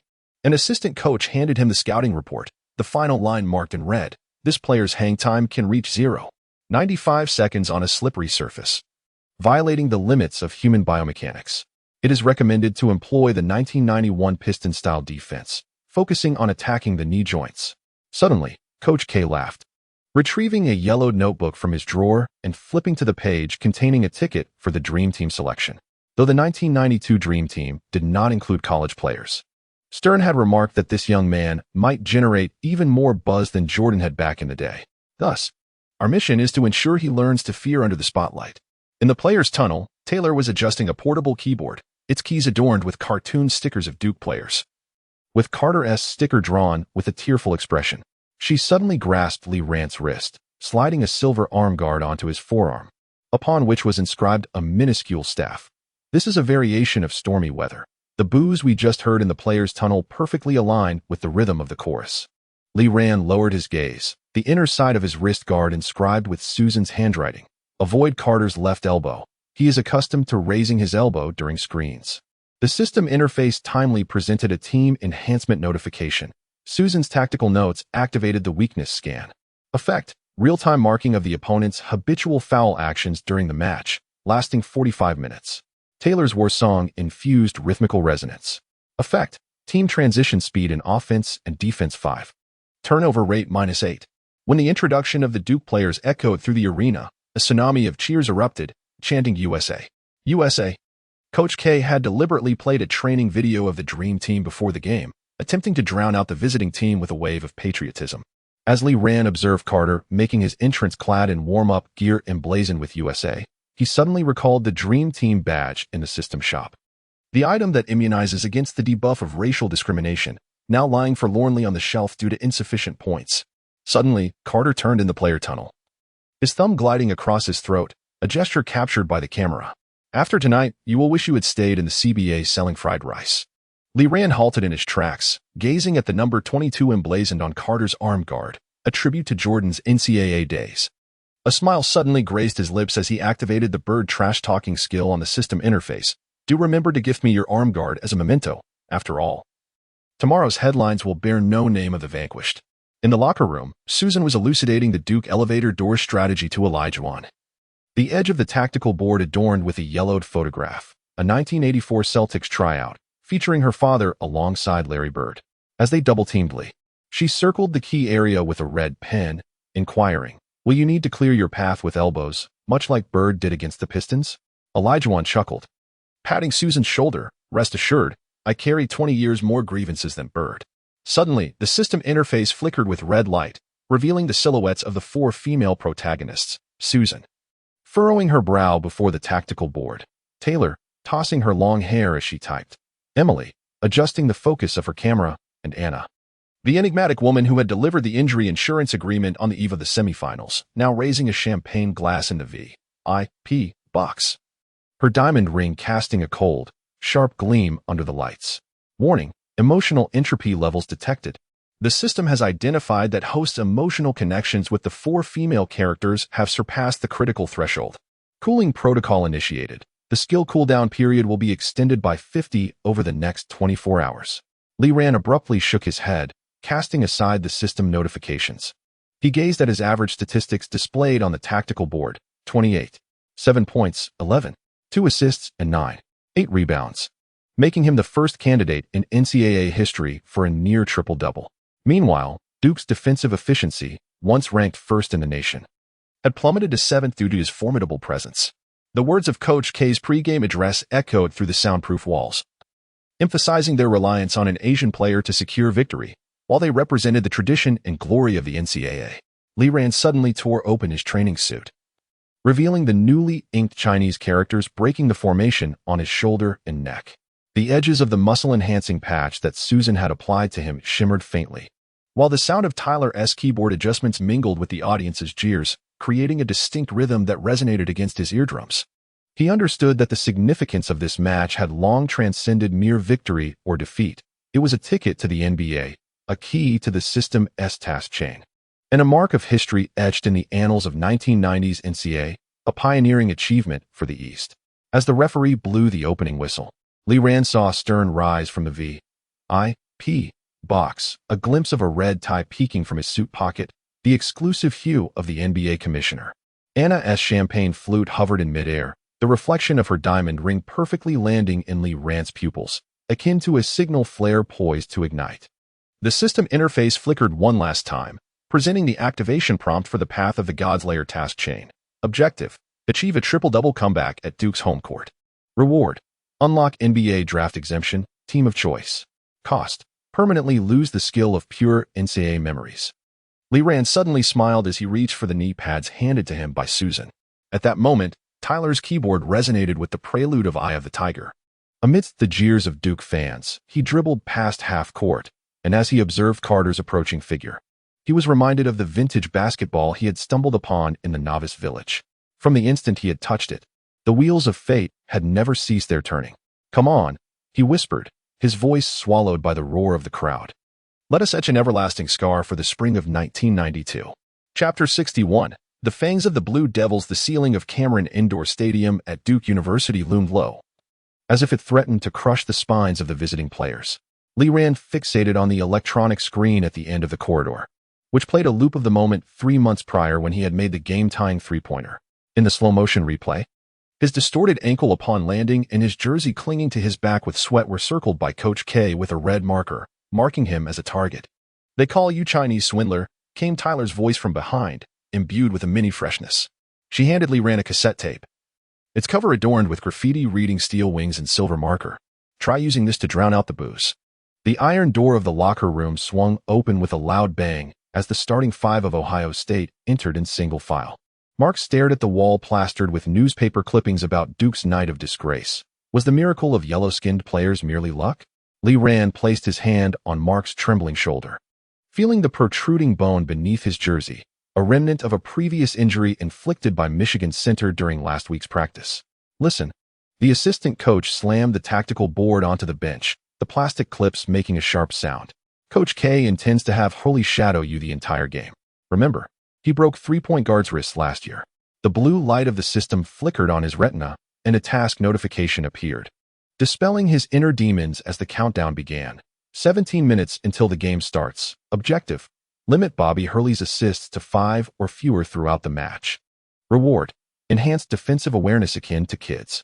Li Ran tightened his grip on the cassette, the metallic casing digging painfully into his palm, momentarily recalling a past life in the CBA where his father, hoisting a beer, shouted hoarsely from the stands, "Check your teammates' shoelaces before passing. Those with loose laces can't sprint on a fast break." As Li Ran stepped onto the court, a flurry of paper fell like a snowstorm. White flyers adorned with an image of his game-tying moment were exaggeratedly illustrated with sharp fangs and dragon horns, the headline reading "Eastern Sorcerer Invades Cameron." Fans in the front row held up signs that proclaimed "Go back to Kung Fu," the fluorescent green light casting a serpent-like sheen on Hurley's golden hair. As the jump ball concluded, Hurley's elbow collided with Li Ran's chest. This 185 centimeters tall white point guard was like a piece of taffy coated in rosin. his fingertips perpetually glued to the label of Lee Rand's jersey. On his first reception, as Lee Rand turned, he was intercepted. Holy's shoes left red imprints on his ankle. "I heard you Chinese kids practice acupuncture from a young age.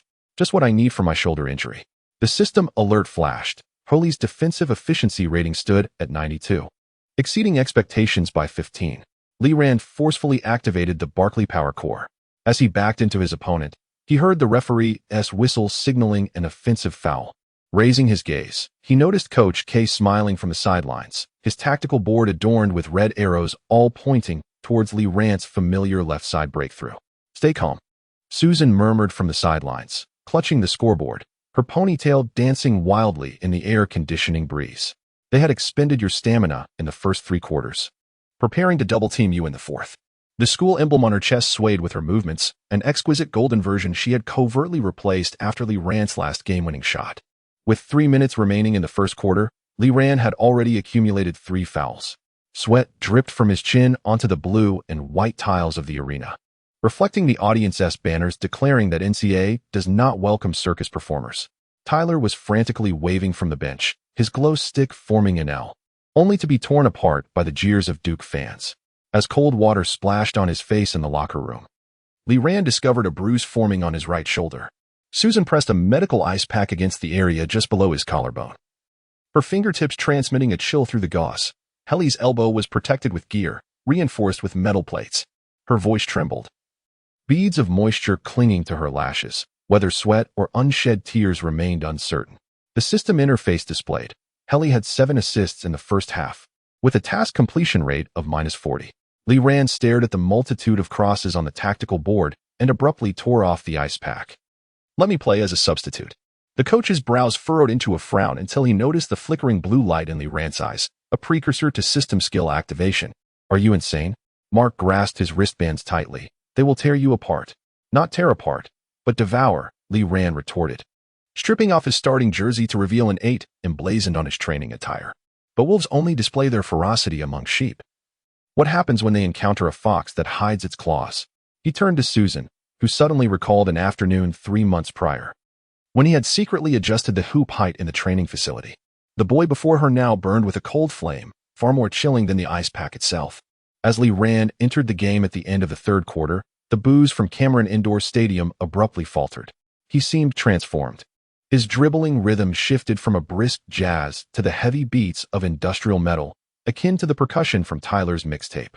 In the moment Helly moved to block him, he swiftly executed an Iverson crossover, his sneakers sparking against the floor as his elbow grazed the edge of his opponent's protective gear. Foul. Duke fans collectively rose. But to their astonishment, the referee spread his arms wide. This was a clean break.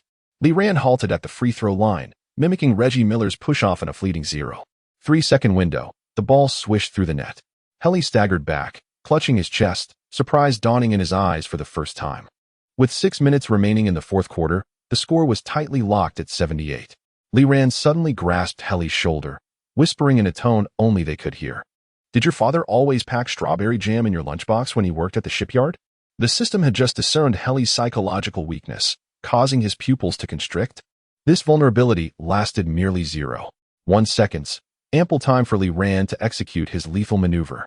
As Helly's pass was intercepted, Lee Rand was already charging toward the basket with the ball in hand. Mark's cutting route had long been marked by Stockton's keen vision. In the fleeting moment of the alley-oop, Lee Rand caught sight of Anna Rockefeller in the second row of the audience, her sunglasses reflecting the light, the arc of her smile resembling a poisoned blade. With 1 minute remaining in the game, Helly's assist count stood at 4. Coach Old K rose from the bench for the first time, the tactical board crashing to the floor with a dull thud. Standing at the free throw line, Lee Rand heard the sound of Taylor's voice mingling with the cacophony, not the rock of a tape but a softer, more resolute melody, slicing through the ice like a razor's edge. The moment the basketball swished through the net, a system alert detonated in his mind. Mission accomplished. Defensive awareness of Kid unlocked. Lee Rand glanced at the scoreboard. 89-85, Ohio State in the lead. Helly leaned against the hoop, fixating on the scratch on his wristband. A blood mark left by Lee Rand's fingernail during the earlier steal, shaped like a tattered wing. The lights in the player's tunnel flickered erratically as Lee Rand wiped the sweat from his brow, hearing the sound of high heels approaching from behind. The scent of Anna's perfume overwhelmed the mustiness of the locker room as she offered a silver USB drive. Within it lay the latest report from the Rocket Scouts.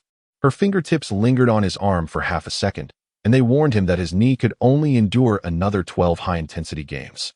Li Ran took the USB drive, its metallic casing as frigid as the previously encountered tape.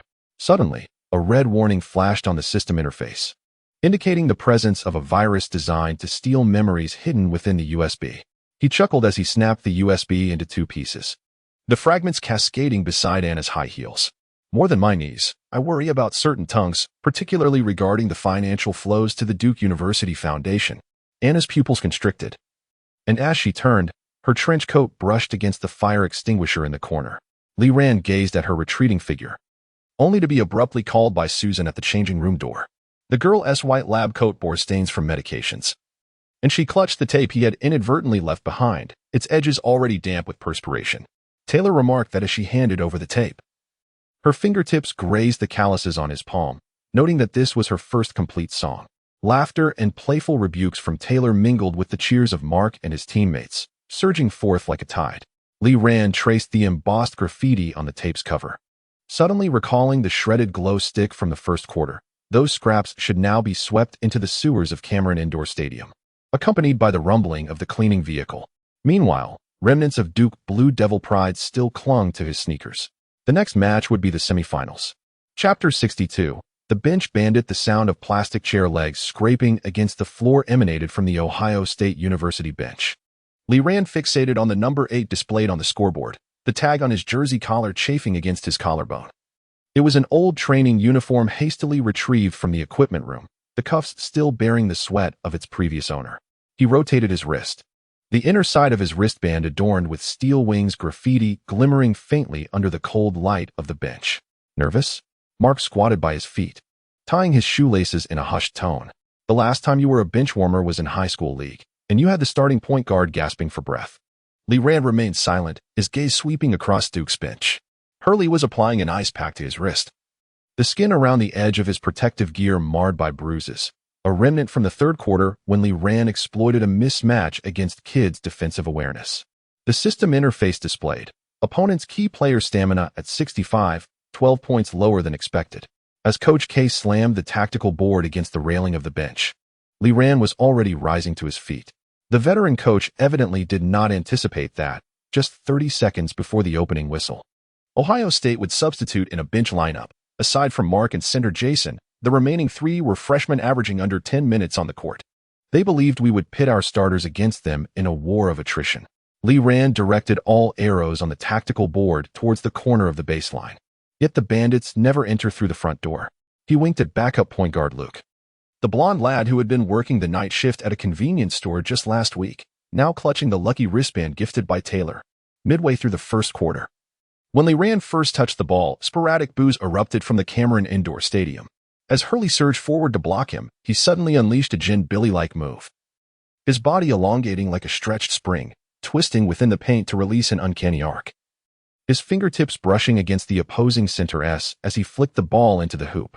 Just as the referee's whistle blew, he was already hanging from the rim, the curve of his smile reminiscent of Miller's classic throat-lock gesture. Offensive foul. The roar of Duke fans reverberated through the dome.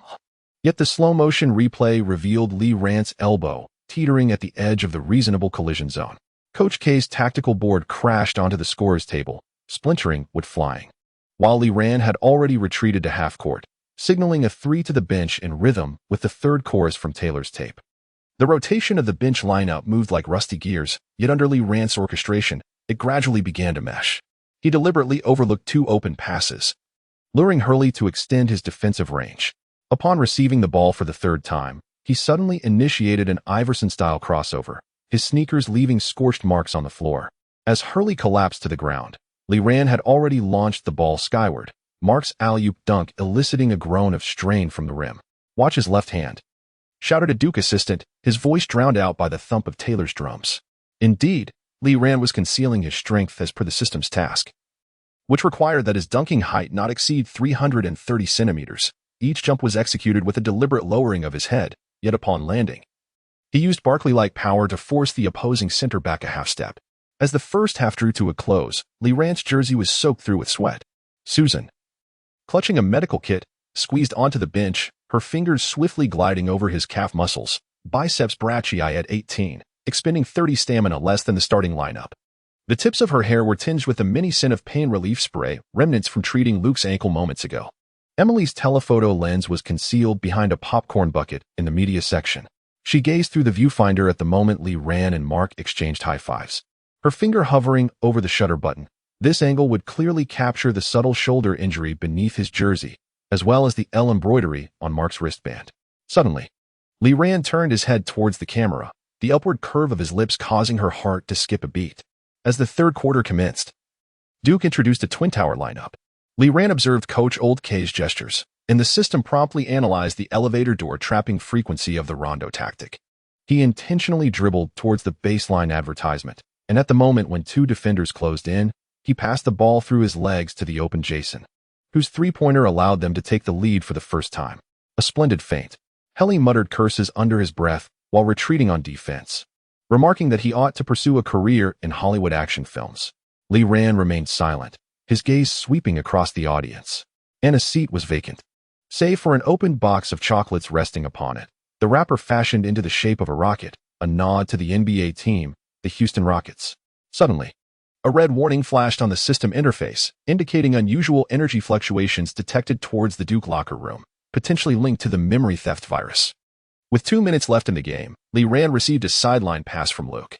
Helly's defense was 30% tighter than in the first half, his fingertips almost grazing Lee Ran's eyeball. He suddenly glanced down at the left side of Helly's shoelaces, which had loosened 2 notches. This was a critical vulnerability captured by the system's defensive awareness. With a swift change of direction, he accelerated and leapt. In midair, Lee Ran executed a 90-degree turn, slamming the ball against the backboard. Mark's follow-up dunk caused the arena lights to flicker momentarily, as the freshman on the bench celebrated with fervent chest bumps, the sound of plastic chairs toppling mingling with Taylor's song, Steel Wings, cut through the night. When the referee blew the final whistle, Lee Ran's statistics were locked at 28 points, 10 assists, and 4 steals. Helly's assists ultimately halted at 5, just meeting the threshold of the system's task. He watched Lee Ran's silhouette as he strode toward the player's tunnel, suddenly noticing a new scratch on the opponent's wristband, an imprint left by his fingernail during the earlier steal, resembling outstretched wings. The blinding lights of the mixed interview area made it difficult to open one's eyes. As Lee Ran took the microphone, he spotted Emily weaving through the crowd, the emblem on her camera strap swaying against her chest. Her question carried the refreshing essence of peppermint. As a bench player, how do you evaluate your performance tonight? Performance? Lee Ran looked down at the number 8 on his jersey, abruptly tearing off his wristband and tossing it into the stands, revealing the letters FLV inscribed underneath in marker. The true performance lies in making one's opponent believe they still control the stage. As he turned, he heard the rapid clicks of cameras behind him, knowing that Emily must have captured the traces of blood seeping from his shoulder injury. In the locker room, Taylor was slipping Lee Ran's wristband onto his own wrist for comparison. Susan handed him a clean jersey, her fingers brushing against the sweat on his back. Anna came by earlier and left this. She held up a small silver bottle, its label proclaiming it to be an NBA-grade muscle recovery spray with a production date of April 1992, 3 years ahead of reality. The system interface suddenly displayed a reward notification. Bench warmer achievement unlocked. Dribbling skill behind Crawford unlocked.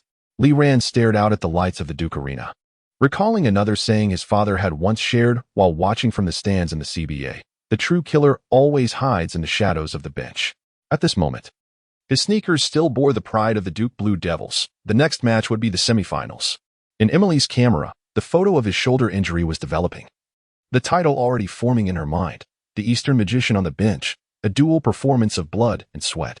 Chapter 63. Steel Wings. The dome of Cameron Indoor Stadium at Duke University emitted a faint hum from the vibrations of the dunks. Lee Ran hung from the rim, his fingertips gripping the metallic ring as he looked down at Helly, whose eyes were wide with disbelief. Just moments ago, his emphatic putback had seen him linger above the basket for a staggering 0.92 seconds, a figure the system described as a fusion of Jordan's hang time and Barkley's power. The sharp pain in his knee ligaments felt akin to shards of glass embedded within. A foul. He had stepped into the lane too early. The Duke bench erupted in a cacophony of outrage, Coach K's roar mingling with the boos emanating from the stands. As Lee Ran descended, he intentionally collided with Helly, who stumbled backward, the crimson stains on his wristband glaring under the arena lights. During the preceding rebound battle, he had utilized the Rodman rebound anticipation, leaping 0.3 seconds ahead of his opponent, contorting his body into an awkward angle midair to snatch the ball from the grasp of a 2.10-meter center. Your knee. Susan clutched the medical kit at the sidelines, her knuckles paling. She noticed Lee Rant's right leg tremble slightly upon landing, a remnant of an injury sustained last month when a Michigan forward had collided with him. The system interface flickered across Lee Rant's retina, a red warning pop-up incessantly flashing. Knee joint load at 127. Continuing to employ superstar skills would trigger a 65 probability of rose-like meniscus injury. However, there was no respite in the game. The moment Duke executed the inbound pass, Lee Rant was already glued to Helly's back. The white point guard had committed 8 turnovers that night, each dribble accompanied by an instinctive touch to his wristband, a psychological scar left by the system's death grip skill. When Helly attempted to pivot once more, Lee Rant's palm pressed firmly against the back of his dribbling hand, sending the basketball careening into the stands. Technical foul. The referee's whistle ignited Helly's fury. He ripped off his headband and hurled it to the floor, his blonde locks plastered to his sweat-soaked forehead. Lee Rant observed him storm towards the bench and suddenly caught sight of Pat Riley in the front row, feverishly jotting notes in his notepad. The pen's tip tearing through the pages with a rasp. The Miami Heat coach's suit sleeves bore chalk dust, remnants of his recent tactical drawing aimed at countering Lee Rant's prowess. With 3 minutes remaining and the score at 89-85, Lee Rant received a pass from Mark and charged into the paint. The double team from 2 Duke players compelled him to loft the ball skyward. Just as everyone anticipated a blunder, he activated Jordan's hang time, twisting his body 180 degrees mid-fall and delicately guiding the ball into the basket with his fingertips. The rim shuddered under the strain, the timer registering an astonishing hang time of 0.95 seconds, surpassing the system's original limits. Was this truly a feat achievable by mere mortals? Shaquille O'Neal leaped to his feet in exclamation, his number 32 jersey soaked through with perspiration, the Shaq emblem vibrating with fervor. The freshman center from Louisiana State University radiated excitement, completely oblivious to the fact that his team had been eliminated half an hour prior. Susan rushed onto the court with an ice pack, only to be halted by the referee. Lee Rant knelt on the floor, his right hand resting on his knee, while his left hand gestured a 3, a rhythm reminiscent of the chorus from Taylor's tape. Taylor waved frantically from the bench, the glow sticks forming an L standing out vibrantly in the dimly lit arena. The silver whistle hanging around her neck was a cherished gift from Lee Rant, a memento from his last-second victory the previous week. With only a minute remaining in the game, Lee Rant was substituted. As he passed the technical area, he caught a glimpse of Emily's camera lens aimed at him, a scrap of paper wedged at the edge, bearing her hasty scrawl. "How much longer can your shoulder hold up?" He winked at the lens, deliberately revealing the blood seeping from beneath his protective gear. Hearing the distant sound of camera shutters clicking in a flurry, tomorrow's Sports Illustrated cover would likely feature him hanging from the hoop, his knee brace cracked with a fine tear. In the locker room, the sound of the shower mingled with the cheers of his teammates. Lee Rant focused on the system interface, the achievement steel wings loading, hang time 0.1 seconds, strength attributes soaring to 92. Yet, a warning continued to flash below, knee joint durability 78, immediate use of Elijah knee brace recommended. He touched the number 8 jersey hanging on the rack, the sleeve adorned with Taylor's freshly sewn steel wing embroidery still bearing loose threads. "Do you need help?" Susan's voice resonated from outside the cubicle, tinged with the scent of antiseptic.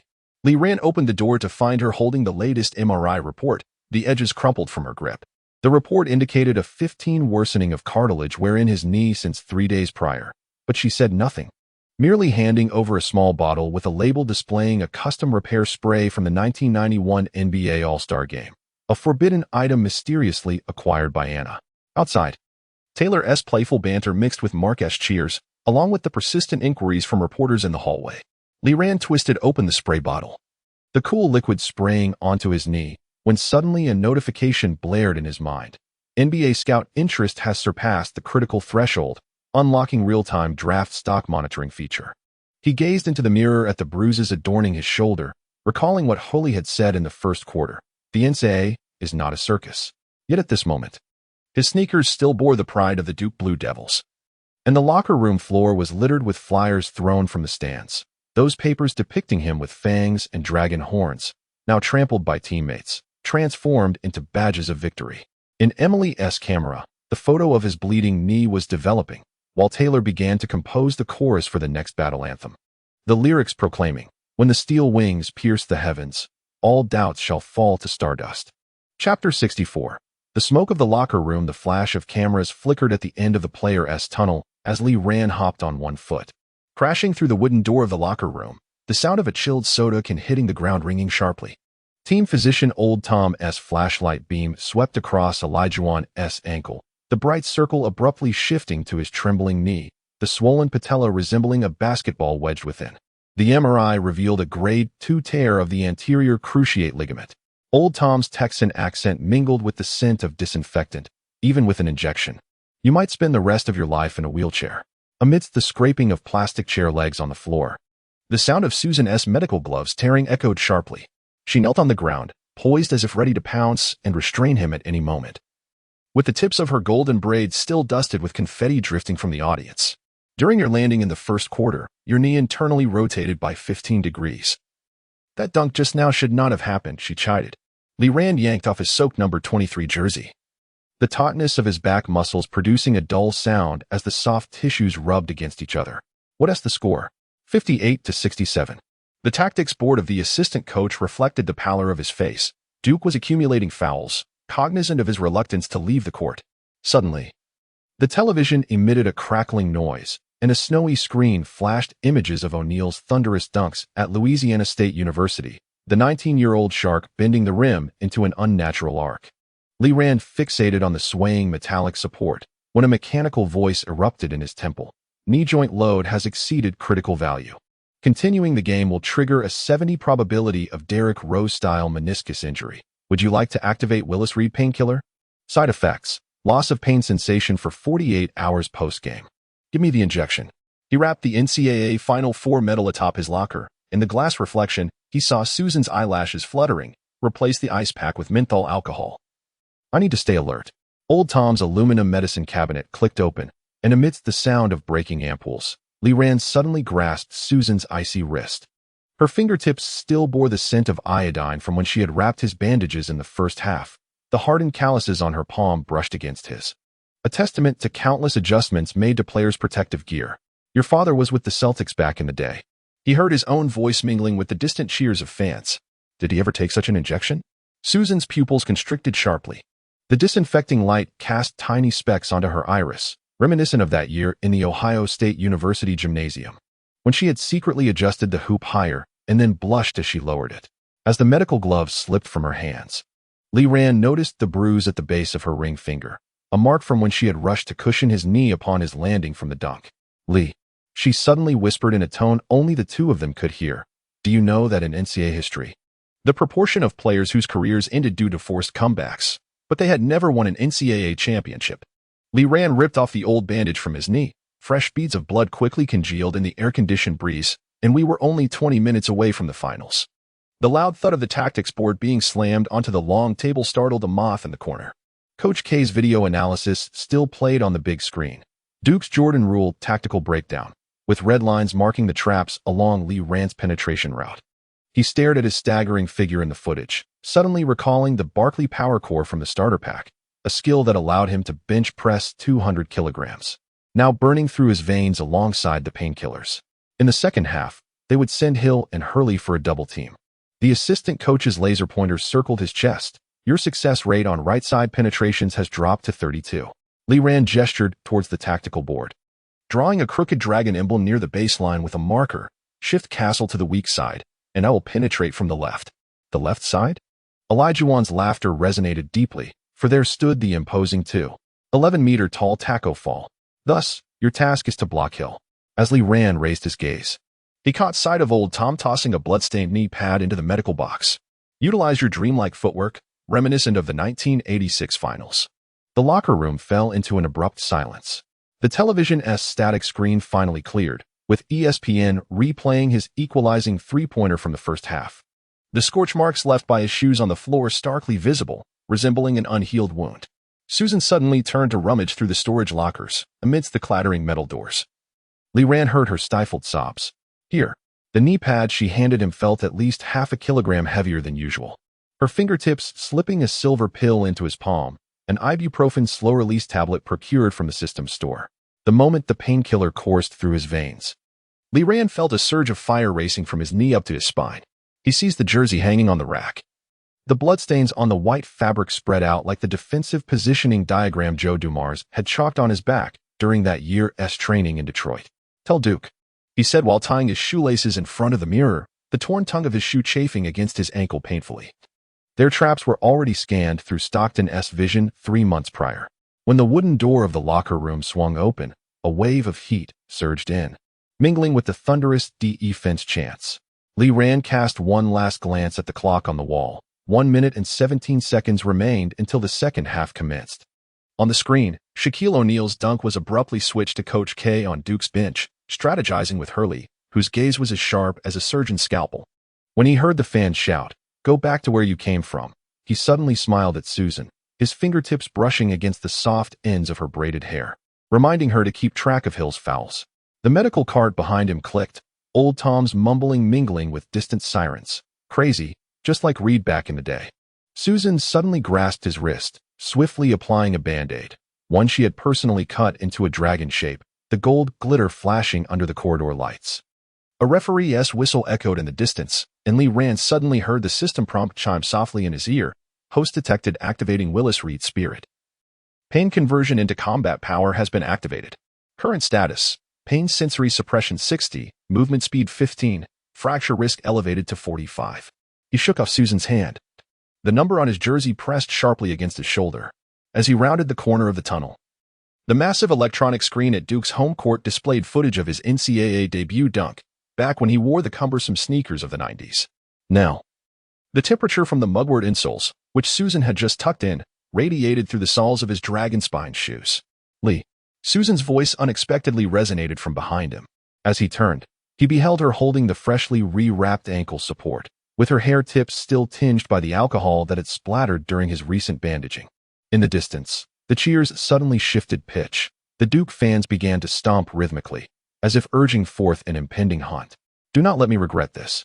Her voice, soft as a feather, bore a weight far greater than any tactical board. As Li Ran accepted the ankle brace, his fingertips grazed the bandage on her hand. A remnant of the collision that had sent him flying in the first half, where she had leaped to cushion his fall, leaving behind a mark of abrasion.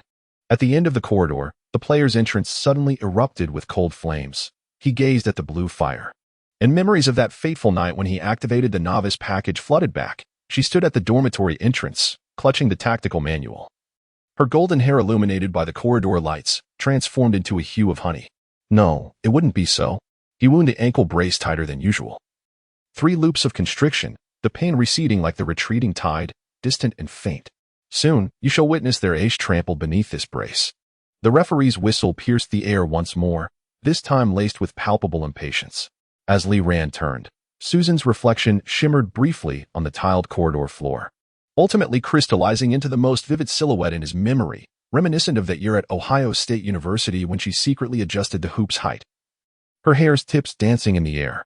Outside, Duke's fans spun a web of boos. Stepping over the NCAA emblem at the player's entrance, his shoes sparked against the ground. He understood that the ensuing 20 minutes would determine whether this battle-scarred body would become a footnote in legend or yet another tragedy in a medical report. And he chose to let each wound become a mark of a dragon-slaying sword.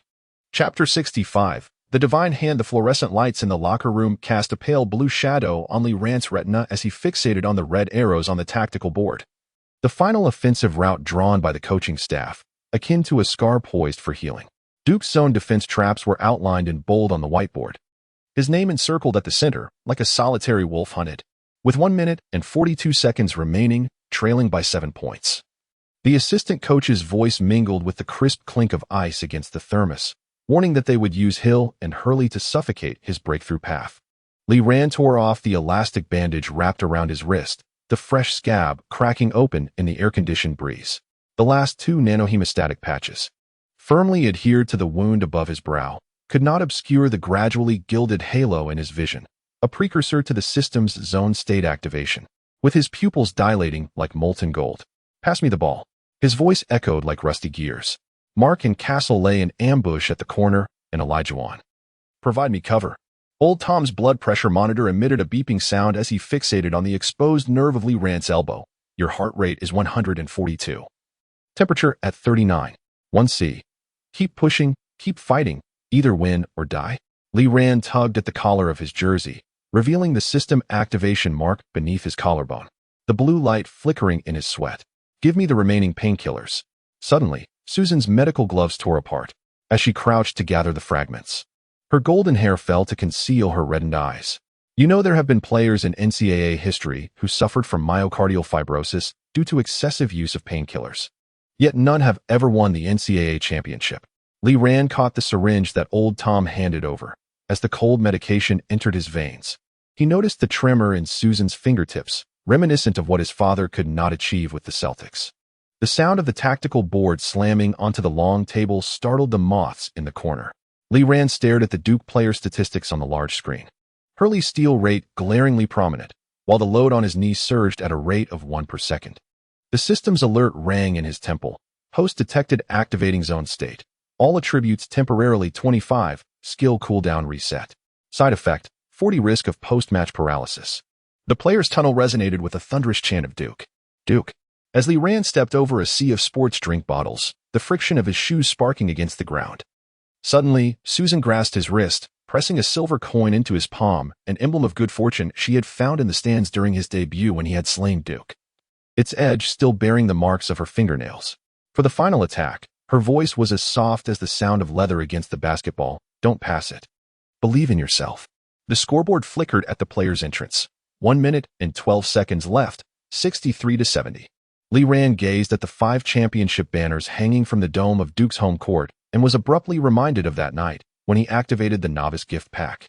With Susan standing at the dormitory door, clutching the tactical manual, saying he was more charming than the data, his ears tinged with red. In the moment the whistle blew, he initiated his footwork, sending a dull thud through the floor. Elijah's cover was as precise as a Swiss watch, yet a 0.3-second deviation occurred under Hill's pull. Sufficient for Lee Rand to engage his dream shake. The arc traced by his sneakers on the floor resembled a burning trajectory. After evading the defensive taco fall, he spotted Castle's outstretched arms in the corner.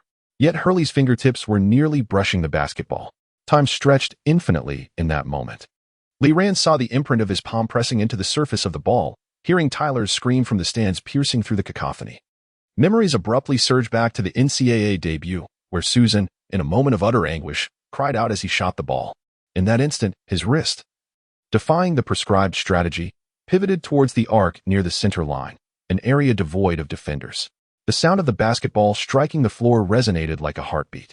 Before losing his balance, Lee Rand executed a bounce pass, the arc of the ball tracing a terrifyingly precise trajectory, an exquisite fusion of Stockton's vision and Miller's clutch performance. As Castle caught the ball, only 1.2 seconds remained, and the rim before him was suddenly obscured by the long reach of Duke center. Pass to me. Lee Rand's roar startled the dust off the backboard. Castle's assist was almost instinctual. In the moment Lee Rand leapt at the edge of the paint, he clearly saw Hurley's elbow descending towards his face. This belated foul was vividly anticipated by the system. Yet it could not deter his resolve to slam the ball towards the hoop. Amidst the shattering sound akin to breaking glass, the moment the basketball pierced through the net, the referee's whistle finally echoed through the arena. Lee Rand fell to the floor, hearing Susan's cries pierce through security, and saw the scoreboard flickering with numbers, 68-70. Still 2 points behind. N1.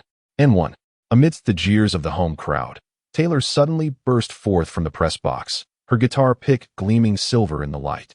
It was the birthday gift Lee Rand had given her, now pressed against his brow to staunch the flow of blood. The droplets falling on the floor traced a winding dragon. Lee Rand fixed his gaze on the basket. Hearing the system's mechanical voice echo in his ears, Host has triggered adversity retrospective, granting 1 free throw opportunity. He licked his lips, the salty taste of blood mingling with the sweetness of adrenaline. The wristband Susan handed him still bore her warmth, marked with the date 1990. 11/5. The day he first touched a basketball after his journey through time.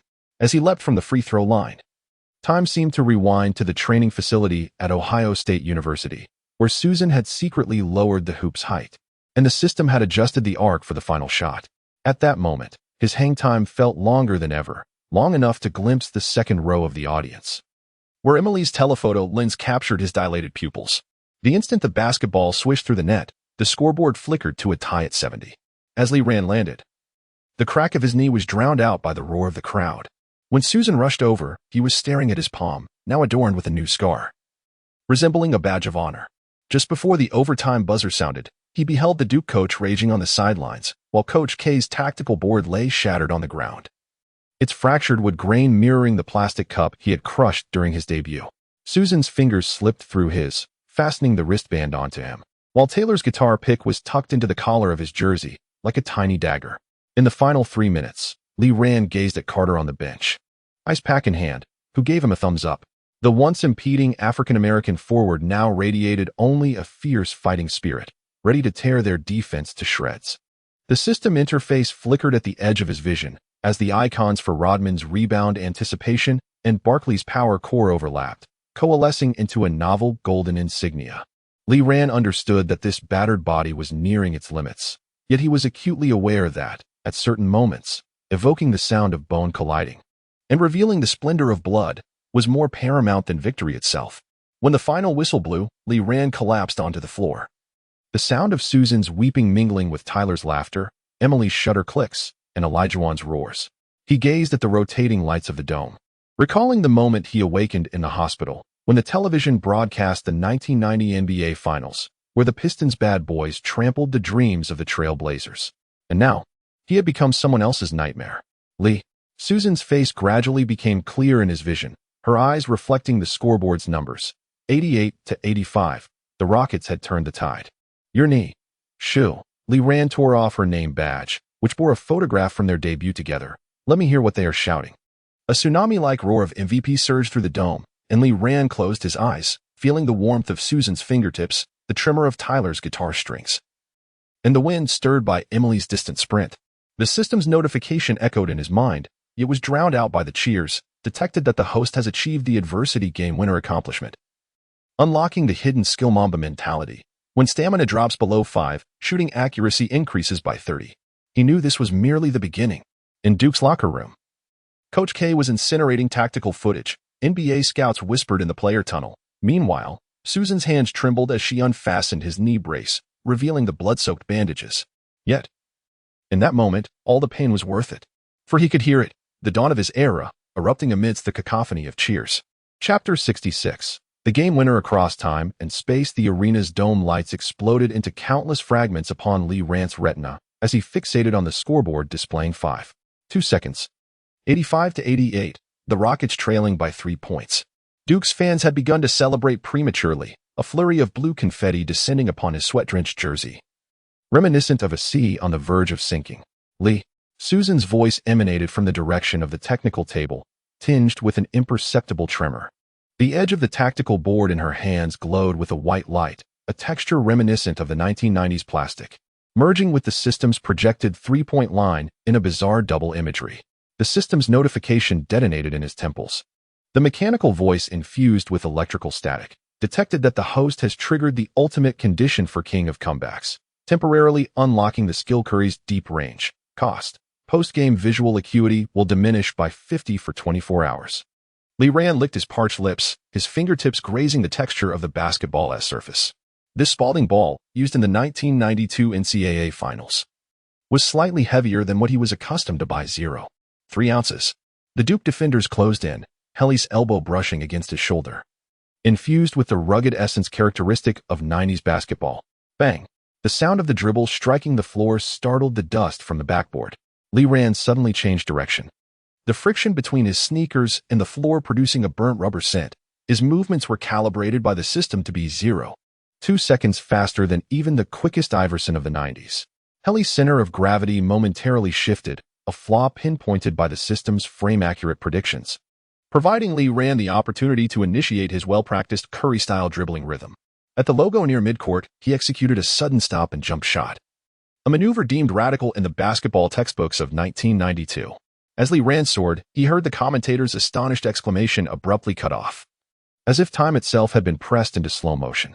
He saw Susan's tactical board tumble to the ground, Tyler's guitar string snap, and Emily's telephoto lens tremble violently on its tripod. The arc of the basketball soared higher than any shot in NCAA history. Its curve so exquisite it bordered on the absurd. The system interface flickered at the edge of his vision, red warnings incessantly popping up. Temporal paradox risk detected. Skill duration remaining 1.2 seconds. Retinal photoreceptor overload. Immediate eye closure advised. Yet, Lee Ran could not shut his eyes. He had to witness the ball glide through the net, just as he had countless times before on television, marveling at Curry's miracles. The Duke center's block arrived at the last moment, fingertips nearly grazing the ball's surface, but stalling before the virtual barrier generated by the system, a 0.1 second hang-time compensation redeemed with 1,000 points. The swish of the net reverberated like a fine needle piercing the still air. As the scoreboard flickered, the sound of his knee cracking upon landing was drowned out by the roaring cheers. The world before him suddenly blurred like frosted glass, and as Susan rushed towards him, only her golden braids remained visible, swaying in his line of sight. 47 points. 10 assists.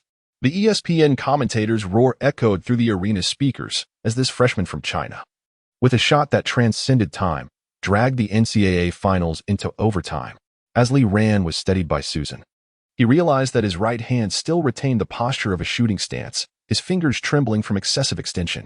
The system notification chimed once more, this time accompanied by an unusual mechanical distortion. The backlash of skills has been activated, and the burning sensation in the ocular nerves will persist for 120 minutes. Susan's medical-gloved hand gently brushed against his lower eyelid, her fingertips glistening with a faint blue luminescence, a testament to the system's energy overload. Why did you choose to shoot from the midline? You clearly had a superior pathway for a breakthrough. Lee Ran tore off his drenched wristband, revealing the system activation mark on his wrist, pulsating like a heartbeat.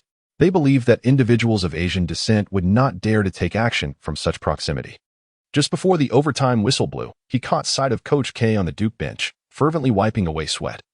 The tactics board soaked and revealing the 3 bold English words emphasizing defense against three-point shots. For the first time, Helly's gaze wavered. This future point guard of the Dream Team was fixated on Lee Ran's sneakers, as if they were a weapon from another dimension. As the 5 minutes of overtime commenced, Lee Ran's world gradually blurred. Susan's tactics board transformed into a swirling mosaic of colors, and Taylor's cheers echoed as though emanating from beneath the water. Only the opponent data projected by the system remained somewhat discernible. Helly's stamina dwindled to 27, while Duke's team cohesion plummeted to 58. Pass. Olajuwon's roar pierced through the haze. At the moment Lee Ran released the ball into the air, he relied on Stockton's vision to predict its landing spot with pinpoint accuracy. The center's thunderous dunk sent a mournful cry through the rim, and Lee Ran seized the opportunity to collide with Helly, using Barkley's core strength to push aside this faltering defender. When the final buzzer sounded, Lee Ran collapsed onto the floor, Susan's first aid kit tumbling beside him. The scent of antiseptic mingling with the metallic tang of blood invading his nostrils. The scoreboard froze at 95-92, the Rockets clinching the championship in a stunning comeback. While his vision was filled with 3 overlapping figures, Susan's golden hair, Taylor's crimson locks, and Emily's chestnut tresses, intertwining under the bright lights like threads of fate. Emily's microphone suddenly intruded upon his sight, the emblem on her chest askew amidst the chaos. Was that final shot a product of a system skill? Should the NCAA investigate your alleged cheat? Lee Ran propped himself up from the floor, his right eye's vision reduced to mere outlines. If effort could be deemed a cheat. He tore off his sweat-soaked jersey, revealing the bruises on his shoulders and neck. I suggest you never allow those who strive to take the court. Amidst the dizzying blend of flashing lights, he caught a glimpse of Anna Rockefeller's silhouette flickering in the players' tunnel. The Wall Street Wolf, who would officially make her entrance in Chapter 68, was currently capturing the moment with her phone, a cold smirk gracing her lips. One that seemed out of place for 1992. A system notification echoed in his mind, infused with an unprecedented urgency, detected a deviation rate in the real-world timeline exceeding 1. Please, host, be mindful of your skill usage frequency. Yet, Lee Ran merely smiled, allowing Susan to place the goggles upon him. He understood that this transcendent moment had etched an indelible mark in the annals of inthe history, much like the calluses in his palms.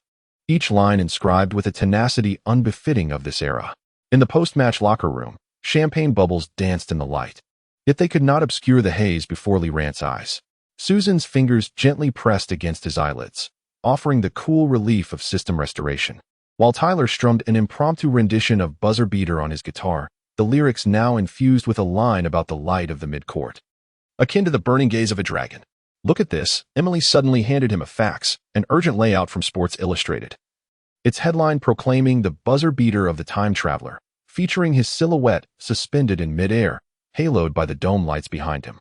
They claimed he was a basketball god from the future. Lee Rand caressed the texture of the paper. The newsprint from the 1990s bore a unique roughness. He gazed out at the starry sky, while the system interface cast a faint data panel onto his retina. I am merely an ordinary individual who does not wish for his dreams to be confined to 1990. Suddenly, Susan clasped his hand, the warmth of her palm seeping through the bandages. Your eyesight will recover in 48 hours, she assured him. Lee Rand reciprocated her grip. Feeling the hard calluses on her fingertips, marks left from countless adjustments to the player's protective gear. He smiled slightly, recalling, I just saw Stern drop a thermos in the player tunnel. Laughter from the locker room mingled with distant cheers as Lee Rand closed his eyes, allowing the system to replay the match highlights on his retina. The arc of the final shot replayed vividly in his mind, this time without distortion, only absolute clarity. It resembled his original aspiration, which finally blossomed into the most resplendent starlight on the night of the 1992 NCAA Finals. Meanwhile, in Chicago, at the NBA headquarters, Stern was intently watching the tape, his fingers drumming a hurried rhythm on his desk. Lee Rand's shooting motion bore an eerie resemblance to that of Curry, who had only entered the league in 1996. What troubled him even more was the occasional flicker of blue light at the edge of the tape, a phenomenon not attributable to any known photographic technology. Sir, an assistant knocked and entered, inquiring whether they should investigate Lee Rand's technical foul. Stern rubbed his temples, his gaze falling upon the 1992 Dream Team poster on the wall. Tell them. He loosened his tie. This young man is the best gift for the globalization of the NBA. In the locker room, Lee Rand's goggles suddenly flashed a system alert. A red warning blinking. Abnormal sperm activity detected. Second-generation system carrier ready. He removed the goggles and noticed Susan organizing the medical kit.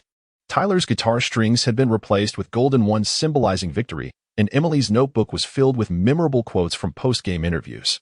Chapter 67. Eye of the storm. The showerheads in the locker room dripped rhythmically as Lee Rand focused on the system interface reflecting on the tiled wall. The blue cursor for faith value conversion pulsating on his retina. A faxed appeal letter from Duke alumni lay on the bench. The scent of ink mingling with the antiseptic odors, particularly pungent after the 1992 NCAA Finals. They say you have a chip embedded in the ball. Emily's voice came from behind a locker, her student reporter badge still hanging around her neck. Or perhaps, there's a miniature thruster hidden in your sneakers. Lee Rand tore off his right hand, wrapped in ice packs, as the blue light of the nanohemostatic patch flickered in the darkness. What about you? He inquired, his gaze fixed on the videotape in the other person's hand. The video of the painkiller injection you filmed. Who do you intend to sell it to? Emily's pen paused on the notebook, her golden brown curls obscuring half her face. Sports Illustrated offered $50,000. She suddenly chuckled, her pen gliding across the title of How Steel is Tempered. But what I truly seek is the truth. Lee Rand rose to his feet, the system interface revealing that her heart rate was 23 beats per minute faster than usual. Or do you wish to prove that Asians can only win by cheating? Suddenly, the shower room door burst open as Susan barged in, medical kit in hand, her blonde hair still dusted with the remnants of paper from the finals. The NCAA investigation committee is at the door, her fingertips brushed against the needle mark in Lee Rand's elbow. They need to draw 3 vials of blood and dismantle your sneakers. The system's notification chimed in his temples, indicating that his faith value had surpassed 100,000 points, unlocking the public opinion resonance passive ability. With every increase in media exposure by 10, his critical shot accuracy temporarily rose by 5. Lee Rand gazed at Susan's trembling eyelashes, suddenly recalling the scene in Chapter 9 where she cried while helping him ice his injury. Back then, Sports Illustrated still portrayed him as a superhero. Let them dismantle it. Lee Rand ripped off his jersey, revealing the system activation mark on his shoulder, glowing faintly under the fluorescent lights. But tell them, he directed his gaze towards Emily, who was secretly filming, if there are any electronic components in my sneakers, I will retire on the spot. 30 minutes later, the floodlights outside the training facility nearly illuminated the entire gymnasium. Lee Rand sat on a folding chair, allowing the NCAA officials to sweep his sneakers with an old-fashioned metal detector. Out of the corner of his eye, he caught sight of Stern's private helicopter hovering above the gym, the league's president, who had hinted at draft manipulation during the awards ceremony in Chapter 70, was now conversing with the coaching staff via satellite phone. Lee, Taylor's red base strap stood out vividly among the crowd as she brandished a hastily made sign. The fluorescent letters spelling believe in the magic reflecting on her face. Do you need me to sing a song to make them shut up? Suddenly, a red warning popped up on the system interface, detecting that a tactical spy from the University of Kentucky was approaching. Lee Rand turned his head, spotting a ball boy in a number 15 jersey spraying liquid on the tactical board, a typical cleaner from the 1990s, yet mingled with faint electronic signals. Susan, he suddenly spoke, how many pages are left on your tactical board? The blonde girl paused for half a second before comprehension dawned on her. The third page's zone defense diagram needs revision. She snatched the tactical board and approached the ball boy, the metal edges of the wooden board glinting under the lights. Excuse me, we need professionals here. In the moment the ball boy turned, Lee Rand caught sight of the Jazz team logo on his sleeve, a connection to the gambling syndicate controlled by Anna's father in Chapter 68. The system scan revealed that the miniature camera concealed in his pocket was aimed directly at Lee Rand's sneakers. Mr. Stern, Lee Rand smiled into the satellite phone on the sidelines. If the NCAA insists on an investigation, I wouldn't mind sending tonight's surveillance footage to USA Today, including those ball boys dispatched by certain teams. A heavy breath resonated from the other end of the line. Lee Rand understood that at this very moment, in the league office, Stern was weighing the importance of an Asian star who could potentially disrupt the globalization of the NBA against the prestige of several esteemed universities. Suddenly, Emily's camera turned toward the ceiling, and as the flash illuminated the room, Lee Rand witnessed her subtly blink. The college reporter who had drunkenly kissed him in Chapter 28 was now shielding him with her lens, just as she had staunched his bleeding with a guitar pick in Chapter 65. The investigation was temporarily halted. The NCAA officials abruptly retracted their detectors, yet they insisted that his sneakers be preserved as evidence. Lee Rand removed his left foot from the Li Ning basketball shoe, the dragon-patterned sole still bearing the marks of the finals. Remember to handle with care, he gazed at the Duke emblem adorning the official's chest, knowing that this pair of shoes would grace the NCAA museum upon their next encounter. As the locker room door closed behind him, Taylor unexpectedly handed him a box containing a videotape, its cover showcasing the highlights of the finals she had meticulously edited overnight. The black market had driven prices up to $200 per tape, her nails gliding over the title Chinese Magic, while Anna's foundation was acquiring every copy. The system interface flickered once more, confirming the successful conversion of faith points, current score 1200.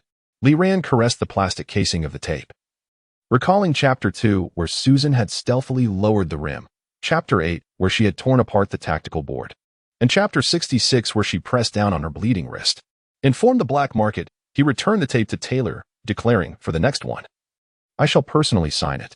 Outside, the thunder of a helicopter echoed as Stern's private jet departed.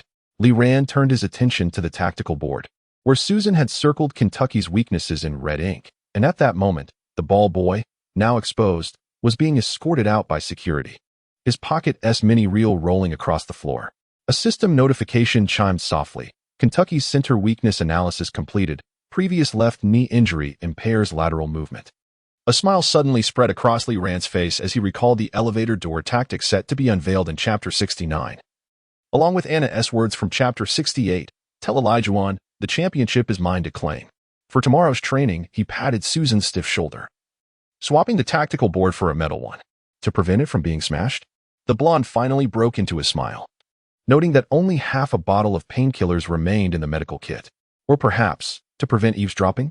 Lee Rand did not respond, instead fixating on the newly added bird's banter skill on the system interface, contemplating his next bout of trash talk against Kentucky, perhaps starting with the opposing center's knees.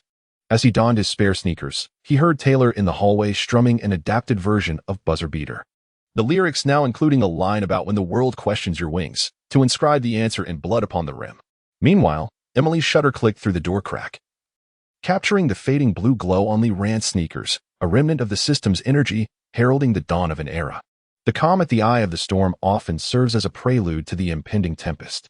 Lee Rand understood that the NCAA investigation was merely the beginning, and his sneakers would ultimately become the totem of this age, whether venerated or dismantled, leaving an indelible mark on basketball history. In this moment, he needed only to remember that on this night in 1992, 3 young women stood by him. One held the medical kit, another pressed the shutter, and the last plucked the strings of a guitar. Their presence was far more potent and comforting than any system skill. Suddenly, the system interface displayed a new prompt, detecting an anomaly in the host's emotional value, and suggested. Li Ran turned off the notifications and gazed out at the starry sky, where there were no data panels, no skill trees, only the authentic brilliance of starlight and his own genuine battles. Chapter 68. The Queen's Arrival. The roar of the propellers tore through the clear skies of Ohio. As the gilded deer emblem of the Rockefeller family shimmered under the sun on the fuselage of a white private jet, Li Ran halted, his hands gripping the barbell. As he observed the cabin door swing open, the sound of high heels striking the metal steps reached his senses before the system alert did. Mr. Li Ran. Anna Rockefeller's voice was akin to whiskey laced with ice shards, the contours of her tailored suit exuding a more formidable presence than the contract she held. Their first formal encounter since the NCAA finals was hoped to be devoid of any medical rooms. Suddenly, a red warning appeared on the system interface, indicating a 300 surge of adrenaline within the host, recommending the initiation of the calm protocol. Li Ran released the barbell, the metallic clang echoing through the training facility.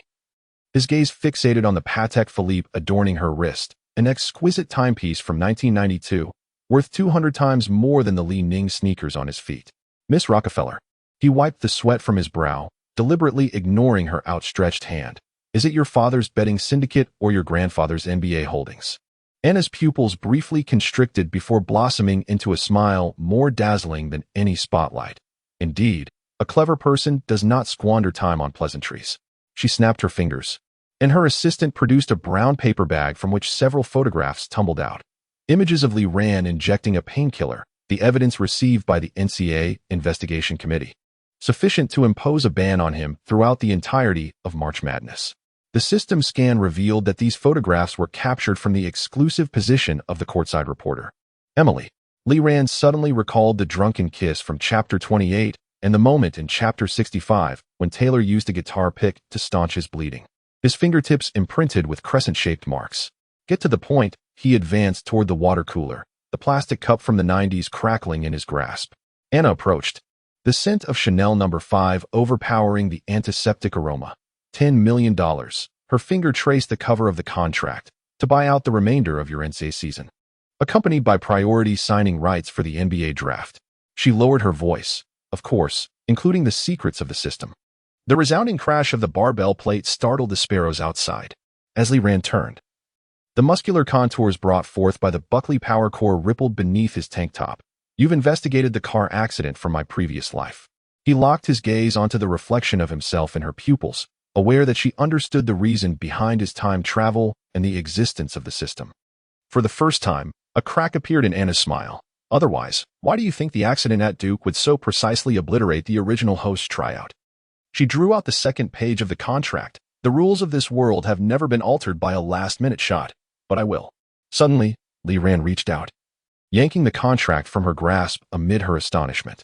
The blue flame of a lighter illuminated the system mark on his wrist, conveying to Elijah that if he feared a young Chinese player snatching the championship, he could come to the court and test it for himself. The system prompt reverberated amidst the flames, detecting that the host had resisted the allure of capital, thereby unlocking the permanent passive ability Willis Reed's tenacity, which converts pain into offensive prowess, enhancing shooting accuracy by 2 for every point of damage endured. Li Ran felt a warmth in his nasal cavity. Blood was seeping from his palms, which had just gripped the barbell, yet a smile emerged on his face. Anna's breath quickened, but she soon regained her composure. Do you know? She shook her phone, revealing that Stern's office had just received an anonymous email regarding your use of the Curry long-range skill in Chapter 66. Then you ought to inform him, Li Ran replied, grasping his jersey, the dragon embroidery revealing a scabbed wound underneath the tear. The basketball used in the 1992 NCAA finals still lay in my locker, marked by the blood fingerprints I left while breaking through. As the private jet's engines roared to life once more, Anna had vanished behind the cabin door. Li Ran stared at the business card she had left behind. The gold-foiled address was none other than the former venue of the Houston Rockets, the Toyota Center. The system interface flickered, detecting an NBA scout signal, recommending the acquisition of the Elijah footwork mastery skill. Li. Susan's voice echoed from the doorway, the metallic clasp of the medical kit still quivering. The previous flight had been with a woman intent on purchasing my career. Li Ran poured the ashes of the burnt contract into the sink, the water carrying away the final fragment imprinted with Rockefeller's mark. The blonde's fingers paused over the medical records. So, the Celtics contract in Chapter 47. Indeed, Li Ran gazed at his reflection in the mirror. The system's mark was absorbing the bloodstains. The Anna family had reached for the draft as early as 1978.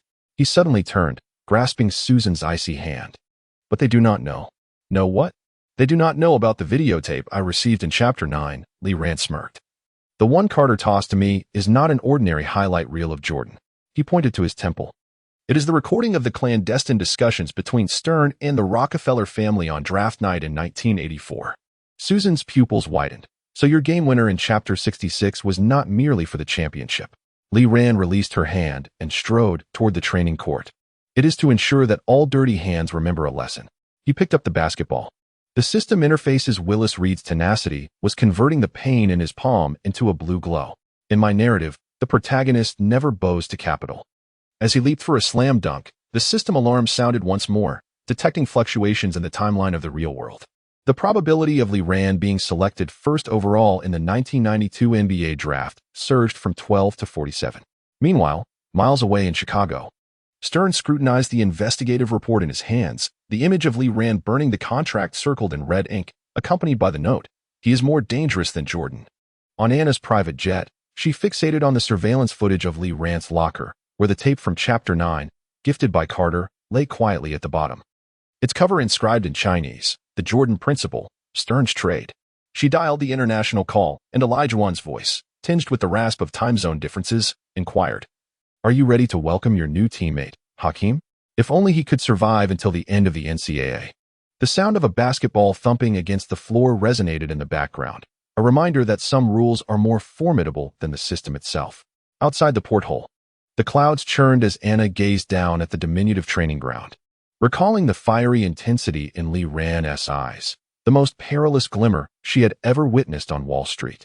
Her smartwatch emitted a system notification, indicating the progress of the second-generation system carrier, 42. Unbeknownst to her, Li Ran's system interface detected anomalous energy fluctuations within his host.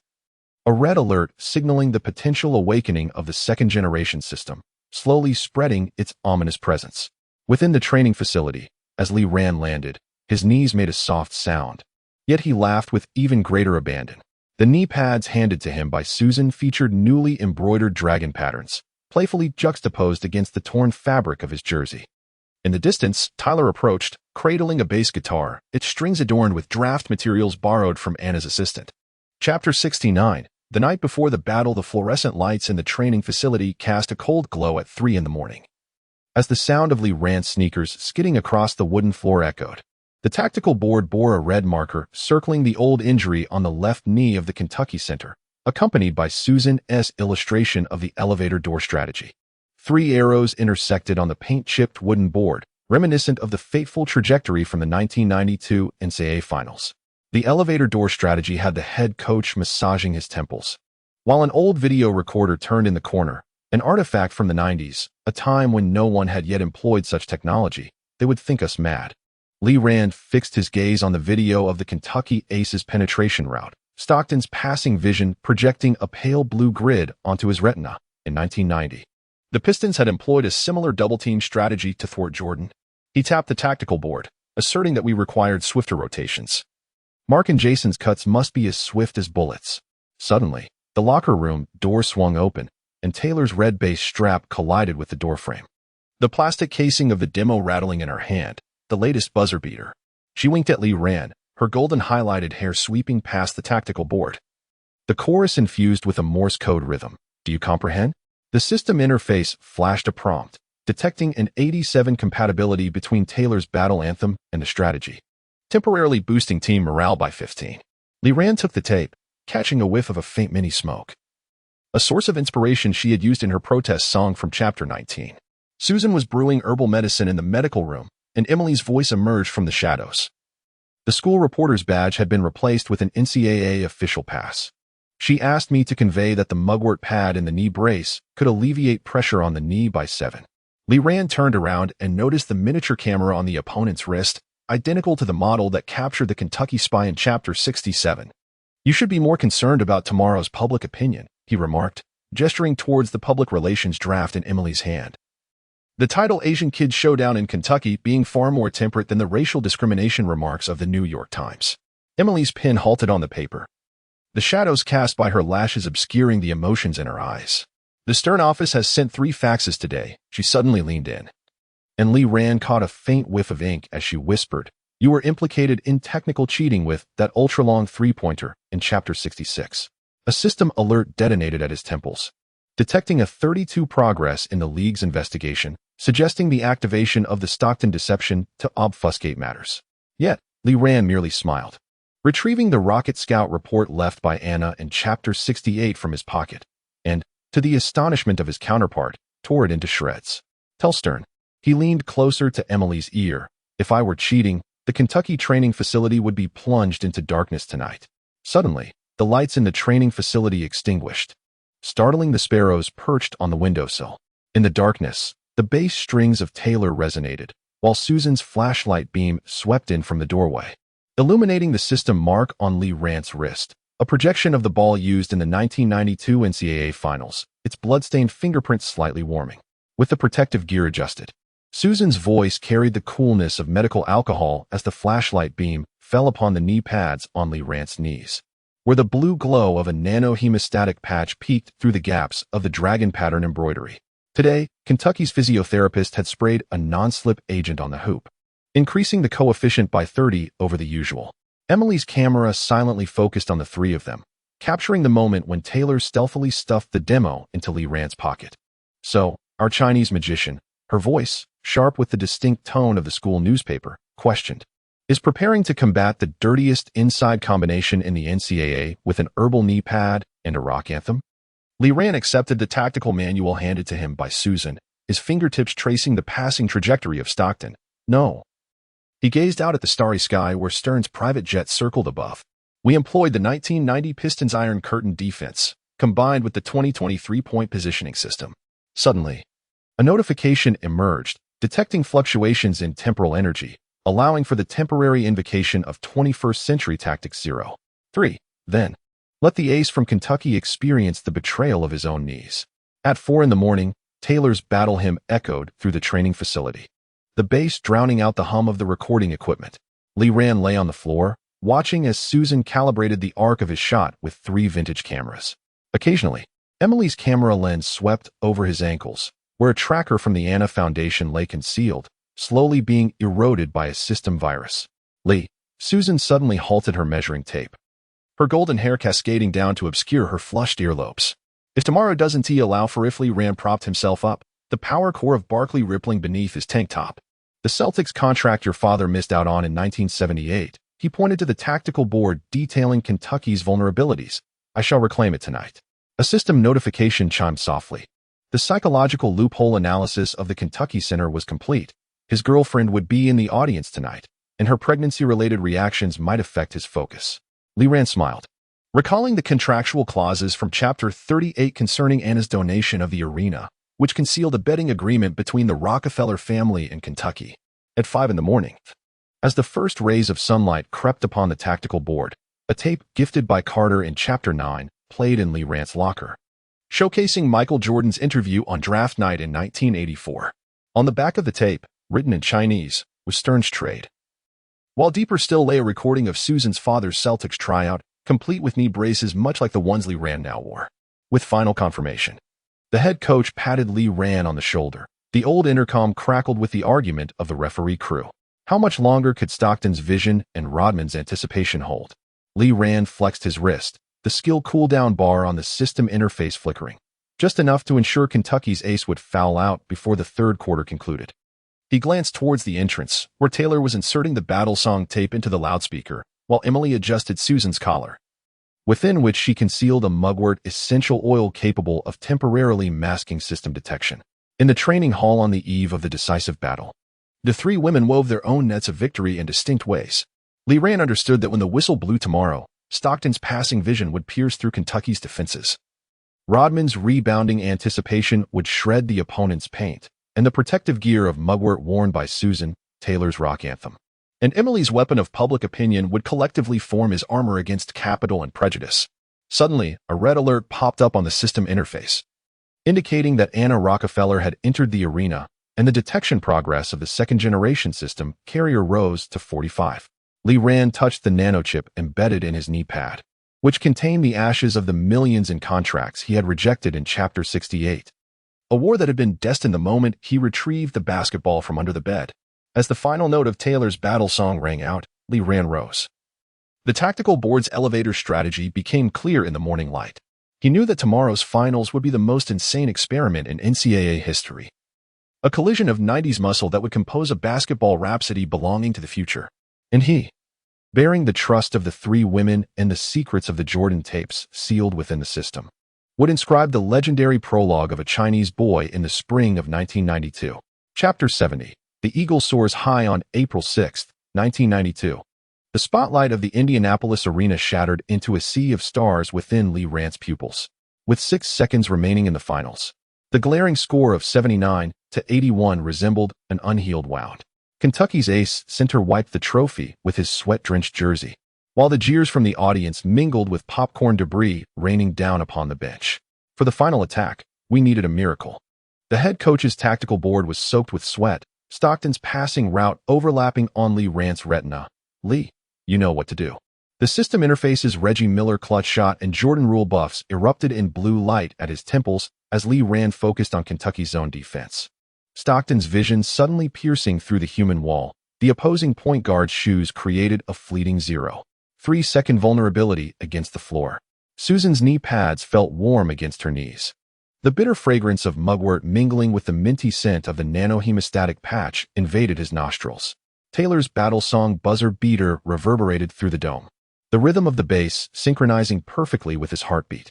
Emily's camera flickered in the media section, the lens aimed at the system mark on his wrist, where the projection of the 1990 NCAA Finals basketball now emitted a faint warmth.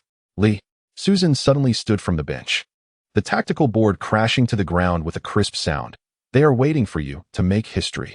The basketball spun on his fingertips as Li Ran recalled the slow-motion footage of Jordan's last shot delivered by Carter in Chapter 9 flashing through his mind. The system's alert tone resonated softly, detecting a temporal energy resonance, permitting a temporary invocation of Michael Jordan's pivotal experience from 1998. He lifted his gaze towards the hoop, noting that Kentucky's ace guard, wary of the Carter dunk package, had inadvertently shifted his ankle by an additional 5 centimeters while retreating. Dribbling. He executed a change of direction and a sudden stop. Kentucky's double team arrived a mere 0.1 seconds earlier than the system had anticipated. Li Ran felt his ribs collide with a wall of muscle, yet in the moment of his fall, he flung the ball into the air. Time seemed to stretch as he observed the parabola traced by the basketball aligning perfectly with the arc of the game-tying shot against Duke in Chapter 8, and this time, the system did not alter its trajectory. The referee's whistle and the crisp sound of the basketball swishing through the net erupted simultaneously. Li Ran lay on the floor, watching the scoreboard flip to 82-81, his fingertips still tinged with the synthetic texture of his opponent's jersey. Stern abruptly rose from the podium, his pin puncturing the score sheet. The roar of Anna's private jet engine echoed from outside the arena, while the blue light of a missed call from Elijah glowed on his phone screen. Taylor discarded his base and dashed onto the court, as his golden hair swept across Li Ran's line of sight. He glimpsed the 13-year-old Kobe in the stands mimicking his celebratory gesture. 3-1. The commentator's roar shattered the icy dome above, as the freshman from China executed the impossible buzzer beater in the NCAA Finals. As Li Ran was pulled up by his teammates, the knee pad had already torn, revealing a scabbed wound beneath. Susan rushed over to examine his ribs, only to be yanked aside by him, exposing the Chinese tattoo beneath his white jersey that read "Never Give Up," its ink blurred by sweat, glistening under the spotlight like a dragon poised to soar. Damn it. Emily's camera was shoved right up to his nose, her voice quivering with the distinctive tremor of a school reporter. What you just did was clearly a fusion of Jordan and Miller. No, Li Ran chuckled while wiping away the blood from his nose. The system interface flashing wildly as it detected a red alert on his retina, indicating a significant shift in the history of basketball. This was an answer belonging to China. When the spotlight of the awards ceremony illuminated the stage, Stern's handshake was 3 times stronger than expected. Young man, he lowered his voice. The doors of the NBA are always open to miracles. Li Ran noticed the golden deer emblem on the other's cuff, the insignia of the inthe family, identical to the one on the private jet in Chapter 68. Suddenly, Taylor's battle anthem shifted tone, the bass intertwining with the rhythm of Morse code. Li Ran looked down to see her discreetly signaling the agreed-upon code from the eve of the decisive battle in Chapter 69, indicating Anna's presence in the left box of the podium. He turned around to meet Anna's raised champagne glass, the lipstick mark on the glass perfectly matching the signature on the contract in Chapter 68. A system prompt echoed in his mind, a mechanical voice reverberating, announcing the official unlocking of the NBA level mission chain path of the Godslayer. The host must accumulate 100,000 points before the 1992 draft. As fluctuations in the energy wave of the second-generation system vessel were detected, recommending immediate action, Li Ran closed the system interface, allowing Susan to adorn him with the M0 trophy. Amidst the confetti cascading from the dome, he discerned 4 indistinct figures, Susan adjusting the protective gear, Emily deftly calibrating the camera, Tyler's golden highlights swaying, and Anna's phone screen flickering from within the private box. When reporters inquired about his future plans, Li Ran gazed towards a corner of the audience, where a ball boy clad in a Rockets jersey was stuffing the game ball into his backpack. This was the Spalding basketball, inscribed with 1992. 6. The birthplace of legends. His next move was to tear off the damaged knee pads, revealing the muscular lines enhanced by the system's power, akin to a sea of red in Houston. As the final whistle echoed, a crackling sound emanated from Stern's walkie-talkie, confirmation of Li Ran's system carrier detection progress. At the other end, Anna's fingers glided over her phone screen, displaying a 52 generation rate for the second-generation system carrier. At her feet lay a photograph of Jordan from the cover of the videotape gifted by Carter, with an additional Chinese annotation that read, "Stern's trades began in 1978. The arena gradually emptied, and Li Ran bent to pick up the base pick dropped by Tyler, its metallic edge engraved with FLVHGH. Suddenly, a new notification popped up on the system interface, indicating abnormal sperm activity in the host and recommending immediate action. He dismissed the alert and looked up at the starry sky above, realizing that in the spring breeze of 1992, the legend of Chinese basketball had just begun. Chapter 71. The trap of the number 1 pick. The rain in Chicago fell like fine needles against the glass facade of the Verizon Center. As Li Ran stared at the unfamiliar number on his phone screen, his knuckles whitening from the pressure. The pre-draft training facility was silent enough to hear the hum of the air conditioning. The moment he pressed the answer button, a raspy warning seeped through the static. Don't go to the tryout. Someone aims to ruin your knees. As the phone slipped into his athletic pants pocket, the system's blue light flickered across his retina, presenting a blood-red task prompt. Conceal strength tryout, dunk height 330 centimeters. He tore off his training outfit, revealing a lean torso, with muscles beneath his bronze skin seeming poised like compressed springs. 3 months prior, at Rucker Park, he had shattered the outdoor hoops backboard with a 350 centimeters violent dunk. Did an Asian truly have the right to measure the skies? A magnetic voice laced with icy sharpness pierced through as Anna Rockefeller stepped onto the court in her stilettos. The silver-haired, blue-eyed rocket scout toyed with a platinum pen, her suit tailored to perfection, sharply defining her rigid shoulder lines. Last year, we used our first-round pick on a Nigerian giant who could only play with his back to the basket. This year, we do not wish to make further donations to charity. Li Ran bent down to retrieve the basketball, the patterns of his palm creating a soft rustling sound as they grazed against the textured surface. Beneath the dome of the training facility, a poster of Jordan from the fateful night of the 1984 draft glimmered under the spotlight, its age-old sheen reminiscent of the past.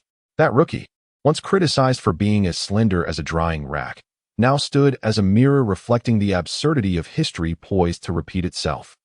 The dunk height was recorded at 325 centimeters, the mechanical voice from the technical desk announced, as the basketball grazed the rim and spun in. Anna's pen punctured the scoring sheet, leaving a hole. When Li Ran turned, he caught a fleeting glimpse of uncertainty in her eyes. This figure was a full 20 centimeters lower than his NCAA finals performance, yet precisely straddled the system's red line. In the moment the thunder roared outside, he recalled the final whisper from the mysterious call. In the bottom right corner of the Jordan poster, you will find the answer you seek. He approached the poster leisurely, his fingertip tracing the edge of the Air Jordan logo, and indeed, he felt the raised metallic plaque beneath his touch. Inscribed upon it were tiny Roman numerals, 15 MCMXC, March 14, 1992, the very date he received his first pair of AJ7s. The hurried sound of Anna's high heels echoed behind him as Lee Rand shrugged off his training jersey, revealing a faint blue scar beneath his collarbone, the crescent-shaped mark from a steel pipe during a skirmish in Chinatown 3 months prior. "I will submit the training report truthfully," he declared. Anna tucked her pen into her suit pocket but warned, "In Mr. Stern's office, there stands a trophy forged from the first overall pick." As the rain intensified, Lee Rand watched her silhouette vanish behind the glass door, his fingertips gently tapping the frame of the Jordan poster. Suddenly, the system emitted a beep, and a new prompt unfolded on his retina. Historical anchor point fluctuation detected. Draft night, fate line, error rate 0.3. He retrieved the USB drive concealed within his wristband. The very one a mysterious figure had pressed into his hand late last night at O'Hare Airport. It contained the seating chart for the 1992 draft, with a certain V booth circled thrice in red ink. Upon exiting the training facility, the streetlights elongated his shadow. In the shadows at the street corner, a man clad in a hoodie unexpectedly collided with his shoulder, a hoarse voice laced with the scent of marijuana brushing past him. "Wear the number 23 jersey tomorrow. And remember to tie your shoelaces tightly." When Lee Rand turned, he only glimpsed the damp brick wall where a half-crumpled Chicago Tribune lay at the base. Its headline glaring, "Top pick candidates. Are Asian guards the most overrated dark horses?" His phone vibrated in his pocket, an unknown number sending a multimedia message. The moment he opened it, his pupils dilated in shock. It was an X-ray, revealing a shadow the size of a fingernail at the cruciate ligament of his knee, resembling a bullet lodged within flesh and blood. The system's blue light flickered once more, this time adding a line of crimson text. "Hidden task. Identify the listening devices within the training facility." The night wind stirred the scattered newspapers, and Lee Rand stepped over the print that branded him as the East Asian sick man, a cold smile twisting his lips. Outside the training facility, the neon sign blurred into luminous spots amidst the curtain of rain. He retrieved the silver whistle, a cherished relic of the war left by his grandfather, which now thumped gently against his ribcage in rhythm with his heartbeat, echoing the resonance of an ancient prophecy. Chapter 72. The dunk on O'Neill. The May sunshine in Chicago resembled molten brass, cascading onto the dome skylight of the Verizon training facility. Lee Rand knelt on one knee, adjusting the straps of his knee brace, his fingertips brushing over a 3-centimeter-long scar on the outer side of his knee, a remnant from last year's NCAA finals, inflicted by a collision with the Duke University center that resulted in a bone contusion. The system's blue light flickered on his retina, indicating the loading of the power module. The words Barkley 1993 data synchronization rate 67 reflected in his pupils, tinged with a hint of green. With a thunderous clamor, the metal gate rose, and the colossal figure of Shaquille O'Neal surged onto the court like a moving mountain, weighing 326 pounds. His custom AJ sneakers left a trail of fine cracks on the floor. He swayed, his cornrows adorned with beads, and his gold teeth glimmered ominously in the sunlight. "I hear you wish to wreak havoc upon me?" With a casual flick of his right hand, he sent the basketball crashing against the backboard, causing the metal rim to resonate with a D-palm. As Lee Rand rose to his feet, the system suddenly emitted a piercing alarm. A pale red stream of data unfurled across his retina. O'Neal's current strength value stood at 198, speed at 72, and vertical leap at 89. In contrast, his own values, subdued by the system, were 121 for strength, 85 for speed, and 102 for vertical leap. With only a slight advantage in jumping height, he retrieved a pouch of magnesium powder hidden within his wrist guard, his fingers brushing against the embroidered character for endurance, sewn by his grandmother using shoe embroidery techniques, the threads imbued with the fragrant essence of mugwort. "Let us start from the three-point line," he thought. O'Neal retreated to the arc's apex, his hefty palms striking the ground with a muffled thud, as if to assert that he was not bullying a minor. Nearby, at the technical table, Anna Rockefeller tapped the scoreboard with her pen, her silver hair glinting with a cold platinum hue in the sunlight, the cuff of her suit revealing a glimpse of a serpentine tattoo. The instant the basketball left his hands, Lee Rand felt his heart thumping like a war drum. The system forcibly capped his initial speed at 60, yet his muscles instinctively remembered the rhythm of a breakthrough. His left foot struck the ground first, leveraging his waist to pivot. This move, reminiscent of Allen Iverson's signature crossover, had once left street ball king Bone Collector reeling at Rucker Park. Just as O'Neal's defensive stance shifted, Lee Rand seamlessly transitioned to a behind-the-back dribble, the basketball skimming past O'Neal's outer knee, tracing an enigmatic, butterfly-like arc. In the moment of takeoff, his back collided forcefully with O'Neal's impenetrable chest guard. A dull pain radiated through his sternum as the system completed the loading of the strength module. A previous injury in his groin suddenly flaring with excruciating agony, an old wound sustained during the 1993 finals when Barkley had backed down Olajuwon. He bit down on his tongue to trigger pain suppression, the metallic taste of blood spreading in his mouth as his right hand grasped the basketball. Executing a fold and pull-up, the rim emitted a lamentation of impending collapse. As Leran hung from the hoop, he noticed O'Neal cradling his right wrist. Stumbling back 3 steps, the tempered glass backboard developed spiderweb-like fractures, a screw whizzing past Anna's hair, embedding itself into the white wall behind her, leaving a smoking hole. The electronic screen at the technical table suddenly flashed with crimson garbled data, and the staff responsible for recording the statistics frantically hammered the keyboard. Vertical leap. 102 centimeters. Exceeding Drexler's record. Yet, the distance of his approach.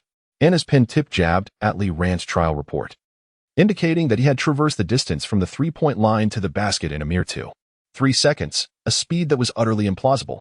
She suddenly noted that Leran's landing posture exhibited a 15-degree bend in his left knee, a deliberate concealment of his true explosive power. O'Neal erupted into a booming laugh, tearing off his wrist guard and tossing it to Leran. "Kid, what do you call that move?" The gleaming arc of his gold chain swung at his chest, the letters spelling rookie killer on the pendant glistening with sweat. As Leran caught the wrist guard, he discerned the mingled scents of whiskey and cigar, a distinctive aroma from a clandestine bar in Chicago from the night before. "This move is called." Leran wiped the blood from his chin. As the system's notification chimed in his ear, Peyton's trash talk ability activated, his tone suddenly adopting the gruff timbre of the Brooklyn underworld. "Sharp cartilage soup. Need me to teach you how to stew it?" Anna's pupils abruptly constricted. The tone and phrasing echoed that of Gary Payton's humiliation of Michael Jordan during the 1996 finals. Instinctively, she reached for the inner pocket of her suit, where a voice recorder was concealed, an item Stern had personally entrusted to her that morning, instructing her to meticulously document Leran's trial data, particularly any anomalous details. Outside the training facility, the roar of helicopters resonated as the ESPN broadcasting team set up their aerial positions. Leran gazed out the window, catching a glimpse of a red dot flashing on the rooftop across the street, a reflection from a sniper scope or perhaps a long telephoto lens. Suddenly, the system emitted a beeping sound, and a danger warning flashed onto his retina, optical instruments detected at the 12 o'clock position. Once more, O'Neal retrieved a deformed basketball, his cheeks puffing like a volcano on the brink of eruption. This time, he would not hold back. He stepped back 2 paces, executing his signature power move. As the floor groaned under the immense pressure, Leran noticed the protective gear wrapped around O'Neal's ankle, a remnant of the injury sustained last month against the Pacers when Rick Smits had stepped on him. As the basketball soared through the air, Leran activated the mirroring replication. The system's alert transformed into a jarring alarm. "Warning. Unauthorized use of legendary player skills. 30 season points will be deducted." Ignoring the warning, he allowed O'Neal's strength data to surge into his body, his muscle fibers reconfiguring amidst excruciating pain, ligaments stretching beyond their limits, and an old ache from the 1988 dunk contest surged in his right shoulder. At the peak of his jump, Leran saw Anna's expression of terror, the staff at the technical table with gaping mouths, and in O'Neal's pupils, the reflection of himself, a boy clad in a number 8 jersey, with the imposing silhouette of Charles Barkley faintly emerging behind him. The sound of the basketball colliding with the rim resonated like a thunderous bell, and the lights in the training facility abruptly extinguished, plunging everything into a momentary abyss of darkness. As the backup power kicked in, Leran found himself perched on 1 foot upon the rim, his left hand gripping the bent net. O'Neal knelt on the ground, cradling the wrist he had just attempted to block, his expression a blend of shock and elation. Anna's scoreboard fell to the ground, and the trial report was torn open, revealing a seeding chart from the 1992 draft, with a particular VIP box circled 3 times in red ink, alongside the words Stern's gift written in Russian. "Who on earth are you?" Anna's voice quivered, her pen trembling incessantly between her fingers. This was beyond the realm of human capability. Leran leapt down from the basketball hoop, and the system notification chimed once more. Anomalous fluctuations detected in the historical data of the legendary figure, Shaquille O'Neal.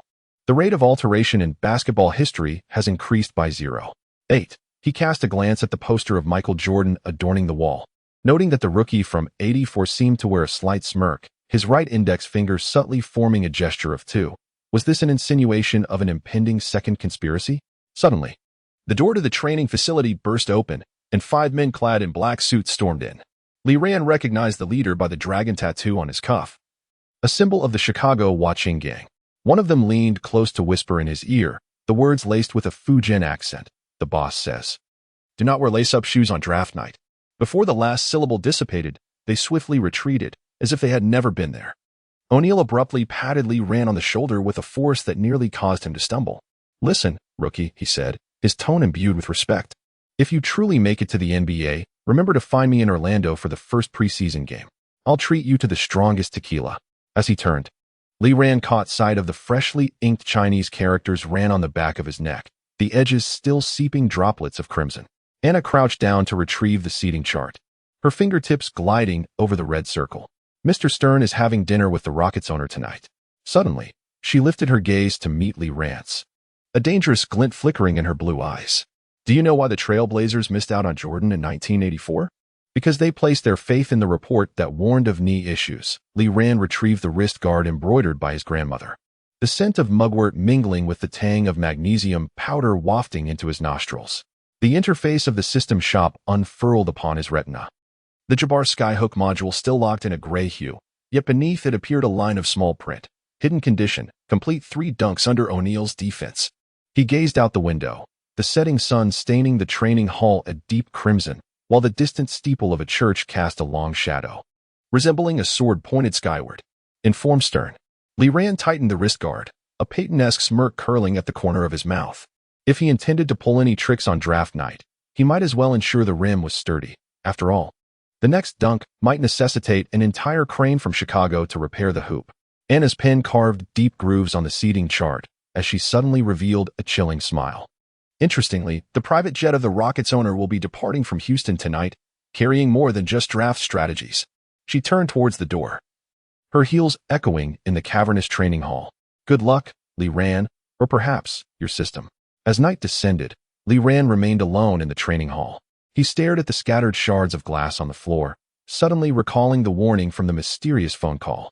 As he crouched down, he discovered a note falling from the wrist guard left behind by O'Neal, crudely inscribed with the words, "Beware of the white man in an Armani suit." A system notification chimed softly, indicating an increase of 20 in O'Neal's favorability, accompanied by the unlocking of hidden dialogue. When he stood up, the number 23 on the Jordan poster inexplicably blinked, the texture of the basketball morphing into the shape of dragon scales. The distant sound of a police siren broke the silence, and Li Ran extracted a silver whistle, blowing gently. The clear sound resonated like a dragon's roar, startling a flock of pigeons resting outside. Moonlight streamed through the shattered skylight, casting an irregular star shape at his feet, reminiscent of the 1992 Dream Team emblem, marking the inception of a larger conspiracy. Chapter 73. The $1 million check in the locker room. The torrential rain in Houston battered the dome of the Toyota Center as Li Ran pushed open the iron door of the players' tunnel. The cool air of the air conditioning mingling with the scents of leather and cologne. In front of the lockers, Anna Rockefeller was prying shards of glass from her nails with a manicure tool, remnants from the shattered hoop in yesterday's training session. She wore a custom Tom Ford suit, the serpentine tattoo on her wrist subtly revealing itself with her movements. "Congratulations, soon to be number 1. Without looking up, she tossed a pin in his direction, the ink bottle casting a stark diamond-shaped shadow on the long table. The Rockets owner believed that a 10-year, $100 million contract was sufficient to convey sincerity. The parchment contract shimmered with an ivory hue under the lights as Li Ran scanned the terms. Suddenly, the retinal alert of the system exploded. Detected perpetual transfer of image rights trap clause, immediate termination of negotiations recommended. His fingertip halted at the item requiring the second party to unconditionally cooperate with any commercial activities designated by the first party. Noticing the cold smirk at the corner of Anna's mouth, reminiscent of O'Neal's expression after being dunked on during yesterday's training. Additional clause, Section 3. He poked the paper with the pin's tip, demanding, "Are you asking me to relinquish control over my Chinese social media accounts?" Anna finally lifted her head, the glint of a predator's light dancing in her cerulean eyes. "Mr. Stern believes that Chinese fans require a more manageable idol image. She rotated the platinum ring on her left hand's ring finger, adorned with a miniature basketball, of course. If you think $100 million is insufficient to secure your freedom within your social circle. The locker room fell into an abrupt silence. Li Ran could hear the rhythm of his own heartbeat, reminiscent of the drumming he had heard at the underground boxing arena in Chinatown last week. A red warning flashed across his retina. 3 audio surveillance devices detected in the locker room, recommended to initiate counter-surveillance measures. He reached into his pocket for the Zinno lighter, his fingertips brushing against the dried mugwort leaf that his grandmother had tucked inside, with a yellowed ration ticket nestled within its veins. Do you know why there are no purebred bulldogs in China? Li Ran suddenly chuckled, his tone laced with a Peyton-esque cadence, because we are accustomed to chaining the dog, not the master. Anna's pupils constricted sharply. This remark pierced her hidden pain. As a scion of the Rockefeller family, she was eternally adorned with a ring symbolizing submission. Much like the contract Li Ran now faced. Just as she was about to speak, she saw Li Ran fold the contract in half and ignite its edge with the Zinno.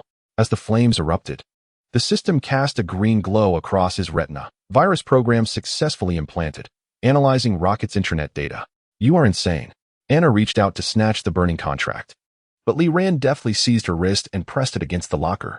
The scent of burning parchment mingled with her mint perfume, creating a sharp mist in the confined space. He noticed the fine beads of sweat forming behind her ear, as well as the miniature microphone concealed within her hairline, a direct listening device to Stern's office. Listen carefully, Miss Rockefeller. Li Ran pressed the burning contract against the lapel of her tailored suit, ashes cascading down below her collarbone.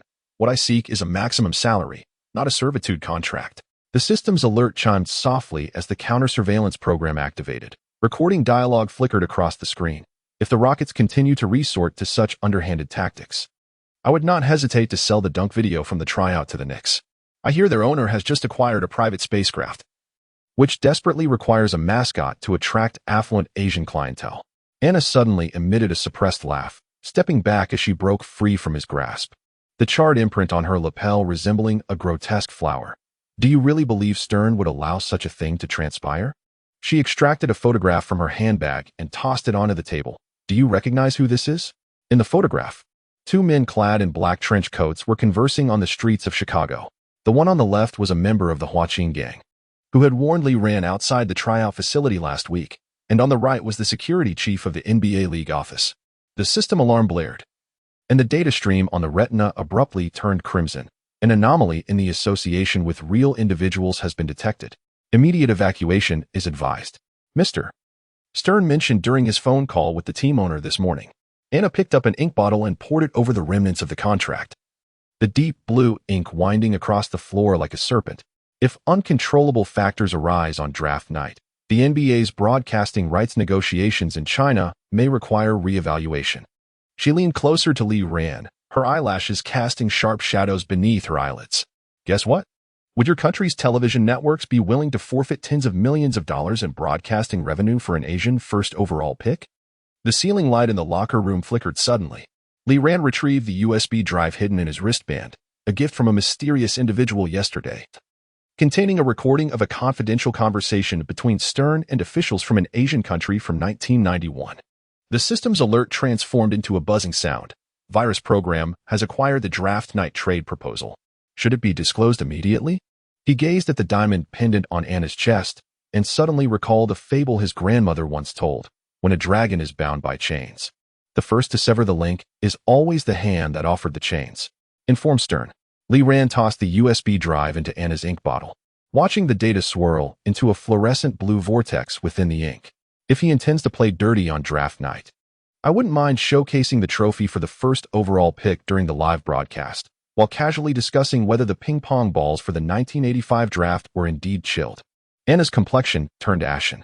This taboo subject struck the most sensitive nerve of the NBA, as the 1985 draft had been accused of rigging the lottery, with Stern miraculously elevating the Knicks' position to first overall, selecting Patrick Ewing. As she stepped back, she knocked over a locker, revealing a hidden ventilation duct behind it, where a red spying indicator light flickered ominously. You thought only you could eavesdrop? Li Ran tore off a button from his shirt, exposing skin just below his collarbone, where a super-thin electronic component was affixed, modified from your team's physician's diabetes monitor. capable of real-time interference with all signals within a 20-meter radius. The system alert sounded once more. Encrypted conversation between Stern and the rocket's owner intercepted. Content includes racially discriminatory remarks. Suddenly, the locker room door swung open. Rocket's head coach Rudy Tomjanovich stood at the entrance, clutching a fax. A message just arrived from Stern's office. His gaze fell upon the chaotic remnants of contracts scattered on the ground, his voice dropping suddenly. "Lee, you better come with me." Seizing the opportunity, Anna adjusted her suit, her fingertips discreetly pressing her earrings, signaling the end of the surveillance. As she passed by Lee Ran, she whispered in a tone audible only to the two of them. "Tonight at 10, locker 37 at the Union Station." She paused. "Bring sufficient cash. And ensure your system does not follow." The storm outside grew increasingly ferocious. As Lee Ran followed the coach toward the office, he caught a glimpse of the surveillance camera at the end of the corridor, swaying unnaturally, like a silent warning. The system unfolds a new task prompt on the retina: eliminate the eavesdropping device in the locker room. Reward: 30 team trust. However, a cautionary note appears below. Warning: Stern is initiating the crown purification program. It is advisable to activate the hidden item Jordan's lucky shoes. In Tomjanovich's office, the mingling scents of sandalwood and cigar create a suffocating heaviness. Rocket's owner Alexander reclines in his leather chair, the Cuban cigar between his fingers producing a long trail of ash. "Young man, sometimes compromise is necessary." He suddenly erupts into a violent cough. The ash tumbling onto Lee Ran's trial report from yesterday, scorching a hole through the words "promising prospect." Lee Ran observed the indentation on his boss's left ring finger, perfectly matching the size of Anna's diamond ring. A notification chimed. Anomalous relationship detected between Anna Rockefeller and Alexander. He retrieved his grandmother's mugwort amulet, crushing it into fine powder in his palm. "Boss, are you aware of the Chinese saying, 'A forcibly twisted melon is not sweet'?" Alexander's pupils suddenly constricted. In the gaze of this Oriental youth, there was a certainty he had never encountered in Jordan or Elijah, a near-manic conviction, as if he had already discerned the conclusion of this capital game. He finally gestured for the coach to leave, and the moment the office door closed, he quietly remarked, "$150 million, with no image rights clause. But you must promise me one thing: get Stern's people out of my locker room." Lee Ran interjected, and the system interface flashed with a 15-team trust increase. "Also, on draft night, I want to wear my own design sneakers, with the sole inscribed in Chinese calligraphy the character." Alexander gazed at him for a long time before erupting into laughter. "You are as stubborn as Elijah." He extinguished his cigar and signed the new contract, adding, "But I appreciate such a rebellious spirit, especially one that can help me earn a fortune." As he exited the office, Lee Ran caught a glimpse of his reflection in the corridor mirror. The collar of his shirt still bore the ash-gray remnants from Anna's suit. Yet his eyes sparkled with astonishing brilliance. The system store interface automatically unfolded, with the icon for Jordan's lucky shoes transitioning from gray to gold. Unlock conditions met. 1985 Finals Championship sneakers have been stored in the locker room. At midnight, Lee Ran returned to the locker room alone.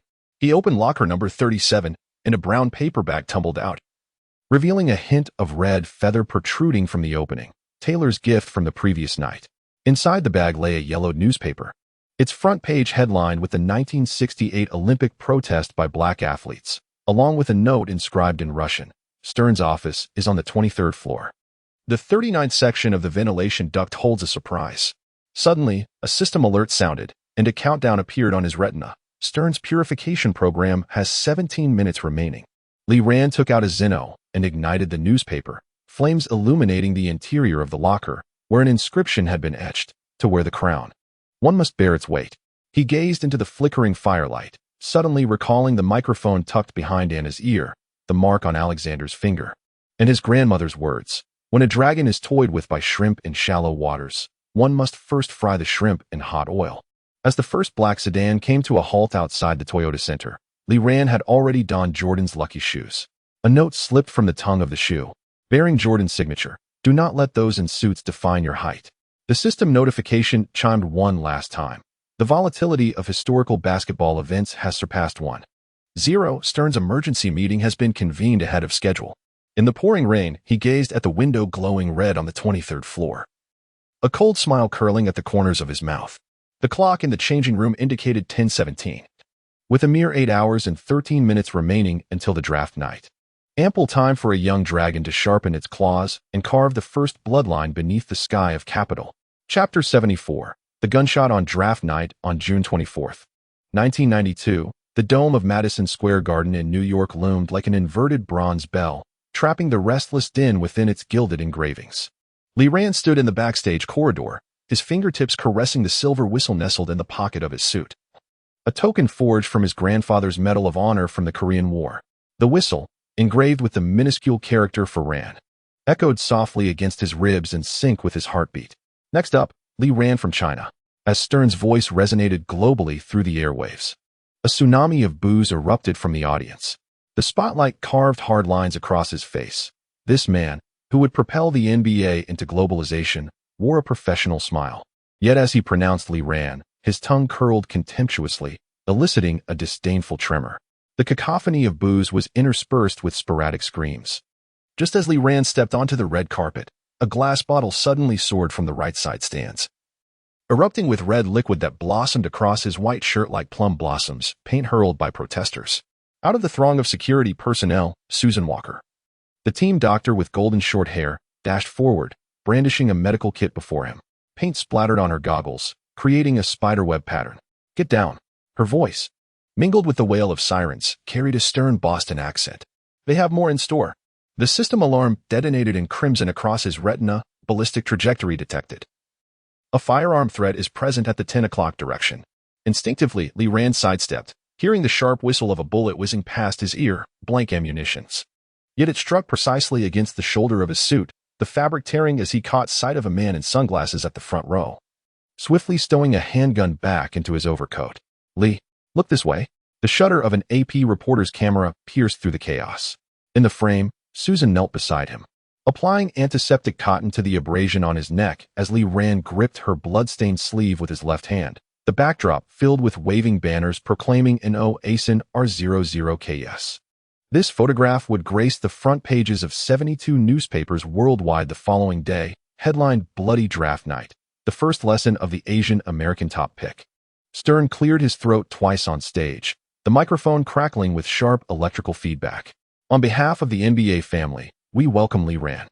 His gaze swept over the live voting data flickering on the scoreboard, where the 37 support from Asian fans caused his pupils to constrict, hoping that Lee would embody the professional spirit befitting a #1 pick. Suddenly, commotion erupted backstage. Anna Rockefeller squeezed through the security personnel, adorned in a custom black and gold Chanel gown, her diamond earrings trembling with each breath. "Stern just finished a call with the Rockets owner. They want you to pretend you didn't see the shooting just now." Lee Rand tore off the paint-stained bow tie as a system alert chimed in his ear. "Rookie wall task activated. First season block count 50. Or shall I add a clause to my contract stating the league shall bear no responsibility in the event of an attack?" Anna's complexion paled instantly.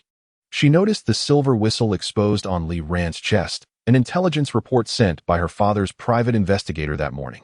This Eastern youth seemed to have forged a pact with a mysterious system that was altering the course of NBA history. The chaos of draft night was merely an accident. She lowered her voice, the diamond stud grazing his chin, yet the Chinese broadcast rights assessment report from Stern's office could not be explained away as mere happenstance. At that moment, the venue was suddenly engulfed in silence. The large screen shifted to a close-up of the audience, revealing a 13-year-old Kobe Bryant, clad in an 8 jersey emblazoned with the character for Rand, biting his lip as he stared at the stage.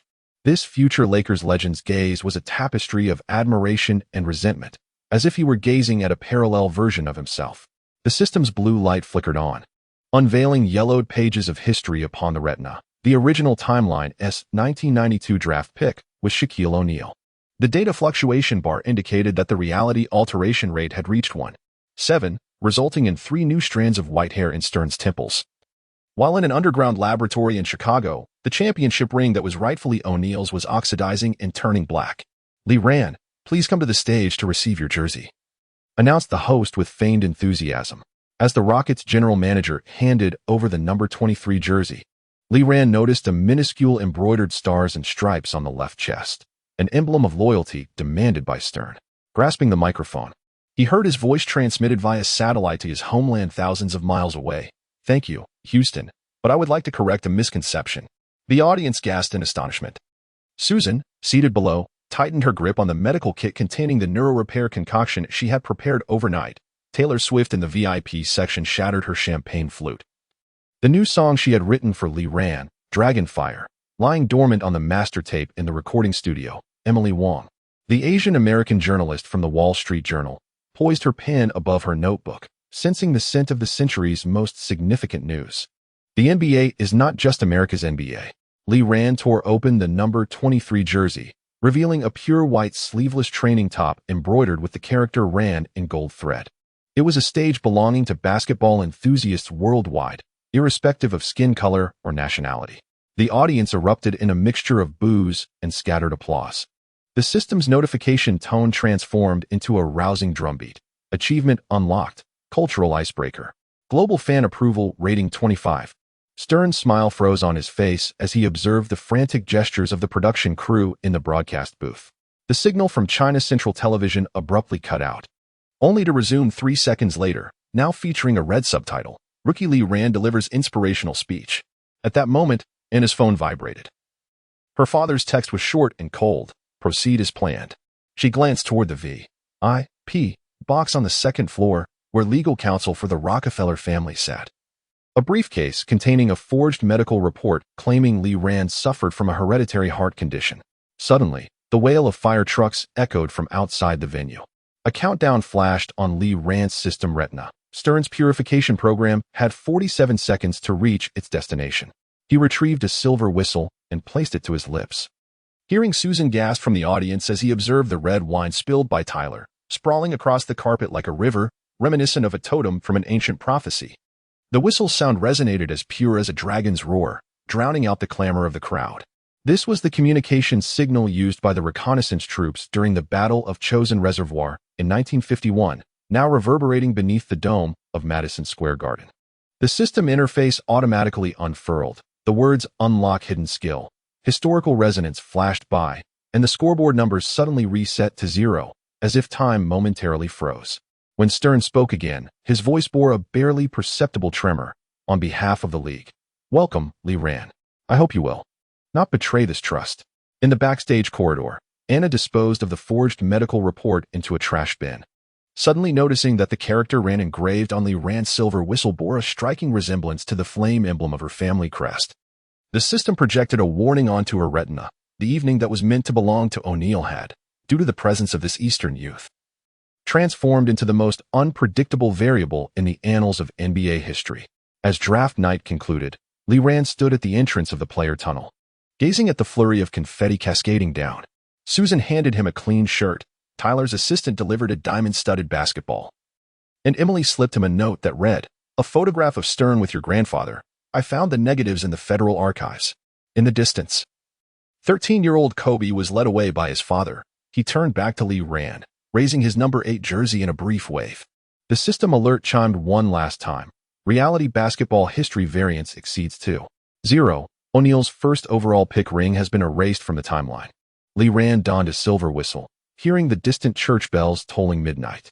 Within the 7th chime, he seemed to hear his grandfather's voice. "Child, when the dragon is destined to soar, even lightning must yield." Beyond the dome, a torrential storm gathered above New York City. Anna's father's private jet took off from JFK Airport, carrying not only a conspiracy against Lee Ran, but also a staggering secret capable of shaking the entire NBA. Meanwhile, at the Toyota Center in Houston, Olajuwon fixated on the television screen displaying Lee Ran, jotting notes in his notebook. Initiate the breakthrough at the 7th blank. The old injury in his left knee is a weakness. This night was destined to become the most controversial turning point in NBA history. When the spotlight dimmed and the applause faded, a tale woven with themes of race, capital, and dreams had only just begun to unveil its bloody yet magnificent first chapter. Chapter 75. The Red Sea of Houston. The June sunlight in Houston poured down like molten copper, bathing the colossal poster outside the Toyota Center. Lee Ran's number 23 jersey fluttered in the wind, while the neon letters spelling China Magic in the lower right corner were splattered with green paint. The favored color of Houston's football team. They called you a data fraud. Olajuwon stood at the entrance of the players' tunnel, shadows obscuring his chiseled face, accusing Lee Ran of using performance enhancers during the tryouts. This legendary center, nearing his 30th birthday, held a championship ring in his right hand, the light reflecting off its surface dancing upon Li Ran's chest. A system notification chimed. Hostility detected. Elijah's affinity -45. Li Ran noticed that the brace on his left knee was 2 layers thicker than usual, a remnant of the injury suffered during the 1990 finals. And what about you? Li Ran removed his sunglasses, allowing the sunlight to constrict his pupils. Do you think I am a fraud? Elijah remained silent for a moment before turning towards the locker room. His cape whispered against the ground, revealing embroidered Arabic script, words from the Quran, indeed.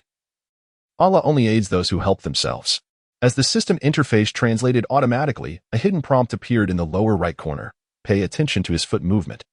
It is the key to deciphering the dream shake. At the press conference, 300 journalists packed the room.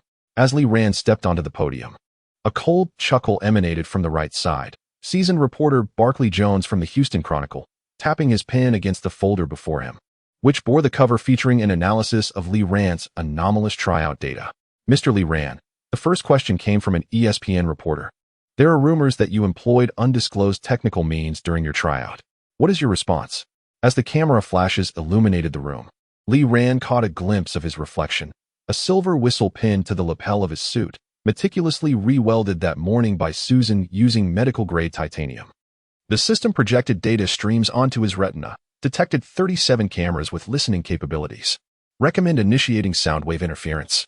My only technical means, he raised his right hand, palm up, showcasing the hands that practiced ball control for 8 hours daily, and here, tapping his temple, a mind brimming with basketball wisdom.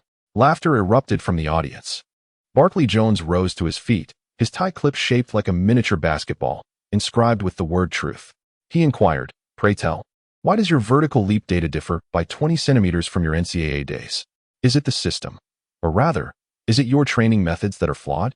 This deliberate slip of the tongue caused the atmosphere to freeze instantaneously.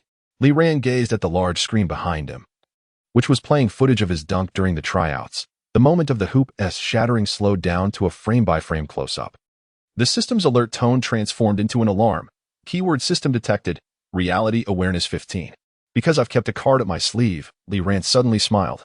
A mischievous grin reminiscent of Peyton's, akin to how Mr. Elijah never fully revealed his dream footwork during training, reserving some tricks for true adversaries. This statement struck like a hammer.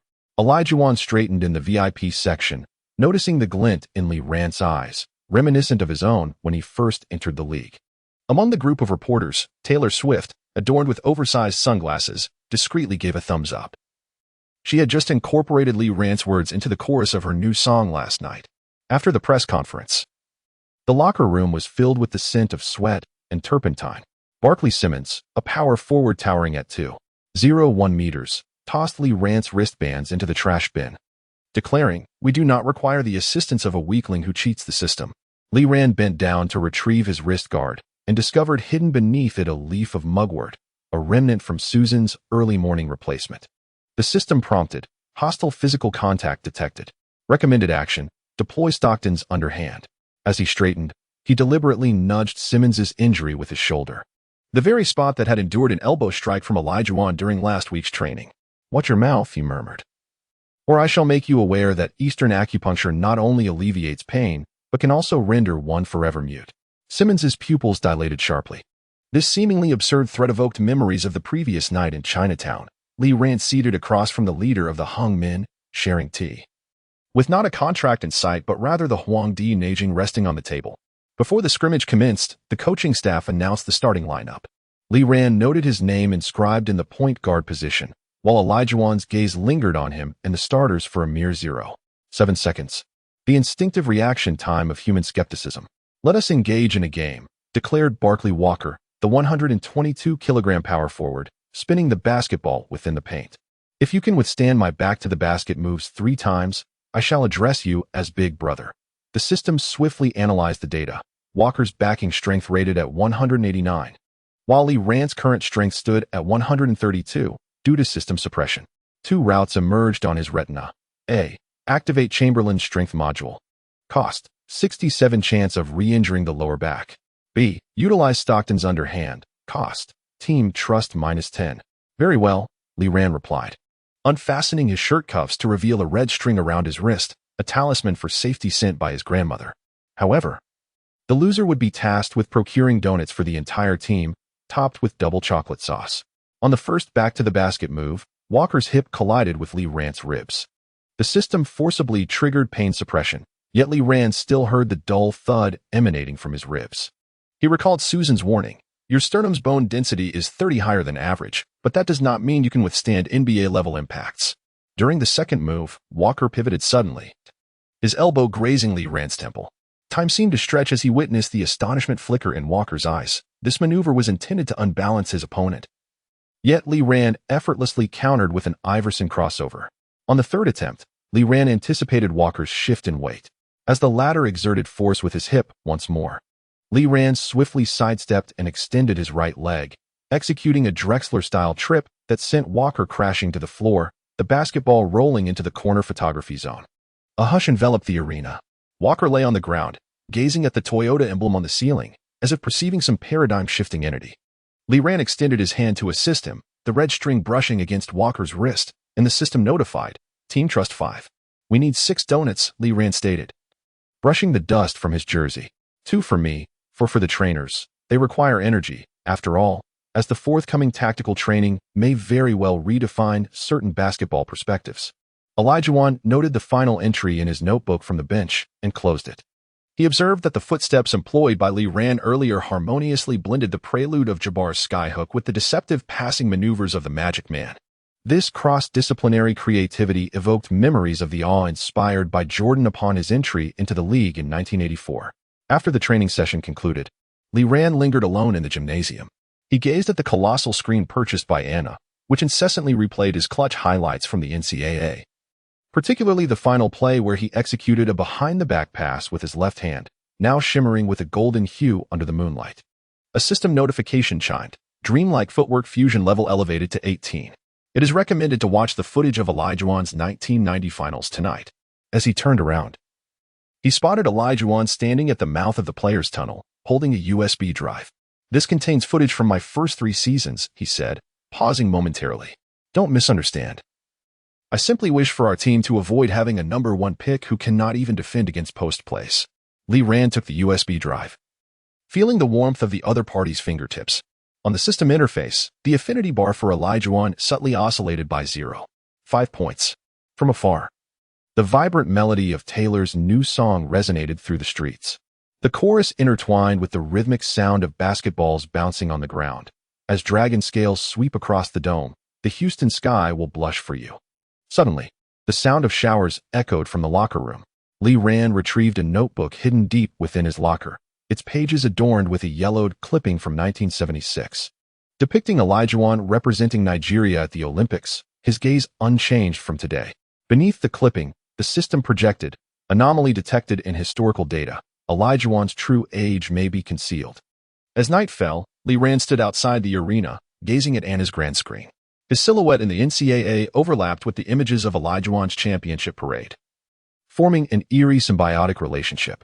The system's alert chimed once more. The fluctuation rate in the annals of basketball history has surpassed 2.5. The probability of the Rockets winning the championship in 1992 has risen from 12 to 37.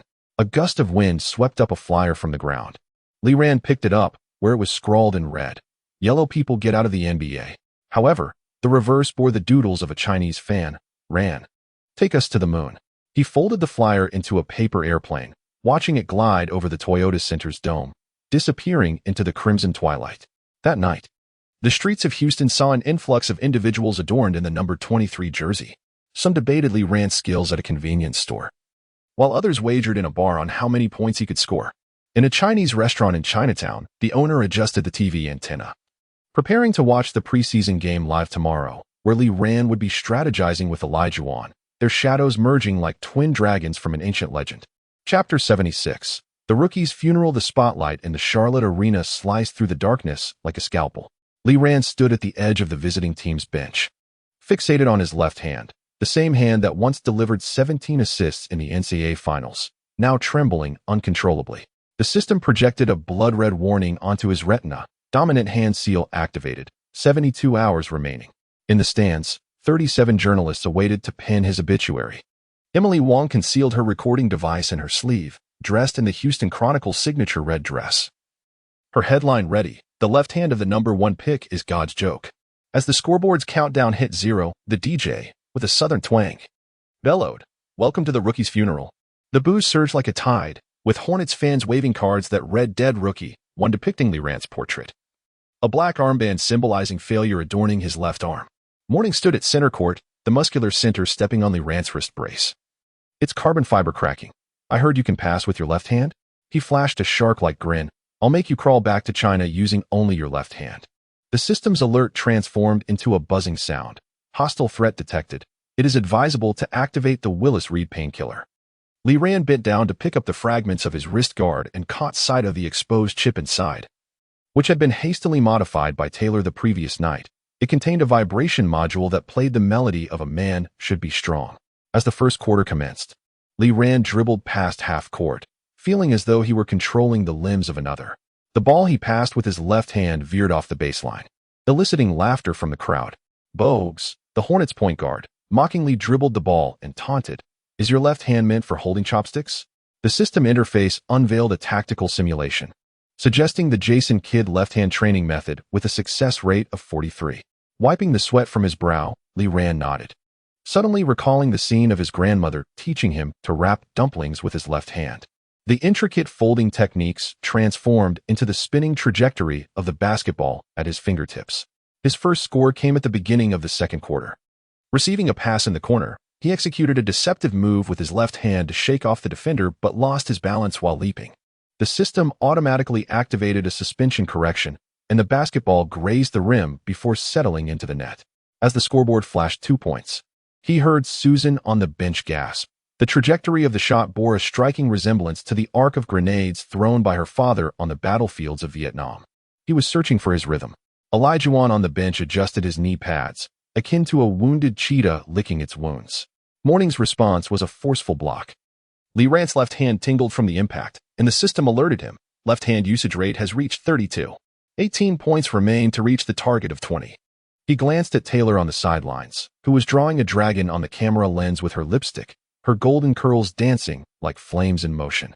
Midway through the third quarter, Lee Rand suddenly realized that his left hand had begun to betray him. The system warned, muscle memory conflict detected. Immediate cessation of left-hand usage recommended. Yet at that moment, he received a bounce pass from Elijah. Instinctively, his left hand completed a hook shot. And as the ball swished through the net, he heard Taylor scream from the sidelines, her voice synchronizing perfectly with the beat of "A Man Should Be Strong." Data revealed that Lee Rand's left-hand shot arc was 15 degrees higher than his right. The commentator's voice was filled with astonishment, reminiscent of the legendary Bill Walton. Though Walton never displayed such creativity, Morning's face turned ashen when Lee Rand regained possession. He attempted a Jordan-esque steal but was caught off guard as the opponent swiftly changed direction with his left hand, sending the ball through his armpit to Castle, who was perfectly positioned at the baseline. In the moment of the emphatic dunk, Lee Rand noticed the confusion in Morning's eyes, a primal skepticism of the impossible technique. In the final quarter, Lee Rand's left hand had swollen to the size of a loaf of bread. The system notified him, stamina below 10. Desperate breakthrough activated. He glanced at the scoreboard. 19 points scored with his left hand, just 1 point shy of his goal. As the Hornets coach called for a timeout, he discreetly slipped Taylor's chip into the crack of his wrist guard. The instant the metallic contact touched his skin, the melody surged through his body like an electric current. For the final offensive play, a hero was needed. The coach roared in the locker room, "Lee, you know what to do." Back on the court, with just 12 seconds remaining, Lee Rand dribbled to the top of the arc, while Morning spread his arms wide like a wall. The system projected a countdown on the retina, dominant hand sealed, remaining time 0:03. In an instant of shifting weight, he abruptly switched to his right hand, only to revert back to his left. Impossible. Morning's roar was drowned out by the referee's whistle. As the left hand released the ball, the system's alert transformed into a triumphant anthem, dominant hand seal released. The basketball sliced through the air, descending into the net just as the final buzzer sounded. In the fleeting moment the scoreboard flashed 21 points, the Charlotte arena fell into an eerie silence, with only Taylor's voice resonating from the VIP section. No retreat, no surrender. The left hand too can redefine the battlefield. Morning stood frozen at center court, gazing at the gesture he had just blocked, as if beholding some supernatural phenomenon. Li Ran bent down to retrieve the shattered wristband. The lyrics of "A Man Should Stand Strong" on the chip had blurred, yet they refracted a golden glow under the lights. The system interface unfolded, achievement unlocked, left-handed Godslayer, reward earned, genobilized flexible core. At the post-game press conference, a journalist raised Li Ran's wristband. "Might this be the key to your explosive performance this evening?" Li Ran gazed into the camera, reminiscing about the small note hidden in the chip by Taylor. "Music is the finest analgesic." He smiled as he placed the shard of his wrist guard into the pocket of his suit. "This is merely an ordinary wrist guard, much like my left hand. They merely fulfill their intended purpose." In the changing room, Olajuwon handed him an ice pack. "Your footwork reminds me of Larry Bird in 1986. He paused briefly. "Yet Bird lacked your improvisational prowess." Li Ran noted that Olajuwon employed the term improvisation rather than systematic cheating. System notification, Olajuwon's favorability 12. Suddenly, he recalled a scene from halftime, where he had observed Morning engaged in hushed discussions with the confidant of Stern, a document in hand. Its cover emblazoned with an X-ray analysis of Li Ran's left hand. On the dimly lit streets of Charlotte, Li Ran sat on the bus gazing out the window. A message from Emily arrived. "Stern's office has retrieved the archives from the 1972 Munich Olympics. Your grandfather's name appears on the classified list." He pulled out his silver whistle. And under the moonlight, the characters inscribed on it emitted a faint blue glow, a manifestation of the system in the tangible world. At that moment, Taylor's call interrupted his thoughts. The sounds of a raucous party echoing in the background. "Your left hand caused the rocket stocks on the New York Stock Exchange to soar by 17. Do you know what I named the new sneakers I designed for you? Left Hand of God." Before he could respond, a video request from Susan interrupted the conversation. On the screen, she was analyzing fragments of a wristband in her lab. The vibrational frequency in the chip aligns perfectly with the brainwave therapy devices from the early 90s. She adjusted her glasses and asked, "Lee, are you truly just a basketball player?" Li Ran fell into a moment of contemplation, gazing out at the neon lights flashing past the window. Suddenly, the sign of a bar flickered, and the letters spelling R0CK morphed into the shape of a dragon. A soft system notification chimed. The fluctuation rate of basketball history had surpassed 3.0. The career statistics of Morning began to exhibit unusual volatility. As the bus entered the tunnel, he caught sight of his reflection in the window, the swelling on his left wrist visibly subsiding at an astonishing pace. The system shop interface unfolded automatically, revealing that the Ginobili flexibility module had been activated, accompanied by a cautionary note. Excessive use of unconventional techniques would trigger an investigation by the league. In the luminous embrace at the tunnel's end, Li Ran clenched his fist, aware that the battle concerning his left hand was merely a prelude. While Stern's minions scrutinized his physiological data, the true transformation had already unfolded on the court. As sung by Taylor, "When the left hand grips the basketball, even the divine must yield." Under the night sky of Charlotte, an anonymous email had sent a video to the Outdoor Sports Network. Li Ran, using his left hand, effortlessly sank 100 consecutive three-pointers in the training facility, with the clock in the background marking the day after the draft night of June 25, 1992. This moment, destined for O'Neal, was quietly being rewritten by an Eastern left hand. Chapter 77, The Left Hand of God. The United Center's dome in Chicago hung with 23 championship banners. Li Ran stood at the entrance of the visiting team's locker room, observing his reflection in the glass. His left wrist was wrapped in a custom energy bandage made by Susan, the intricate patterns perfectly aligning with the hexagram of Jun from the I Ching. The system notification sounded. League investigators had entered the arena. It was advisable to activate the mirror interference protocol. What were they searching for? Olajuwon wiped his goggles, concealing within his duffel bag the English translation of the Tao Te Ching gifted by Li Ran. An alien implant, perhaps? Or, Li Ran shook his left hand, feeling the chip beneath the bandage heat up, a magic that enabled an Asian player to score 21 points with just his left hand in a single game. Suddenly, laughter erupted from the locker room. Castle imitated Morning's shot-blocking move, while Drexler dribbled in circles with his left hand. What should have been a moment fraught with tension transformed into a subtle display of collective defiance. System notification, Team Trust Level 20, Rookie Protection Shield temporary buff unlocked. Prior to the game, Susan handed him a small vial, an external analgesic, composed of Yunnan Baiyao and quantum resonance powder. She paused. "Don't ask how I acquired it. The FB laboratory experienced a sudden blackout last night." As the first quarter commenced, Jordan stood at center court, His number 23 jersey faded, a coffee stain at the collar marking the breakfast he lost in a bet to Pippen that morning. The system projected data onto his retina. Jordan's current ability rating was 98, while Lee Rand's left-hand mode ability rating stood at 85 due to system suppression. I heard your left hand can write calligraphy? Jordan's defense was like a tailored suit. Could you inscribe something on my championship ring? Lee Rand smiled as he dribbled the ball with his left hand, feeling the rhythm of the beats within the tailored chip synchronizing with his heartbeat. As he made his first change of direction, Jordan raised his eyebrows. The rhythm of the movement strikingly reminiscent of the bullet time from the trailer of The Matrix he had watched the previous night. At the moment he released the left-handed layup, Jordan showcased a textbook-level block. Yet, just as the basketball seemed poised to be swatted away, it unexpectedly altered its trajectory, glancing off his fingertips and swirling into the hoop.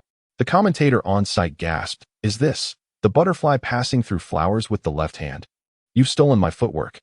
As Jordan fell back into defense, he murmured, "In the arc of Jabbar's skyhook." Lee Rand heard the system prompt. Jordan's alertness increased by 15. The heroic aura suppression debuff has been triggered. He gazed into the reflection of his own eyes within Jordan's pupils, noticing the blue light seeping from his left hand, a sign of overflowing system energy. In the second quarter, Jordan activated his killer mode. With a back-to-the-basket move, he pushed past Lee Rand, and at the moment of his jump shot, the system emitted a piercing alarm. Domain suppression detected. It is recommended to consume points for resistance. Lee Rand bit his tongue to activate pain suppression, yet he watched as the scoreboard soared like a rocket. Bulls 47, Rockets 32. Give it up, rookie. Jordan patted his shoulder during the timeout. Some talents are gifts from God to specific races. Those words cut like a knife. Lee Rand looked at the Asian fans in the stands holding up banners of Black Lives Matter and recalled the scene of his grandmother being splashed with pain in Chinatown. Suddenly, the system interface unfolded, and the icon for the mirroring skill changed from gray to blood red. Consumed 3 years of career to replicate all of Jordan's current skills. Is a victory worth 3 years? He pondered, hearing Susan's heartbeat from the bench, Tyler's singing from the VIP section, and Emily's pen gliding across paper in the media area. As Jordan regained possession of the ball, Lee Rand activated the mirroring replication. A violent headache struck him as he saw the image of Jordan's iconic shot against the Cavaliers in 1989 flash across his retina. Feeling the muscle memory of the 1991 finals back to the basket move against Magic Johnson being reassembled. The bandage on his left wrist emitted blue light, the intricate patterns becoming increasingly clear. Now it's my turn. His voice carried a raspy quality reminiscent of Jordan. With a swift change of direction, he leaped, executing the signature backward motion with precision, yet infused it with a unique left-handed spin at the moment of release. As the basketball sliced through the air, the arena lights abruptly extinguished, plunging into 3 seconds of absolute darkness. When the light returned, the basketball had seamlessly swished through the net. Jordan stood frozen, staring at the fading blue light on Lee Rand's left wrist. The trajectory of that light identical to the unidentified flying object he had witnessed at the training facility the day before. What exactly are you? Jordan's voice resonated with unprecedented astonishment. Lee Rand wiped the sweat from his brow, smiling. I am merely a novice who plays with my left hand. The system notified him. Jordan's affinity -5, league vigilance 30. He noticed Stern by the technical table, engaged in a phone call, his gestures frantic, reminiscent of the gang signs he had witnessed last night at Anna's father's banquet. As the final quarter approached its climax, Lee Rand's left hand was nearing exhaustion. The system alerted him, left tendon injury at 87, immediate exit recommended. Yet, he gazed at the scoreboard, Rockets 98, Bulls 97, and heard the crowd fervently chanting his name. Suddenly, he recalled his grandfather's words. On the battlefield, even if your hand is severed, you must use your teeth to bite the enemy's throat. In Jordan's final offensive, Lee Rand leaped with all his might to block the shot. At the moment of their collision in the air, he saw the respect in Jordan's eyes, an acknowledgement from one warrior to another. As the basketball veered away from the hoop, the final whistle blew, sealing the Rockets' victory on enemy territory. In the locker room, Jordan knocked on the visiting team's door and presented a signed jersey. Next time, refrain from using your left hand. It felt as if I were playing against an extraterrestrial. His gaze fell upon Lee Rand's bandaged hand, adding, and keep your distance from Stern. He has a peculiar way of dealing with outliers. Lee Rand received the jersey and discovered a note tucked inside, inscribed with Jordan's handwriting. 1992 Dream Team roster. I've reserved a spot for you. A system notification appeared. Gained Jordan's acknowledgement unlocked hidden plot Barcelona Olympics. At the post-match press conference, Stern's smile was notably rigid. We will conduct a comprehensive evaluation of Mr. Lee Rand's skills to ensure the integrity of the NBA. His cuff revealed a glimpse of a tattoo, bearing the same Masonic emblem as Anna's father's bodyguard. In the late-night streets of Chicago, Lee Rand sat in Susan's car, gazing at the United Center reflected in the rearview mirror. Taylor sent a video, recording a new music video with Lee Rand's blue-tinted game footage as the backdrop, while the comments brimmed with inquiries. What is that light? Chinese Kung Fu. Simultaneously, a text from Emily arrived. The FBI has retrieved the Philadelphia experiment files from 1943. Your left hand exhibits a 92 energy match with the temporal distortion experiment of that era. Susan suddenly slammed on the brakes as a man in a trench coat crossed the street ahead, his gait identical to that of the league investigator who had searched the locker room earlier that morning. System alert. Tracker detected. Recommend activating Bruce Lee's footwork to evade. Lee Rand extracted a silver whistle, only to hear the rhythmic beating of Susan's heart, synchronizing with the resolute drumbeats from the tailored ship. He gazed out the window, where, illuminated by the moonlight, the shadow of his left hand cast upon the glass intriguingly resembled the form of a dragon's claw. The system's notification chimed for the last time. The volatility of basketball history had surpassed 4-0, and cracks began to appear on Jordan's championship ring from 1992. The winds of Chicago stirred the fallen leaves as Lee Rand tightened his grip on Susan's hand. He understood that this legend, pinned with his left hand, had already stirred those lurking in the shadows. The path ahead might prove darker than he imagined. Yet, as sung in Taylor's latest melody, when the left hand seizes fate, even the divine must yield a passage for me. The lights of the United Center gradually dimmed, leaving only the number 23 championship banner fluttering in the night breeze. In an unseen corner, a camera recorded Lee Rand's departure, and in the lower right corner, a string of code emerged. Drag 0N001 scanned. Attacking urge R0T0C0L.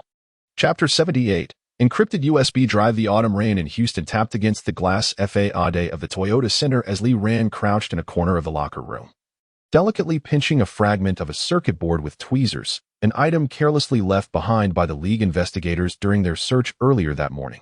The system projected a notification onto his retina. CA standard listening device components detected. Reverse virus implantation recommended. They had disheveled my art of war. Elijah shook the book with a torn cover, exclaiming in disbelief at the folly of these fools, who had even dared to dog-ear the page on the art of war and warfare. Lee Rand placed the fragments into the thermos, and as the hot water made contact with the circuit board, a faint sizzling sound emerged. The system interface unfolded, revealing that the virus program had infiltrated the Alliance's intranet and was currently deciphering Stern's schedule. He noticed the tattoo peeking from Elijah's cuff, inscribed in Arabic, a secret that resonated with the engraving on his silver whistle.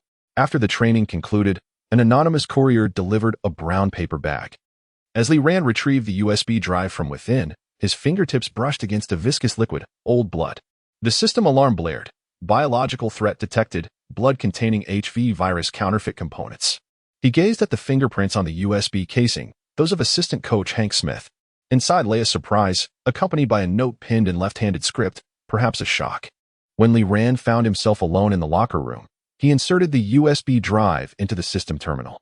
Amidst the flickering blue light, footage from 1990 materialized, a clandestine conversation between Stern and Colombian drug lord Escobar, with the calendar in the background distinctly marking the NBA All-Star Weekend.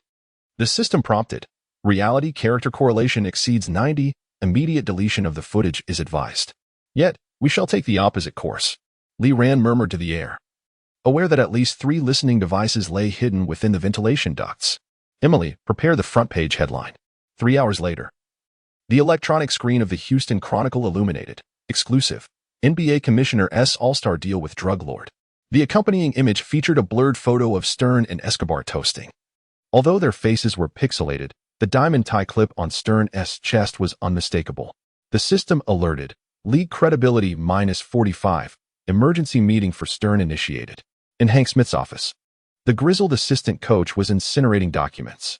Lee Rand stood at the doorway, observing his trembling fingers, remnants of the stress response from 1985 when he had missed out on Jordan as a scout.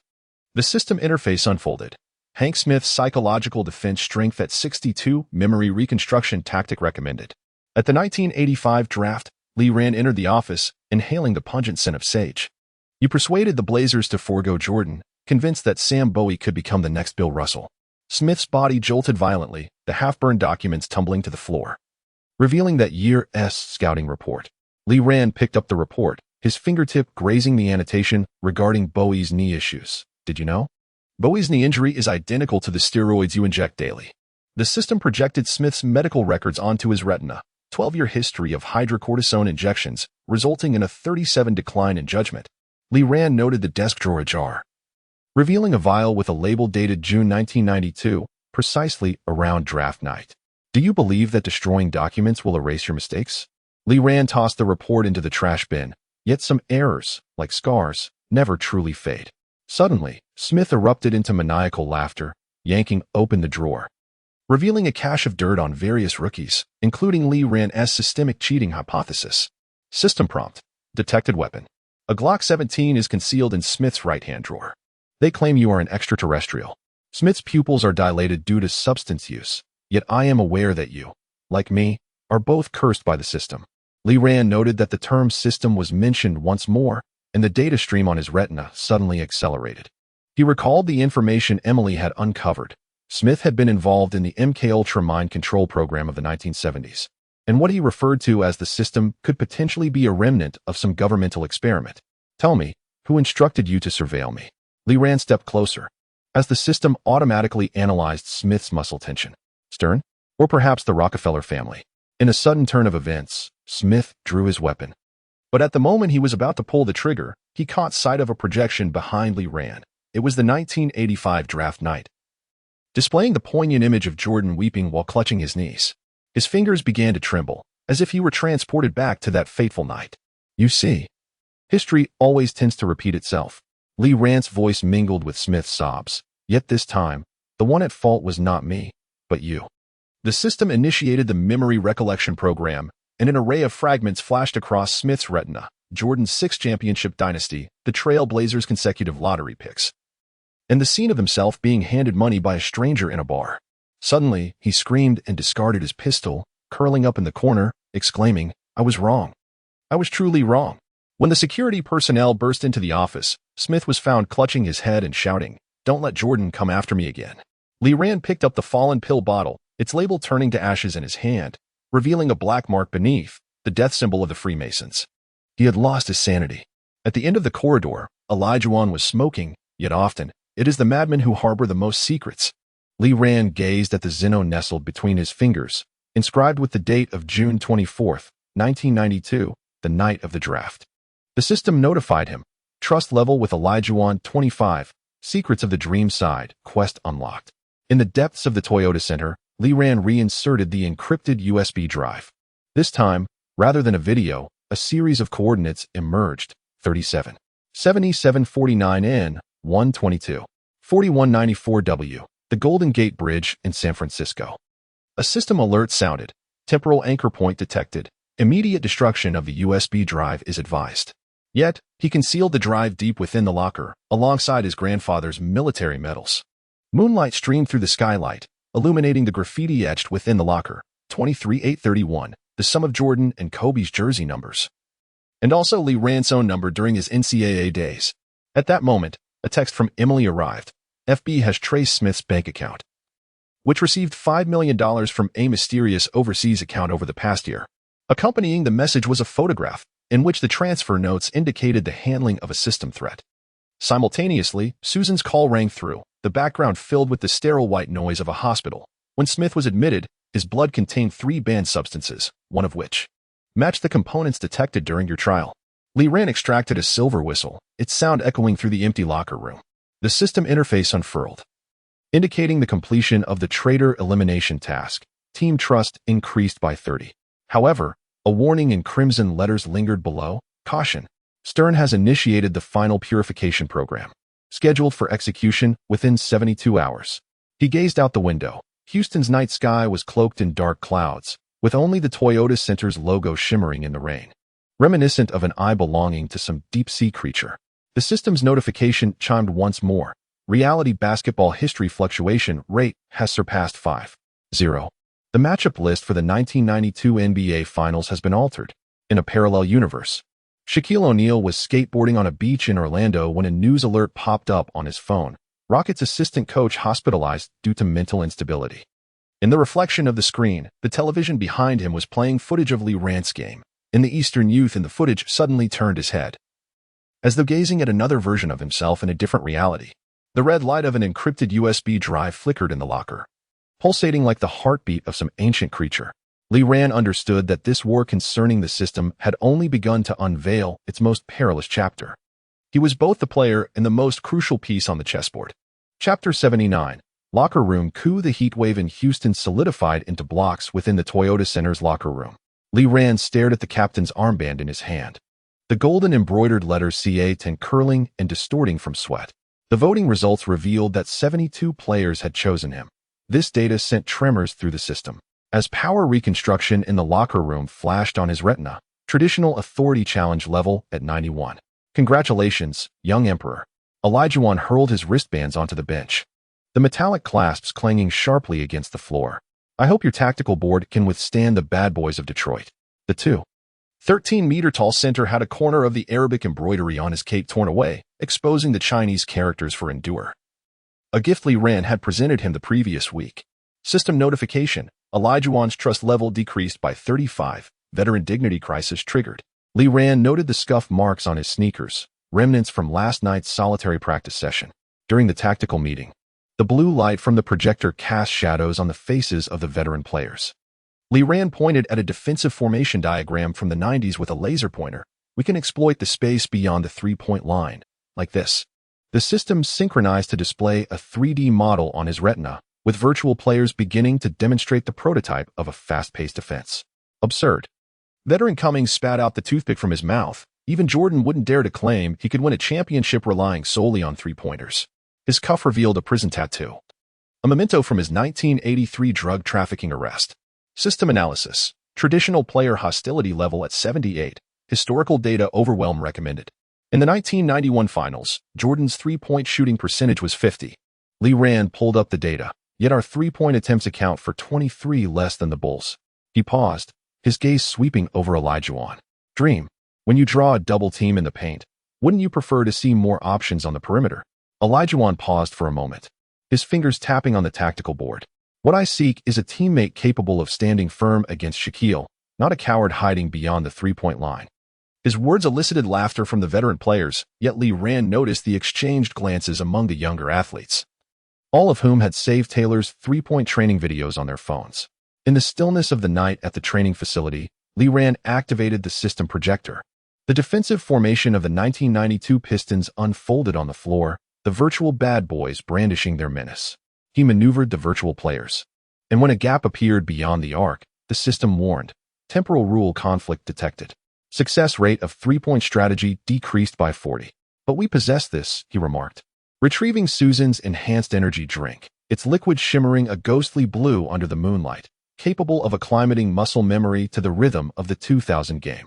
On the following day's practice, Lee Rand divided the rookies into groups to rehearse the three-point strategy.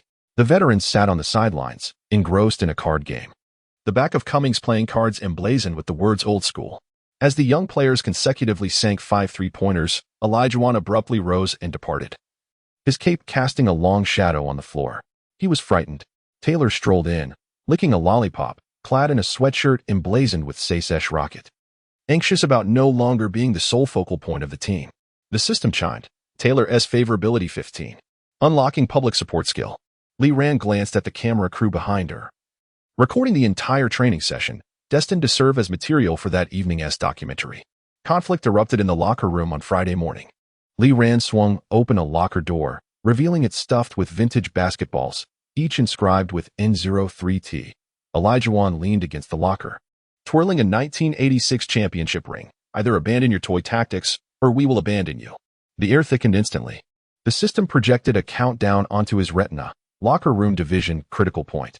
12 hours remaining. Lee Rand retrieved a silver whistle. Its sound intermingled with the system's subsonic waves, audible only to the younger players, resonating with the rhythm of Taylor's new song. Let me show you something. He activated his phone, playing a VR video crafted by Susan. The footage showcased the NBA court of 2023, three-pointers raining down like a deluge. With Olajuwon's virtual projection narrating, Lee Rand's perseverance once altered the future of basketball. The veterans were left speechless, Cummings' cards slipping from his grasp. The system noted, traditionalist hostility decreased to 45. Olajuwon's ring ceased its rotation as he observed his own smile in the video. A sense of relief that had only graced him upon retirement in 2002. Was this a prophecy or history? His voice was unusually gentle. It depends on our choices. Lee Rand placed the armband in Olajuwon's palm, declaring that the captain's duty was not to preserve the past but to forge the future. That evening, the documentary aired punctually. As Lee Rand's three-point strategy animation unfolded, a fervent debate erupted in the bars of Houston. When Taylor's melodic voice resonated, the youths of Chinatown began to mimic shooting stances. In the final scene, the silhouette of a mysterious elder flashed by, adorned in military attire from the 1940s. With a badge reminiscent of Lee Rand's silver whistle hanging on his chest. That was my grandfather. Lee Rand conveyed to Emily, who was furiously tapping on her keyboard. The individual most feared by Stern, for he held all the secrets of the system. Emily's screen illuminated with a dossier. Lee Mingyuan, 1918 to 1972. Participant in the defense of the Peking Man skull, missing since 1945 in Shenyang. The system alerted. Anomaly detected in grandfather's data. Actual time of death is in question. In the late-night players' tunnel, Olajuwon intercepted Lee Rand, holding a new tactical board. I have revised the pick-and-roll routes, adding 2 receiving points beyond the three-point line. His cloak had been restitched with the characters for Rand, yet if we were to be eliminated in the first round of the playoffs, then we shall create history. Lee Rand exchanged a high-five with him, feeling the calluses on his palm. Whether through three-pointers or dreamlike footwork, the essence was to win. The system prompted, locker room trust level 40, unlocking the fusion of old and new tactical system. In the distance, Susan approached with a new energy drink. The bottle emblazoned with the words Drag 0 NBL00D. Taylor was engaged in a dispute with the director over the post-credits scene, insisting on including a slow-motion shot of Lee Rand's left-handed shot. Meanwhile, in Stern's office, a red button was pressed repeatedly. Yet the connection to Lee Rand's locker room surveillance remained elusive. The night sky over Houston was streaked with meteors as Lee Rand gazed towards where they vanished. Recalling the last entry in his grandfather's dossier, in 1972, an unidentified light was witnessed at the Golden Gate Bridge in San Francisco. The system interface automatically expanded, displaying the restoration progress of the space-time continuum at 27, while deep within the locker, an encrypted USB emitted a faint blue glow, echoing the trajectory of the meteor. That night, the lights of the Toyota Center shone tirelessly. Veteran players immersed themselves in studying the three-point strategy manual, while younger athletes practiced back-to-the-basket moves. Olajuwon's cloak hung in the strength area, adjacent to Lee Rand's silver whistle. Together, they glimmered in the morning light, resembling a harmonious handshake between the old and new eras of basketball history. Chapter 80. Jordan's hunt order as the lights of the United Center flickered to life at dusk. Lee Rand caressed the 23 jersey within his locker, his fingertips brushing against the embroidered initials of Jordan's name. The locker room resonated with the electric hum of Bull's staff calibrating the sound system, when suddenly, the sharp sound of polished shoes striking the tiled floor echoed from a distance, prompting everyone to instinctively straighten their backs. Michael Jordan leaned against the doorframe, a black trench coat partially revealing a white training outfit beneath, a toothpick bobbing rhythmically as he spoke. I heard someone thinks the hoops in Chicago are too soft. His gaze swept over the Rockets logo emblazoned on Lee Rand's chest, scrutinizing him with the slow, intense scrutiny of a hunter assessing his prey. Lee Rand tore off his warm-up suit, revealing shoulders wrapped in athletic tape, with muscle contours undulating under the lights like a sculpture. I've heard someone fears their record might be shattered by a rookie. His voice carried a hint of provocation and a substantial measure of composure, as his right hand instinctively reached for the tactical USB drive in his pocket, which housed nearly 100 game footage analyses of Jordan. Jordan suddenly erupted in laughter, an unexpected tone of admiration lacing his mirth. He strode towards Lee Rand, towering half a head above him, yet the Chinese youth stood his ground without retreat. Do you know why this place is called the United Center? Jordan's hand abruptly pressed down on Lee Rand's shoulder, his thumb grazing over an old injury beneath the collarbone. Because only one king can reign here. The air in the locker room became thick with tension. Pippen emerged from the shower holding his wristbands, momentarily pausing at the sight. In the corner, Grant feigned interest in the tactical board. discreetly pulling out his phone to send a group text to reporters. The system notification blared in Li Ran's mind. Detected Jordan's main character aura suppression debuff, current resistance value, 0. He remained outwardly calm as he opened the scoring store, his gaze sweeping past pricey options like mastery of Jordan's fadeaway jump shot and Bull's tactical countermeasures.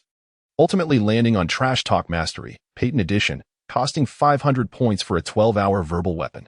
I've heard about your championship rings, Li Ran suddenly grinned, revealing a cheeky smile. Can they accommodate Oakley's fists? This remark ignited the atmosphere like a spark in a powder keg. Jordan's pupils constricted, while Rodman behind him erupted in a laugh reminiscent of a barbell's clang. You're courting death. Oakley charged out from behind the locker, only to be halted by Jordan's outstretched hand. The Bulls star athlete smirked dangerously, stepping back to retrieve a marker from his bag, flamboyantly scrawling the number 50 across Li Ran's locker. After tonight, Chicago will remember who the true master is. Jordan tossed the pin at Li Ran's feet, and as he turned, the hem of his trench coat brushed against the tactical board, causing it to tumble and reveal the annotations on the backside. Li Key Defense. As night descended, the arena roared like a tempest. Li Ran stood in the players' tunnel, hearing the DJ tremulously announce his name. When something was suddenly thrust into his palm, the strap of Susan's medical kit brushed against the back of his hand, containing the latest pain relief spray. In the distance, Taylor held up a camera, making a heart sign, while the lens captured Anna, her face cold as she conversed with Stern. Before the jump ball, Jordan leaned close to his ear. Do you know why Jordan cried in '84?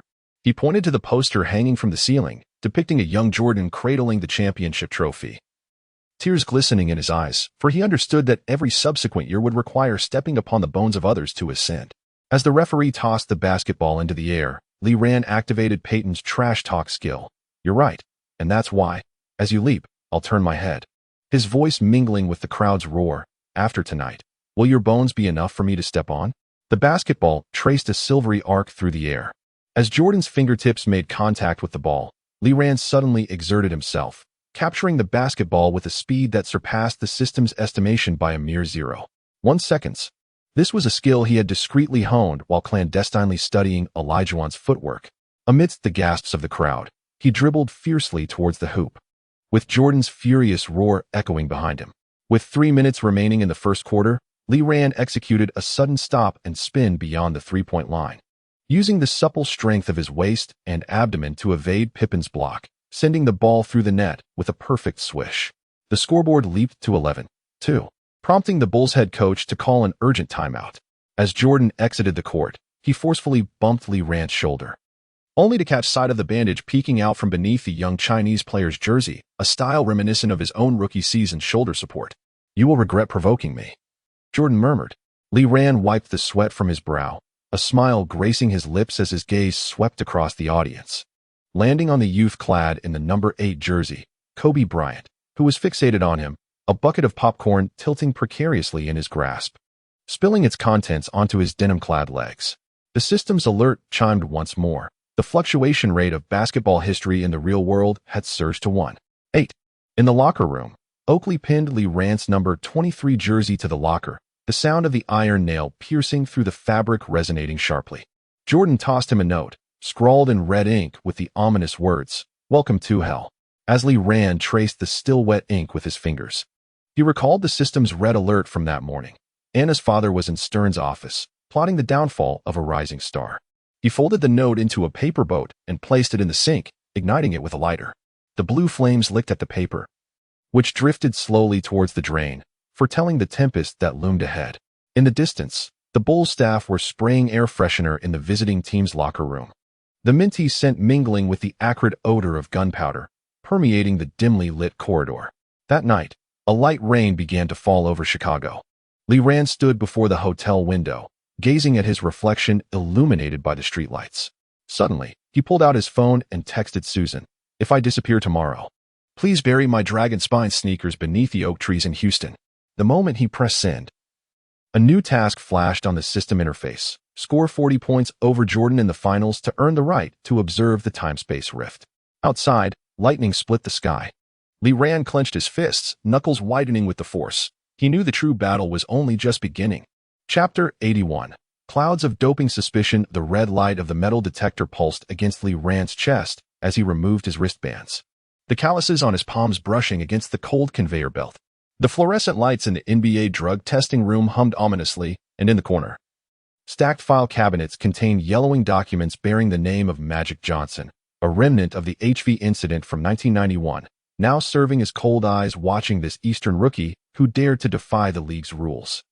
"Mr. Lee Ran, please follow me," came the emotionless voice of the tester. Inside the glass enclosure, the urine cup clanked sharply against the metal tray. Lee Ran's eyes fixated on the no smoking sign on the wall. And he suddenly recalled the mysterious phone call the night before the draft. "Don't go to Chicago for the tryout. Someone wants to ruin your knees." At that moment, he comprehended that more perilous than his knees were the treacherous games concealed beneath tailored suits. The system alarm blared in his mind. Abnormal metabolites detected. Lee Ran's muscles instantly tensed, his fingertips digging into his palms.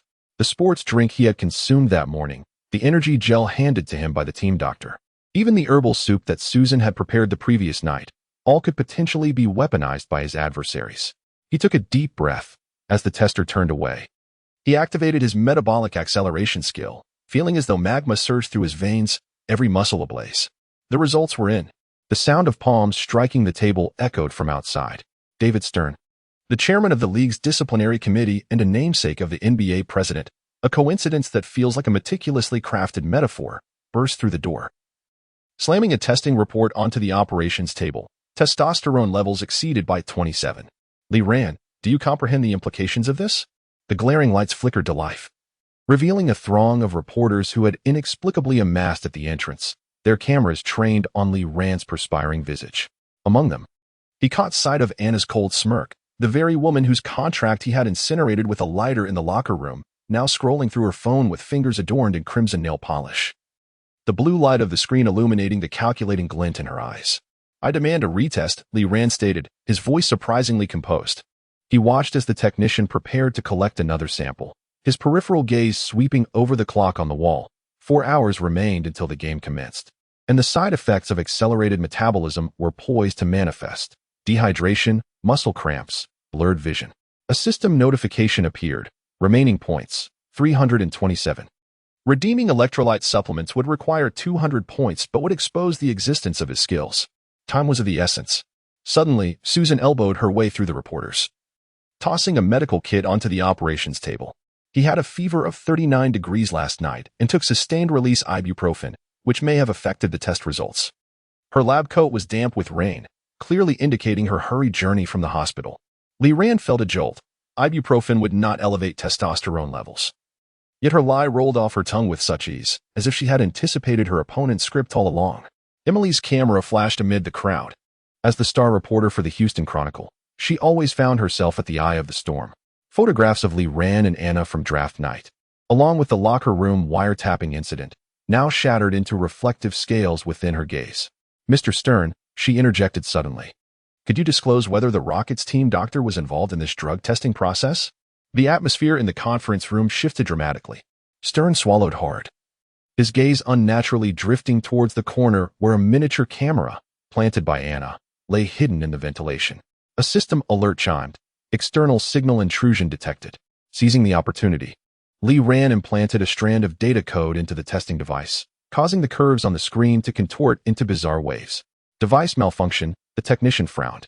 "It needs to be sent to the lab for secondary analysis." Stern's fist slammed against the wall, causing a corner of the framed NBA globalization strategy document to fall away, revealing hasty annotations beneath.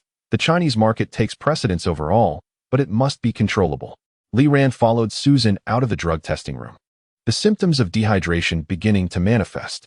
He leaned against the wall and slid down to the floor, observing the veins on his hand bulging like twisted tree roots. Susan opened her medical kit, which contained not only the usual medications, but also an unopened box of Willis Reed painkillers, a contraband item she had procured through connections with the Knicks team physician. "Don't use it." Lee Ran pressed her hand down. "Stern is waiting for me to make a mistake." He retrieved the wristband sent by Taylor. The embedded man must be strong chip radiating a faint warmth. The system alerted, adversity value 15. Suddenly, a new window popped up on the Windows 3. One computer in the locker room. 1993 strategic document decrypted. "Would you like to read it?" In the distance, Anna was on the phone. "Father, Stern is wavering." Yes, proceed with the original plan. Let the rocket's physician take the blame. What? Lee Rand's test data has vanished? Impossible. Her stiletto heels tapped a hurried rhythm against the floor. As she passed the fire escape, a shadow unexpectedly handed her an encrypted USB drive containing forged records of Lee Rand's drug use, accompanied by the electronic signature of the rocket's assistant coach. As night fell, the lights of the Toyota Center illuminated the scene. Lee Rand stood in the player tunnel, gazing at his reflection on the large screen. His complexion was as pale as paper, yet a fresh bloodstain marred his brow, akin to a reverse scale on a dragon's spine. The system notified, drug incident public opinion impact, commercial value -35, fan trust 22. This delicate balance reminded him of what Olajuwon once said, in the NBA, "You are either crushed or sculpted into a god." In the cup of water, Susan handed him floated goji berries, an allusion to Eastern mysticism's comforting remedy. Lee Rand took a sip, his tongue brushing against a hard object at the bottom of the cup, a silver badge engraved with an Iron Man. This was a gift she had customized with 3 months' salary, yet it had become the most ironic footnote of the night. "Are you ready?" Olajuwon appeared suddenly, spinning a basketball in his hand. "They want you to collapse tonight, to leave in tears like Jordan in '84. He pointed at the Jordan poster hanging from the dome, depicting the young man weeping with the championship trophy, looking particularly fragile under the lights. Lee Rand rose to his feet. The tactical bandage beneath his jersey tightened against an old rib injury. A new option appeared on the system interface. Expose the team doctor's conspiracy for a cost of 100 points, which would directly end the doping scandal. Or battle through illness without any cost, albeit with a penalty of -25 to all attributes. He gazed toward the shadow at the entrance of the locker room, where 3 women stood, Anna with her crimson lips, Susan in her white coat, and Emily's camera flashing like the trident of fate. "I choose the third option." Lee Rand ripped off the detection wristband, letting it fall to the ground with a soft thud, a statement for Stern to witness. The true Chinese magician would not have his wings clipped by underhanded tricks. He retrieved the voice recorder that Emily had slipped into his locker the previous night, containing a conversation between the team doctor and Anna, and added, "Let Stockton know, I have accepted his little scheme." On the court, Ewing of the Knicks was warming up, the brace on his knee glinting coldly. Lee Rand flexed his fingers, feeling a slight tremor from dehydration.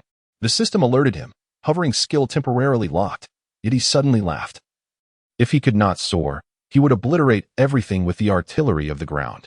As the referee's whistle pierced the air, Lee Rand activated Stockton's underhanded skill. At the moment Ewing leapt to block, Lee Rand's toes gently prodded, precisely stepping on the opponent's Achilles tendon. Gasps erupted throughout the arena as Ewing fell heavily, while Lee Rand had already turned, completing a high-arcing assist with his left hand. "This was not a foul," Stern bellowed from his box. "This is murder." Yet the referee's whistle remained silent. Wiping sweat from his brow, Lee Rand sprinted back to half-court. Seeing the news flashing across the big screen, Lee Rand's drug test results are under scrutiny. The league is investigating. Below the news, real-time updates showed the stock prices plummeting. The Rockets' market value had dropped by 7, and Anna's father's short-selling account was raking in profits. With 3 minutes left in the fourth quarter, Lee Rand's dehydration symptoms peaked. He glanced at the statistics: 38 points and 19 assists. A new record for rookie assists in a single game. Ewing limped defensively, his eyes filled with a mix of rage and fear. The system alerted him. Adversity value had surpassed the critical point, and he suddenly fell to clarity, as if he could see the movement trajectories of every player and hear the whispers from the stands. "Damn it," Oakley cursed during a positioning battle. His elbow aimed at Lee Rand's abdomen. But the anticipated pain did not come. The Iron Man badge activated temporarily. Lee Rand seized the opponent's wrist and retorted in Chinese, cursing each word deliberately. "If you have the guts, don't go solo tonight. I'll let you taste the dragon's teeth." As the final whistle blew, the Rockets' home crowd erupted. Lee Rand slumped onto the floor, watching as Susan navigated through the throng toward him, a saline solution in hand. In the distance, Anna was embroiled in a heated argument with Stern. Emily's camera flashes pulsating in rhythm, while in a corner of the audience, 13-year-old Kobe clutched Lee Rand's number 8 jersey emblazoned with L. Rand, shimmering under the spotlight like blood. The system interface displayed, doping suspicion task completed, reward, public opinion manipulation, beginner level. Lee Rand retrieved a miniature USB drive hidden in his mouthguard. It contained evidence of his viral intrusion into the league's database. He understood that this was merely the beginning. The true war lay hidden within the confines of Stern's office safe. cloaked in the swirling smoke of Anna's father's cigars, concealed within the enigma of each midnight phone call. His task was not to evade the traps, but to become the match that ignites the powder keg. Chapter 82. The dehydrated warrior. The air conditioning in Madison Square Garden was set to an uncomfortably low temperature as Lee Rand rubbed his stiff fingers while making his way onto the court. The veins beneath his wrist pulsing violently, a sign of 48 hours of relentless dehydration. Sporadic boos echoed from the stands as Knicks fans brandished signs reading "cheater," only to fall silent the moment he glanced up. A feral gleam burned in Lee Rand's oriental eyes, reminiscent of a cornered beast, even more so a god of death. During the first offensive play of the quarter, Lee Rand dribbled past half-court, with Peyton shadowing him like a specter. "I heard you've got traditional medicine in your urine bag?" His taunts mingled with the stench of his breath, yet Lee Rand abruptly accelerated, deftly employing Stockton's clever footwork, not a foul, but precisely positioned to exploit the defender's landing blind spot. As Ewing leapt to block, a subtle hitch in his ankle occurred, and the basketball grazed his fingertips before sinking into the hoop. This was the essence of acupuncture in traditional Chinese medicine. Lee Rand wiped the sweat from his brow, smiling, though his tongue was so parched it nearly adhered to the roof of his mouth. System notification, airborne skill locked. He was compelled to relinquish his customary pull-up shot in favor of a sudden jump shot. Sweat dripped into his eyes, the briny tang mingling with an iron-like flavor, a precursor to ruptured capillaries in his nasal passages. By the midpoint of the second quarter, Lee Rand began to experience slight hallucinations. The numbers on the scoreboard danced before him as if he could see the NBA globalization documents burning within Stern's office. Olajuwon's screens faltered in quality, and Castle's movements appeared erratic, these details blurred due to retinal edema induced by dehydration. Yet, the system's Stockton vision remained extraordinarily clear, each player's stamina bar, defensive vulnerabilities, and even the tactical gestures of coaches on the bench materialized as streams of data. "Give me the ball," he suddenly roared, his voice grating like sandpaper on metal. The moment the ball slipped from Olajuwon's fingertips, Lee Rand activated the Willis-Reed maneuver, a technique meant for moments of ample energy, yet felt like salt on an open wound at present. He barreled toward the hoop, absorbing the familiar dull ache from an old rib injury, transforming the pain into explosive power at the moment of takeoff. As the basketball kissed the backboard before falling through the net, Oakley collapsed to the floor, and the referee's whistle announced a 2-1. "You should be acting in movies," Oakley cursed as he rose, but his pupils dilated in shock upon witnessing the blood froth that escaped Lee Rand's mouth. Susan frantically waved from the sidelines, the adrenaline shot in the medical kit glinting coldly under the lights, yet Lee Rand shook his head. He understood that any medical intervention at this juncture would become a new piece of evidence in Stern's eyes. As the third quarter drew to a close, Lee Rand's stats stood at 27 points and 14 assists. Leaning against the ice bucket by the bench, he listened to the coach outline strategies, his gaze piercing through the glass window, resting upon the neon advertisements of Madison Square. There, the latest Nike Just Do It poster featured Jordan soaring through the air, reminiscent of the ancient Greek goddess of victory. System notification: the heroic aura suppression of Jordan is currently in effect, resulting in a shooting percentage decrease of 18. Yet, Lee Rand smiles, for his Miller Hart skill is born from moments of despair. In the final quarter, Ewing activates his guerrilla mode, executing 3 consecutive dunks over Lee Rand, igniting a frenzy among the spectators. The Knicks fans erupt in song, New York, New York, but fall silent upon witnessing Lee Rand's sudden acceleration. He deftly maneuvers past 3 defenders with an Iverson-like crossover, halting just outside Ewing's no-fly zone. "Hey, Patrick," Lee Rand exclaims at the moment of release. "Your knee pads are dirtier than Anna's conscience." This remark slices through the air with surgical precision, causing a fleeting hesitation in Ewing's defensive rhythm. The basketball carves an unusual arc, grazing fingertips before finding its way into the net. This marks his 7th three-pointer of the evening, shattering his own record for the most three-pointers by a rookie in a single game. With 1 minute remaining, the Rockets lead by 3 points. The Knicks launch their final attack, and Lee Rand focuses intently on the ball handler, Price, as the system highlights a weakness, a left-side drive followed by a sudden stop. He anticipates the passing route, yet dehydration hampers his movements.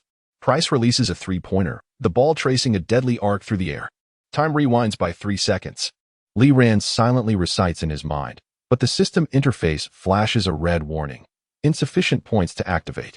Gritting his teeth, he lunges toward the basket. executing a block with a body that no longer belongs to him. Upon landing, he hears an ominous pop from his knee ligaments. Amidst the gasps of the crowd, the scoreboard reads 102-99, Rockets victorious.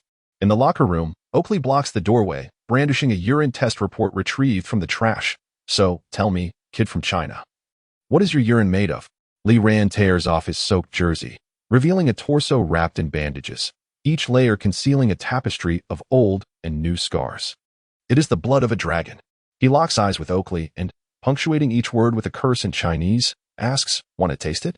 At some point, Susan appears, dropping a medical kit onto the floor. "Are you insane? A ligament strain could ruin your career." Her voice trembles with emotion, yet turns icy upon touching Li Ran's forehead, where a fever, clearly induced by dehydration, simmers. "Give me painkillers," Li Ran insists, holding her shaking hand firmly. There's a back-to-back game tomorrow, and the opponent is the Bulls. From the shower, Elijah's voice resonates, droplets cascading over his tattoos. Stern has switched the national broadcast to Chicago, and Jordan declares he intends to score 60 points over you. He tosses a can of sports drink toward Li Ran, the aluminum can enveloping his palm in a mist. "Need me to teach you how to defend against a god?"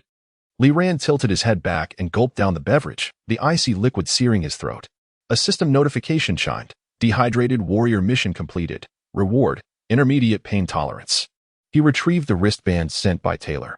The melody of a man must stand strong resonated faintly from the chip. Suddenly, he recalled the youth clad in the number 8 jersey from draft night. At this moment, he comprehended that the so-called rookie wall was never a hindrance, but rather a whetstone that made emerging stars shine even brighter. No need. Li Ran tore away the blood-soaked bandage, revealing a scabbed wound. "I want Jordan to know that shattering his record is simpler than breaking the backboard." He pushed past Oakley, striding toward the players' tunnel, where the sounds of Susan's sobs and Elijah's sighs lingered behind him, alongside the distant roar of the New York Times printing press.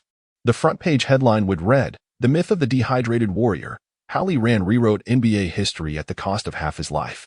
Meanwhile, in Chicago, the staff at the United Center were adjusting the air conditioning temperature. Jordan, fixated on the television screen depicting Li Ran, crushed his mouthguard. "Well done. You have successfully provoked me."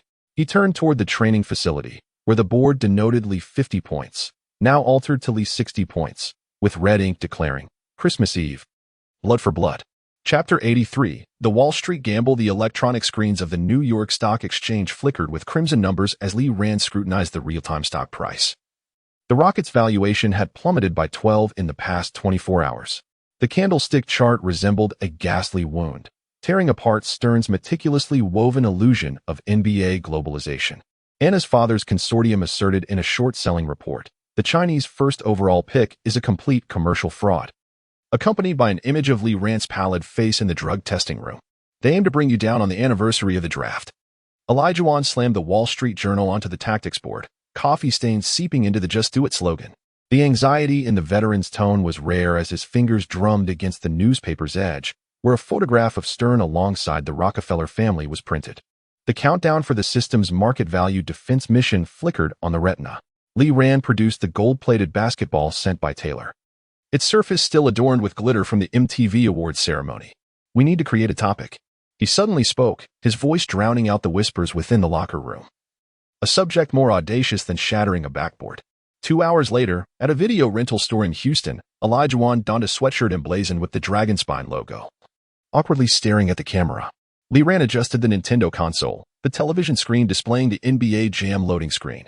He deliberately activated the special effects for the tomahawk dunk, causing the basketball to erupt with golden dragon scales as it passed through the hoop.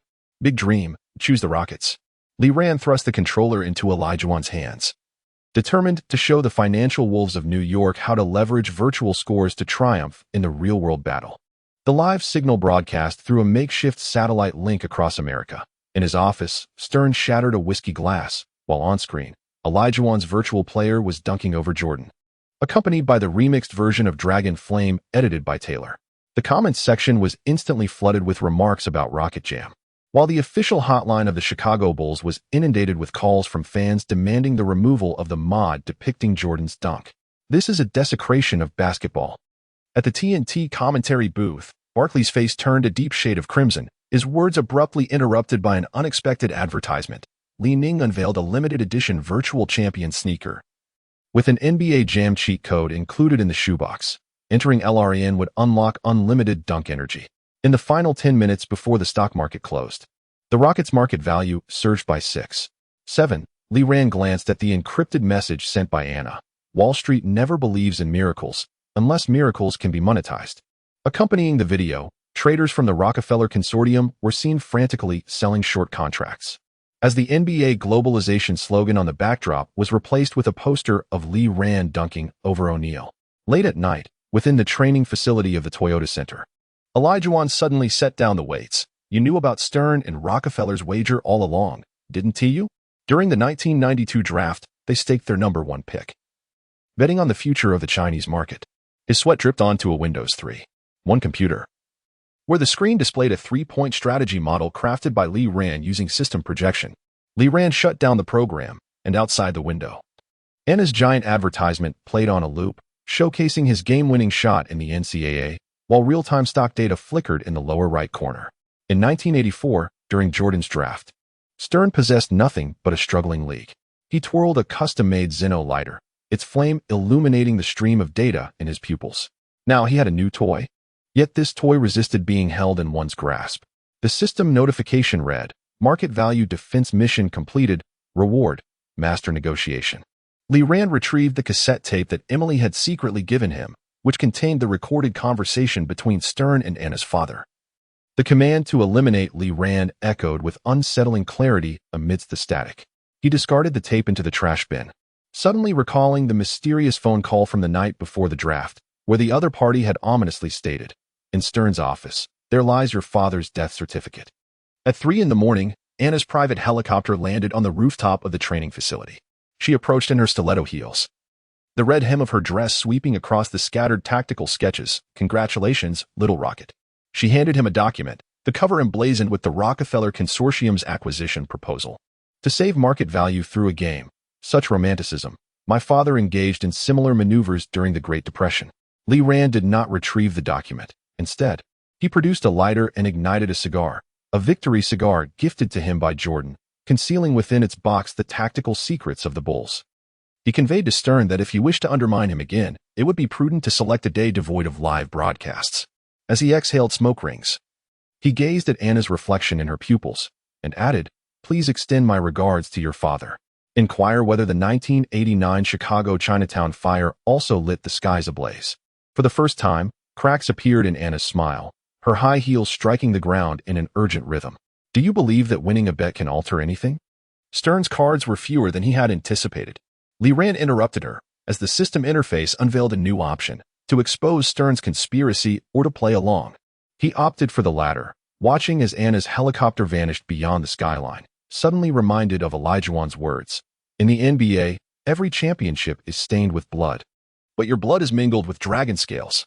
In Chicago, within the underground garage of the United Center, Jordan affixed a screenshot of Li Ran dunking over him to his locker, adjacent to the front page of the Houston Chronicle. Rocket valuation defense, a virtual victory.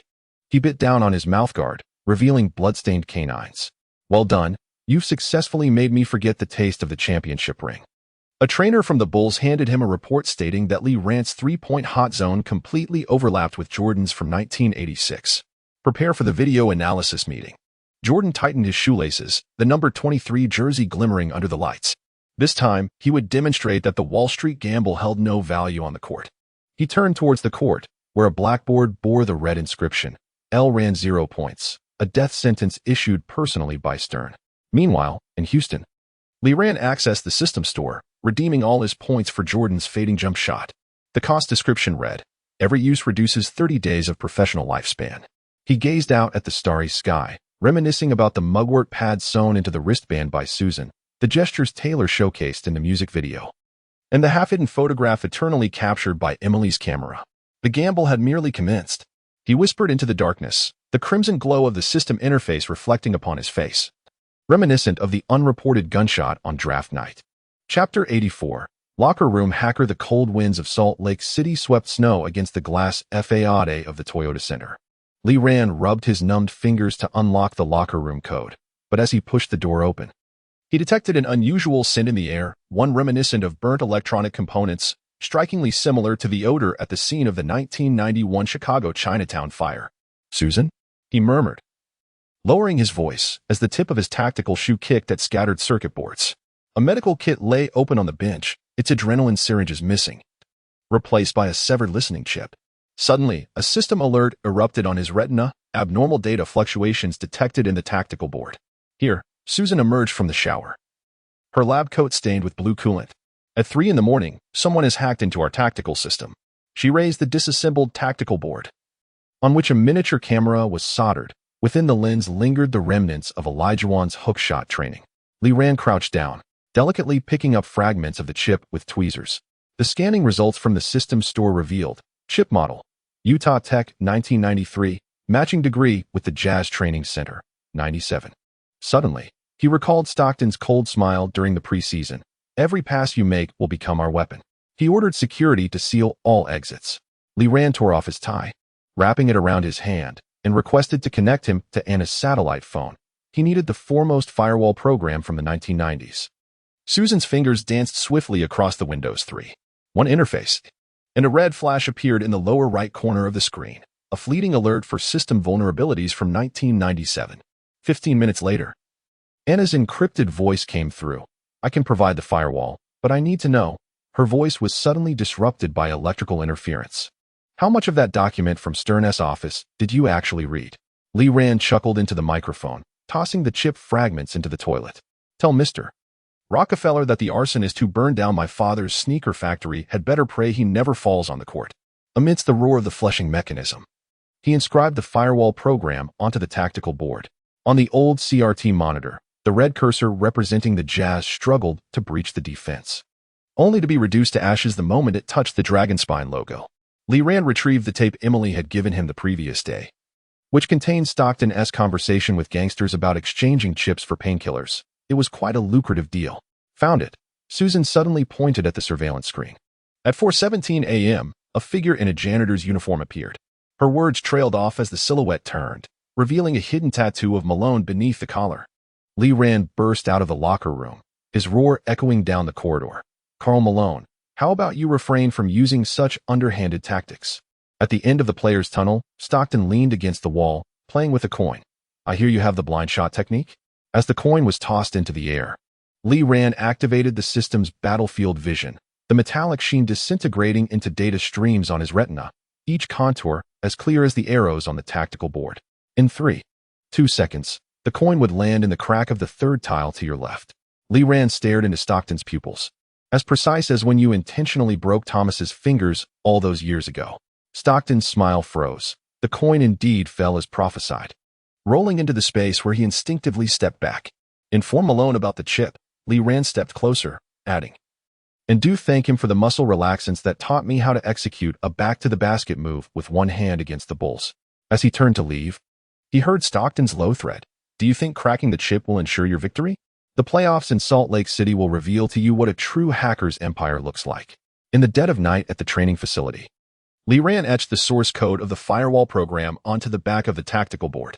Susan presented a warm bowl of herbal medicine, and as the porcelain spoon clinked against the rim, he was suddenly reminded of the enigmatic phone call from the eve of the draft, where the caller ominously mentioned that the Stern office held his father's death certificate. At that moment, it overlapped with the Jazz team's emblem on the chip, forming a bizarre pattern. "If one day I vanish," he murmured, gazing into the reflection on the surface of the broth. "Please send these codes to the Washington Times, titled 'How Many Ashes Lie Hidden Within the NBA's Firewall.'" Susan's hand trembled abruptly, spilling the medicinal concoction onto the tactical board, which unexpectedly revealed a concealed QR code that led to the 1989 Chicago Fire Department's fire investigation report. A system notification chimed. "Locker room hacking task completed. Reward, information warfare expert." Li Ran switched off the lamp, leaving only the tactical board's blinking light in the darkness, reminiscent of the unrecorded gunshot from draft night. Meanwhile, in a clandestine laboratory in Salt Lake City, Malone slammed his fist onto a discarded chip. "This Chinese kid is more perplexing than Jordan's fadeaway jumper." Stockton turned to unlock the safe, revealing 12 meticulously arranged tactical schemes targeting Li Ran. With the latest document bearing the title, "How to Use 90s Dial-Up Internet to Undermine 21st Century System Geniuses," he extracted a yellowed videotape. Its label of 1993 All-Star Game conspiracy repeatedly scratched over until it ultimately read Lee Ran. Chapter 85. The snow at the United Center. Snowflakes in Chicago fell like shards of glass upon the dome of the United Center. Lee Ran rubbed his frozen fingers as he entered the players' tunnel, where a giant poster of Jordan rattled in the cold wind, foreshadowing the impending hunt. In the locker room, Olajuwon flung a warm towel over his shoulders. The Bulls have set the air conditioning to 12 degrees, 5 degrees colder than the temperature that froze Shaquille last year. The system alert pulsed on his retina, detected enemy psychological tactics. Temperature loss rate 20. Lee Ran reached for the compartment in his shoes, where Susan had sewn in mugwort warming pads overnight, only to find an unfamiliar note. When you read this line, your heated gloves have been swapped for ordinary ones by someone who admires your spirit. It was signed with an unmarked lip print. Damn it, he muttered, looking up to meet the semi-smirking gaze of Pippen. The Bulls trainer was calibrating the scoreboard, which repeatedly displayed that Lee Ran's trial dunk reached a height of 330 centimeters, the precise limit required by the system, misinterpreted as the jumping ceiling for individuals of Asian descent. I hear you can fly? Jordan emerged from the shadows, the black 23 jersey revealing bite marks on his elbow pads. In the winter of Chicago, even the most soaring birds would have their wings frozen. He tossed a can of shoe polish, the metallic clang echoing harshly in the cold air. Polish my AJs, and perhaps I'll spare you a few blows. Lee Ran caught the can of shoe polish, his fingertips brushing against the raised surface. A miniature temperature sensor that revealed the actual court temperature was a mere 8 degrees. A red warning flashed in the system store. Ray Allen's thermal gloves had malfunctioned. Should he expend all his points to redeem temporary gear? He bit his tongue to activate the payment command, his retinal display of points instantly dwindling to 0, only to be replaced by a sudden warmth radiating from his palm. As the first jump ball commenced, Shaquille O'Neal, acting as a commentator in the TNT studio, exclaimed in astonishment, Lee Ran's jersey is emitting smoke. The camera zoomed in, revealing the white mist rising from his shoulders, the scales of his dragon spine sneakers glowing red under the low temperature. Jordan's initial probing step was thwarted by his defense, yet during the counterattack, he found his fingers incapable of gripping the basketball due to the delayed activation of the thermal gloves, causing him to miss an opportunity for an alley-oop. Your reaction was 0. 3 seconds too slow, Jordan whispered during an inbounds play, aware of why Chicago's assassins favored ice picks. The cold would cause blood to congeal. Much like you at this moment, Lee Ran suddenly chuckled, catching a glimpse of Stern in the VIP box raising a thermos. The condensation on the cup merging with the white mist he exhaled, forming a bizarre skull shape in the air. Beyond the three-point line, he activated Miller's clutch skill. But at the moment of takeoff, his fingers stiffened, causing him to lose balance. The basketball grazed the rim and ricocheted out, the boos from Bulls fans shaking the snowflakes from the dome above. Pippen seized the opportunity for a fast break, deliberately stepping on Lee Ran's AJ7. Reminiscent of his 1994 incident with Q Cox's ankle, the television broadcast slowed down the footage, and the commentator lamented, history always seems to repeat itself. During a timeout, Lee Ran retreated into the player's tunnel to tear off his gloves. The system's emergency protocol activated, injecting stored bioelectric energy into his fingertip nerves, the cost being a post-game risk of paralysis at 15. He stared at the trickling blood from his palm, recalling the can of paint that Susan had shielded for him on draft night. Those dark red stains were eerily reminiscent of the cross symbol on her first aid kit. Next, I shall turn the snow of Chicago crimson. He rinsed his mouth at the cold water faucet, the metallic taste mingling with the scent of mugwort on his tongue. Upon re-entering the court, the scales of his dragon spine sneakers suddenly unfurled, revealing an underlying carbon fiber skeleton, a hip-hop technology secretly slipped into his luggage by Taylor, crafted from reflective materials reminiscent of rap album covers. For his first three-point shot, he deliberately stepped back 2 paces before releasing the ball in front of Jordan. The basketball sliced through the frigid air, swishing through the net just as the scoreboard indicated a shot clock violation. Stern's thermos shattered on the ground, hot coffee scorching the carpet in the VIP section. For the second three-pointer, he used an Allen Iverson-style crossover to send Pippen tumbling, deliberately stepping on the shadow of Pippen's ankle as he landed, a silent retort to the bad boys. You violated the league's image management regulations. Stern's voice roared through the walkie-talkie, demanding an immediate cessation of this.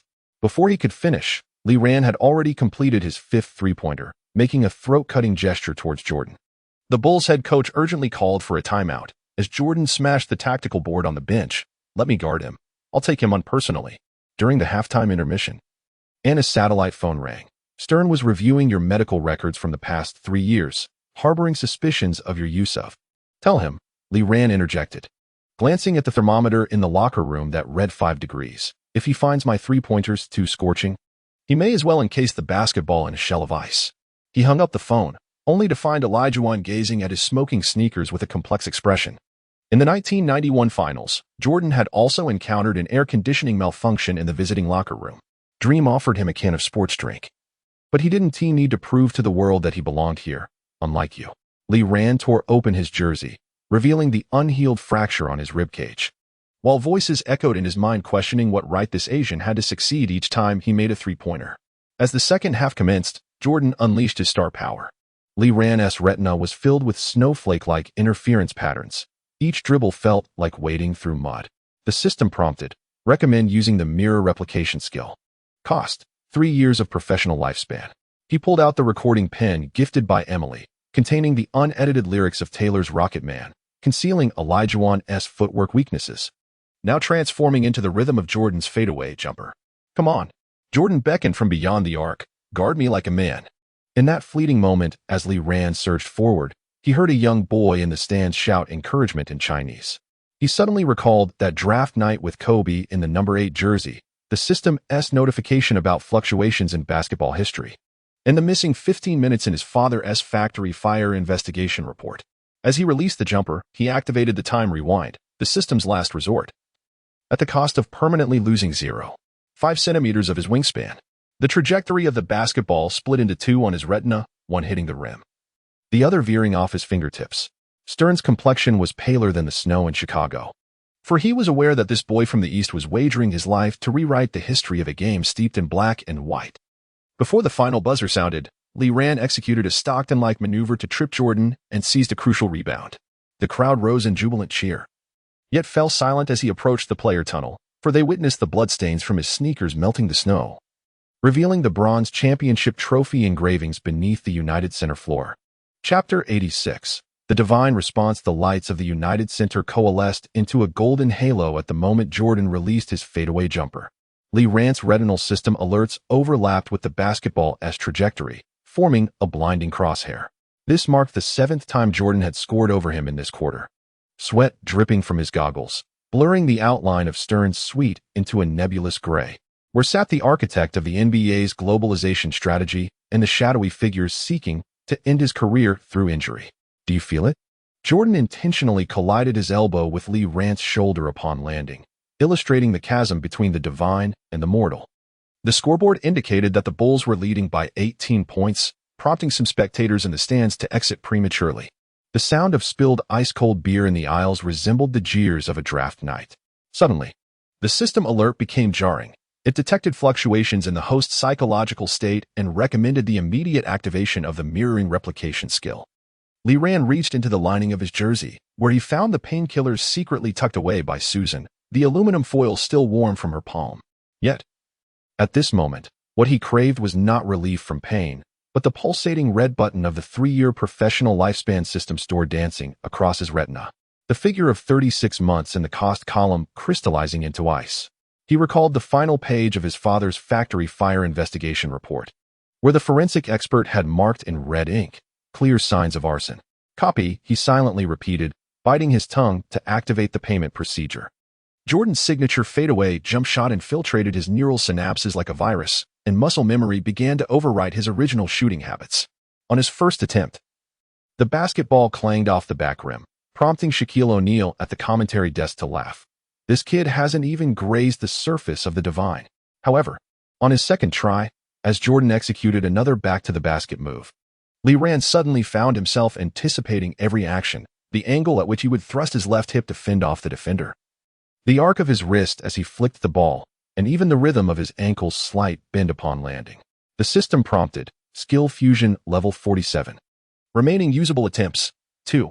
He seized the moment when Jordan passed the ball, initiating an Allen Iverson crossover, only to stumble and fall due to his unfamiliarity with the movement. Is this all you've got? Pippen scoffed, stepping on his shoe as he retrieved the ball. Stern remarked, you could change the league. But I doubt you're even fit to become a ball boy. Lee Ran looked up to see the electronic clock behind the technical bench displaying 37 seconds left in the third quarter. In the front row of the audience, a child clad in a Bulls jersey bearing the number 23 was mimicking Jordan's tongue-out gesture while his father aimed a telescope at him. It was Stern's personal security chief. During the timeout, Anna's satellite phone connected to the locker room. Stern just finished a call with your father's old associates. They have. Don't say another word. Lee Ran interrupted, staring at his suddenly veined right hand, the muscular lines reminiscent of a shooter like Jordan. Help me look up the Chicago Fire Department's archives from 1990. Reference number. He was suddenly seized by a violent cough, a rusty taste flooding his throat, and the system notified, vitality drain rate 10. Upon re-entering the game, he saw Jordan complaining to the referee about Lee Ran's defensive maneuvers. Seizing the opportunity, Lee Ran observed the Bulls' tactical board, where he noticed the red marker inscribed with a 50, differing from the pregame chalkboard, and this 50 had been crossed out 3 times, resembling a symbol of some sacrificial rite. He pulled out the gold-plated basketball that Taylor had gifted him, inscribed with the words Rocket Man in graffiti style, suddenly recalling the analysis of Olajuwon's weaknesses embedded in her lyrics. It's my turn, he murmured as he approached the three-point line. Noting that Jordan's defensive stance was half a step further away than usual, a humiliating distance for a rookie, Lee Ran activated the Miller clutch skill, only to realize mid-leap that Jordan's center of gravity was following a trajectory identical to that of the system simulation. As the basketball swished through the net, he heard the sound of a glass shattering from Stern's box. On his second three-pointer, he deliberately employed Jordan's signature quick-stop jump shot. The ball rattled on the rim 3 times before finally sinking, eliciting a collective gasp of astonishment from the fans in attendance. For the first time, a flicker of uncertainty crossed Jordan's gaze. In defense, he began to resort to subtle tactics, jabbing his elbow into the opponent's waist, tugging at his jersey, and even using his knee to press against an old injury during positioning. The system alarm sounded, malicious foul detected. Should the time rewind be activated? This was a last-ditch effort. Lee Ran wiped away the blood from his nose, noticing Olajuwon at the sidelines meticulously jotting down notes on a tactical board. It was the 7th day he had been secretly observing Lee Ran's training. As he took his third three-point shot, Jordan's palm nearly obscured his vision. Yet the referee's whistle pierced through. 3-point foul, 3 free throws. The crowd erupted in disbelief and in slow motion.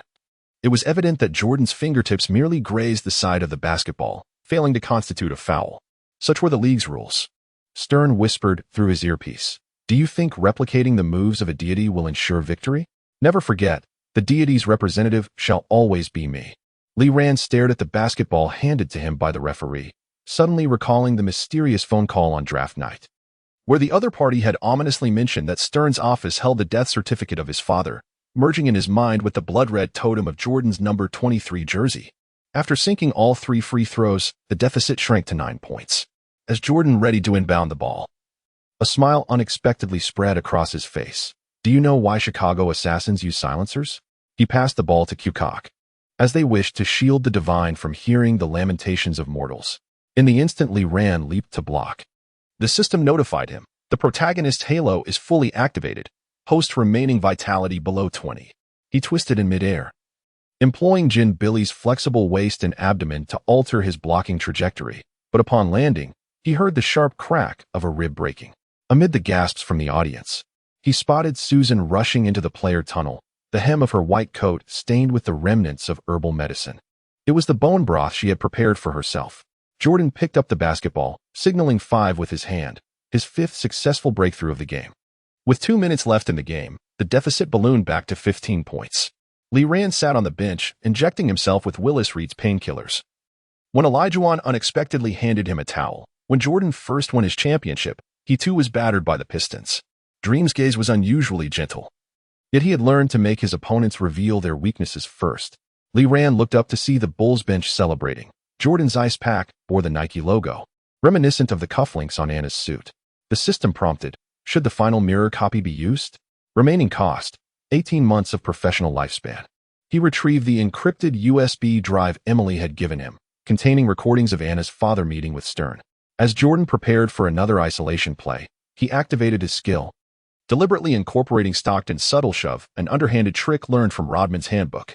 At the moment the basketball was released, the referee's whistle coincided with the audience's gasp. In slow motion, It was clear that Jordan's elbow struck Lee Rand's nose, while Lee Rand's fingertips brushed against the basketball.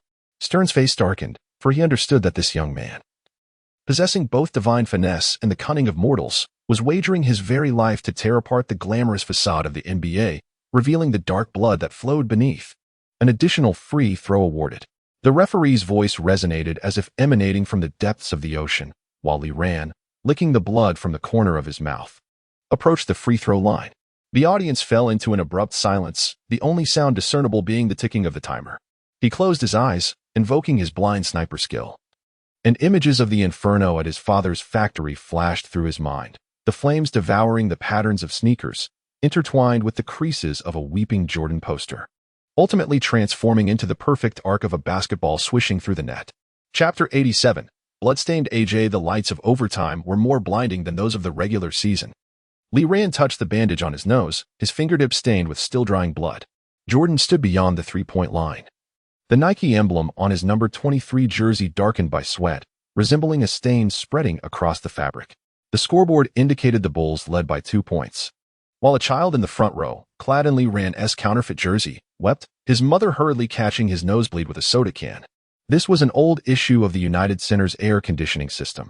The low temperature charged the air with static electricity. Can he still jump? Elijah, seated on the bench, draped a towel over Lee Rand's knee, discreetly slipping him a Willis Reed painkiller. Stern, the referee, was reviewing his medical records from the past 3 years. Dream's gaze swept toward the technical area, where the first-ever data analyst in NBA history was currently employing a vintage laptop to calculate the frequency of Lee Rand's muscle tremors. System notification, vitality remaining at 12. Immediate exit recommended. Lee Rand crushed the painkiller, the metallic rust flavor mingling with a cool mint sensation exploding in his mouth. He looked down at his AJ7S, where the bloodstains had congealed into dark red, scale-like patterns, and artwork resulting from the blood that dripped onto his shoes when he had just blocked Jordan. A sudden eruption of cheers from the audience brought him back to reality. He realized Taylor had charged onto the court, singing "We Will Rock You." The floor, where her high heels had tread, still bore the bloody footprints he had left when he fell moments ago. It had to end. Jordan held the ball near the mid-court line, while Pippen and Kukoc began their tactical run. Lee Rand activated his trash-talking skill, but fatigue nearly caused him to bite his tongue. "I heard your father trembled just like you are now before his passing." This statement caused Jordan's pupils to constrict sharply, echoing the gunfire of that fateful night in 1993, resonating through time and reverberating within the arena's lighting system, casting spiderweb-like cracks across his retina. Jordan's drive surged 0.2 seconds faster than usual, an explosion of adrenaline fueled by fury. Lee Rand twisted his body with the flexibility of Ginobili, but heard the sharp crack of his ribs breaking anew at the moment of contact. System alert, structural damage detected. Permanently losing 1 centimeter of vertical leap. In midair, he grasped Jordan's jersey, akin to clutching a vine at the edge of a precipice. Both men tumbling out of bounds as the referee's whistle and Taylor's high notes merged into a piercing buzz. "Jump ball." Stern issued commands through his earpiece, and the referee decisively awarded the ball to the Bulls. Lee Rand lay on the ground, gazing up at the ceiling lights forming Stern's smiling visage. A smile reminiscent of the night his name was called during the draft. As Jordan prepared to take his free throw, he subtly activated a time reversal mechanism for 3 seconds. A last-ditch emergency procedure of the system, albeit at the cost of permanently sacrificing 0.3 seconds of reaction time. The moment the basketball was released, time itself seemed to decelerate. Lee Rand observed Jordan's wrist rotating an additional 15 degrees, an arc he had witnessed countless times in recordings, the fabled kiss of the sky. He forced himself to disregard the searing pain in his chest, employing Stockton's vision to predict the ball's trajectory, only to discover mid-leap that his knee was incapable of bending. The analgesics effect was being rapidly metabolized by the system. Bang! The basketball struck the rim and ricocheted away, while Shaquille O'Neal's astonished exclamation reverberated through the arena, piercing his eardrums. In the crowd, Lee Rand caught sight of Susan in her white coat, desperately attempting to breach security with a medical kit, only to be thwarted by Stern's bodyguards. Taylor's melody shifted abruptly as she witnessed Lee Rand take off on one leg, executing a reverse dunk defying the laws of biomechanics, landing with his entire foot wedged into the crevice of the floor. A hush fell over the arena. After the scoreboard flickered 3 times, it finally displayed 102 to 101. Lee Ran glanced down at his AJ7S. The carbon plate beneath had fractured, revealing the warming patches of mugwort that Susan had placed within, their dried leaves still imbued with her fragrance. Jordan approached, draping his number 23 jersey over Lee Ran's shoulder. Next time, do not weaponize my father's legacy. There was no anger in his voice, only the weary resonance of a man weathered by time.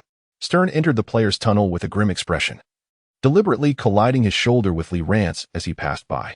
Lee Ran retrieved the encrypted USB drive Emily had given him, containing the recorded conversations between Anna's father and the mob. He understood that this victory would only intensify the desire of those lurking in the shadows to eliminate him, just as they had done to Jordan's father years ago, and as they had attempted to ruin his knee during the Chicago tryouts. 5 stitches are required. Susan had rushed in, her presence overpowering the metallic scent of blood with the aroma of medical alcohol. Cautiously, she lifted Lee Rance's jersey, revealing fresh bruises on his ribs, shaped eerily like Jordan's hand. Taylor offered a pristine towel emblazoned with the cover of her latest album. Yet Lee Ran used it to wipe the blood from his sneakers. From now on, let this pair of AJ7S be known as Bloodstained Spine. In the locker room, Olajuwon poured championship champagne over Lee Rance's head. Welcome to the true NBA. The Dream's tone bore less hostility, infused with a newfound camaraderie. Lee Ran accepted the game ball from his teammate, inscribing his name upon it, yet intentionally signing Lee Dragon instead of Lee Ran. This was the new moniker bestowed upon him by Taylor, now being spray-painted in vibrant colors on the walls outside the United Center, beside a fan's declaration that yellow-skinned people can fly too. System notification, achievement forged in blood unlocked, awarding the clutch player badge. As Lee Ran gazed at the newly added badge icon in his vision, he was suddenly reminded of the mysterious phone call on the eve of the draft, where the voice had mentioned that the safe in Stern's office contained what he needed, now intertwining with the blood fingerprint Jordan had left on his jersey, shrouded in enigma. He pulled out his phone and sent a message to Anna. Please help me look up the Chicago Fire Department archives from 1990, file number 0714. As he exited the arena, the snow in Chicago began to fall once more. Lee Ran watched as his blood-soaked footprints stretched across the wide expanse, suddenly hearing familiar footsteps approaching from behind. Jordan caught up with him, handing over an envelope. Inside was a copy of the investigation report regarding the fire at his father's factory. Having delivered the message, he vanished into the snowy haze, leaving behind only a series of indistinct footprints remarkably similar to the dragon scale pattern on Lee Rance's shoes. Chapter 88. Viral marketing. The spring rain of Chicago drummed against the corrugated iron roof of the videotape factory. Lee Ran gazed at the blood-stained AJ7 copies swiftly passing along the conveyor belt, the embossed gold logo glimmering ominously under the dim lights. Anna, clad in a black leather jacket, stood at the end of the assembly line, her high heels crunching over a box of misprinted tapes. As magnetic dust rose, she revealed a feline-like smile. The underground black market had already surged by 300, and Stern's legal notice had just arrived at the front desk. System prompt. The influence of the black market has reached 781,000. Lee Ran retrieved the Federal Express data Emily had acquired over the past 48 hours. More than 20,000 boxes of videotapes had circulated through anonymous P.O. boxes destined for all 50 states across the nation. He recalled Taylor's performance on MTV the previous night, deliberately tearing open her sleeve to reveal a tattoo of blood footprints, flickering in and out of view as she danced passionately before the camera. Save me 10 boxes, he commanded, kicking aside a cardboard box, his heel crushing a cockroach attempting to crawl into the pile of tapes. Anna offered him a cigar, the mouthpiece stamped with her lipstick. Keep it for your collection, or send it to Stern as a Christmas gift. The blue glow of the lighter reflected the image of her pupils, revealing the gang members transporting the videotapes on the surveillance screen. Their jackets adorned with a clover emblem identical to that of the shooter from draft night. In the locker room, Olajuwon was applying an ice pack to his knee. Glancing at the videotape in Lee Rance's hand, Nike employed a similar strategy of scarcity during Jordan's rookie season. His tone held a note of caution, yet they had not delved into the underground channels. Lee Ran noticed a notebook hidden in the bottom of Olajuwon's locker, its cover inscribed in Arabic as System Observation Log, a testament to Olajuwon's meticulous recording of his training data over 37 consecutive days.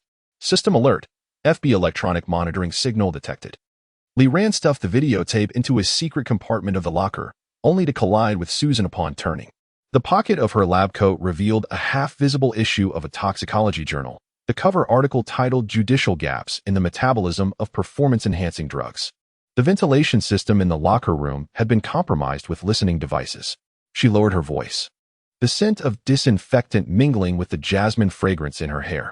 Stern's team is currently analyzing the painkiller components in your blood. In the depths of the New York subway at midnight, Lee Rand concealed his face beneath the hood of his sweatshirt. Staring at the graffiti adorning the opposite wall, some street artist had replicated his blood footprints from the overtime. The adjacent text written in fluorescent paint proclaimed, "The dragon has awakened." Suddenly, the phone vibrated, and Taylor sent an encrypted video, footage of Anna's father secretly meeting with Stern at the Vatican. The bronze candlesticks in the background identical to the trinkets in Stern's office on draft night. "They intend to portray you as a monster out of control." Taylor's voice crackled with static. "Last week, the 60 Minutes team received an anonymous tape containing medical scans of your mirror replication of Jordan's moves." Lee Rand reached for the copy of the Jordan investigation report in his pocket, the edges of the paper still bearing the stains of Chicago's winter rain. He understood that those attempting to obscure the truth were now weaving new lies through even more sordid means. At 3 a.m. at Manhattan's docks, Emily's red Porsche halted before an abandoned warehouse. She handed over an envelope containing financial records of transactions between Stern and the Rockefeller family. The beneficiary of the fire insurance for your father's factory in 1990 was Stern's distant cousin. Her fingertips grazed the old scar on Lee Rand's wrist, a memento from a childhood factory accident. They wanted to ensure that anyone aware of the NBA's dark underbelly would remain forever silent. A system notification chimed. Black market influence surpassed 1 million. Lee Rand observed the throng of individuals trading videotapes within the warehouse, a mix of college students clad in Harvard sweatshirts and gang members adorned with gold chains.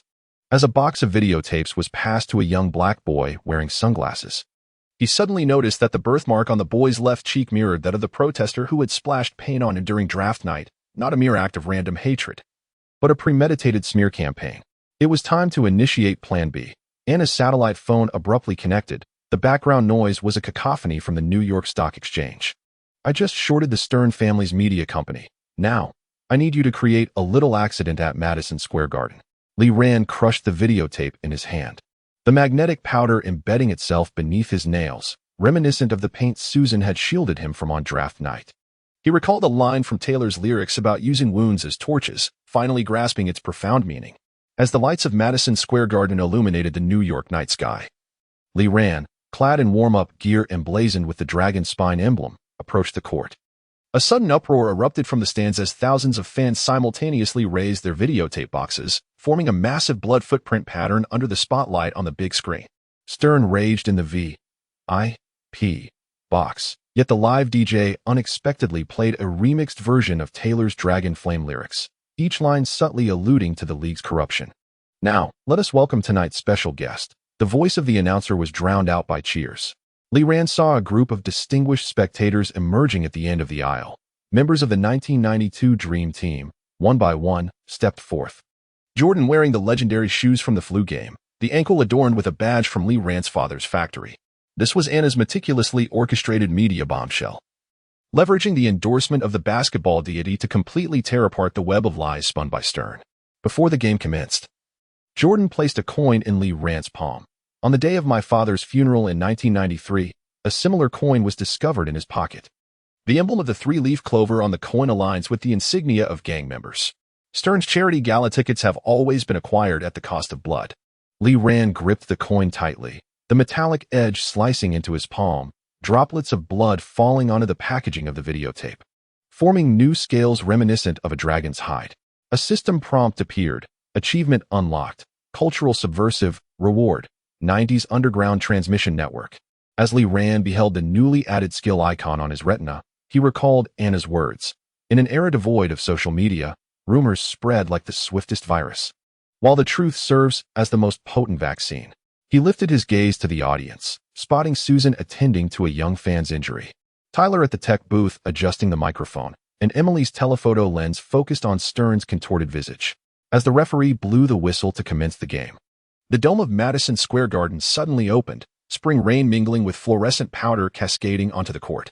Lee Rand dribbled past half-court, deliberately allowing the videotape packaging to slip from his pocket.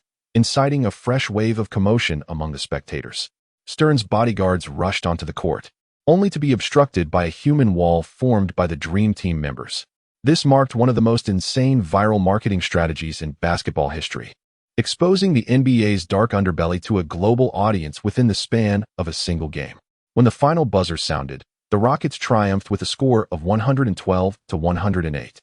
Lee Rand raised the game ball, adorned with signatures from the Dream Team members, alongside Jordan's inscription, "The truth never dies." Outside, the wail of sirens could be heard as FBI agents conducted a raid on Stern's office, while the underground market for videotapes reached unprecedented heights. Each copy conveyed a singular message.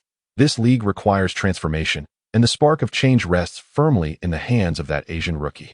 Chapter 89. The Cuban training camp. The blades of a military helicopter sliced through the torrential rains of the Caribbean. As Lee Rand peered through the bulletproof glass at the barbed wire surrounding Guantanamo Bay, Anna's encrypted message continued to vibrate on his phone. For every hour of training exceeding 24, the rocket's market value increases by 0.3. He touched the Li Ning-branded wristbands concealed within his tactical vest, the dragon embroidery glimmering in the night sky, limited editions brought from Hong Kong by Tyler, with snippets of the lyrics to Rocket Man printed on the inside. "Welcome to hell, #1 draft pick." The SEAL team captain kicked open the hatch, the briny sea breeze mingling with the scent of diesel flooding in. The searchlights of the training base swept across Lee Rand's face, revealing a target mannequin adorned with Stern's photograph, a dollar sign formed by bullet holes in its forehead. A system prompt emerged. Risk of real-world military intervention detected, activating battlefield adaptation mode. The first phase of physical training commenced at 3 in the morning. Lee Rand ascended a cliff while bearing a 50-pound sandbag.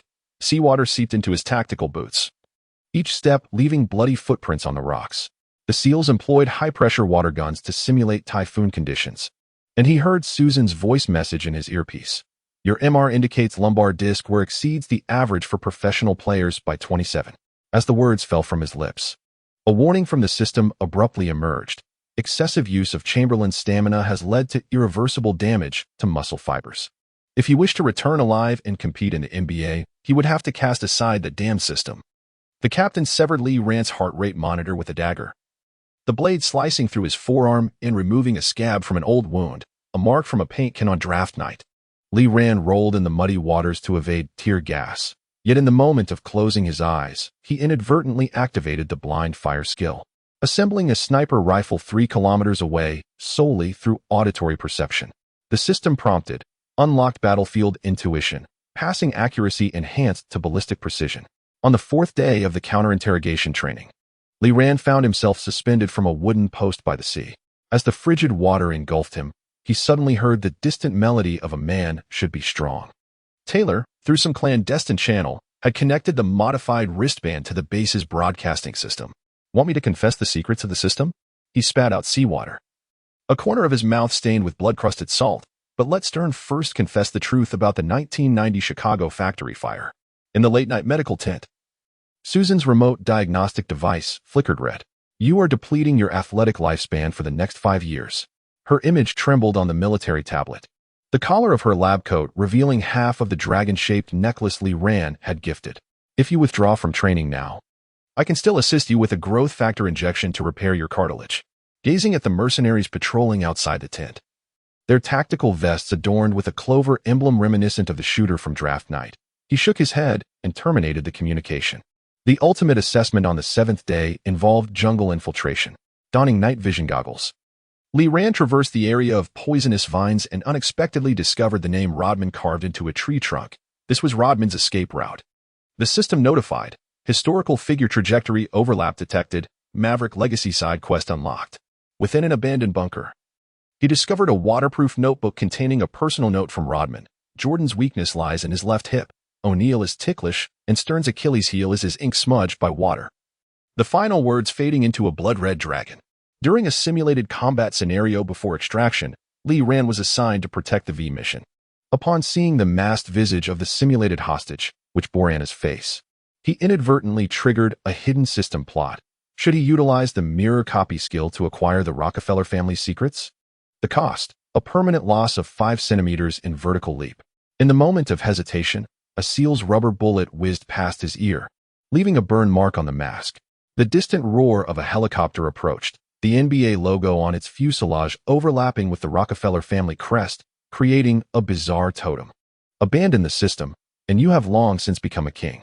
Rodman, appearing from the trench, was covered in camouflage paint, a replica of Jordan's championship ring dangling from his earlobe. Back when I was with the Pistons, they too wanted me to be a compliant pawn. He tossed a manual on 10 cunning tactics against Jordan, the word cunning on the cover altered to strategic. But do you know? The most ruthless tactic is to make them believe you are playing by their rules. As the helicopter returned to Miami, Lee Rand discovered a Cuban cigar nestled within his luggage. The inside of the box bore an image of Stern alongside the Rockefeller family, taken on the very night of his father's factory fire. The system alerted him. The volatility in the annals of basketball history had escalated to 2. 1. A crimson alert flickered on his retina, synchronized with the flickering flame of the cigar. He extracted his phone and messaged Emily. Investigate Stern's flight records from June 17, 1990. Upon landing, he found Taylor's red Ferrari idling on the tarmac. She donned a jacket emblazoned with the Dragon Flame Tour logo and handed him a box of videotapes. The underground black market has begun selling your training highlights from Guantanamo. Stern's lawyers are scouring the globe to delete the resources. Lee Rand noted the new necklace around her neck, its pendant crafted from shattered backboard glass that he had broken. In the distance, Anna's private jet glided across the runway, the pallid visage of Stern flashing past the window. Next time you dunk, remember to switch your wristbands for the new ones I gifted you. As Taylor revved the engine, the car's audio system erupted with the chorus of Dragon Flame, equipped with a mini GS that could disrupt Stern's satellite surveillance in real time. Lee Rand gazed into the rearview mirror, watching the military base fade into the distance, and suddenly recalled the final page of the Rodman manual. When you learn to wield the enemy's weapons against them, you are no longer the prey. The system notified him. Achievement War Games unlocked. Reward, Battlefield Commander Badge. As he fingered the newly unlocked skill icon, he realized that this intensive training in Cuba was far more than mere physical enhancement. It was a test from Stern and the Rockefeller family, an invitation for revenge from Rodman, and a rite of passage marking his transformation from a system host to a rule breaker. As the Ferrari entered downtown Miami, the street graffiti had adopted a new theme. A colossal dragon had crushed the official NBA logo. Chapter 90. The gift of the Christmas showdown. Snowflakes pattered against the bulletproof glass outside the United Center in Chicago, where Lee Rand fixated on the anonymous parcel in his hands, its brown paper cover adorned with the inscription Merry Christmas in red ink. The postmark indicated it was sent from Camden, New Jersey, the hometown of Jordan. In the locker room, Olajuwon was applying an ice pack to his knee, his gaze sweeping over the ballistic vest lining Lee Rand's chest. During the Christmas showdown of 1991, Magic gifted me a box of spiked cigars. Suddenly, the system alarm blared, biological hazard detected in the parcel. Lee Rand swiftly retreated 2 steps as the metal detector emitted a sharp beep. Anna appeared at the doorway, her black mink coat dusted with snowflakes. Stern just canceled the pregame fan interaction, citing an escalation of security threats.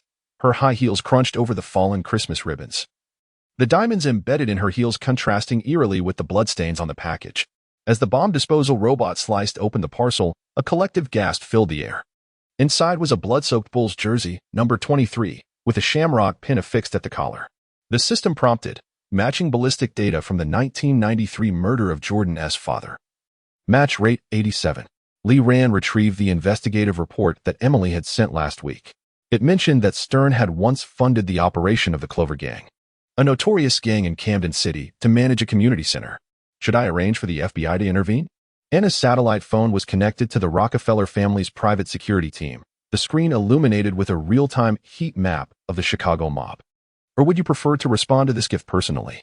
Lee Rand noticed a new ring adorning her ring finger, its face crafted from the shattered glass of the backboard he had broken, the edges engraved with Lee 50, a graffiti number from the Bulls' locker room chalkboard.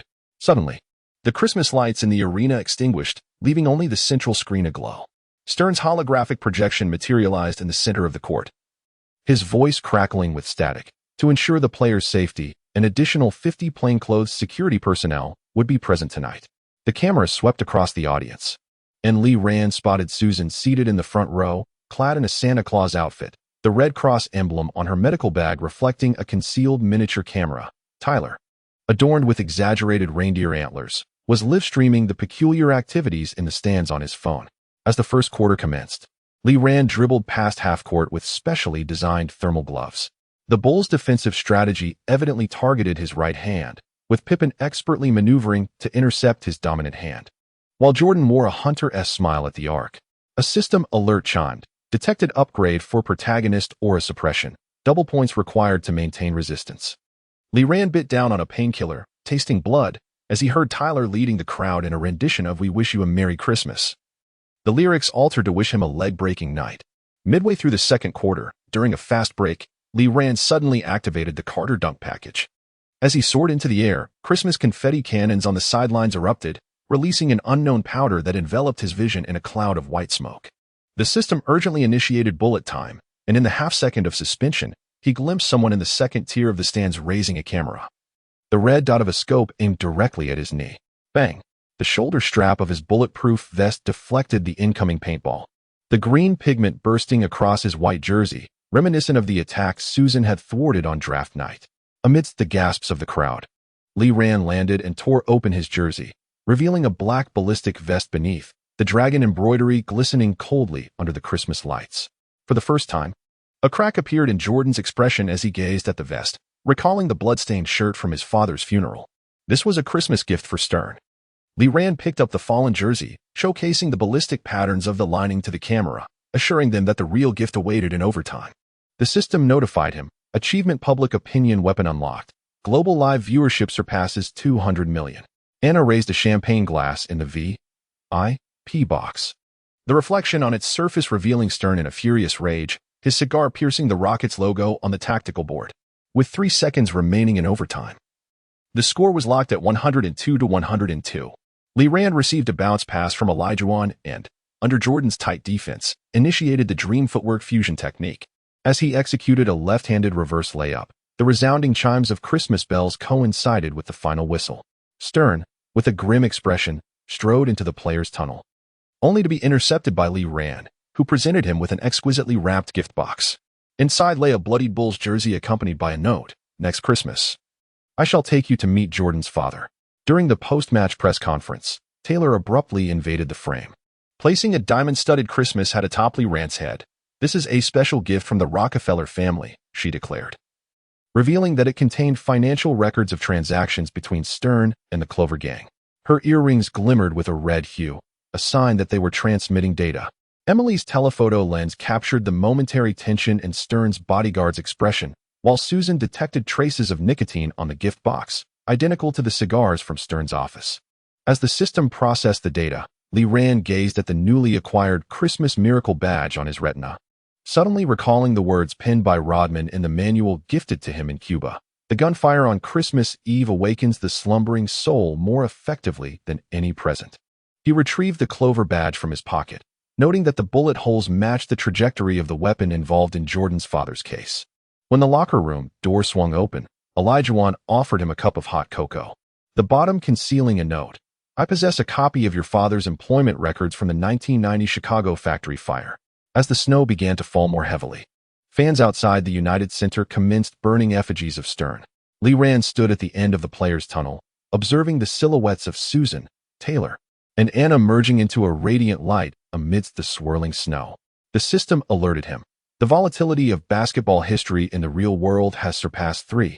As red warnings and distant sirens intertwined, seemingly composing a requiem for this frenzied Christmas night, he understood that the true battle was just beginning, trembling in Stern's quaking hands. Nestled within the Rockefeller family's vault, and echoing in every dream trampled by capital. Chapter 91, The Ascendancy of a New King in the Morning Light of Houston's Toyota Center. The sound of basketball hitting the floor resonated with the rhythm of a heartbeat. Lee Ran knelt on one knee, his fingertips brushing against the lingering champagne stains on the floor, remnants of the team's celebration after their victory over the Spurs 3 days prior. His gaze swept across the wall adorned with a colossal poster of Olajuwon, the silhouette of the dream shake faintly discernible in the morning mist. As if engaged in a silent scrutiny, "Hey, cover boy," called out the veteran, Sop, from the locker area. The clanging of metal cabinets intertwining with the soft pop of a soda can being opened. Did the flash of Sports Illustrated blind you? As Lee Ran rose, he effortlessly grasped the basketball, his fingers executing a fluid spin that was at least more graceful than the look of astonishment on someone's face when a rookie assisted in a last-second victory. Sop's face instantly flushed crimson. Just 3 days prior, in the match against the Hawks, it was Lee Rand's high lob assist, delivered with a mere 0.3 seconds remaining. That enabled Castle to complete a spectacular alley-oop for the win. Meanwhile, Sop's forced shot from the arc had been emphatically swatted away by Olajuwon, resulting in a mere rebound. A suppressed chuckle echoed from the locker room area, where Castle pretended to study the tactical board, his shoulders shaking violently with mirth. The system task read, conquer the locker room with a minimum of 15 assists in a single game. Reward, Stockton Vision.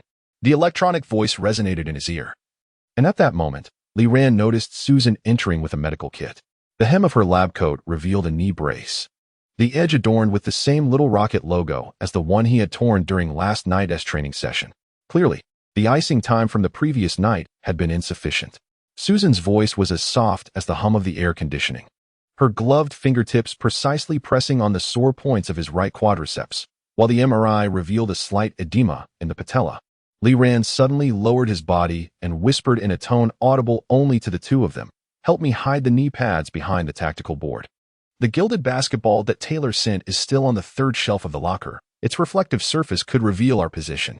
Susan's eyelashes fluttered sharply, and her gloves made a faint sound as they rubbed together.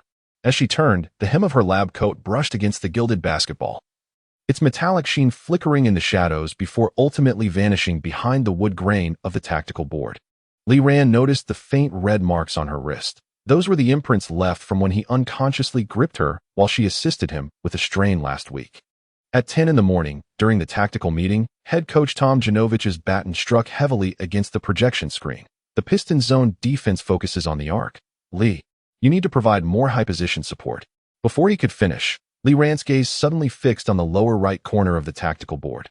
There, in crooked pencil strokes, was a little figure wearing a crown, its basketball entwined in flames, a clear indication of the doodle text message sent by Taylor the previous night.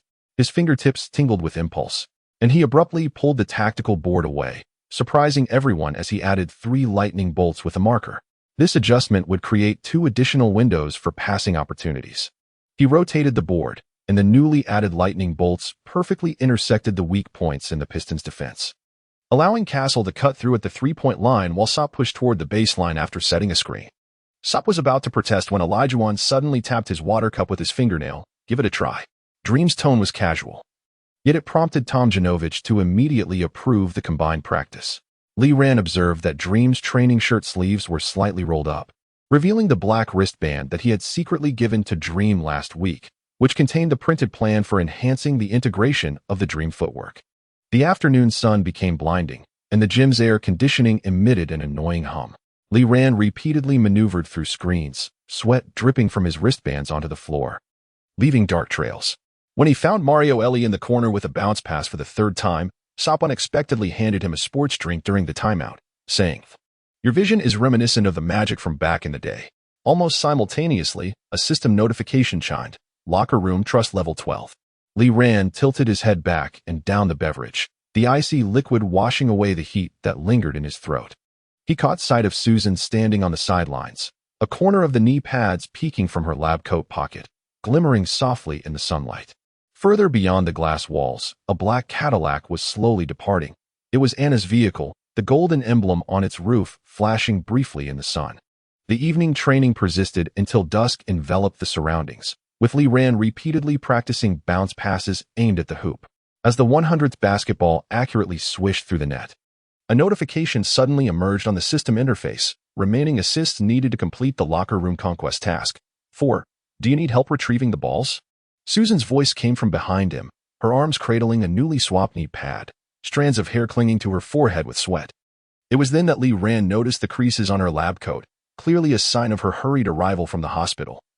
Without even having time to change from her surgical scrubs, "Help me keep an eye on the timer," Lee Rand said as he bent down to pick up the basketball, the surface of the ball making a soft rustling sound against his fingertips. "In the next 10 minutes, I need to complete 20 effective passes." Susan silently moved to the scoreboard, her finger trembling slightly as she pressed the timer. Lee Rand initiated his movements beyond the 3-point line, first bouncing the ball to a dummy position low, then maneuvering around a screen to deliver a pass to the corner. Subsequently, while running back, he executed a behind-the-back pass to the top of the arc, sweat dripping from his chin and staining the fabric of his jersey. When the timer reached 0000, Lee Ran had just completed his 20th pass. He knelt on one knee, panting heavily as he glanced at Susan. Her eyes shimmered with a glimmer of moisture in the twilight, her fingers tightly gripping the knee pad, as if it were a lifeline. You are no longer just a rookie. Susan's voice was gentle, as if afraid to awaken something. In my eyes. Her words were abruptly interrupted by the sudden ringing of a phone. Lee Ran pulled out his phone, the screen illuminating with Taylor's pink avatar. The moment he answered, Taylor's voice burst forth amid static. Darling, I've sent your sneaker design to the factory in China.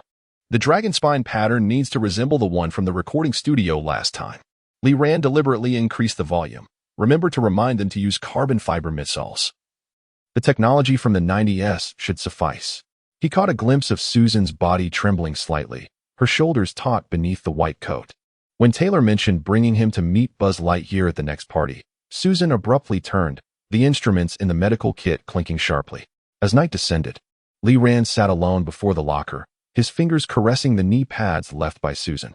The system interface flickered across his retina. The words locker room, trust level, 68 standing out ominously. He suddenly noticed the inner side of the knee pad embroidered with the minuscule English phrase, break the wall, that was Susan's handwriting. Deep within the locker, the gold-plated basketball gifted by Taylor reflected a faint light, overlapping with Susan's scarf in the shadows. Lee Ran pressed his hand against his temple, which throbbed slightly from overusing the system. In the distance, Elijahwan's footsteps grew nearer, accompanied by the rustle of paper, the training log of the dream. With the words system cheater deeply scratched on the cover, he took a deep breath and slipped the knee pad onto his knee. Tomorrow's game against the Pistons would be a true test. The countdown of the system task pulsed in his mind. While his gaze fell upon the top of the locker where a sports magazine lay, his eyes gleaming coldly under the bright lights, as if they were the edge of a blade soon to be unsheathed. Chapter 92, The New King Crowned, Part 2. The cold white lights of the Detroit Pistons home court cast a pallor on the skin. Lee Ran stood near the center circle, observing Lambier and Mahorn whispering to one another, their wicked smiles reminiscent of the red warning pop-up from the previous night. Detected tendency for injurious actions in Pistons' defensive strategy. Just before the jump ball, Elijahwan suddenly nudged him with his shoulder. Watch out for that guy's knees. The dream tilted his chin towards Lambier, the scar beneath his arm gleaming faintly blue under the lights. A souvenir from 1989 when Lambier had tripped him. The system interface unfolded across his retina, displaying the progress of the Conquer the Locker Room task. 11:15 assists pulsating with urgency. Lee Ran inhaled deeply, his fingertips grazing the new knee pads Susan had given him. The embroidered break the wall pressing against his skin like a clandestine vow. The referee's whistle blew, signaling the start of the game. The Pistons immediately unleashed full-court pressure. Billup's long arms coiling around Lee Ran like the tentacles of an octopus. As he finally dribbled past half-court, Mahorn's elbow brushed against his cheek, yet the referee feigned ignorance. Yellow-skinned folks should be selling fried rice. Mahorn's foul breath assaulted him, and Lee Ran could even see remnants of spinach stuck between his teeth. With 6 minutes gone in the first quarter, Lee Ran held the ball at the arc. At the moment Sop brought the screen, he suddenly noticed Castle cutting towards the basket from the corner.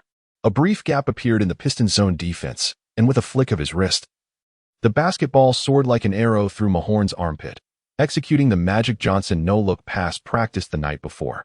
Castle effortlessly scored. Cheers erupted from the bench. System notification. Assist 1, locker room, trust level 3. Lambier's retaliation came swiftly. As the second quarter commenced, Lee Ran received a pass from Elijahwan and made a drive towards the basket. Just as Lambier took a half-step back, he unexpectedly placed his foot in Lee Ran's landing path. A piercing alarm resonated in Lee Ran's ears, prompting him to instinctively activate the Iron Man badge, temporary, causing the muscles in his right leg to harden as if forged from steel. A jarring pain shot through his ankle, yet the anticipated fracture did not occur. Harnessing his momentum, Lee Ran pushed past the defending Mahorn, raising his left hand to slam the basketball towards the hoop, executing the newly unlocked Barkley power at its basic level. The rim creaked under the strain, and the referee's whistle pierced through the air. 2-1. Damn it. Lambier bellowed at the referee, asserting it was an offensive foul. However, the referee merely shrugged and pointed towards the scoreboard. Standing at the free throw line, Lee Ran licked the blood from the corner of his mouth and defiantly lifted his chin towards Lambier, revealing the words "crush them" engraved on his mouthguard by Taylor. During halftime, Tomjanovich slammed the tactical board in the locker room, exclaiming that their defense had exceeded the boundaries of the rules. Lee, in the second half, reduce your drives and feed the ball more to the post. No, Lee Rand interrupted the coach, pulling out a spare jersey from his locker. They want to provoke me, to disrupt my rhythm. But if we are to win, we must crush them using their own rules. Olajuwon suddenly grinned. The first genuine smile he had bestowed upon Lee Rand this season. Do you need me to be your wall? Midway through the third quarter, the Rockets trailed by 3 points. Lee Rand held the ball beyond the three-point line, with Olajuwon standing as a colossal screen to his right. Billups attempted to maneuver around the screen, but Lee Rand abruptly slammed the ball to the floor. The bounce pass glided through the Dream's legs, rolling perfectly to the corner where Ellie awaited. No look pass, exclaimed the commentator as Ellie sank the three-pointer. System notification, assist 5, locker room trust level exceeded 80. As the game neared its final 2 minutes, the Pistons led by 2 points. Lee Rand dribbled past half-court, with Lane Beer and Mahorn simultaneously converging on him. Out of the corner of his eye, he noticed Olajuwon positioning himself beneath the basket while Castle feigned a reception at the arc. At the moment Mahorn shifted his weight, Lee Rand flicked his wrist, sending the basketball on a deceptive arc that seemed destined for Castle, yet it grazed his fingertips before soaring towards the hoop. Olajuwon timed his jump impeccably, executing a spectacular alley-oop dunk. The ball swished through the net as the lights illuminated, and the Rockets surged ahead by 1 point. With the Pistons making their final play, Thomas's dribble was disrupted by Lee Rand's patent defense, causing him to hurriedly release a shot that veered off course. As the final buzzer sounded, the roar of the crowd at Toyota Center nearly threatened to lift the roof. In the locker room, Sop rushed over to embrace Lee Rand, a beer can exploding above his head, foam cascading down his jersey into his wristbands. Captain Lee, chanted the crowd. As Lee Rand noticed Olajuwon standing by the locker, holding his tactical board marked with a lightning bolt circled in red ink, accompanied by the words "Good job." At some point, Susan squeezed her way to his side, her lab coat splattered with beer. "How's your rib?" Her voice trembled, fingers gently pressing against his lower back. "I'm fine." Lee Rand lowered his gaze to her crown, suddenly noticing the gilded hairpin tucked behind her ear, a token gifted by Taylor, which he had personally affixed during last night's soiree. The abrupt flash of a camera shattered the ambience as Emily emerged from behind the wardrobe, her camera still adorned with a press badge. "Congratulations on becoming the new captain. What are your thoughts on the special treatment afforded to the Pistons?" As Lee Rand turned around, he beheld his number 23 jersey being held aloft, glistening with champagne splashes of unknown origin, shimmering under the lights with a golden hue. The system interface displayed a notification confirming the completion of the Conquer the Locker Room task, while the skill icon for Stockton's vision gradually illuminated. In the dimly lit player's tunnel, Olajuwon suddenly called out to him, "Your passing reminds me of Jordan in '84.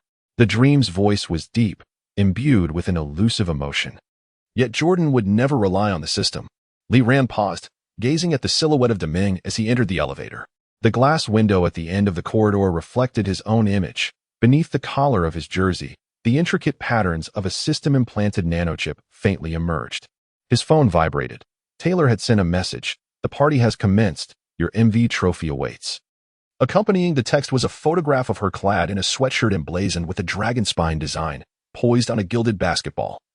The backdrop, a wall plastered with the Houston Chronicle's headline, "The New King Crowned. How Lee Rand Tamed the Bad Boy Legion." Simultaneously, a call from Susan came through. But upon answering, an extended silence ensued. Lee Rand could hear the wind on her end, reminiscent of standing in the open bleachers of a training ground.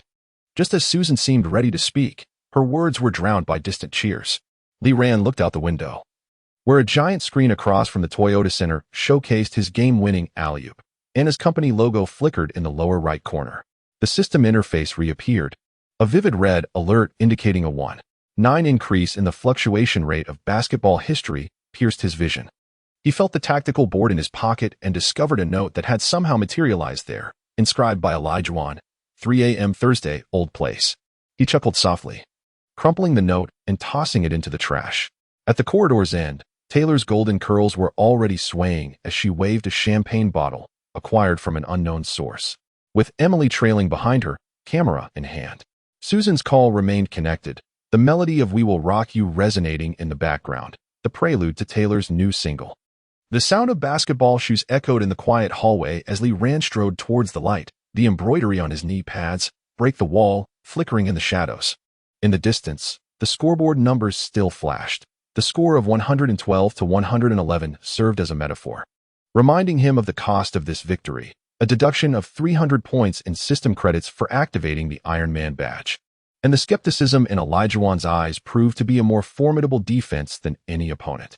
Chapter 93, Scandals and Bullets. Rain drizzled like fine needles against the glass facade of the Toyota Center as Lee Ran stood at the end of the players' tunnel. Entranced by the front page of the Houston Chronicle, the photograph depicted him and Susan from behind in the training facility, their figures elongated. With the headline reading "The Mysterious Guardian of the Rocket's New Core, Late-Night Meetings in the Medical Room," causing a pang of discomfort in his eyes. "Do you need me to tear it down for you?" Taylor's voice broke through from behind.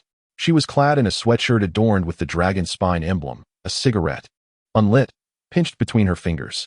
"That bitch Emily knows how to play dirty." Lee Ran shook his head, folding the newspaper and tucking it into the locker.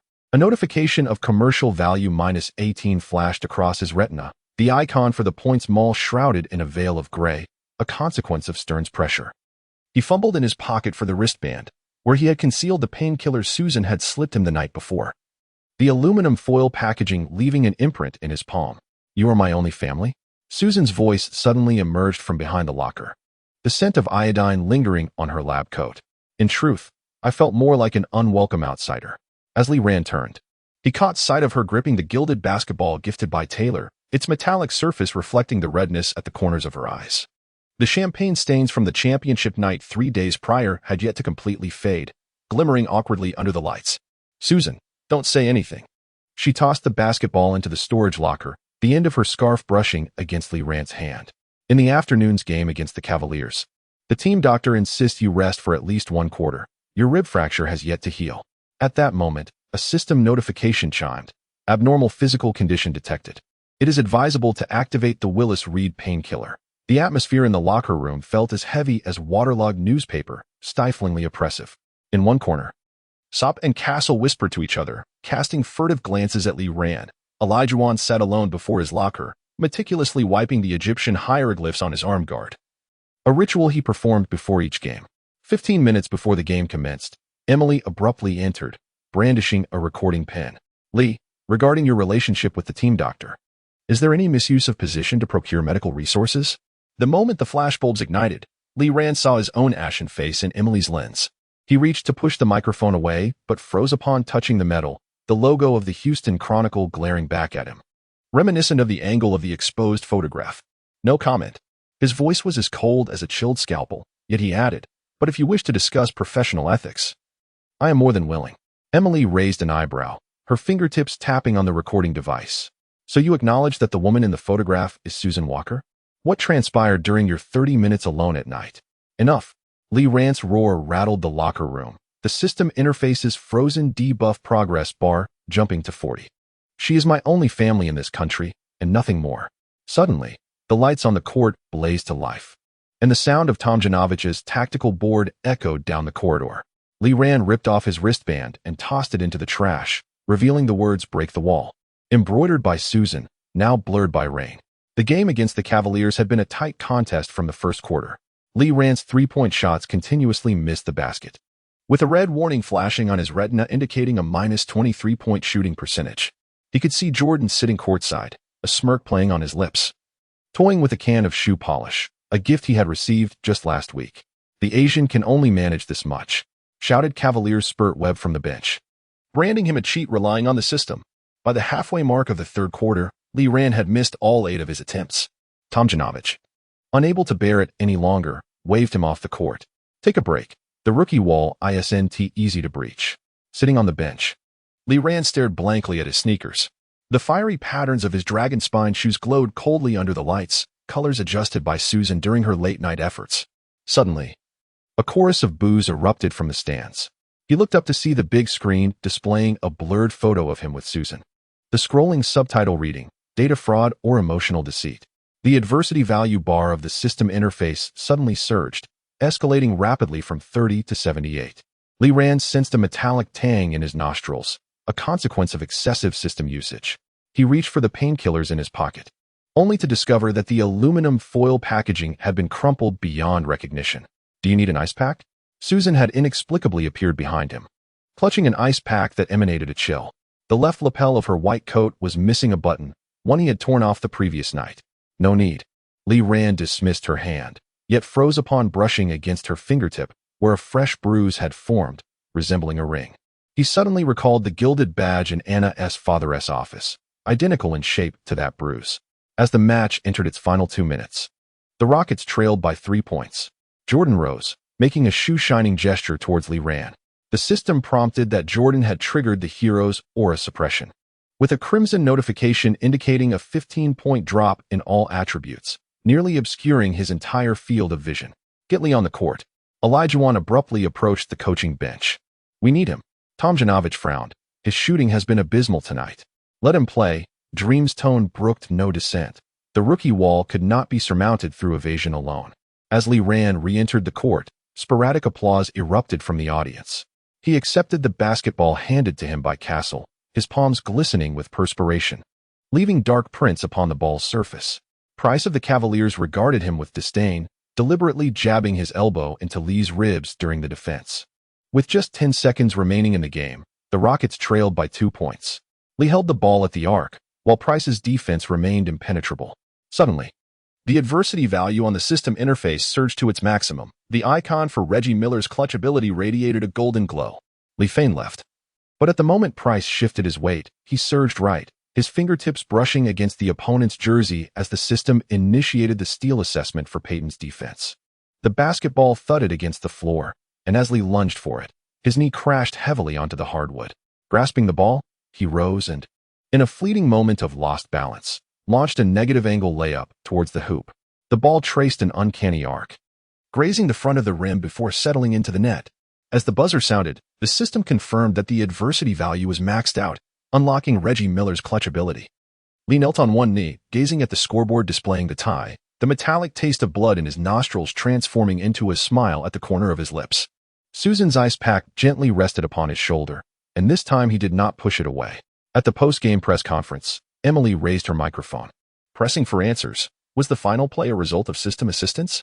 Lee Rand gazed at the press badge adorning her chest, and suddenly recalled the fleeting shadow captured in the changing room's surveillance footage. He reached into his pocket to touch the voice recorder that Susan had slipped to him that morning, containing fragments of a conversation between Emily and Anna. It was not the system. He tore off his drenched jersey, revealing the muscle tape on his lower back. It was here. He tapped his fingertips against his heart, where an invisible system chip resided, glimmering with a faint red light in the camera's lens. As he exited the arena, the rain had ceased. Taylor's sports car was parked at the players' entrance, adorned with a bouquet of roses atop its roof. Susan's medical kit rested on the steps, a portion of a scarf protruding from within. Lee Rand stood between the two, listening to the distant chimes of the church, a sonorous echo unique to the 1990s. Reminiscent of an era's footnote, the system interface displayed a warning that the fluctuation rate of basketball history in the real world had risen to 2:1. Yet Lee Rand merely smiled. He bent down to pick up Susan's scarf, its stitching crooked, yet at its end, it bore a minuscule embroidered rocket. Taylor honked the horn, and the rose petals were lifted by the wind, cascading onto the rocket on the scarf, symbolizing a clandestine reconciliation. "Where to?" Taylor inquired, lowering the car window. His golden curls tousled by the evening breeze. Lee Rand stuffed the scarf into the medical kit and approached the sports car. "First, take me to get my shoes repaired. It seems I cracked the carbon plate of my Dragon Ridge while dunking." Susan softly remarked from behind, "I brought you a spare wrist guard." Her words were drowned out by the roar of the engine as Tyler pressed the accelerator. The tail lights of the sports car sliced through the rainy night, resembling the fiery patterns on Lee Rand's sneakers. Chapter 94. The battle at absolute zero. The frigid winds of Cleveland seeped into the Rocket Mortgage Fieldhouse through the ventilation shafts. Lee Rand rubbed his hands together, fixating on the basketball in his grasp. The soles of his Dragon Ridge sneakers scraped against the floor, producing a sound akin to an ominous prelude to fracture. The timer on the bench indicated that there were 4 minutes and 17 seconds remaining in the game, and his three-point attempt stood at a dismal 0 for 8, with the painkillers in his wrist guard having long since dissolved into powder from perspiration. "Lee, your release point is too low," came a sudden voice from behind. Hakeem Olajuwon, the Dream, brushed past his shoulder. Try raising your elbow like this. As Li Ranjiao played, the piercing pain in his ribs nearly rendered him incapable of gripping the ball. The system interface displayed a frozen debuff progress bar, lingering at 12. Yet he sensed that his shooting arc had stabilized somewhat compared to before. A chorus of boos erupted from the stands, and the large screen began to showcase footage from his press conference the previous night, the subtitles mercilessly scrolling. The burst of the data bubble? Hey, Chinese fellow. Danny Ferry of the Cavaliers rushed onto the court, deliberately colliding his shoulder with Li's injured side, taunting, "Has your system crashed?" Li Ran looked up and saw Jordan conversing with Stern, their glances occasionally drifting towards him. The cigar in Stern's hand exhaled a swirling cloud of smoke, which twisted under the light, resembling a red warning pop-up on a system interface. Tomjanovich's tactical board crashed heavily against the bench. "Li, you take a break. Castle, prepare to enter the game." "No," Li Ran retorted, tearing off his chest protector, the sound of the ripping bandage distinctly audible. "I can still play." The coach frowned. "Your current condition will only hinder the team. Let him play." Elijahwan's voice resonated above the crowd. "The rookie wall needs blood to nourish it." As Li Ran re-entered the arena, sporadic applause erupted from the crowd. He recognized these were fans procured by Taylor's team, seated predominantly behind the visiting team's bench, each adorned in t-shirts emblazoned with the dragon spine emblem. Susan was positioned at the entrance of the player tunnel, the faint remnants of last night's torn buttons visible beneath her white lab coat. With just 2 minutes and 30 seconds remaining in the match, the Rockets trailed by 5 points. Li Ran held the ball at the arc, while Price's defense had become even more ferocious, his elbows frequently jabbing into Li Ran's ribs. The system alerted Jordan that the hero's aura suppression was activated, reducing the host's movement speed by 10, yet simultaneously, the adversity meter began to rise slowly. "Give it up, you yellow-skinned." Price's foul breath mingled with the scent of beer. "Your era has ended before it even began." Li Ran suddenly surged forward, executing a rightward breakthrough, only to abruptly halt on his second step, a technique reminiscent of the Reggie Miller-style stop he practiced last night. At the moment when Price shifted his center of gravity, Li Ran deftly passed the ball to Ely in the corner, whose three-point attempt veered off course. Under the basket, O'Neal secured his position for a rebound but was thwarted in his passing attempt by Li Ran's patent defense, leading to a spectacular steal. The commentator's voice resonated with astonishment as Li reclaimed his defensive prowess. In a fast break, Li Ran dribbled past half-court, spotting Elijahwan establishing position beneath the basket. As Cavaliers player Ron Harper approached to provide support, Li suddenly executed a sharp stop and pivot, delivering a behind-the-back pass to the trailing Castle. Unfortunately, the pass had too much force, causing the ball to ricochet off the rear of the rim. "Damn it!" Li Ran pounded the floor in frustration, the adversity value on the system interface rising to 68. Susan rose, eager to rush onto the court, but was restrained by the team physician. Taylor in the stands held up a sign, "Show them your fire." With 47 seconds left in the game, the Rockets trailed by 3 points. Tomjanovich called for the final timeout, highlighting Li Ran's name in red on the tactical board. "For the last attack, we need a miracle."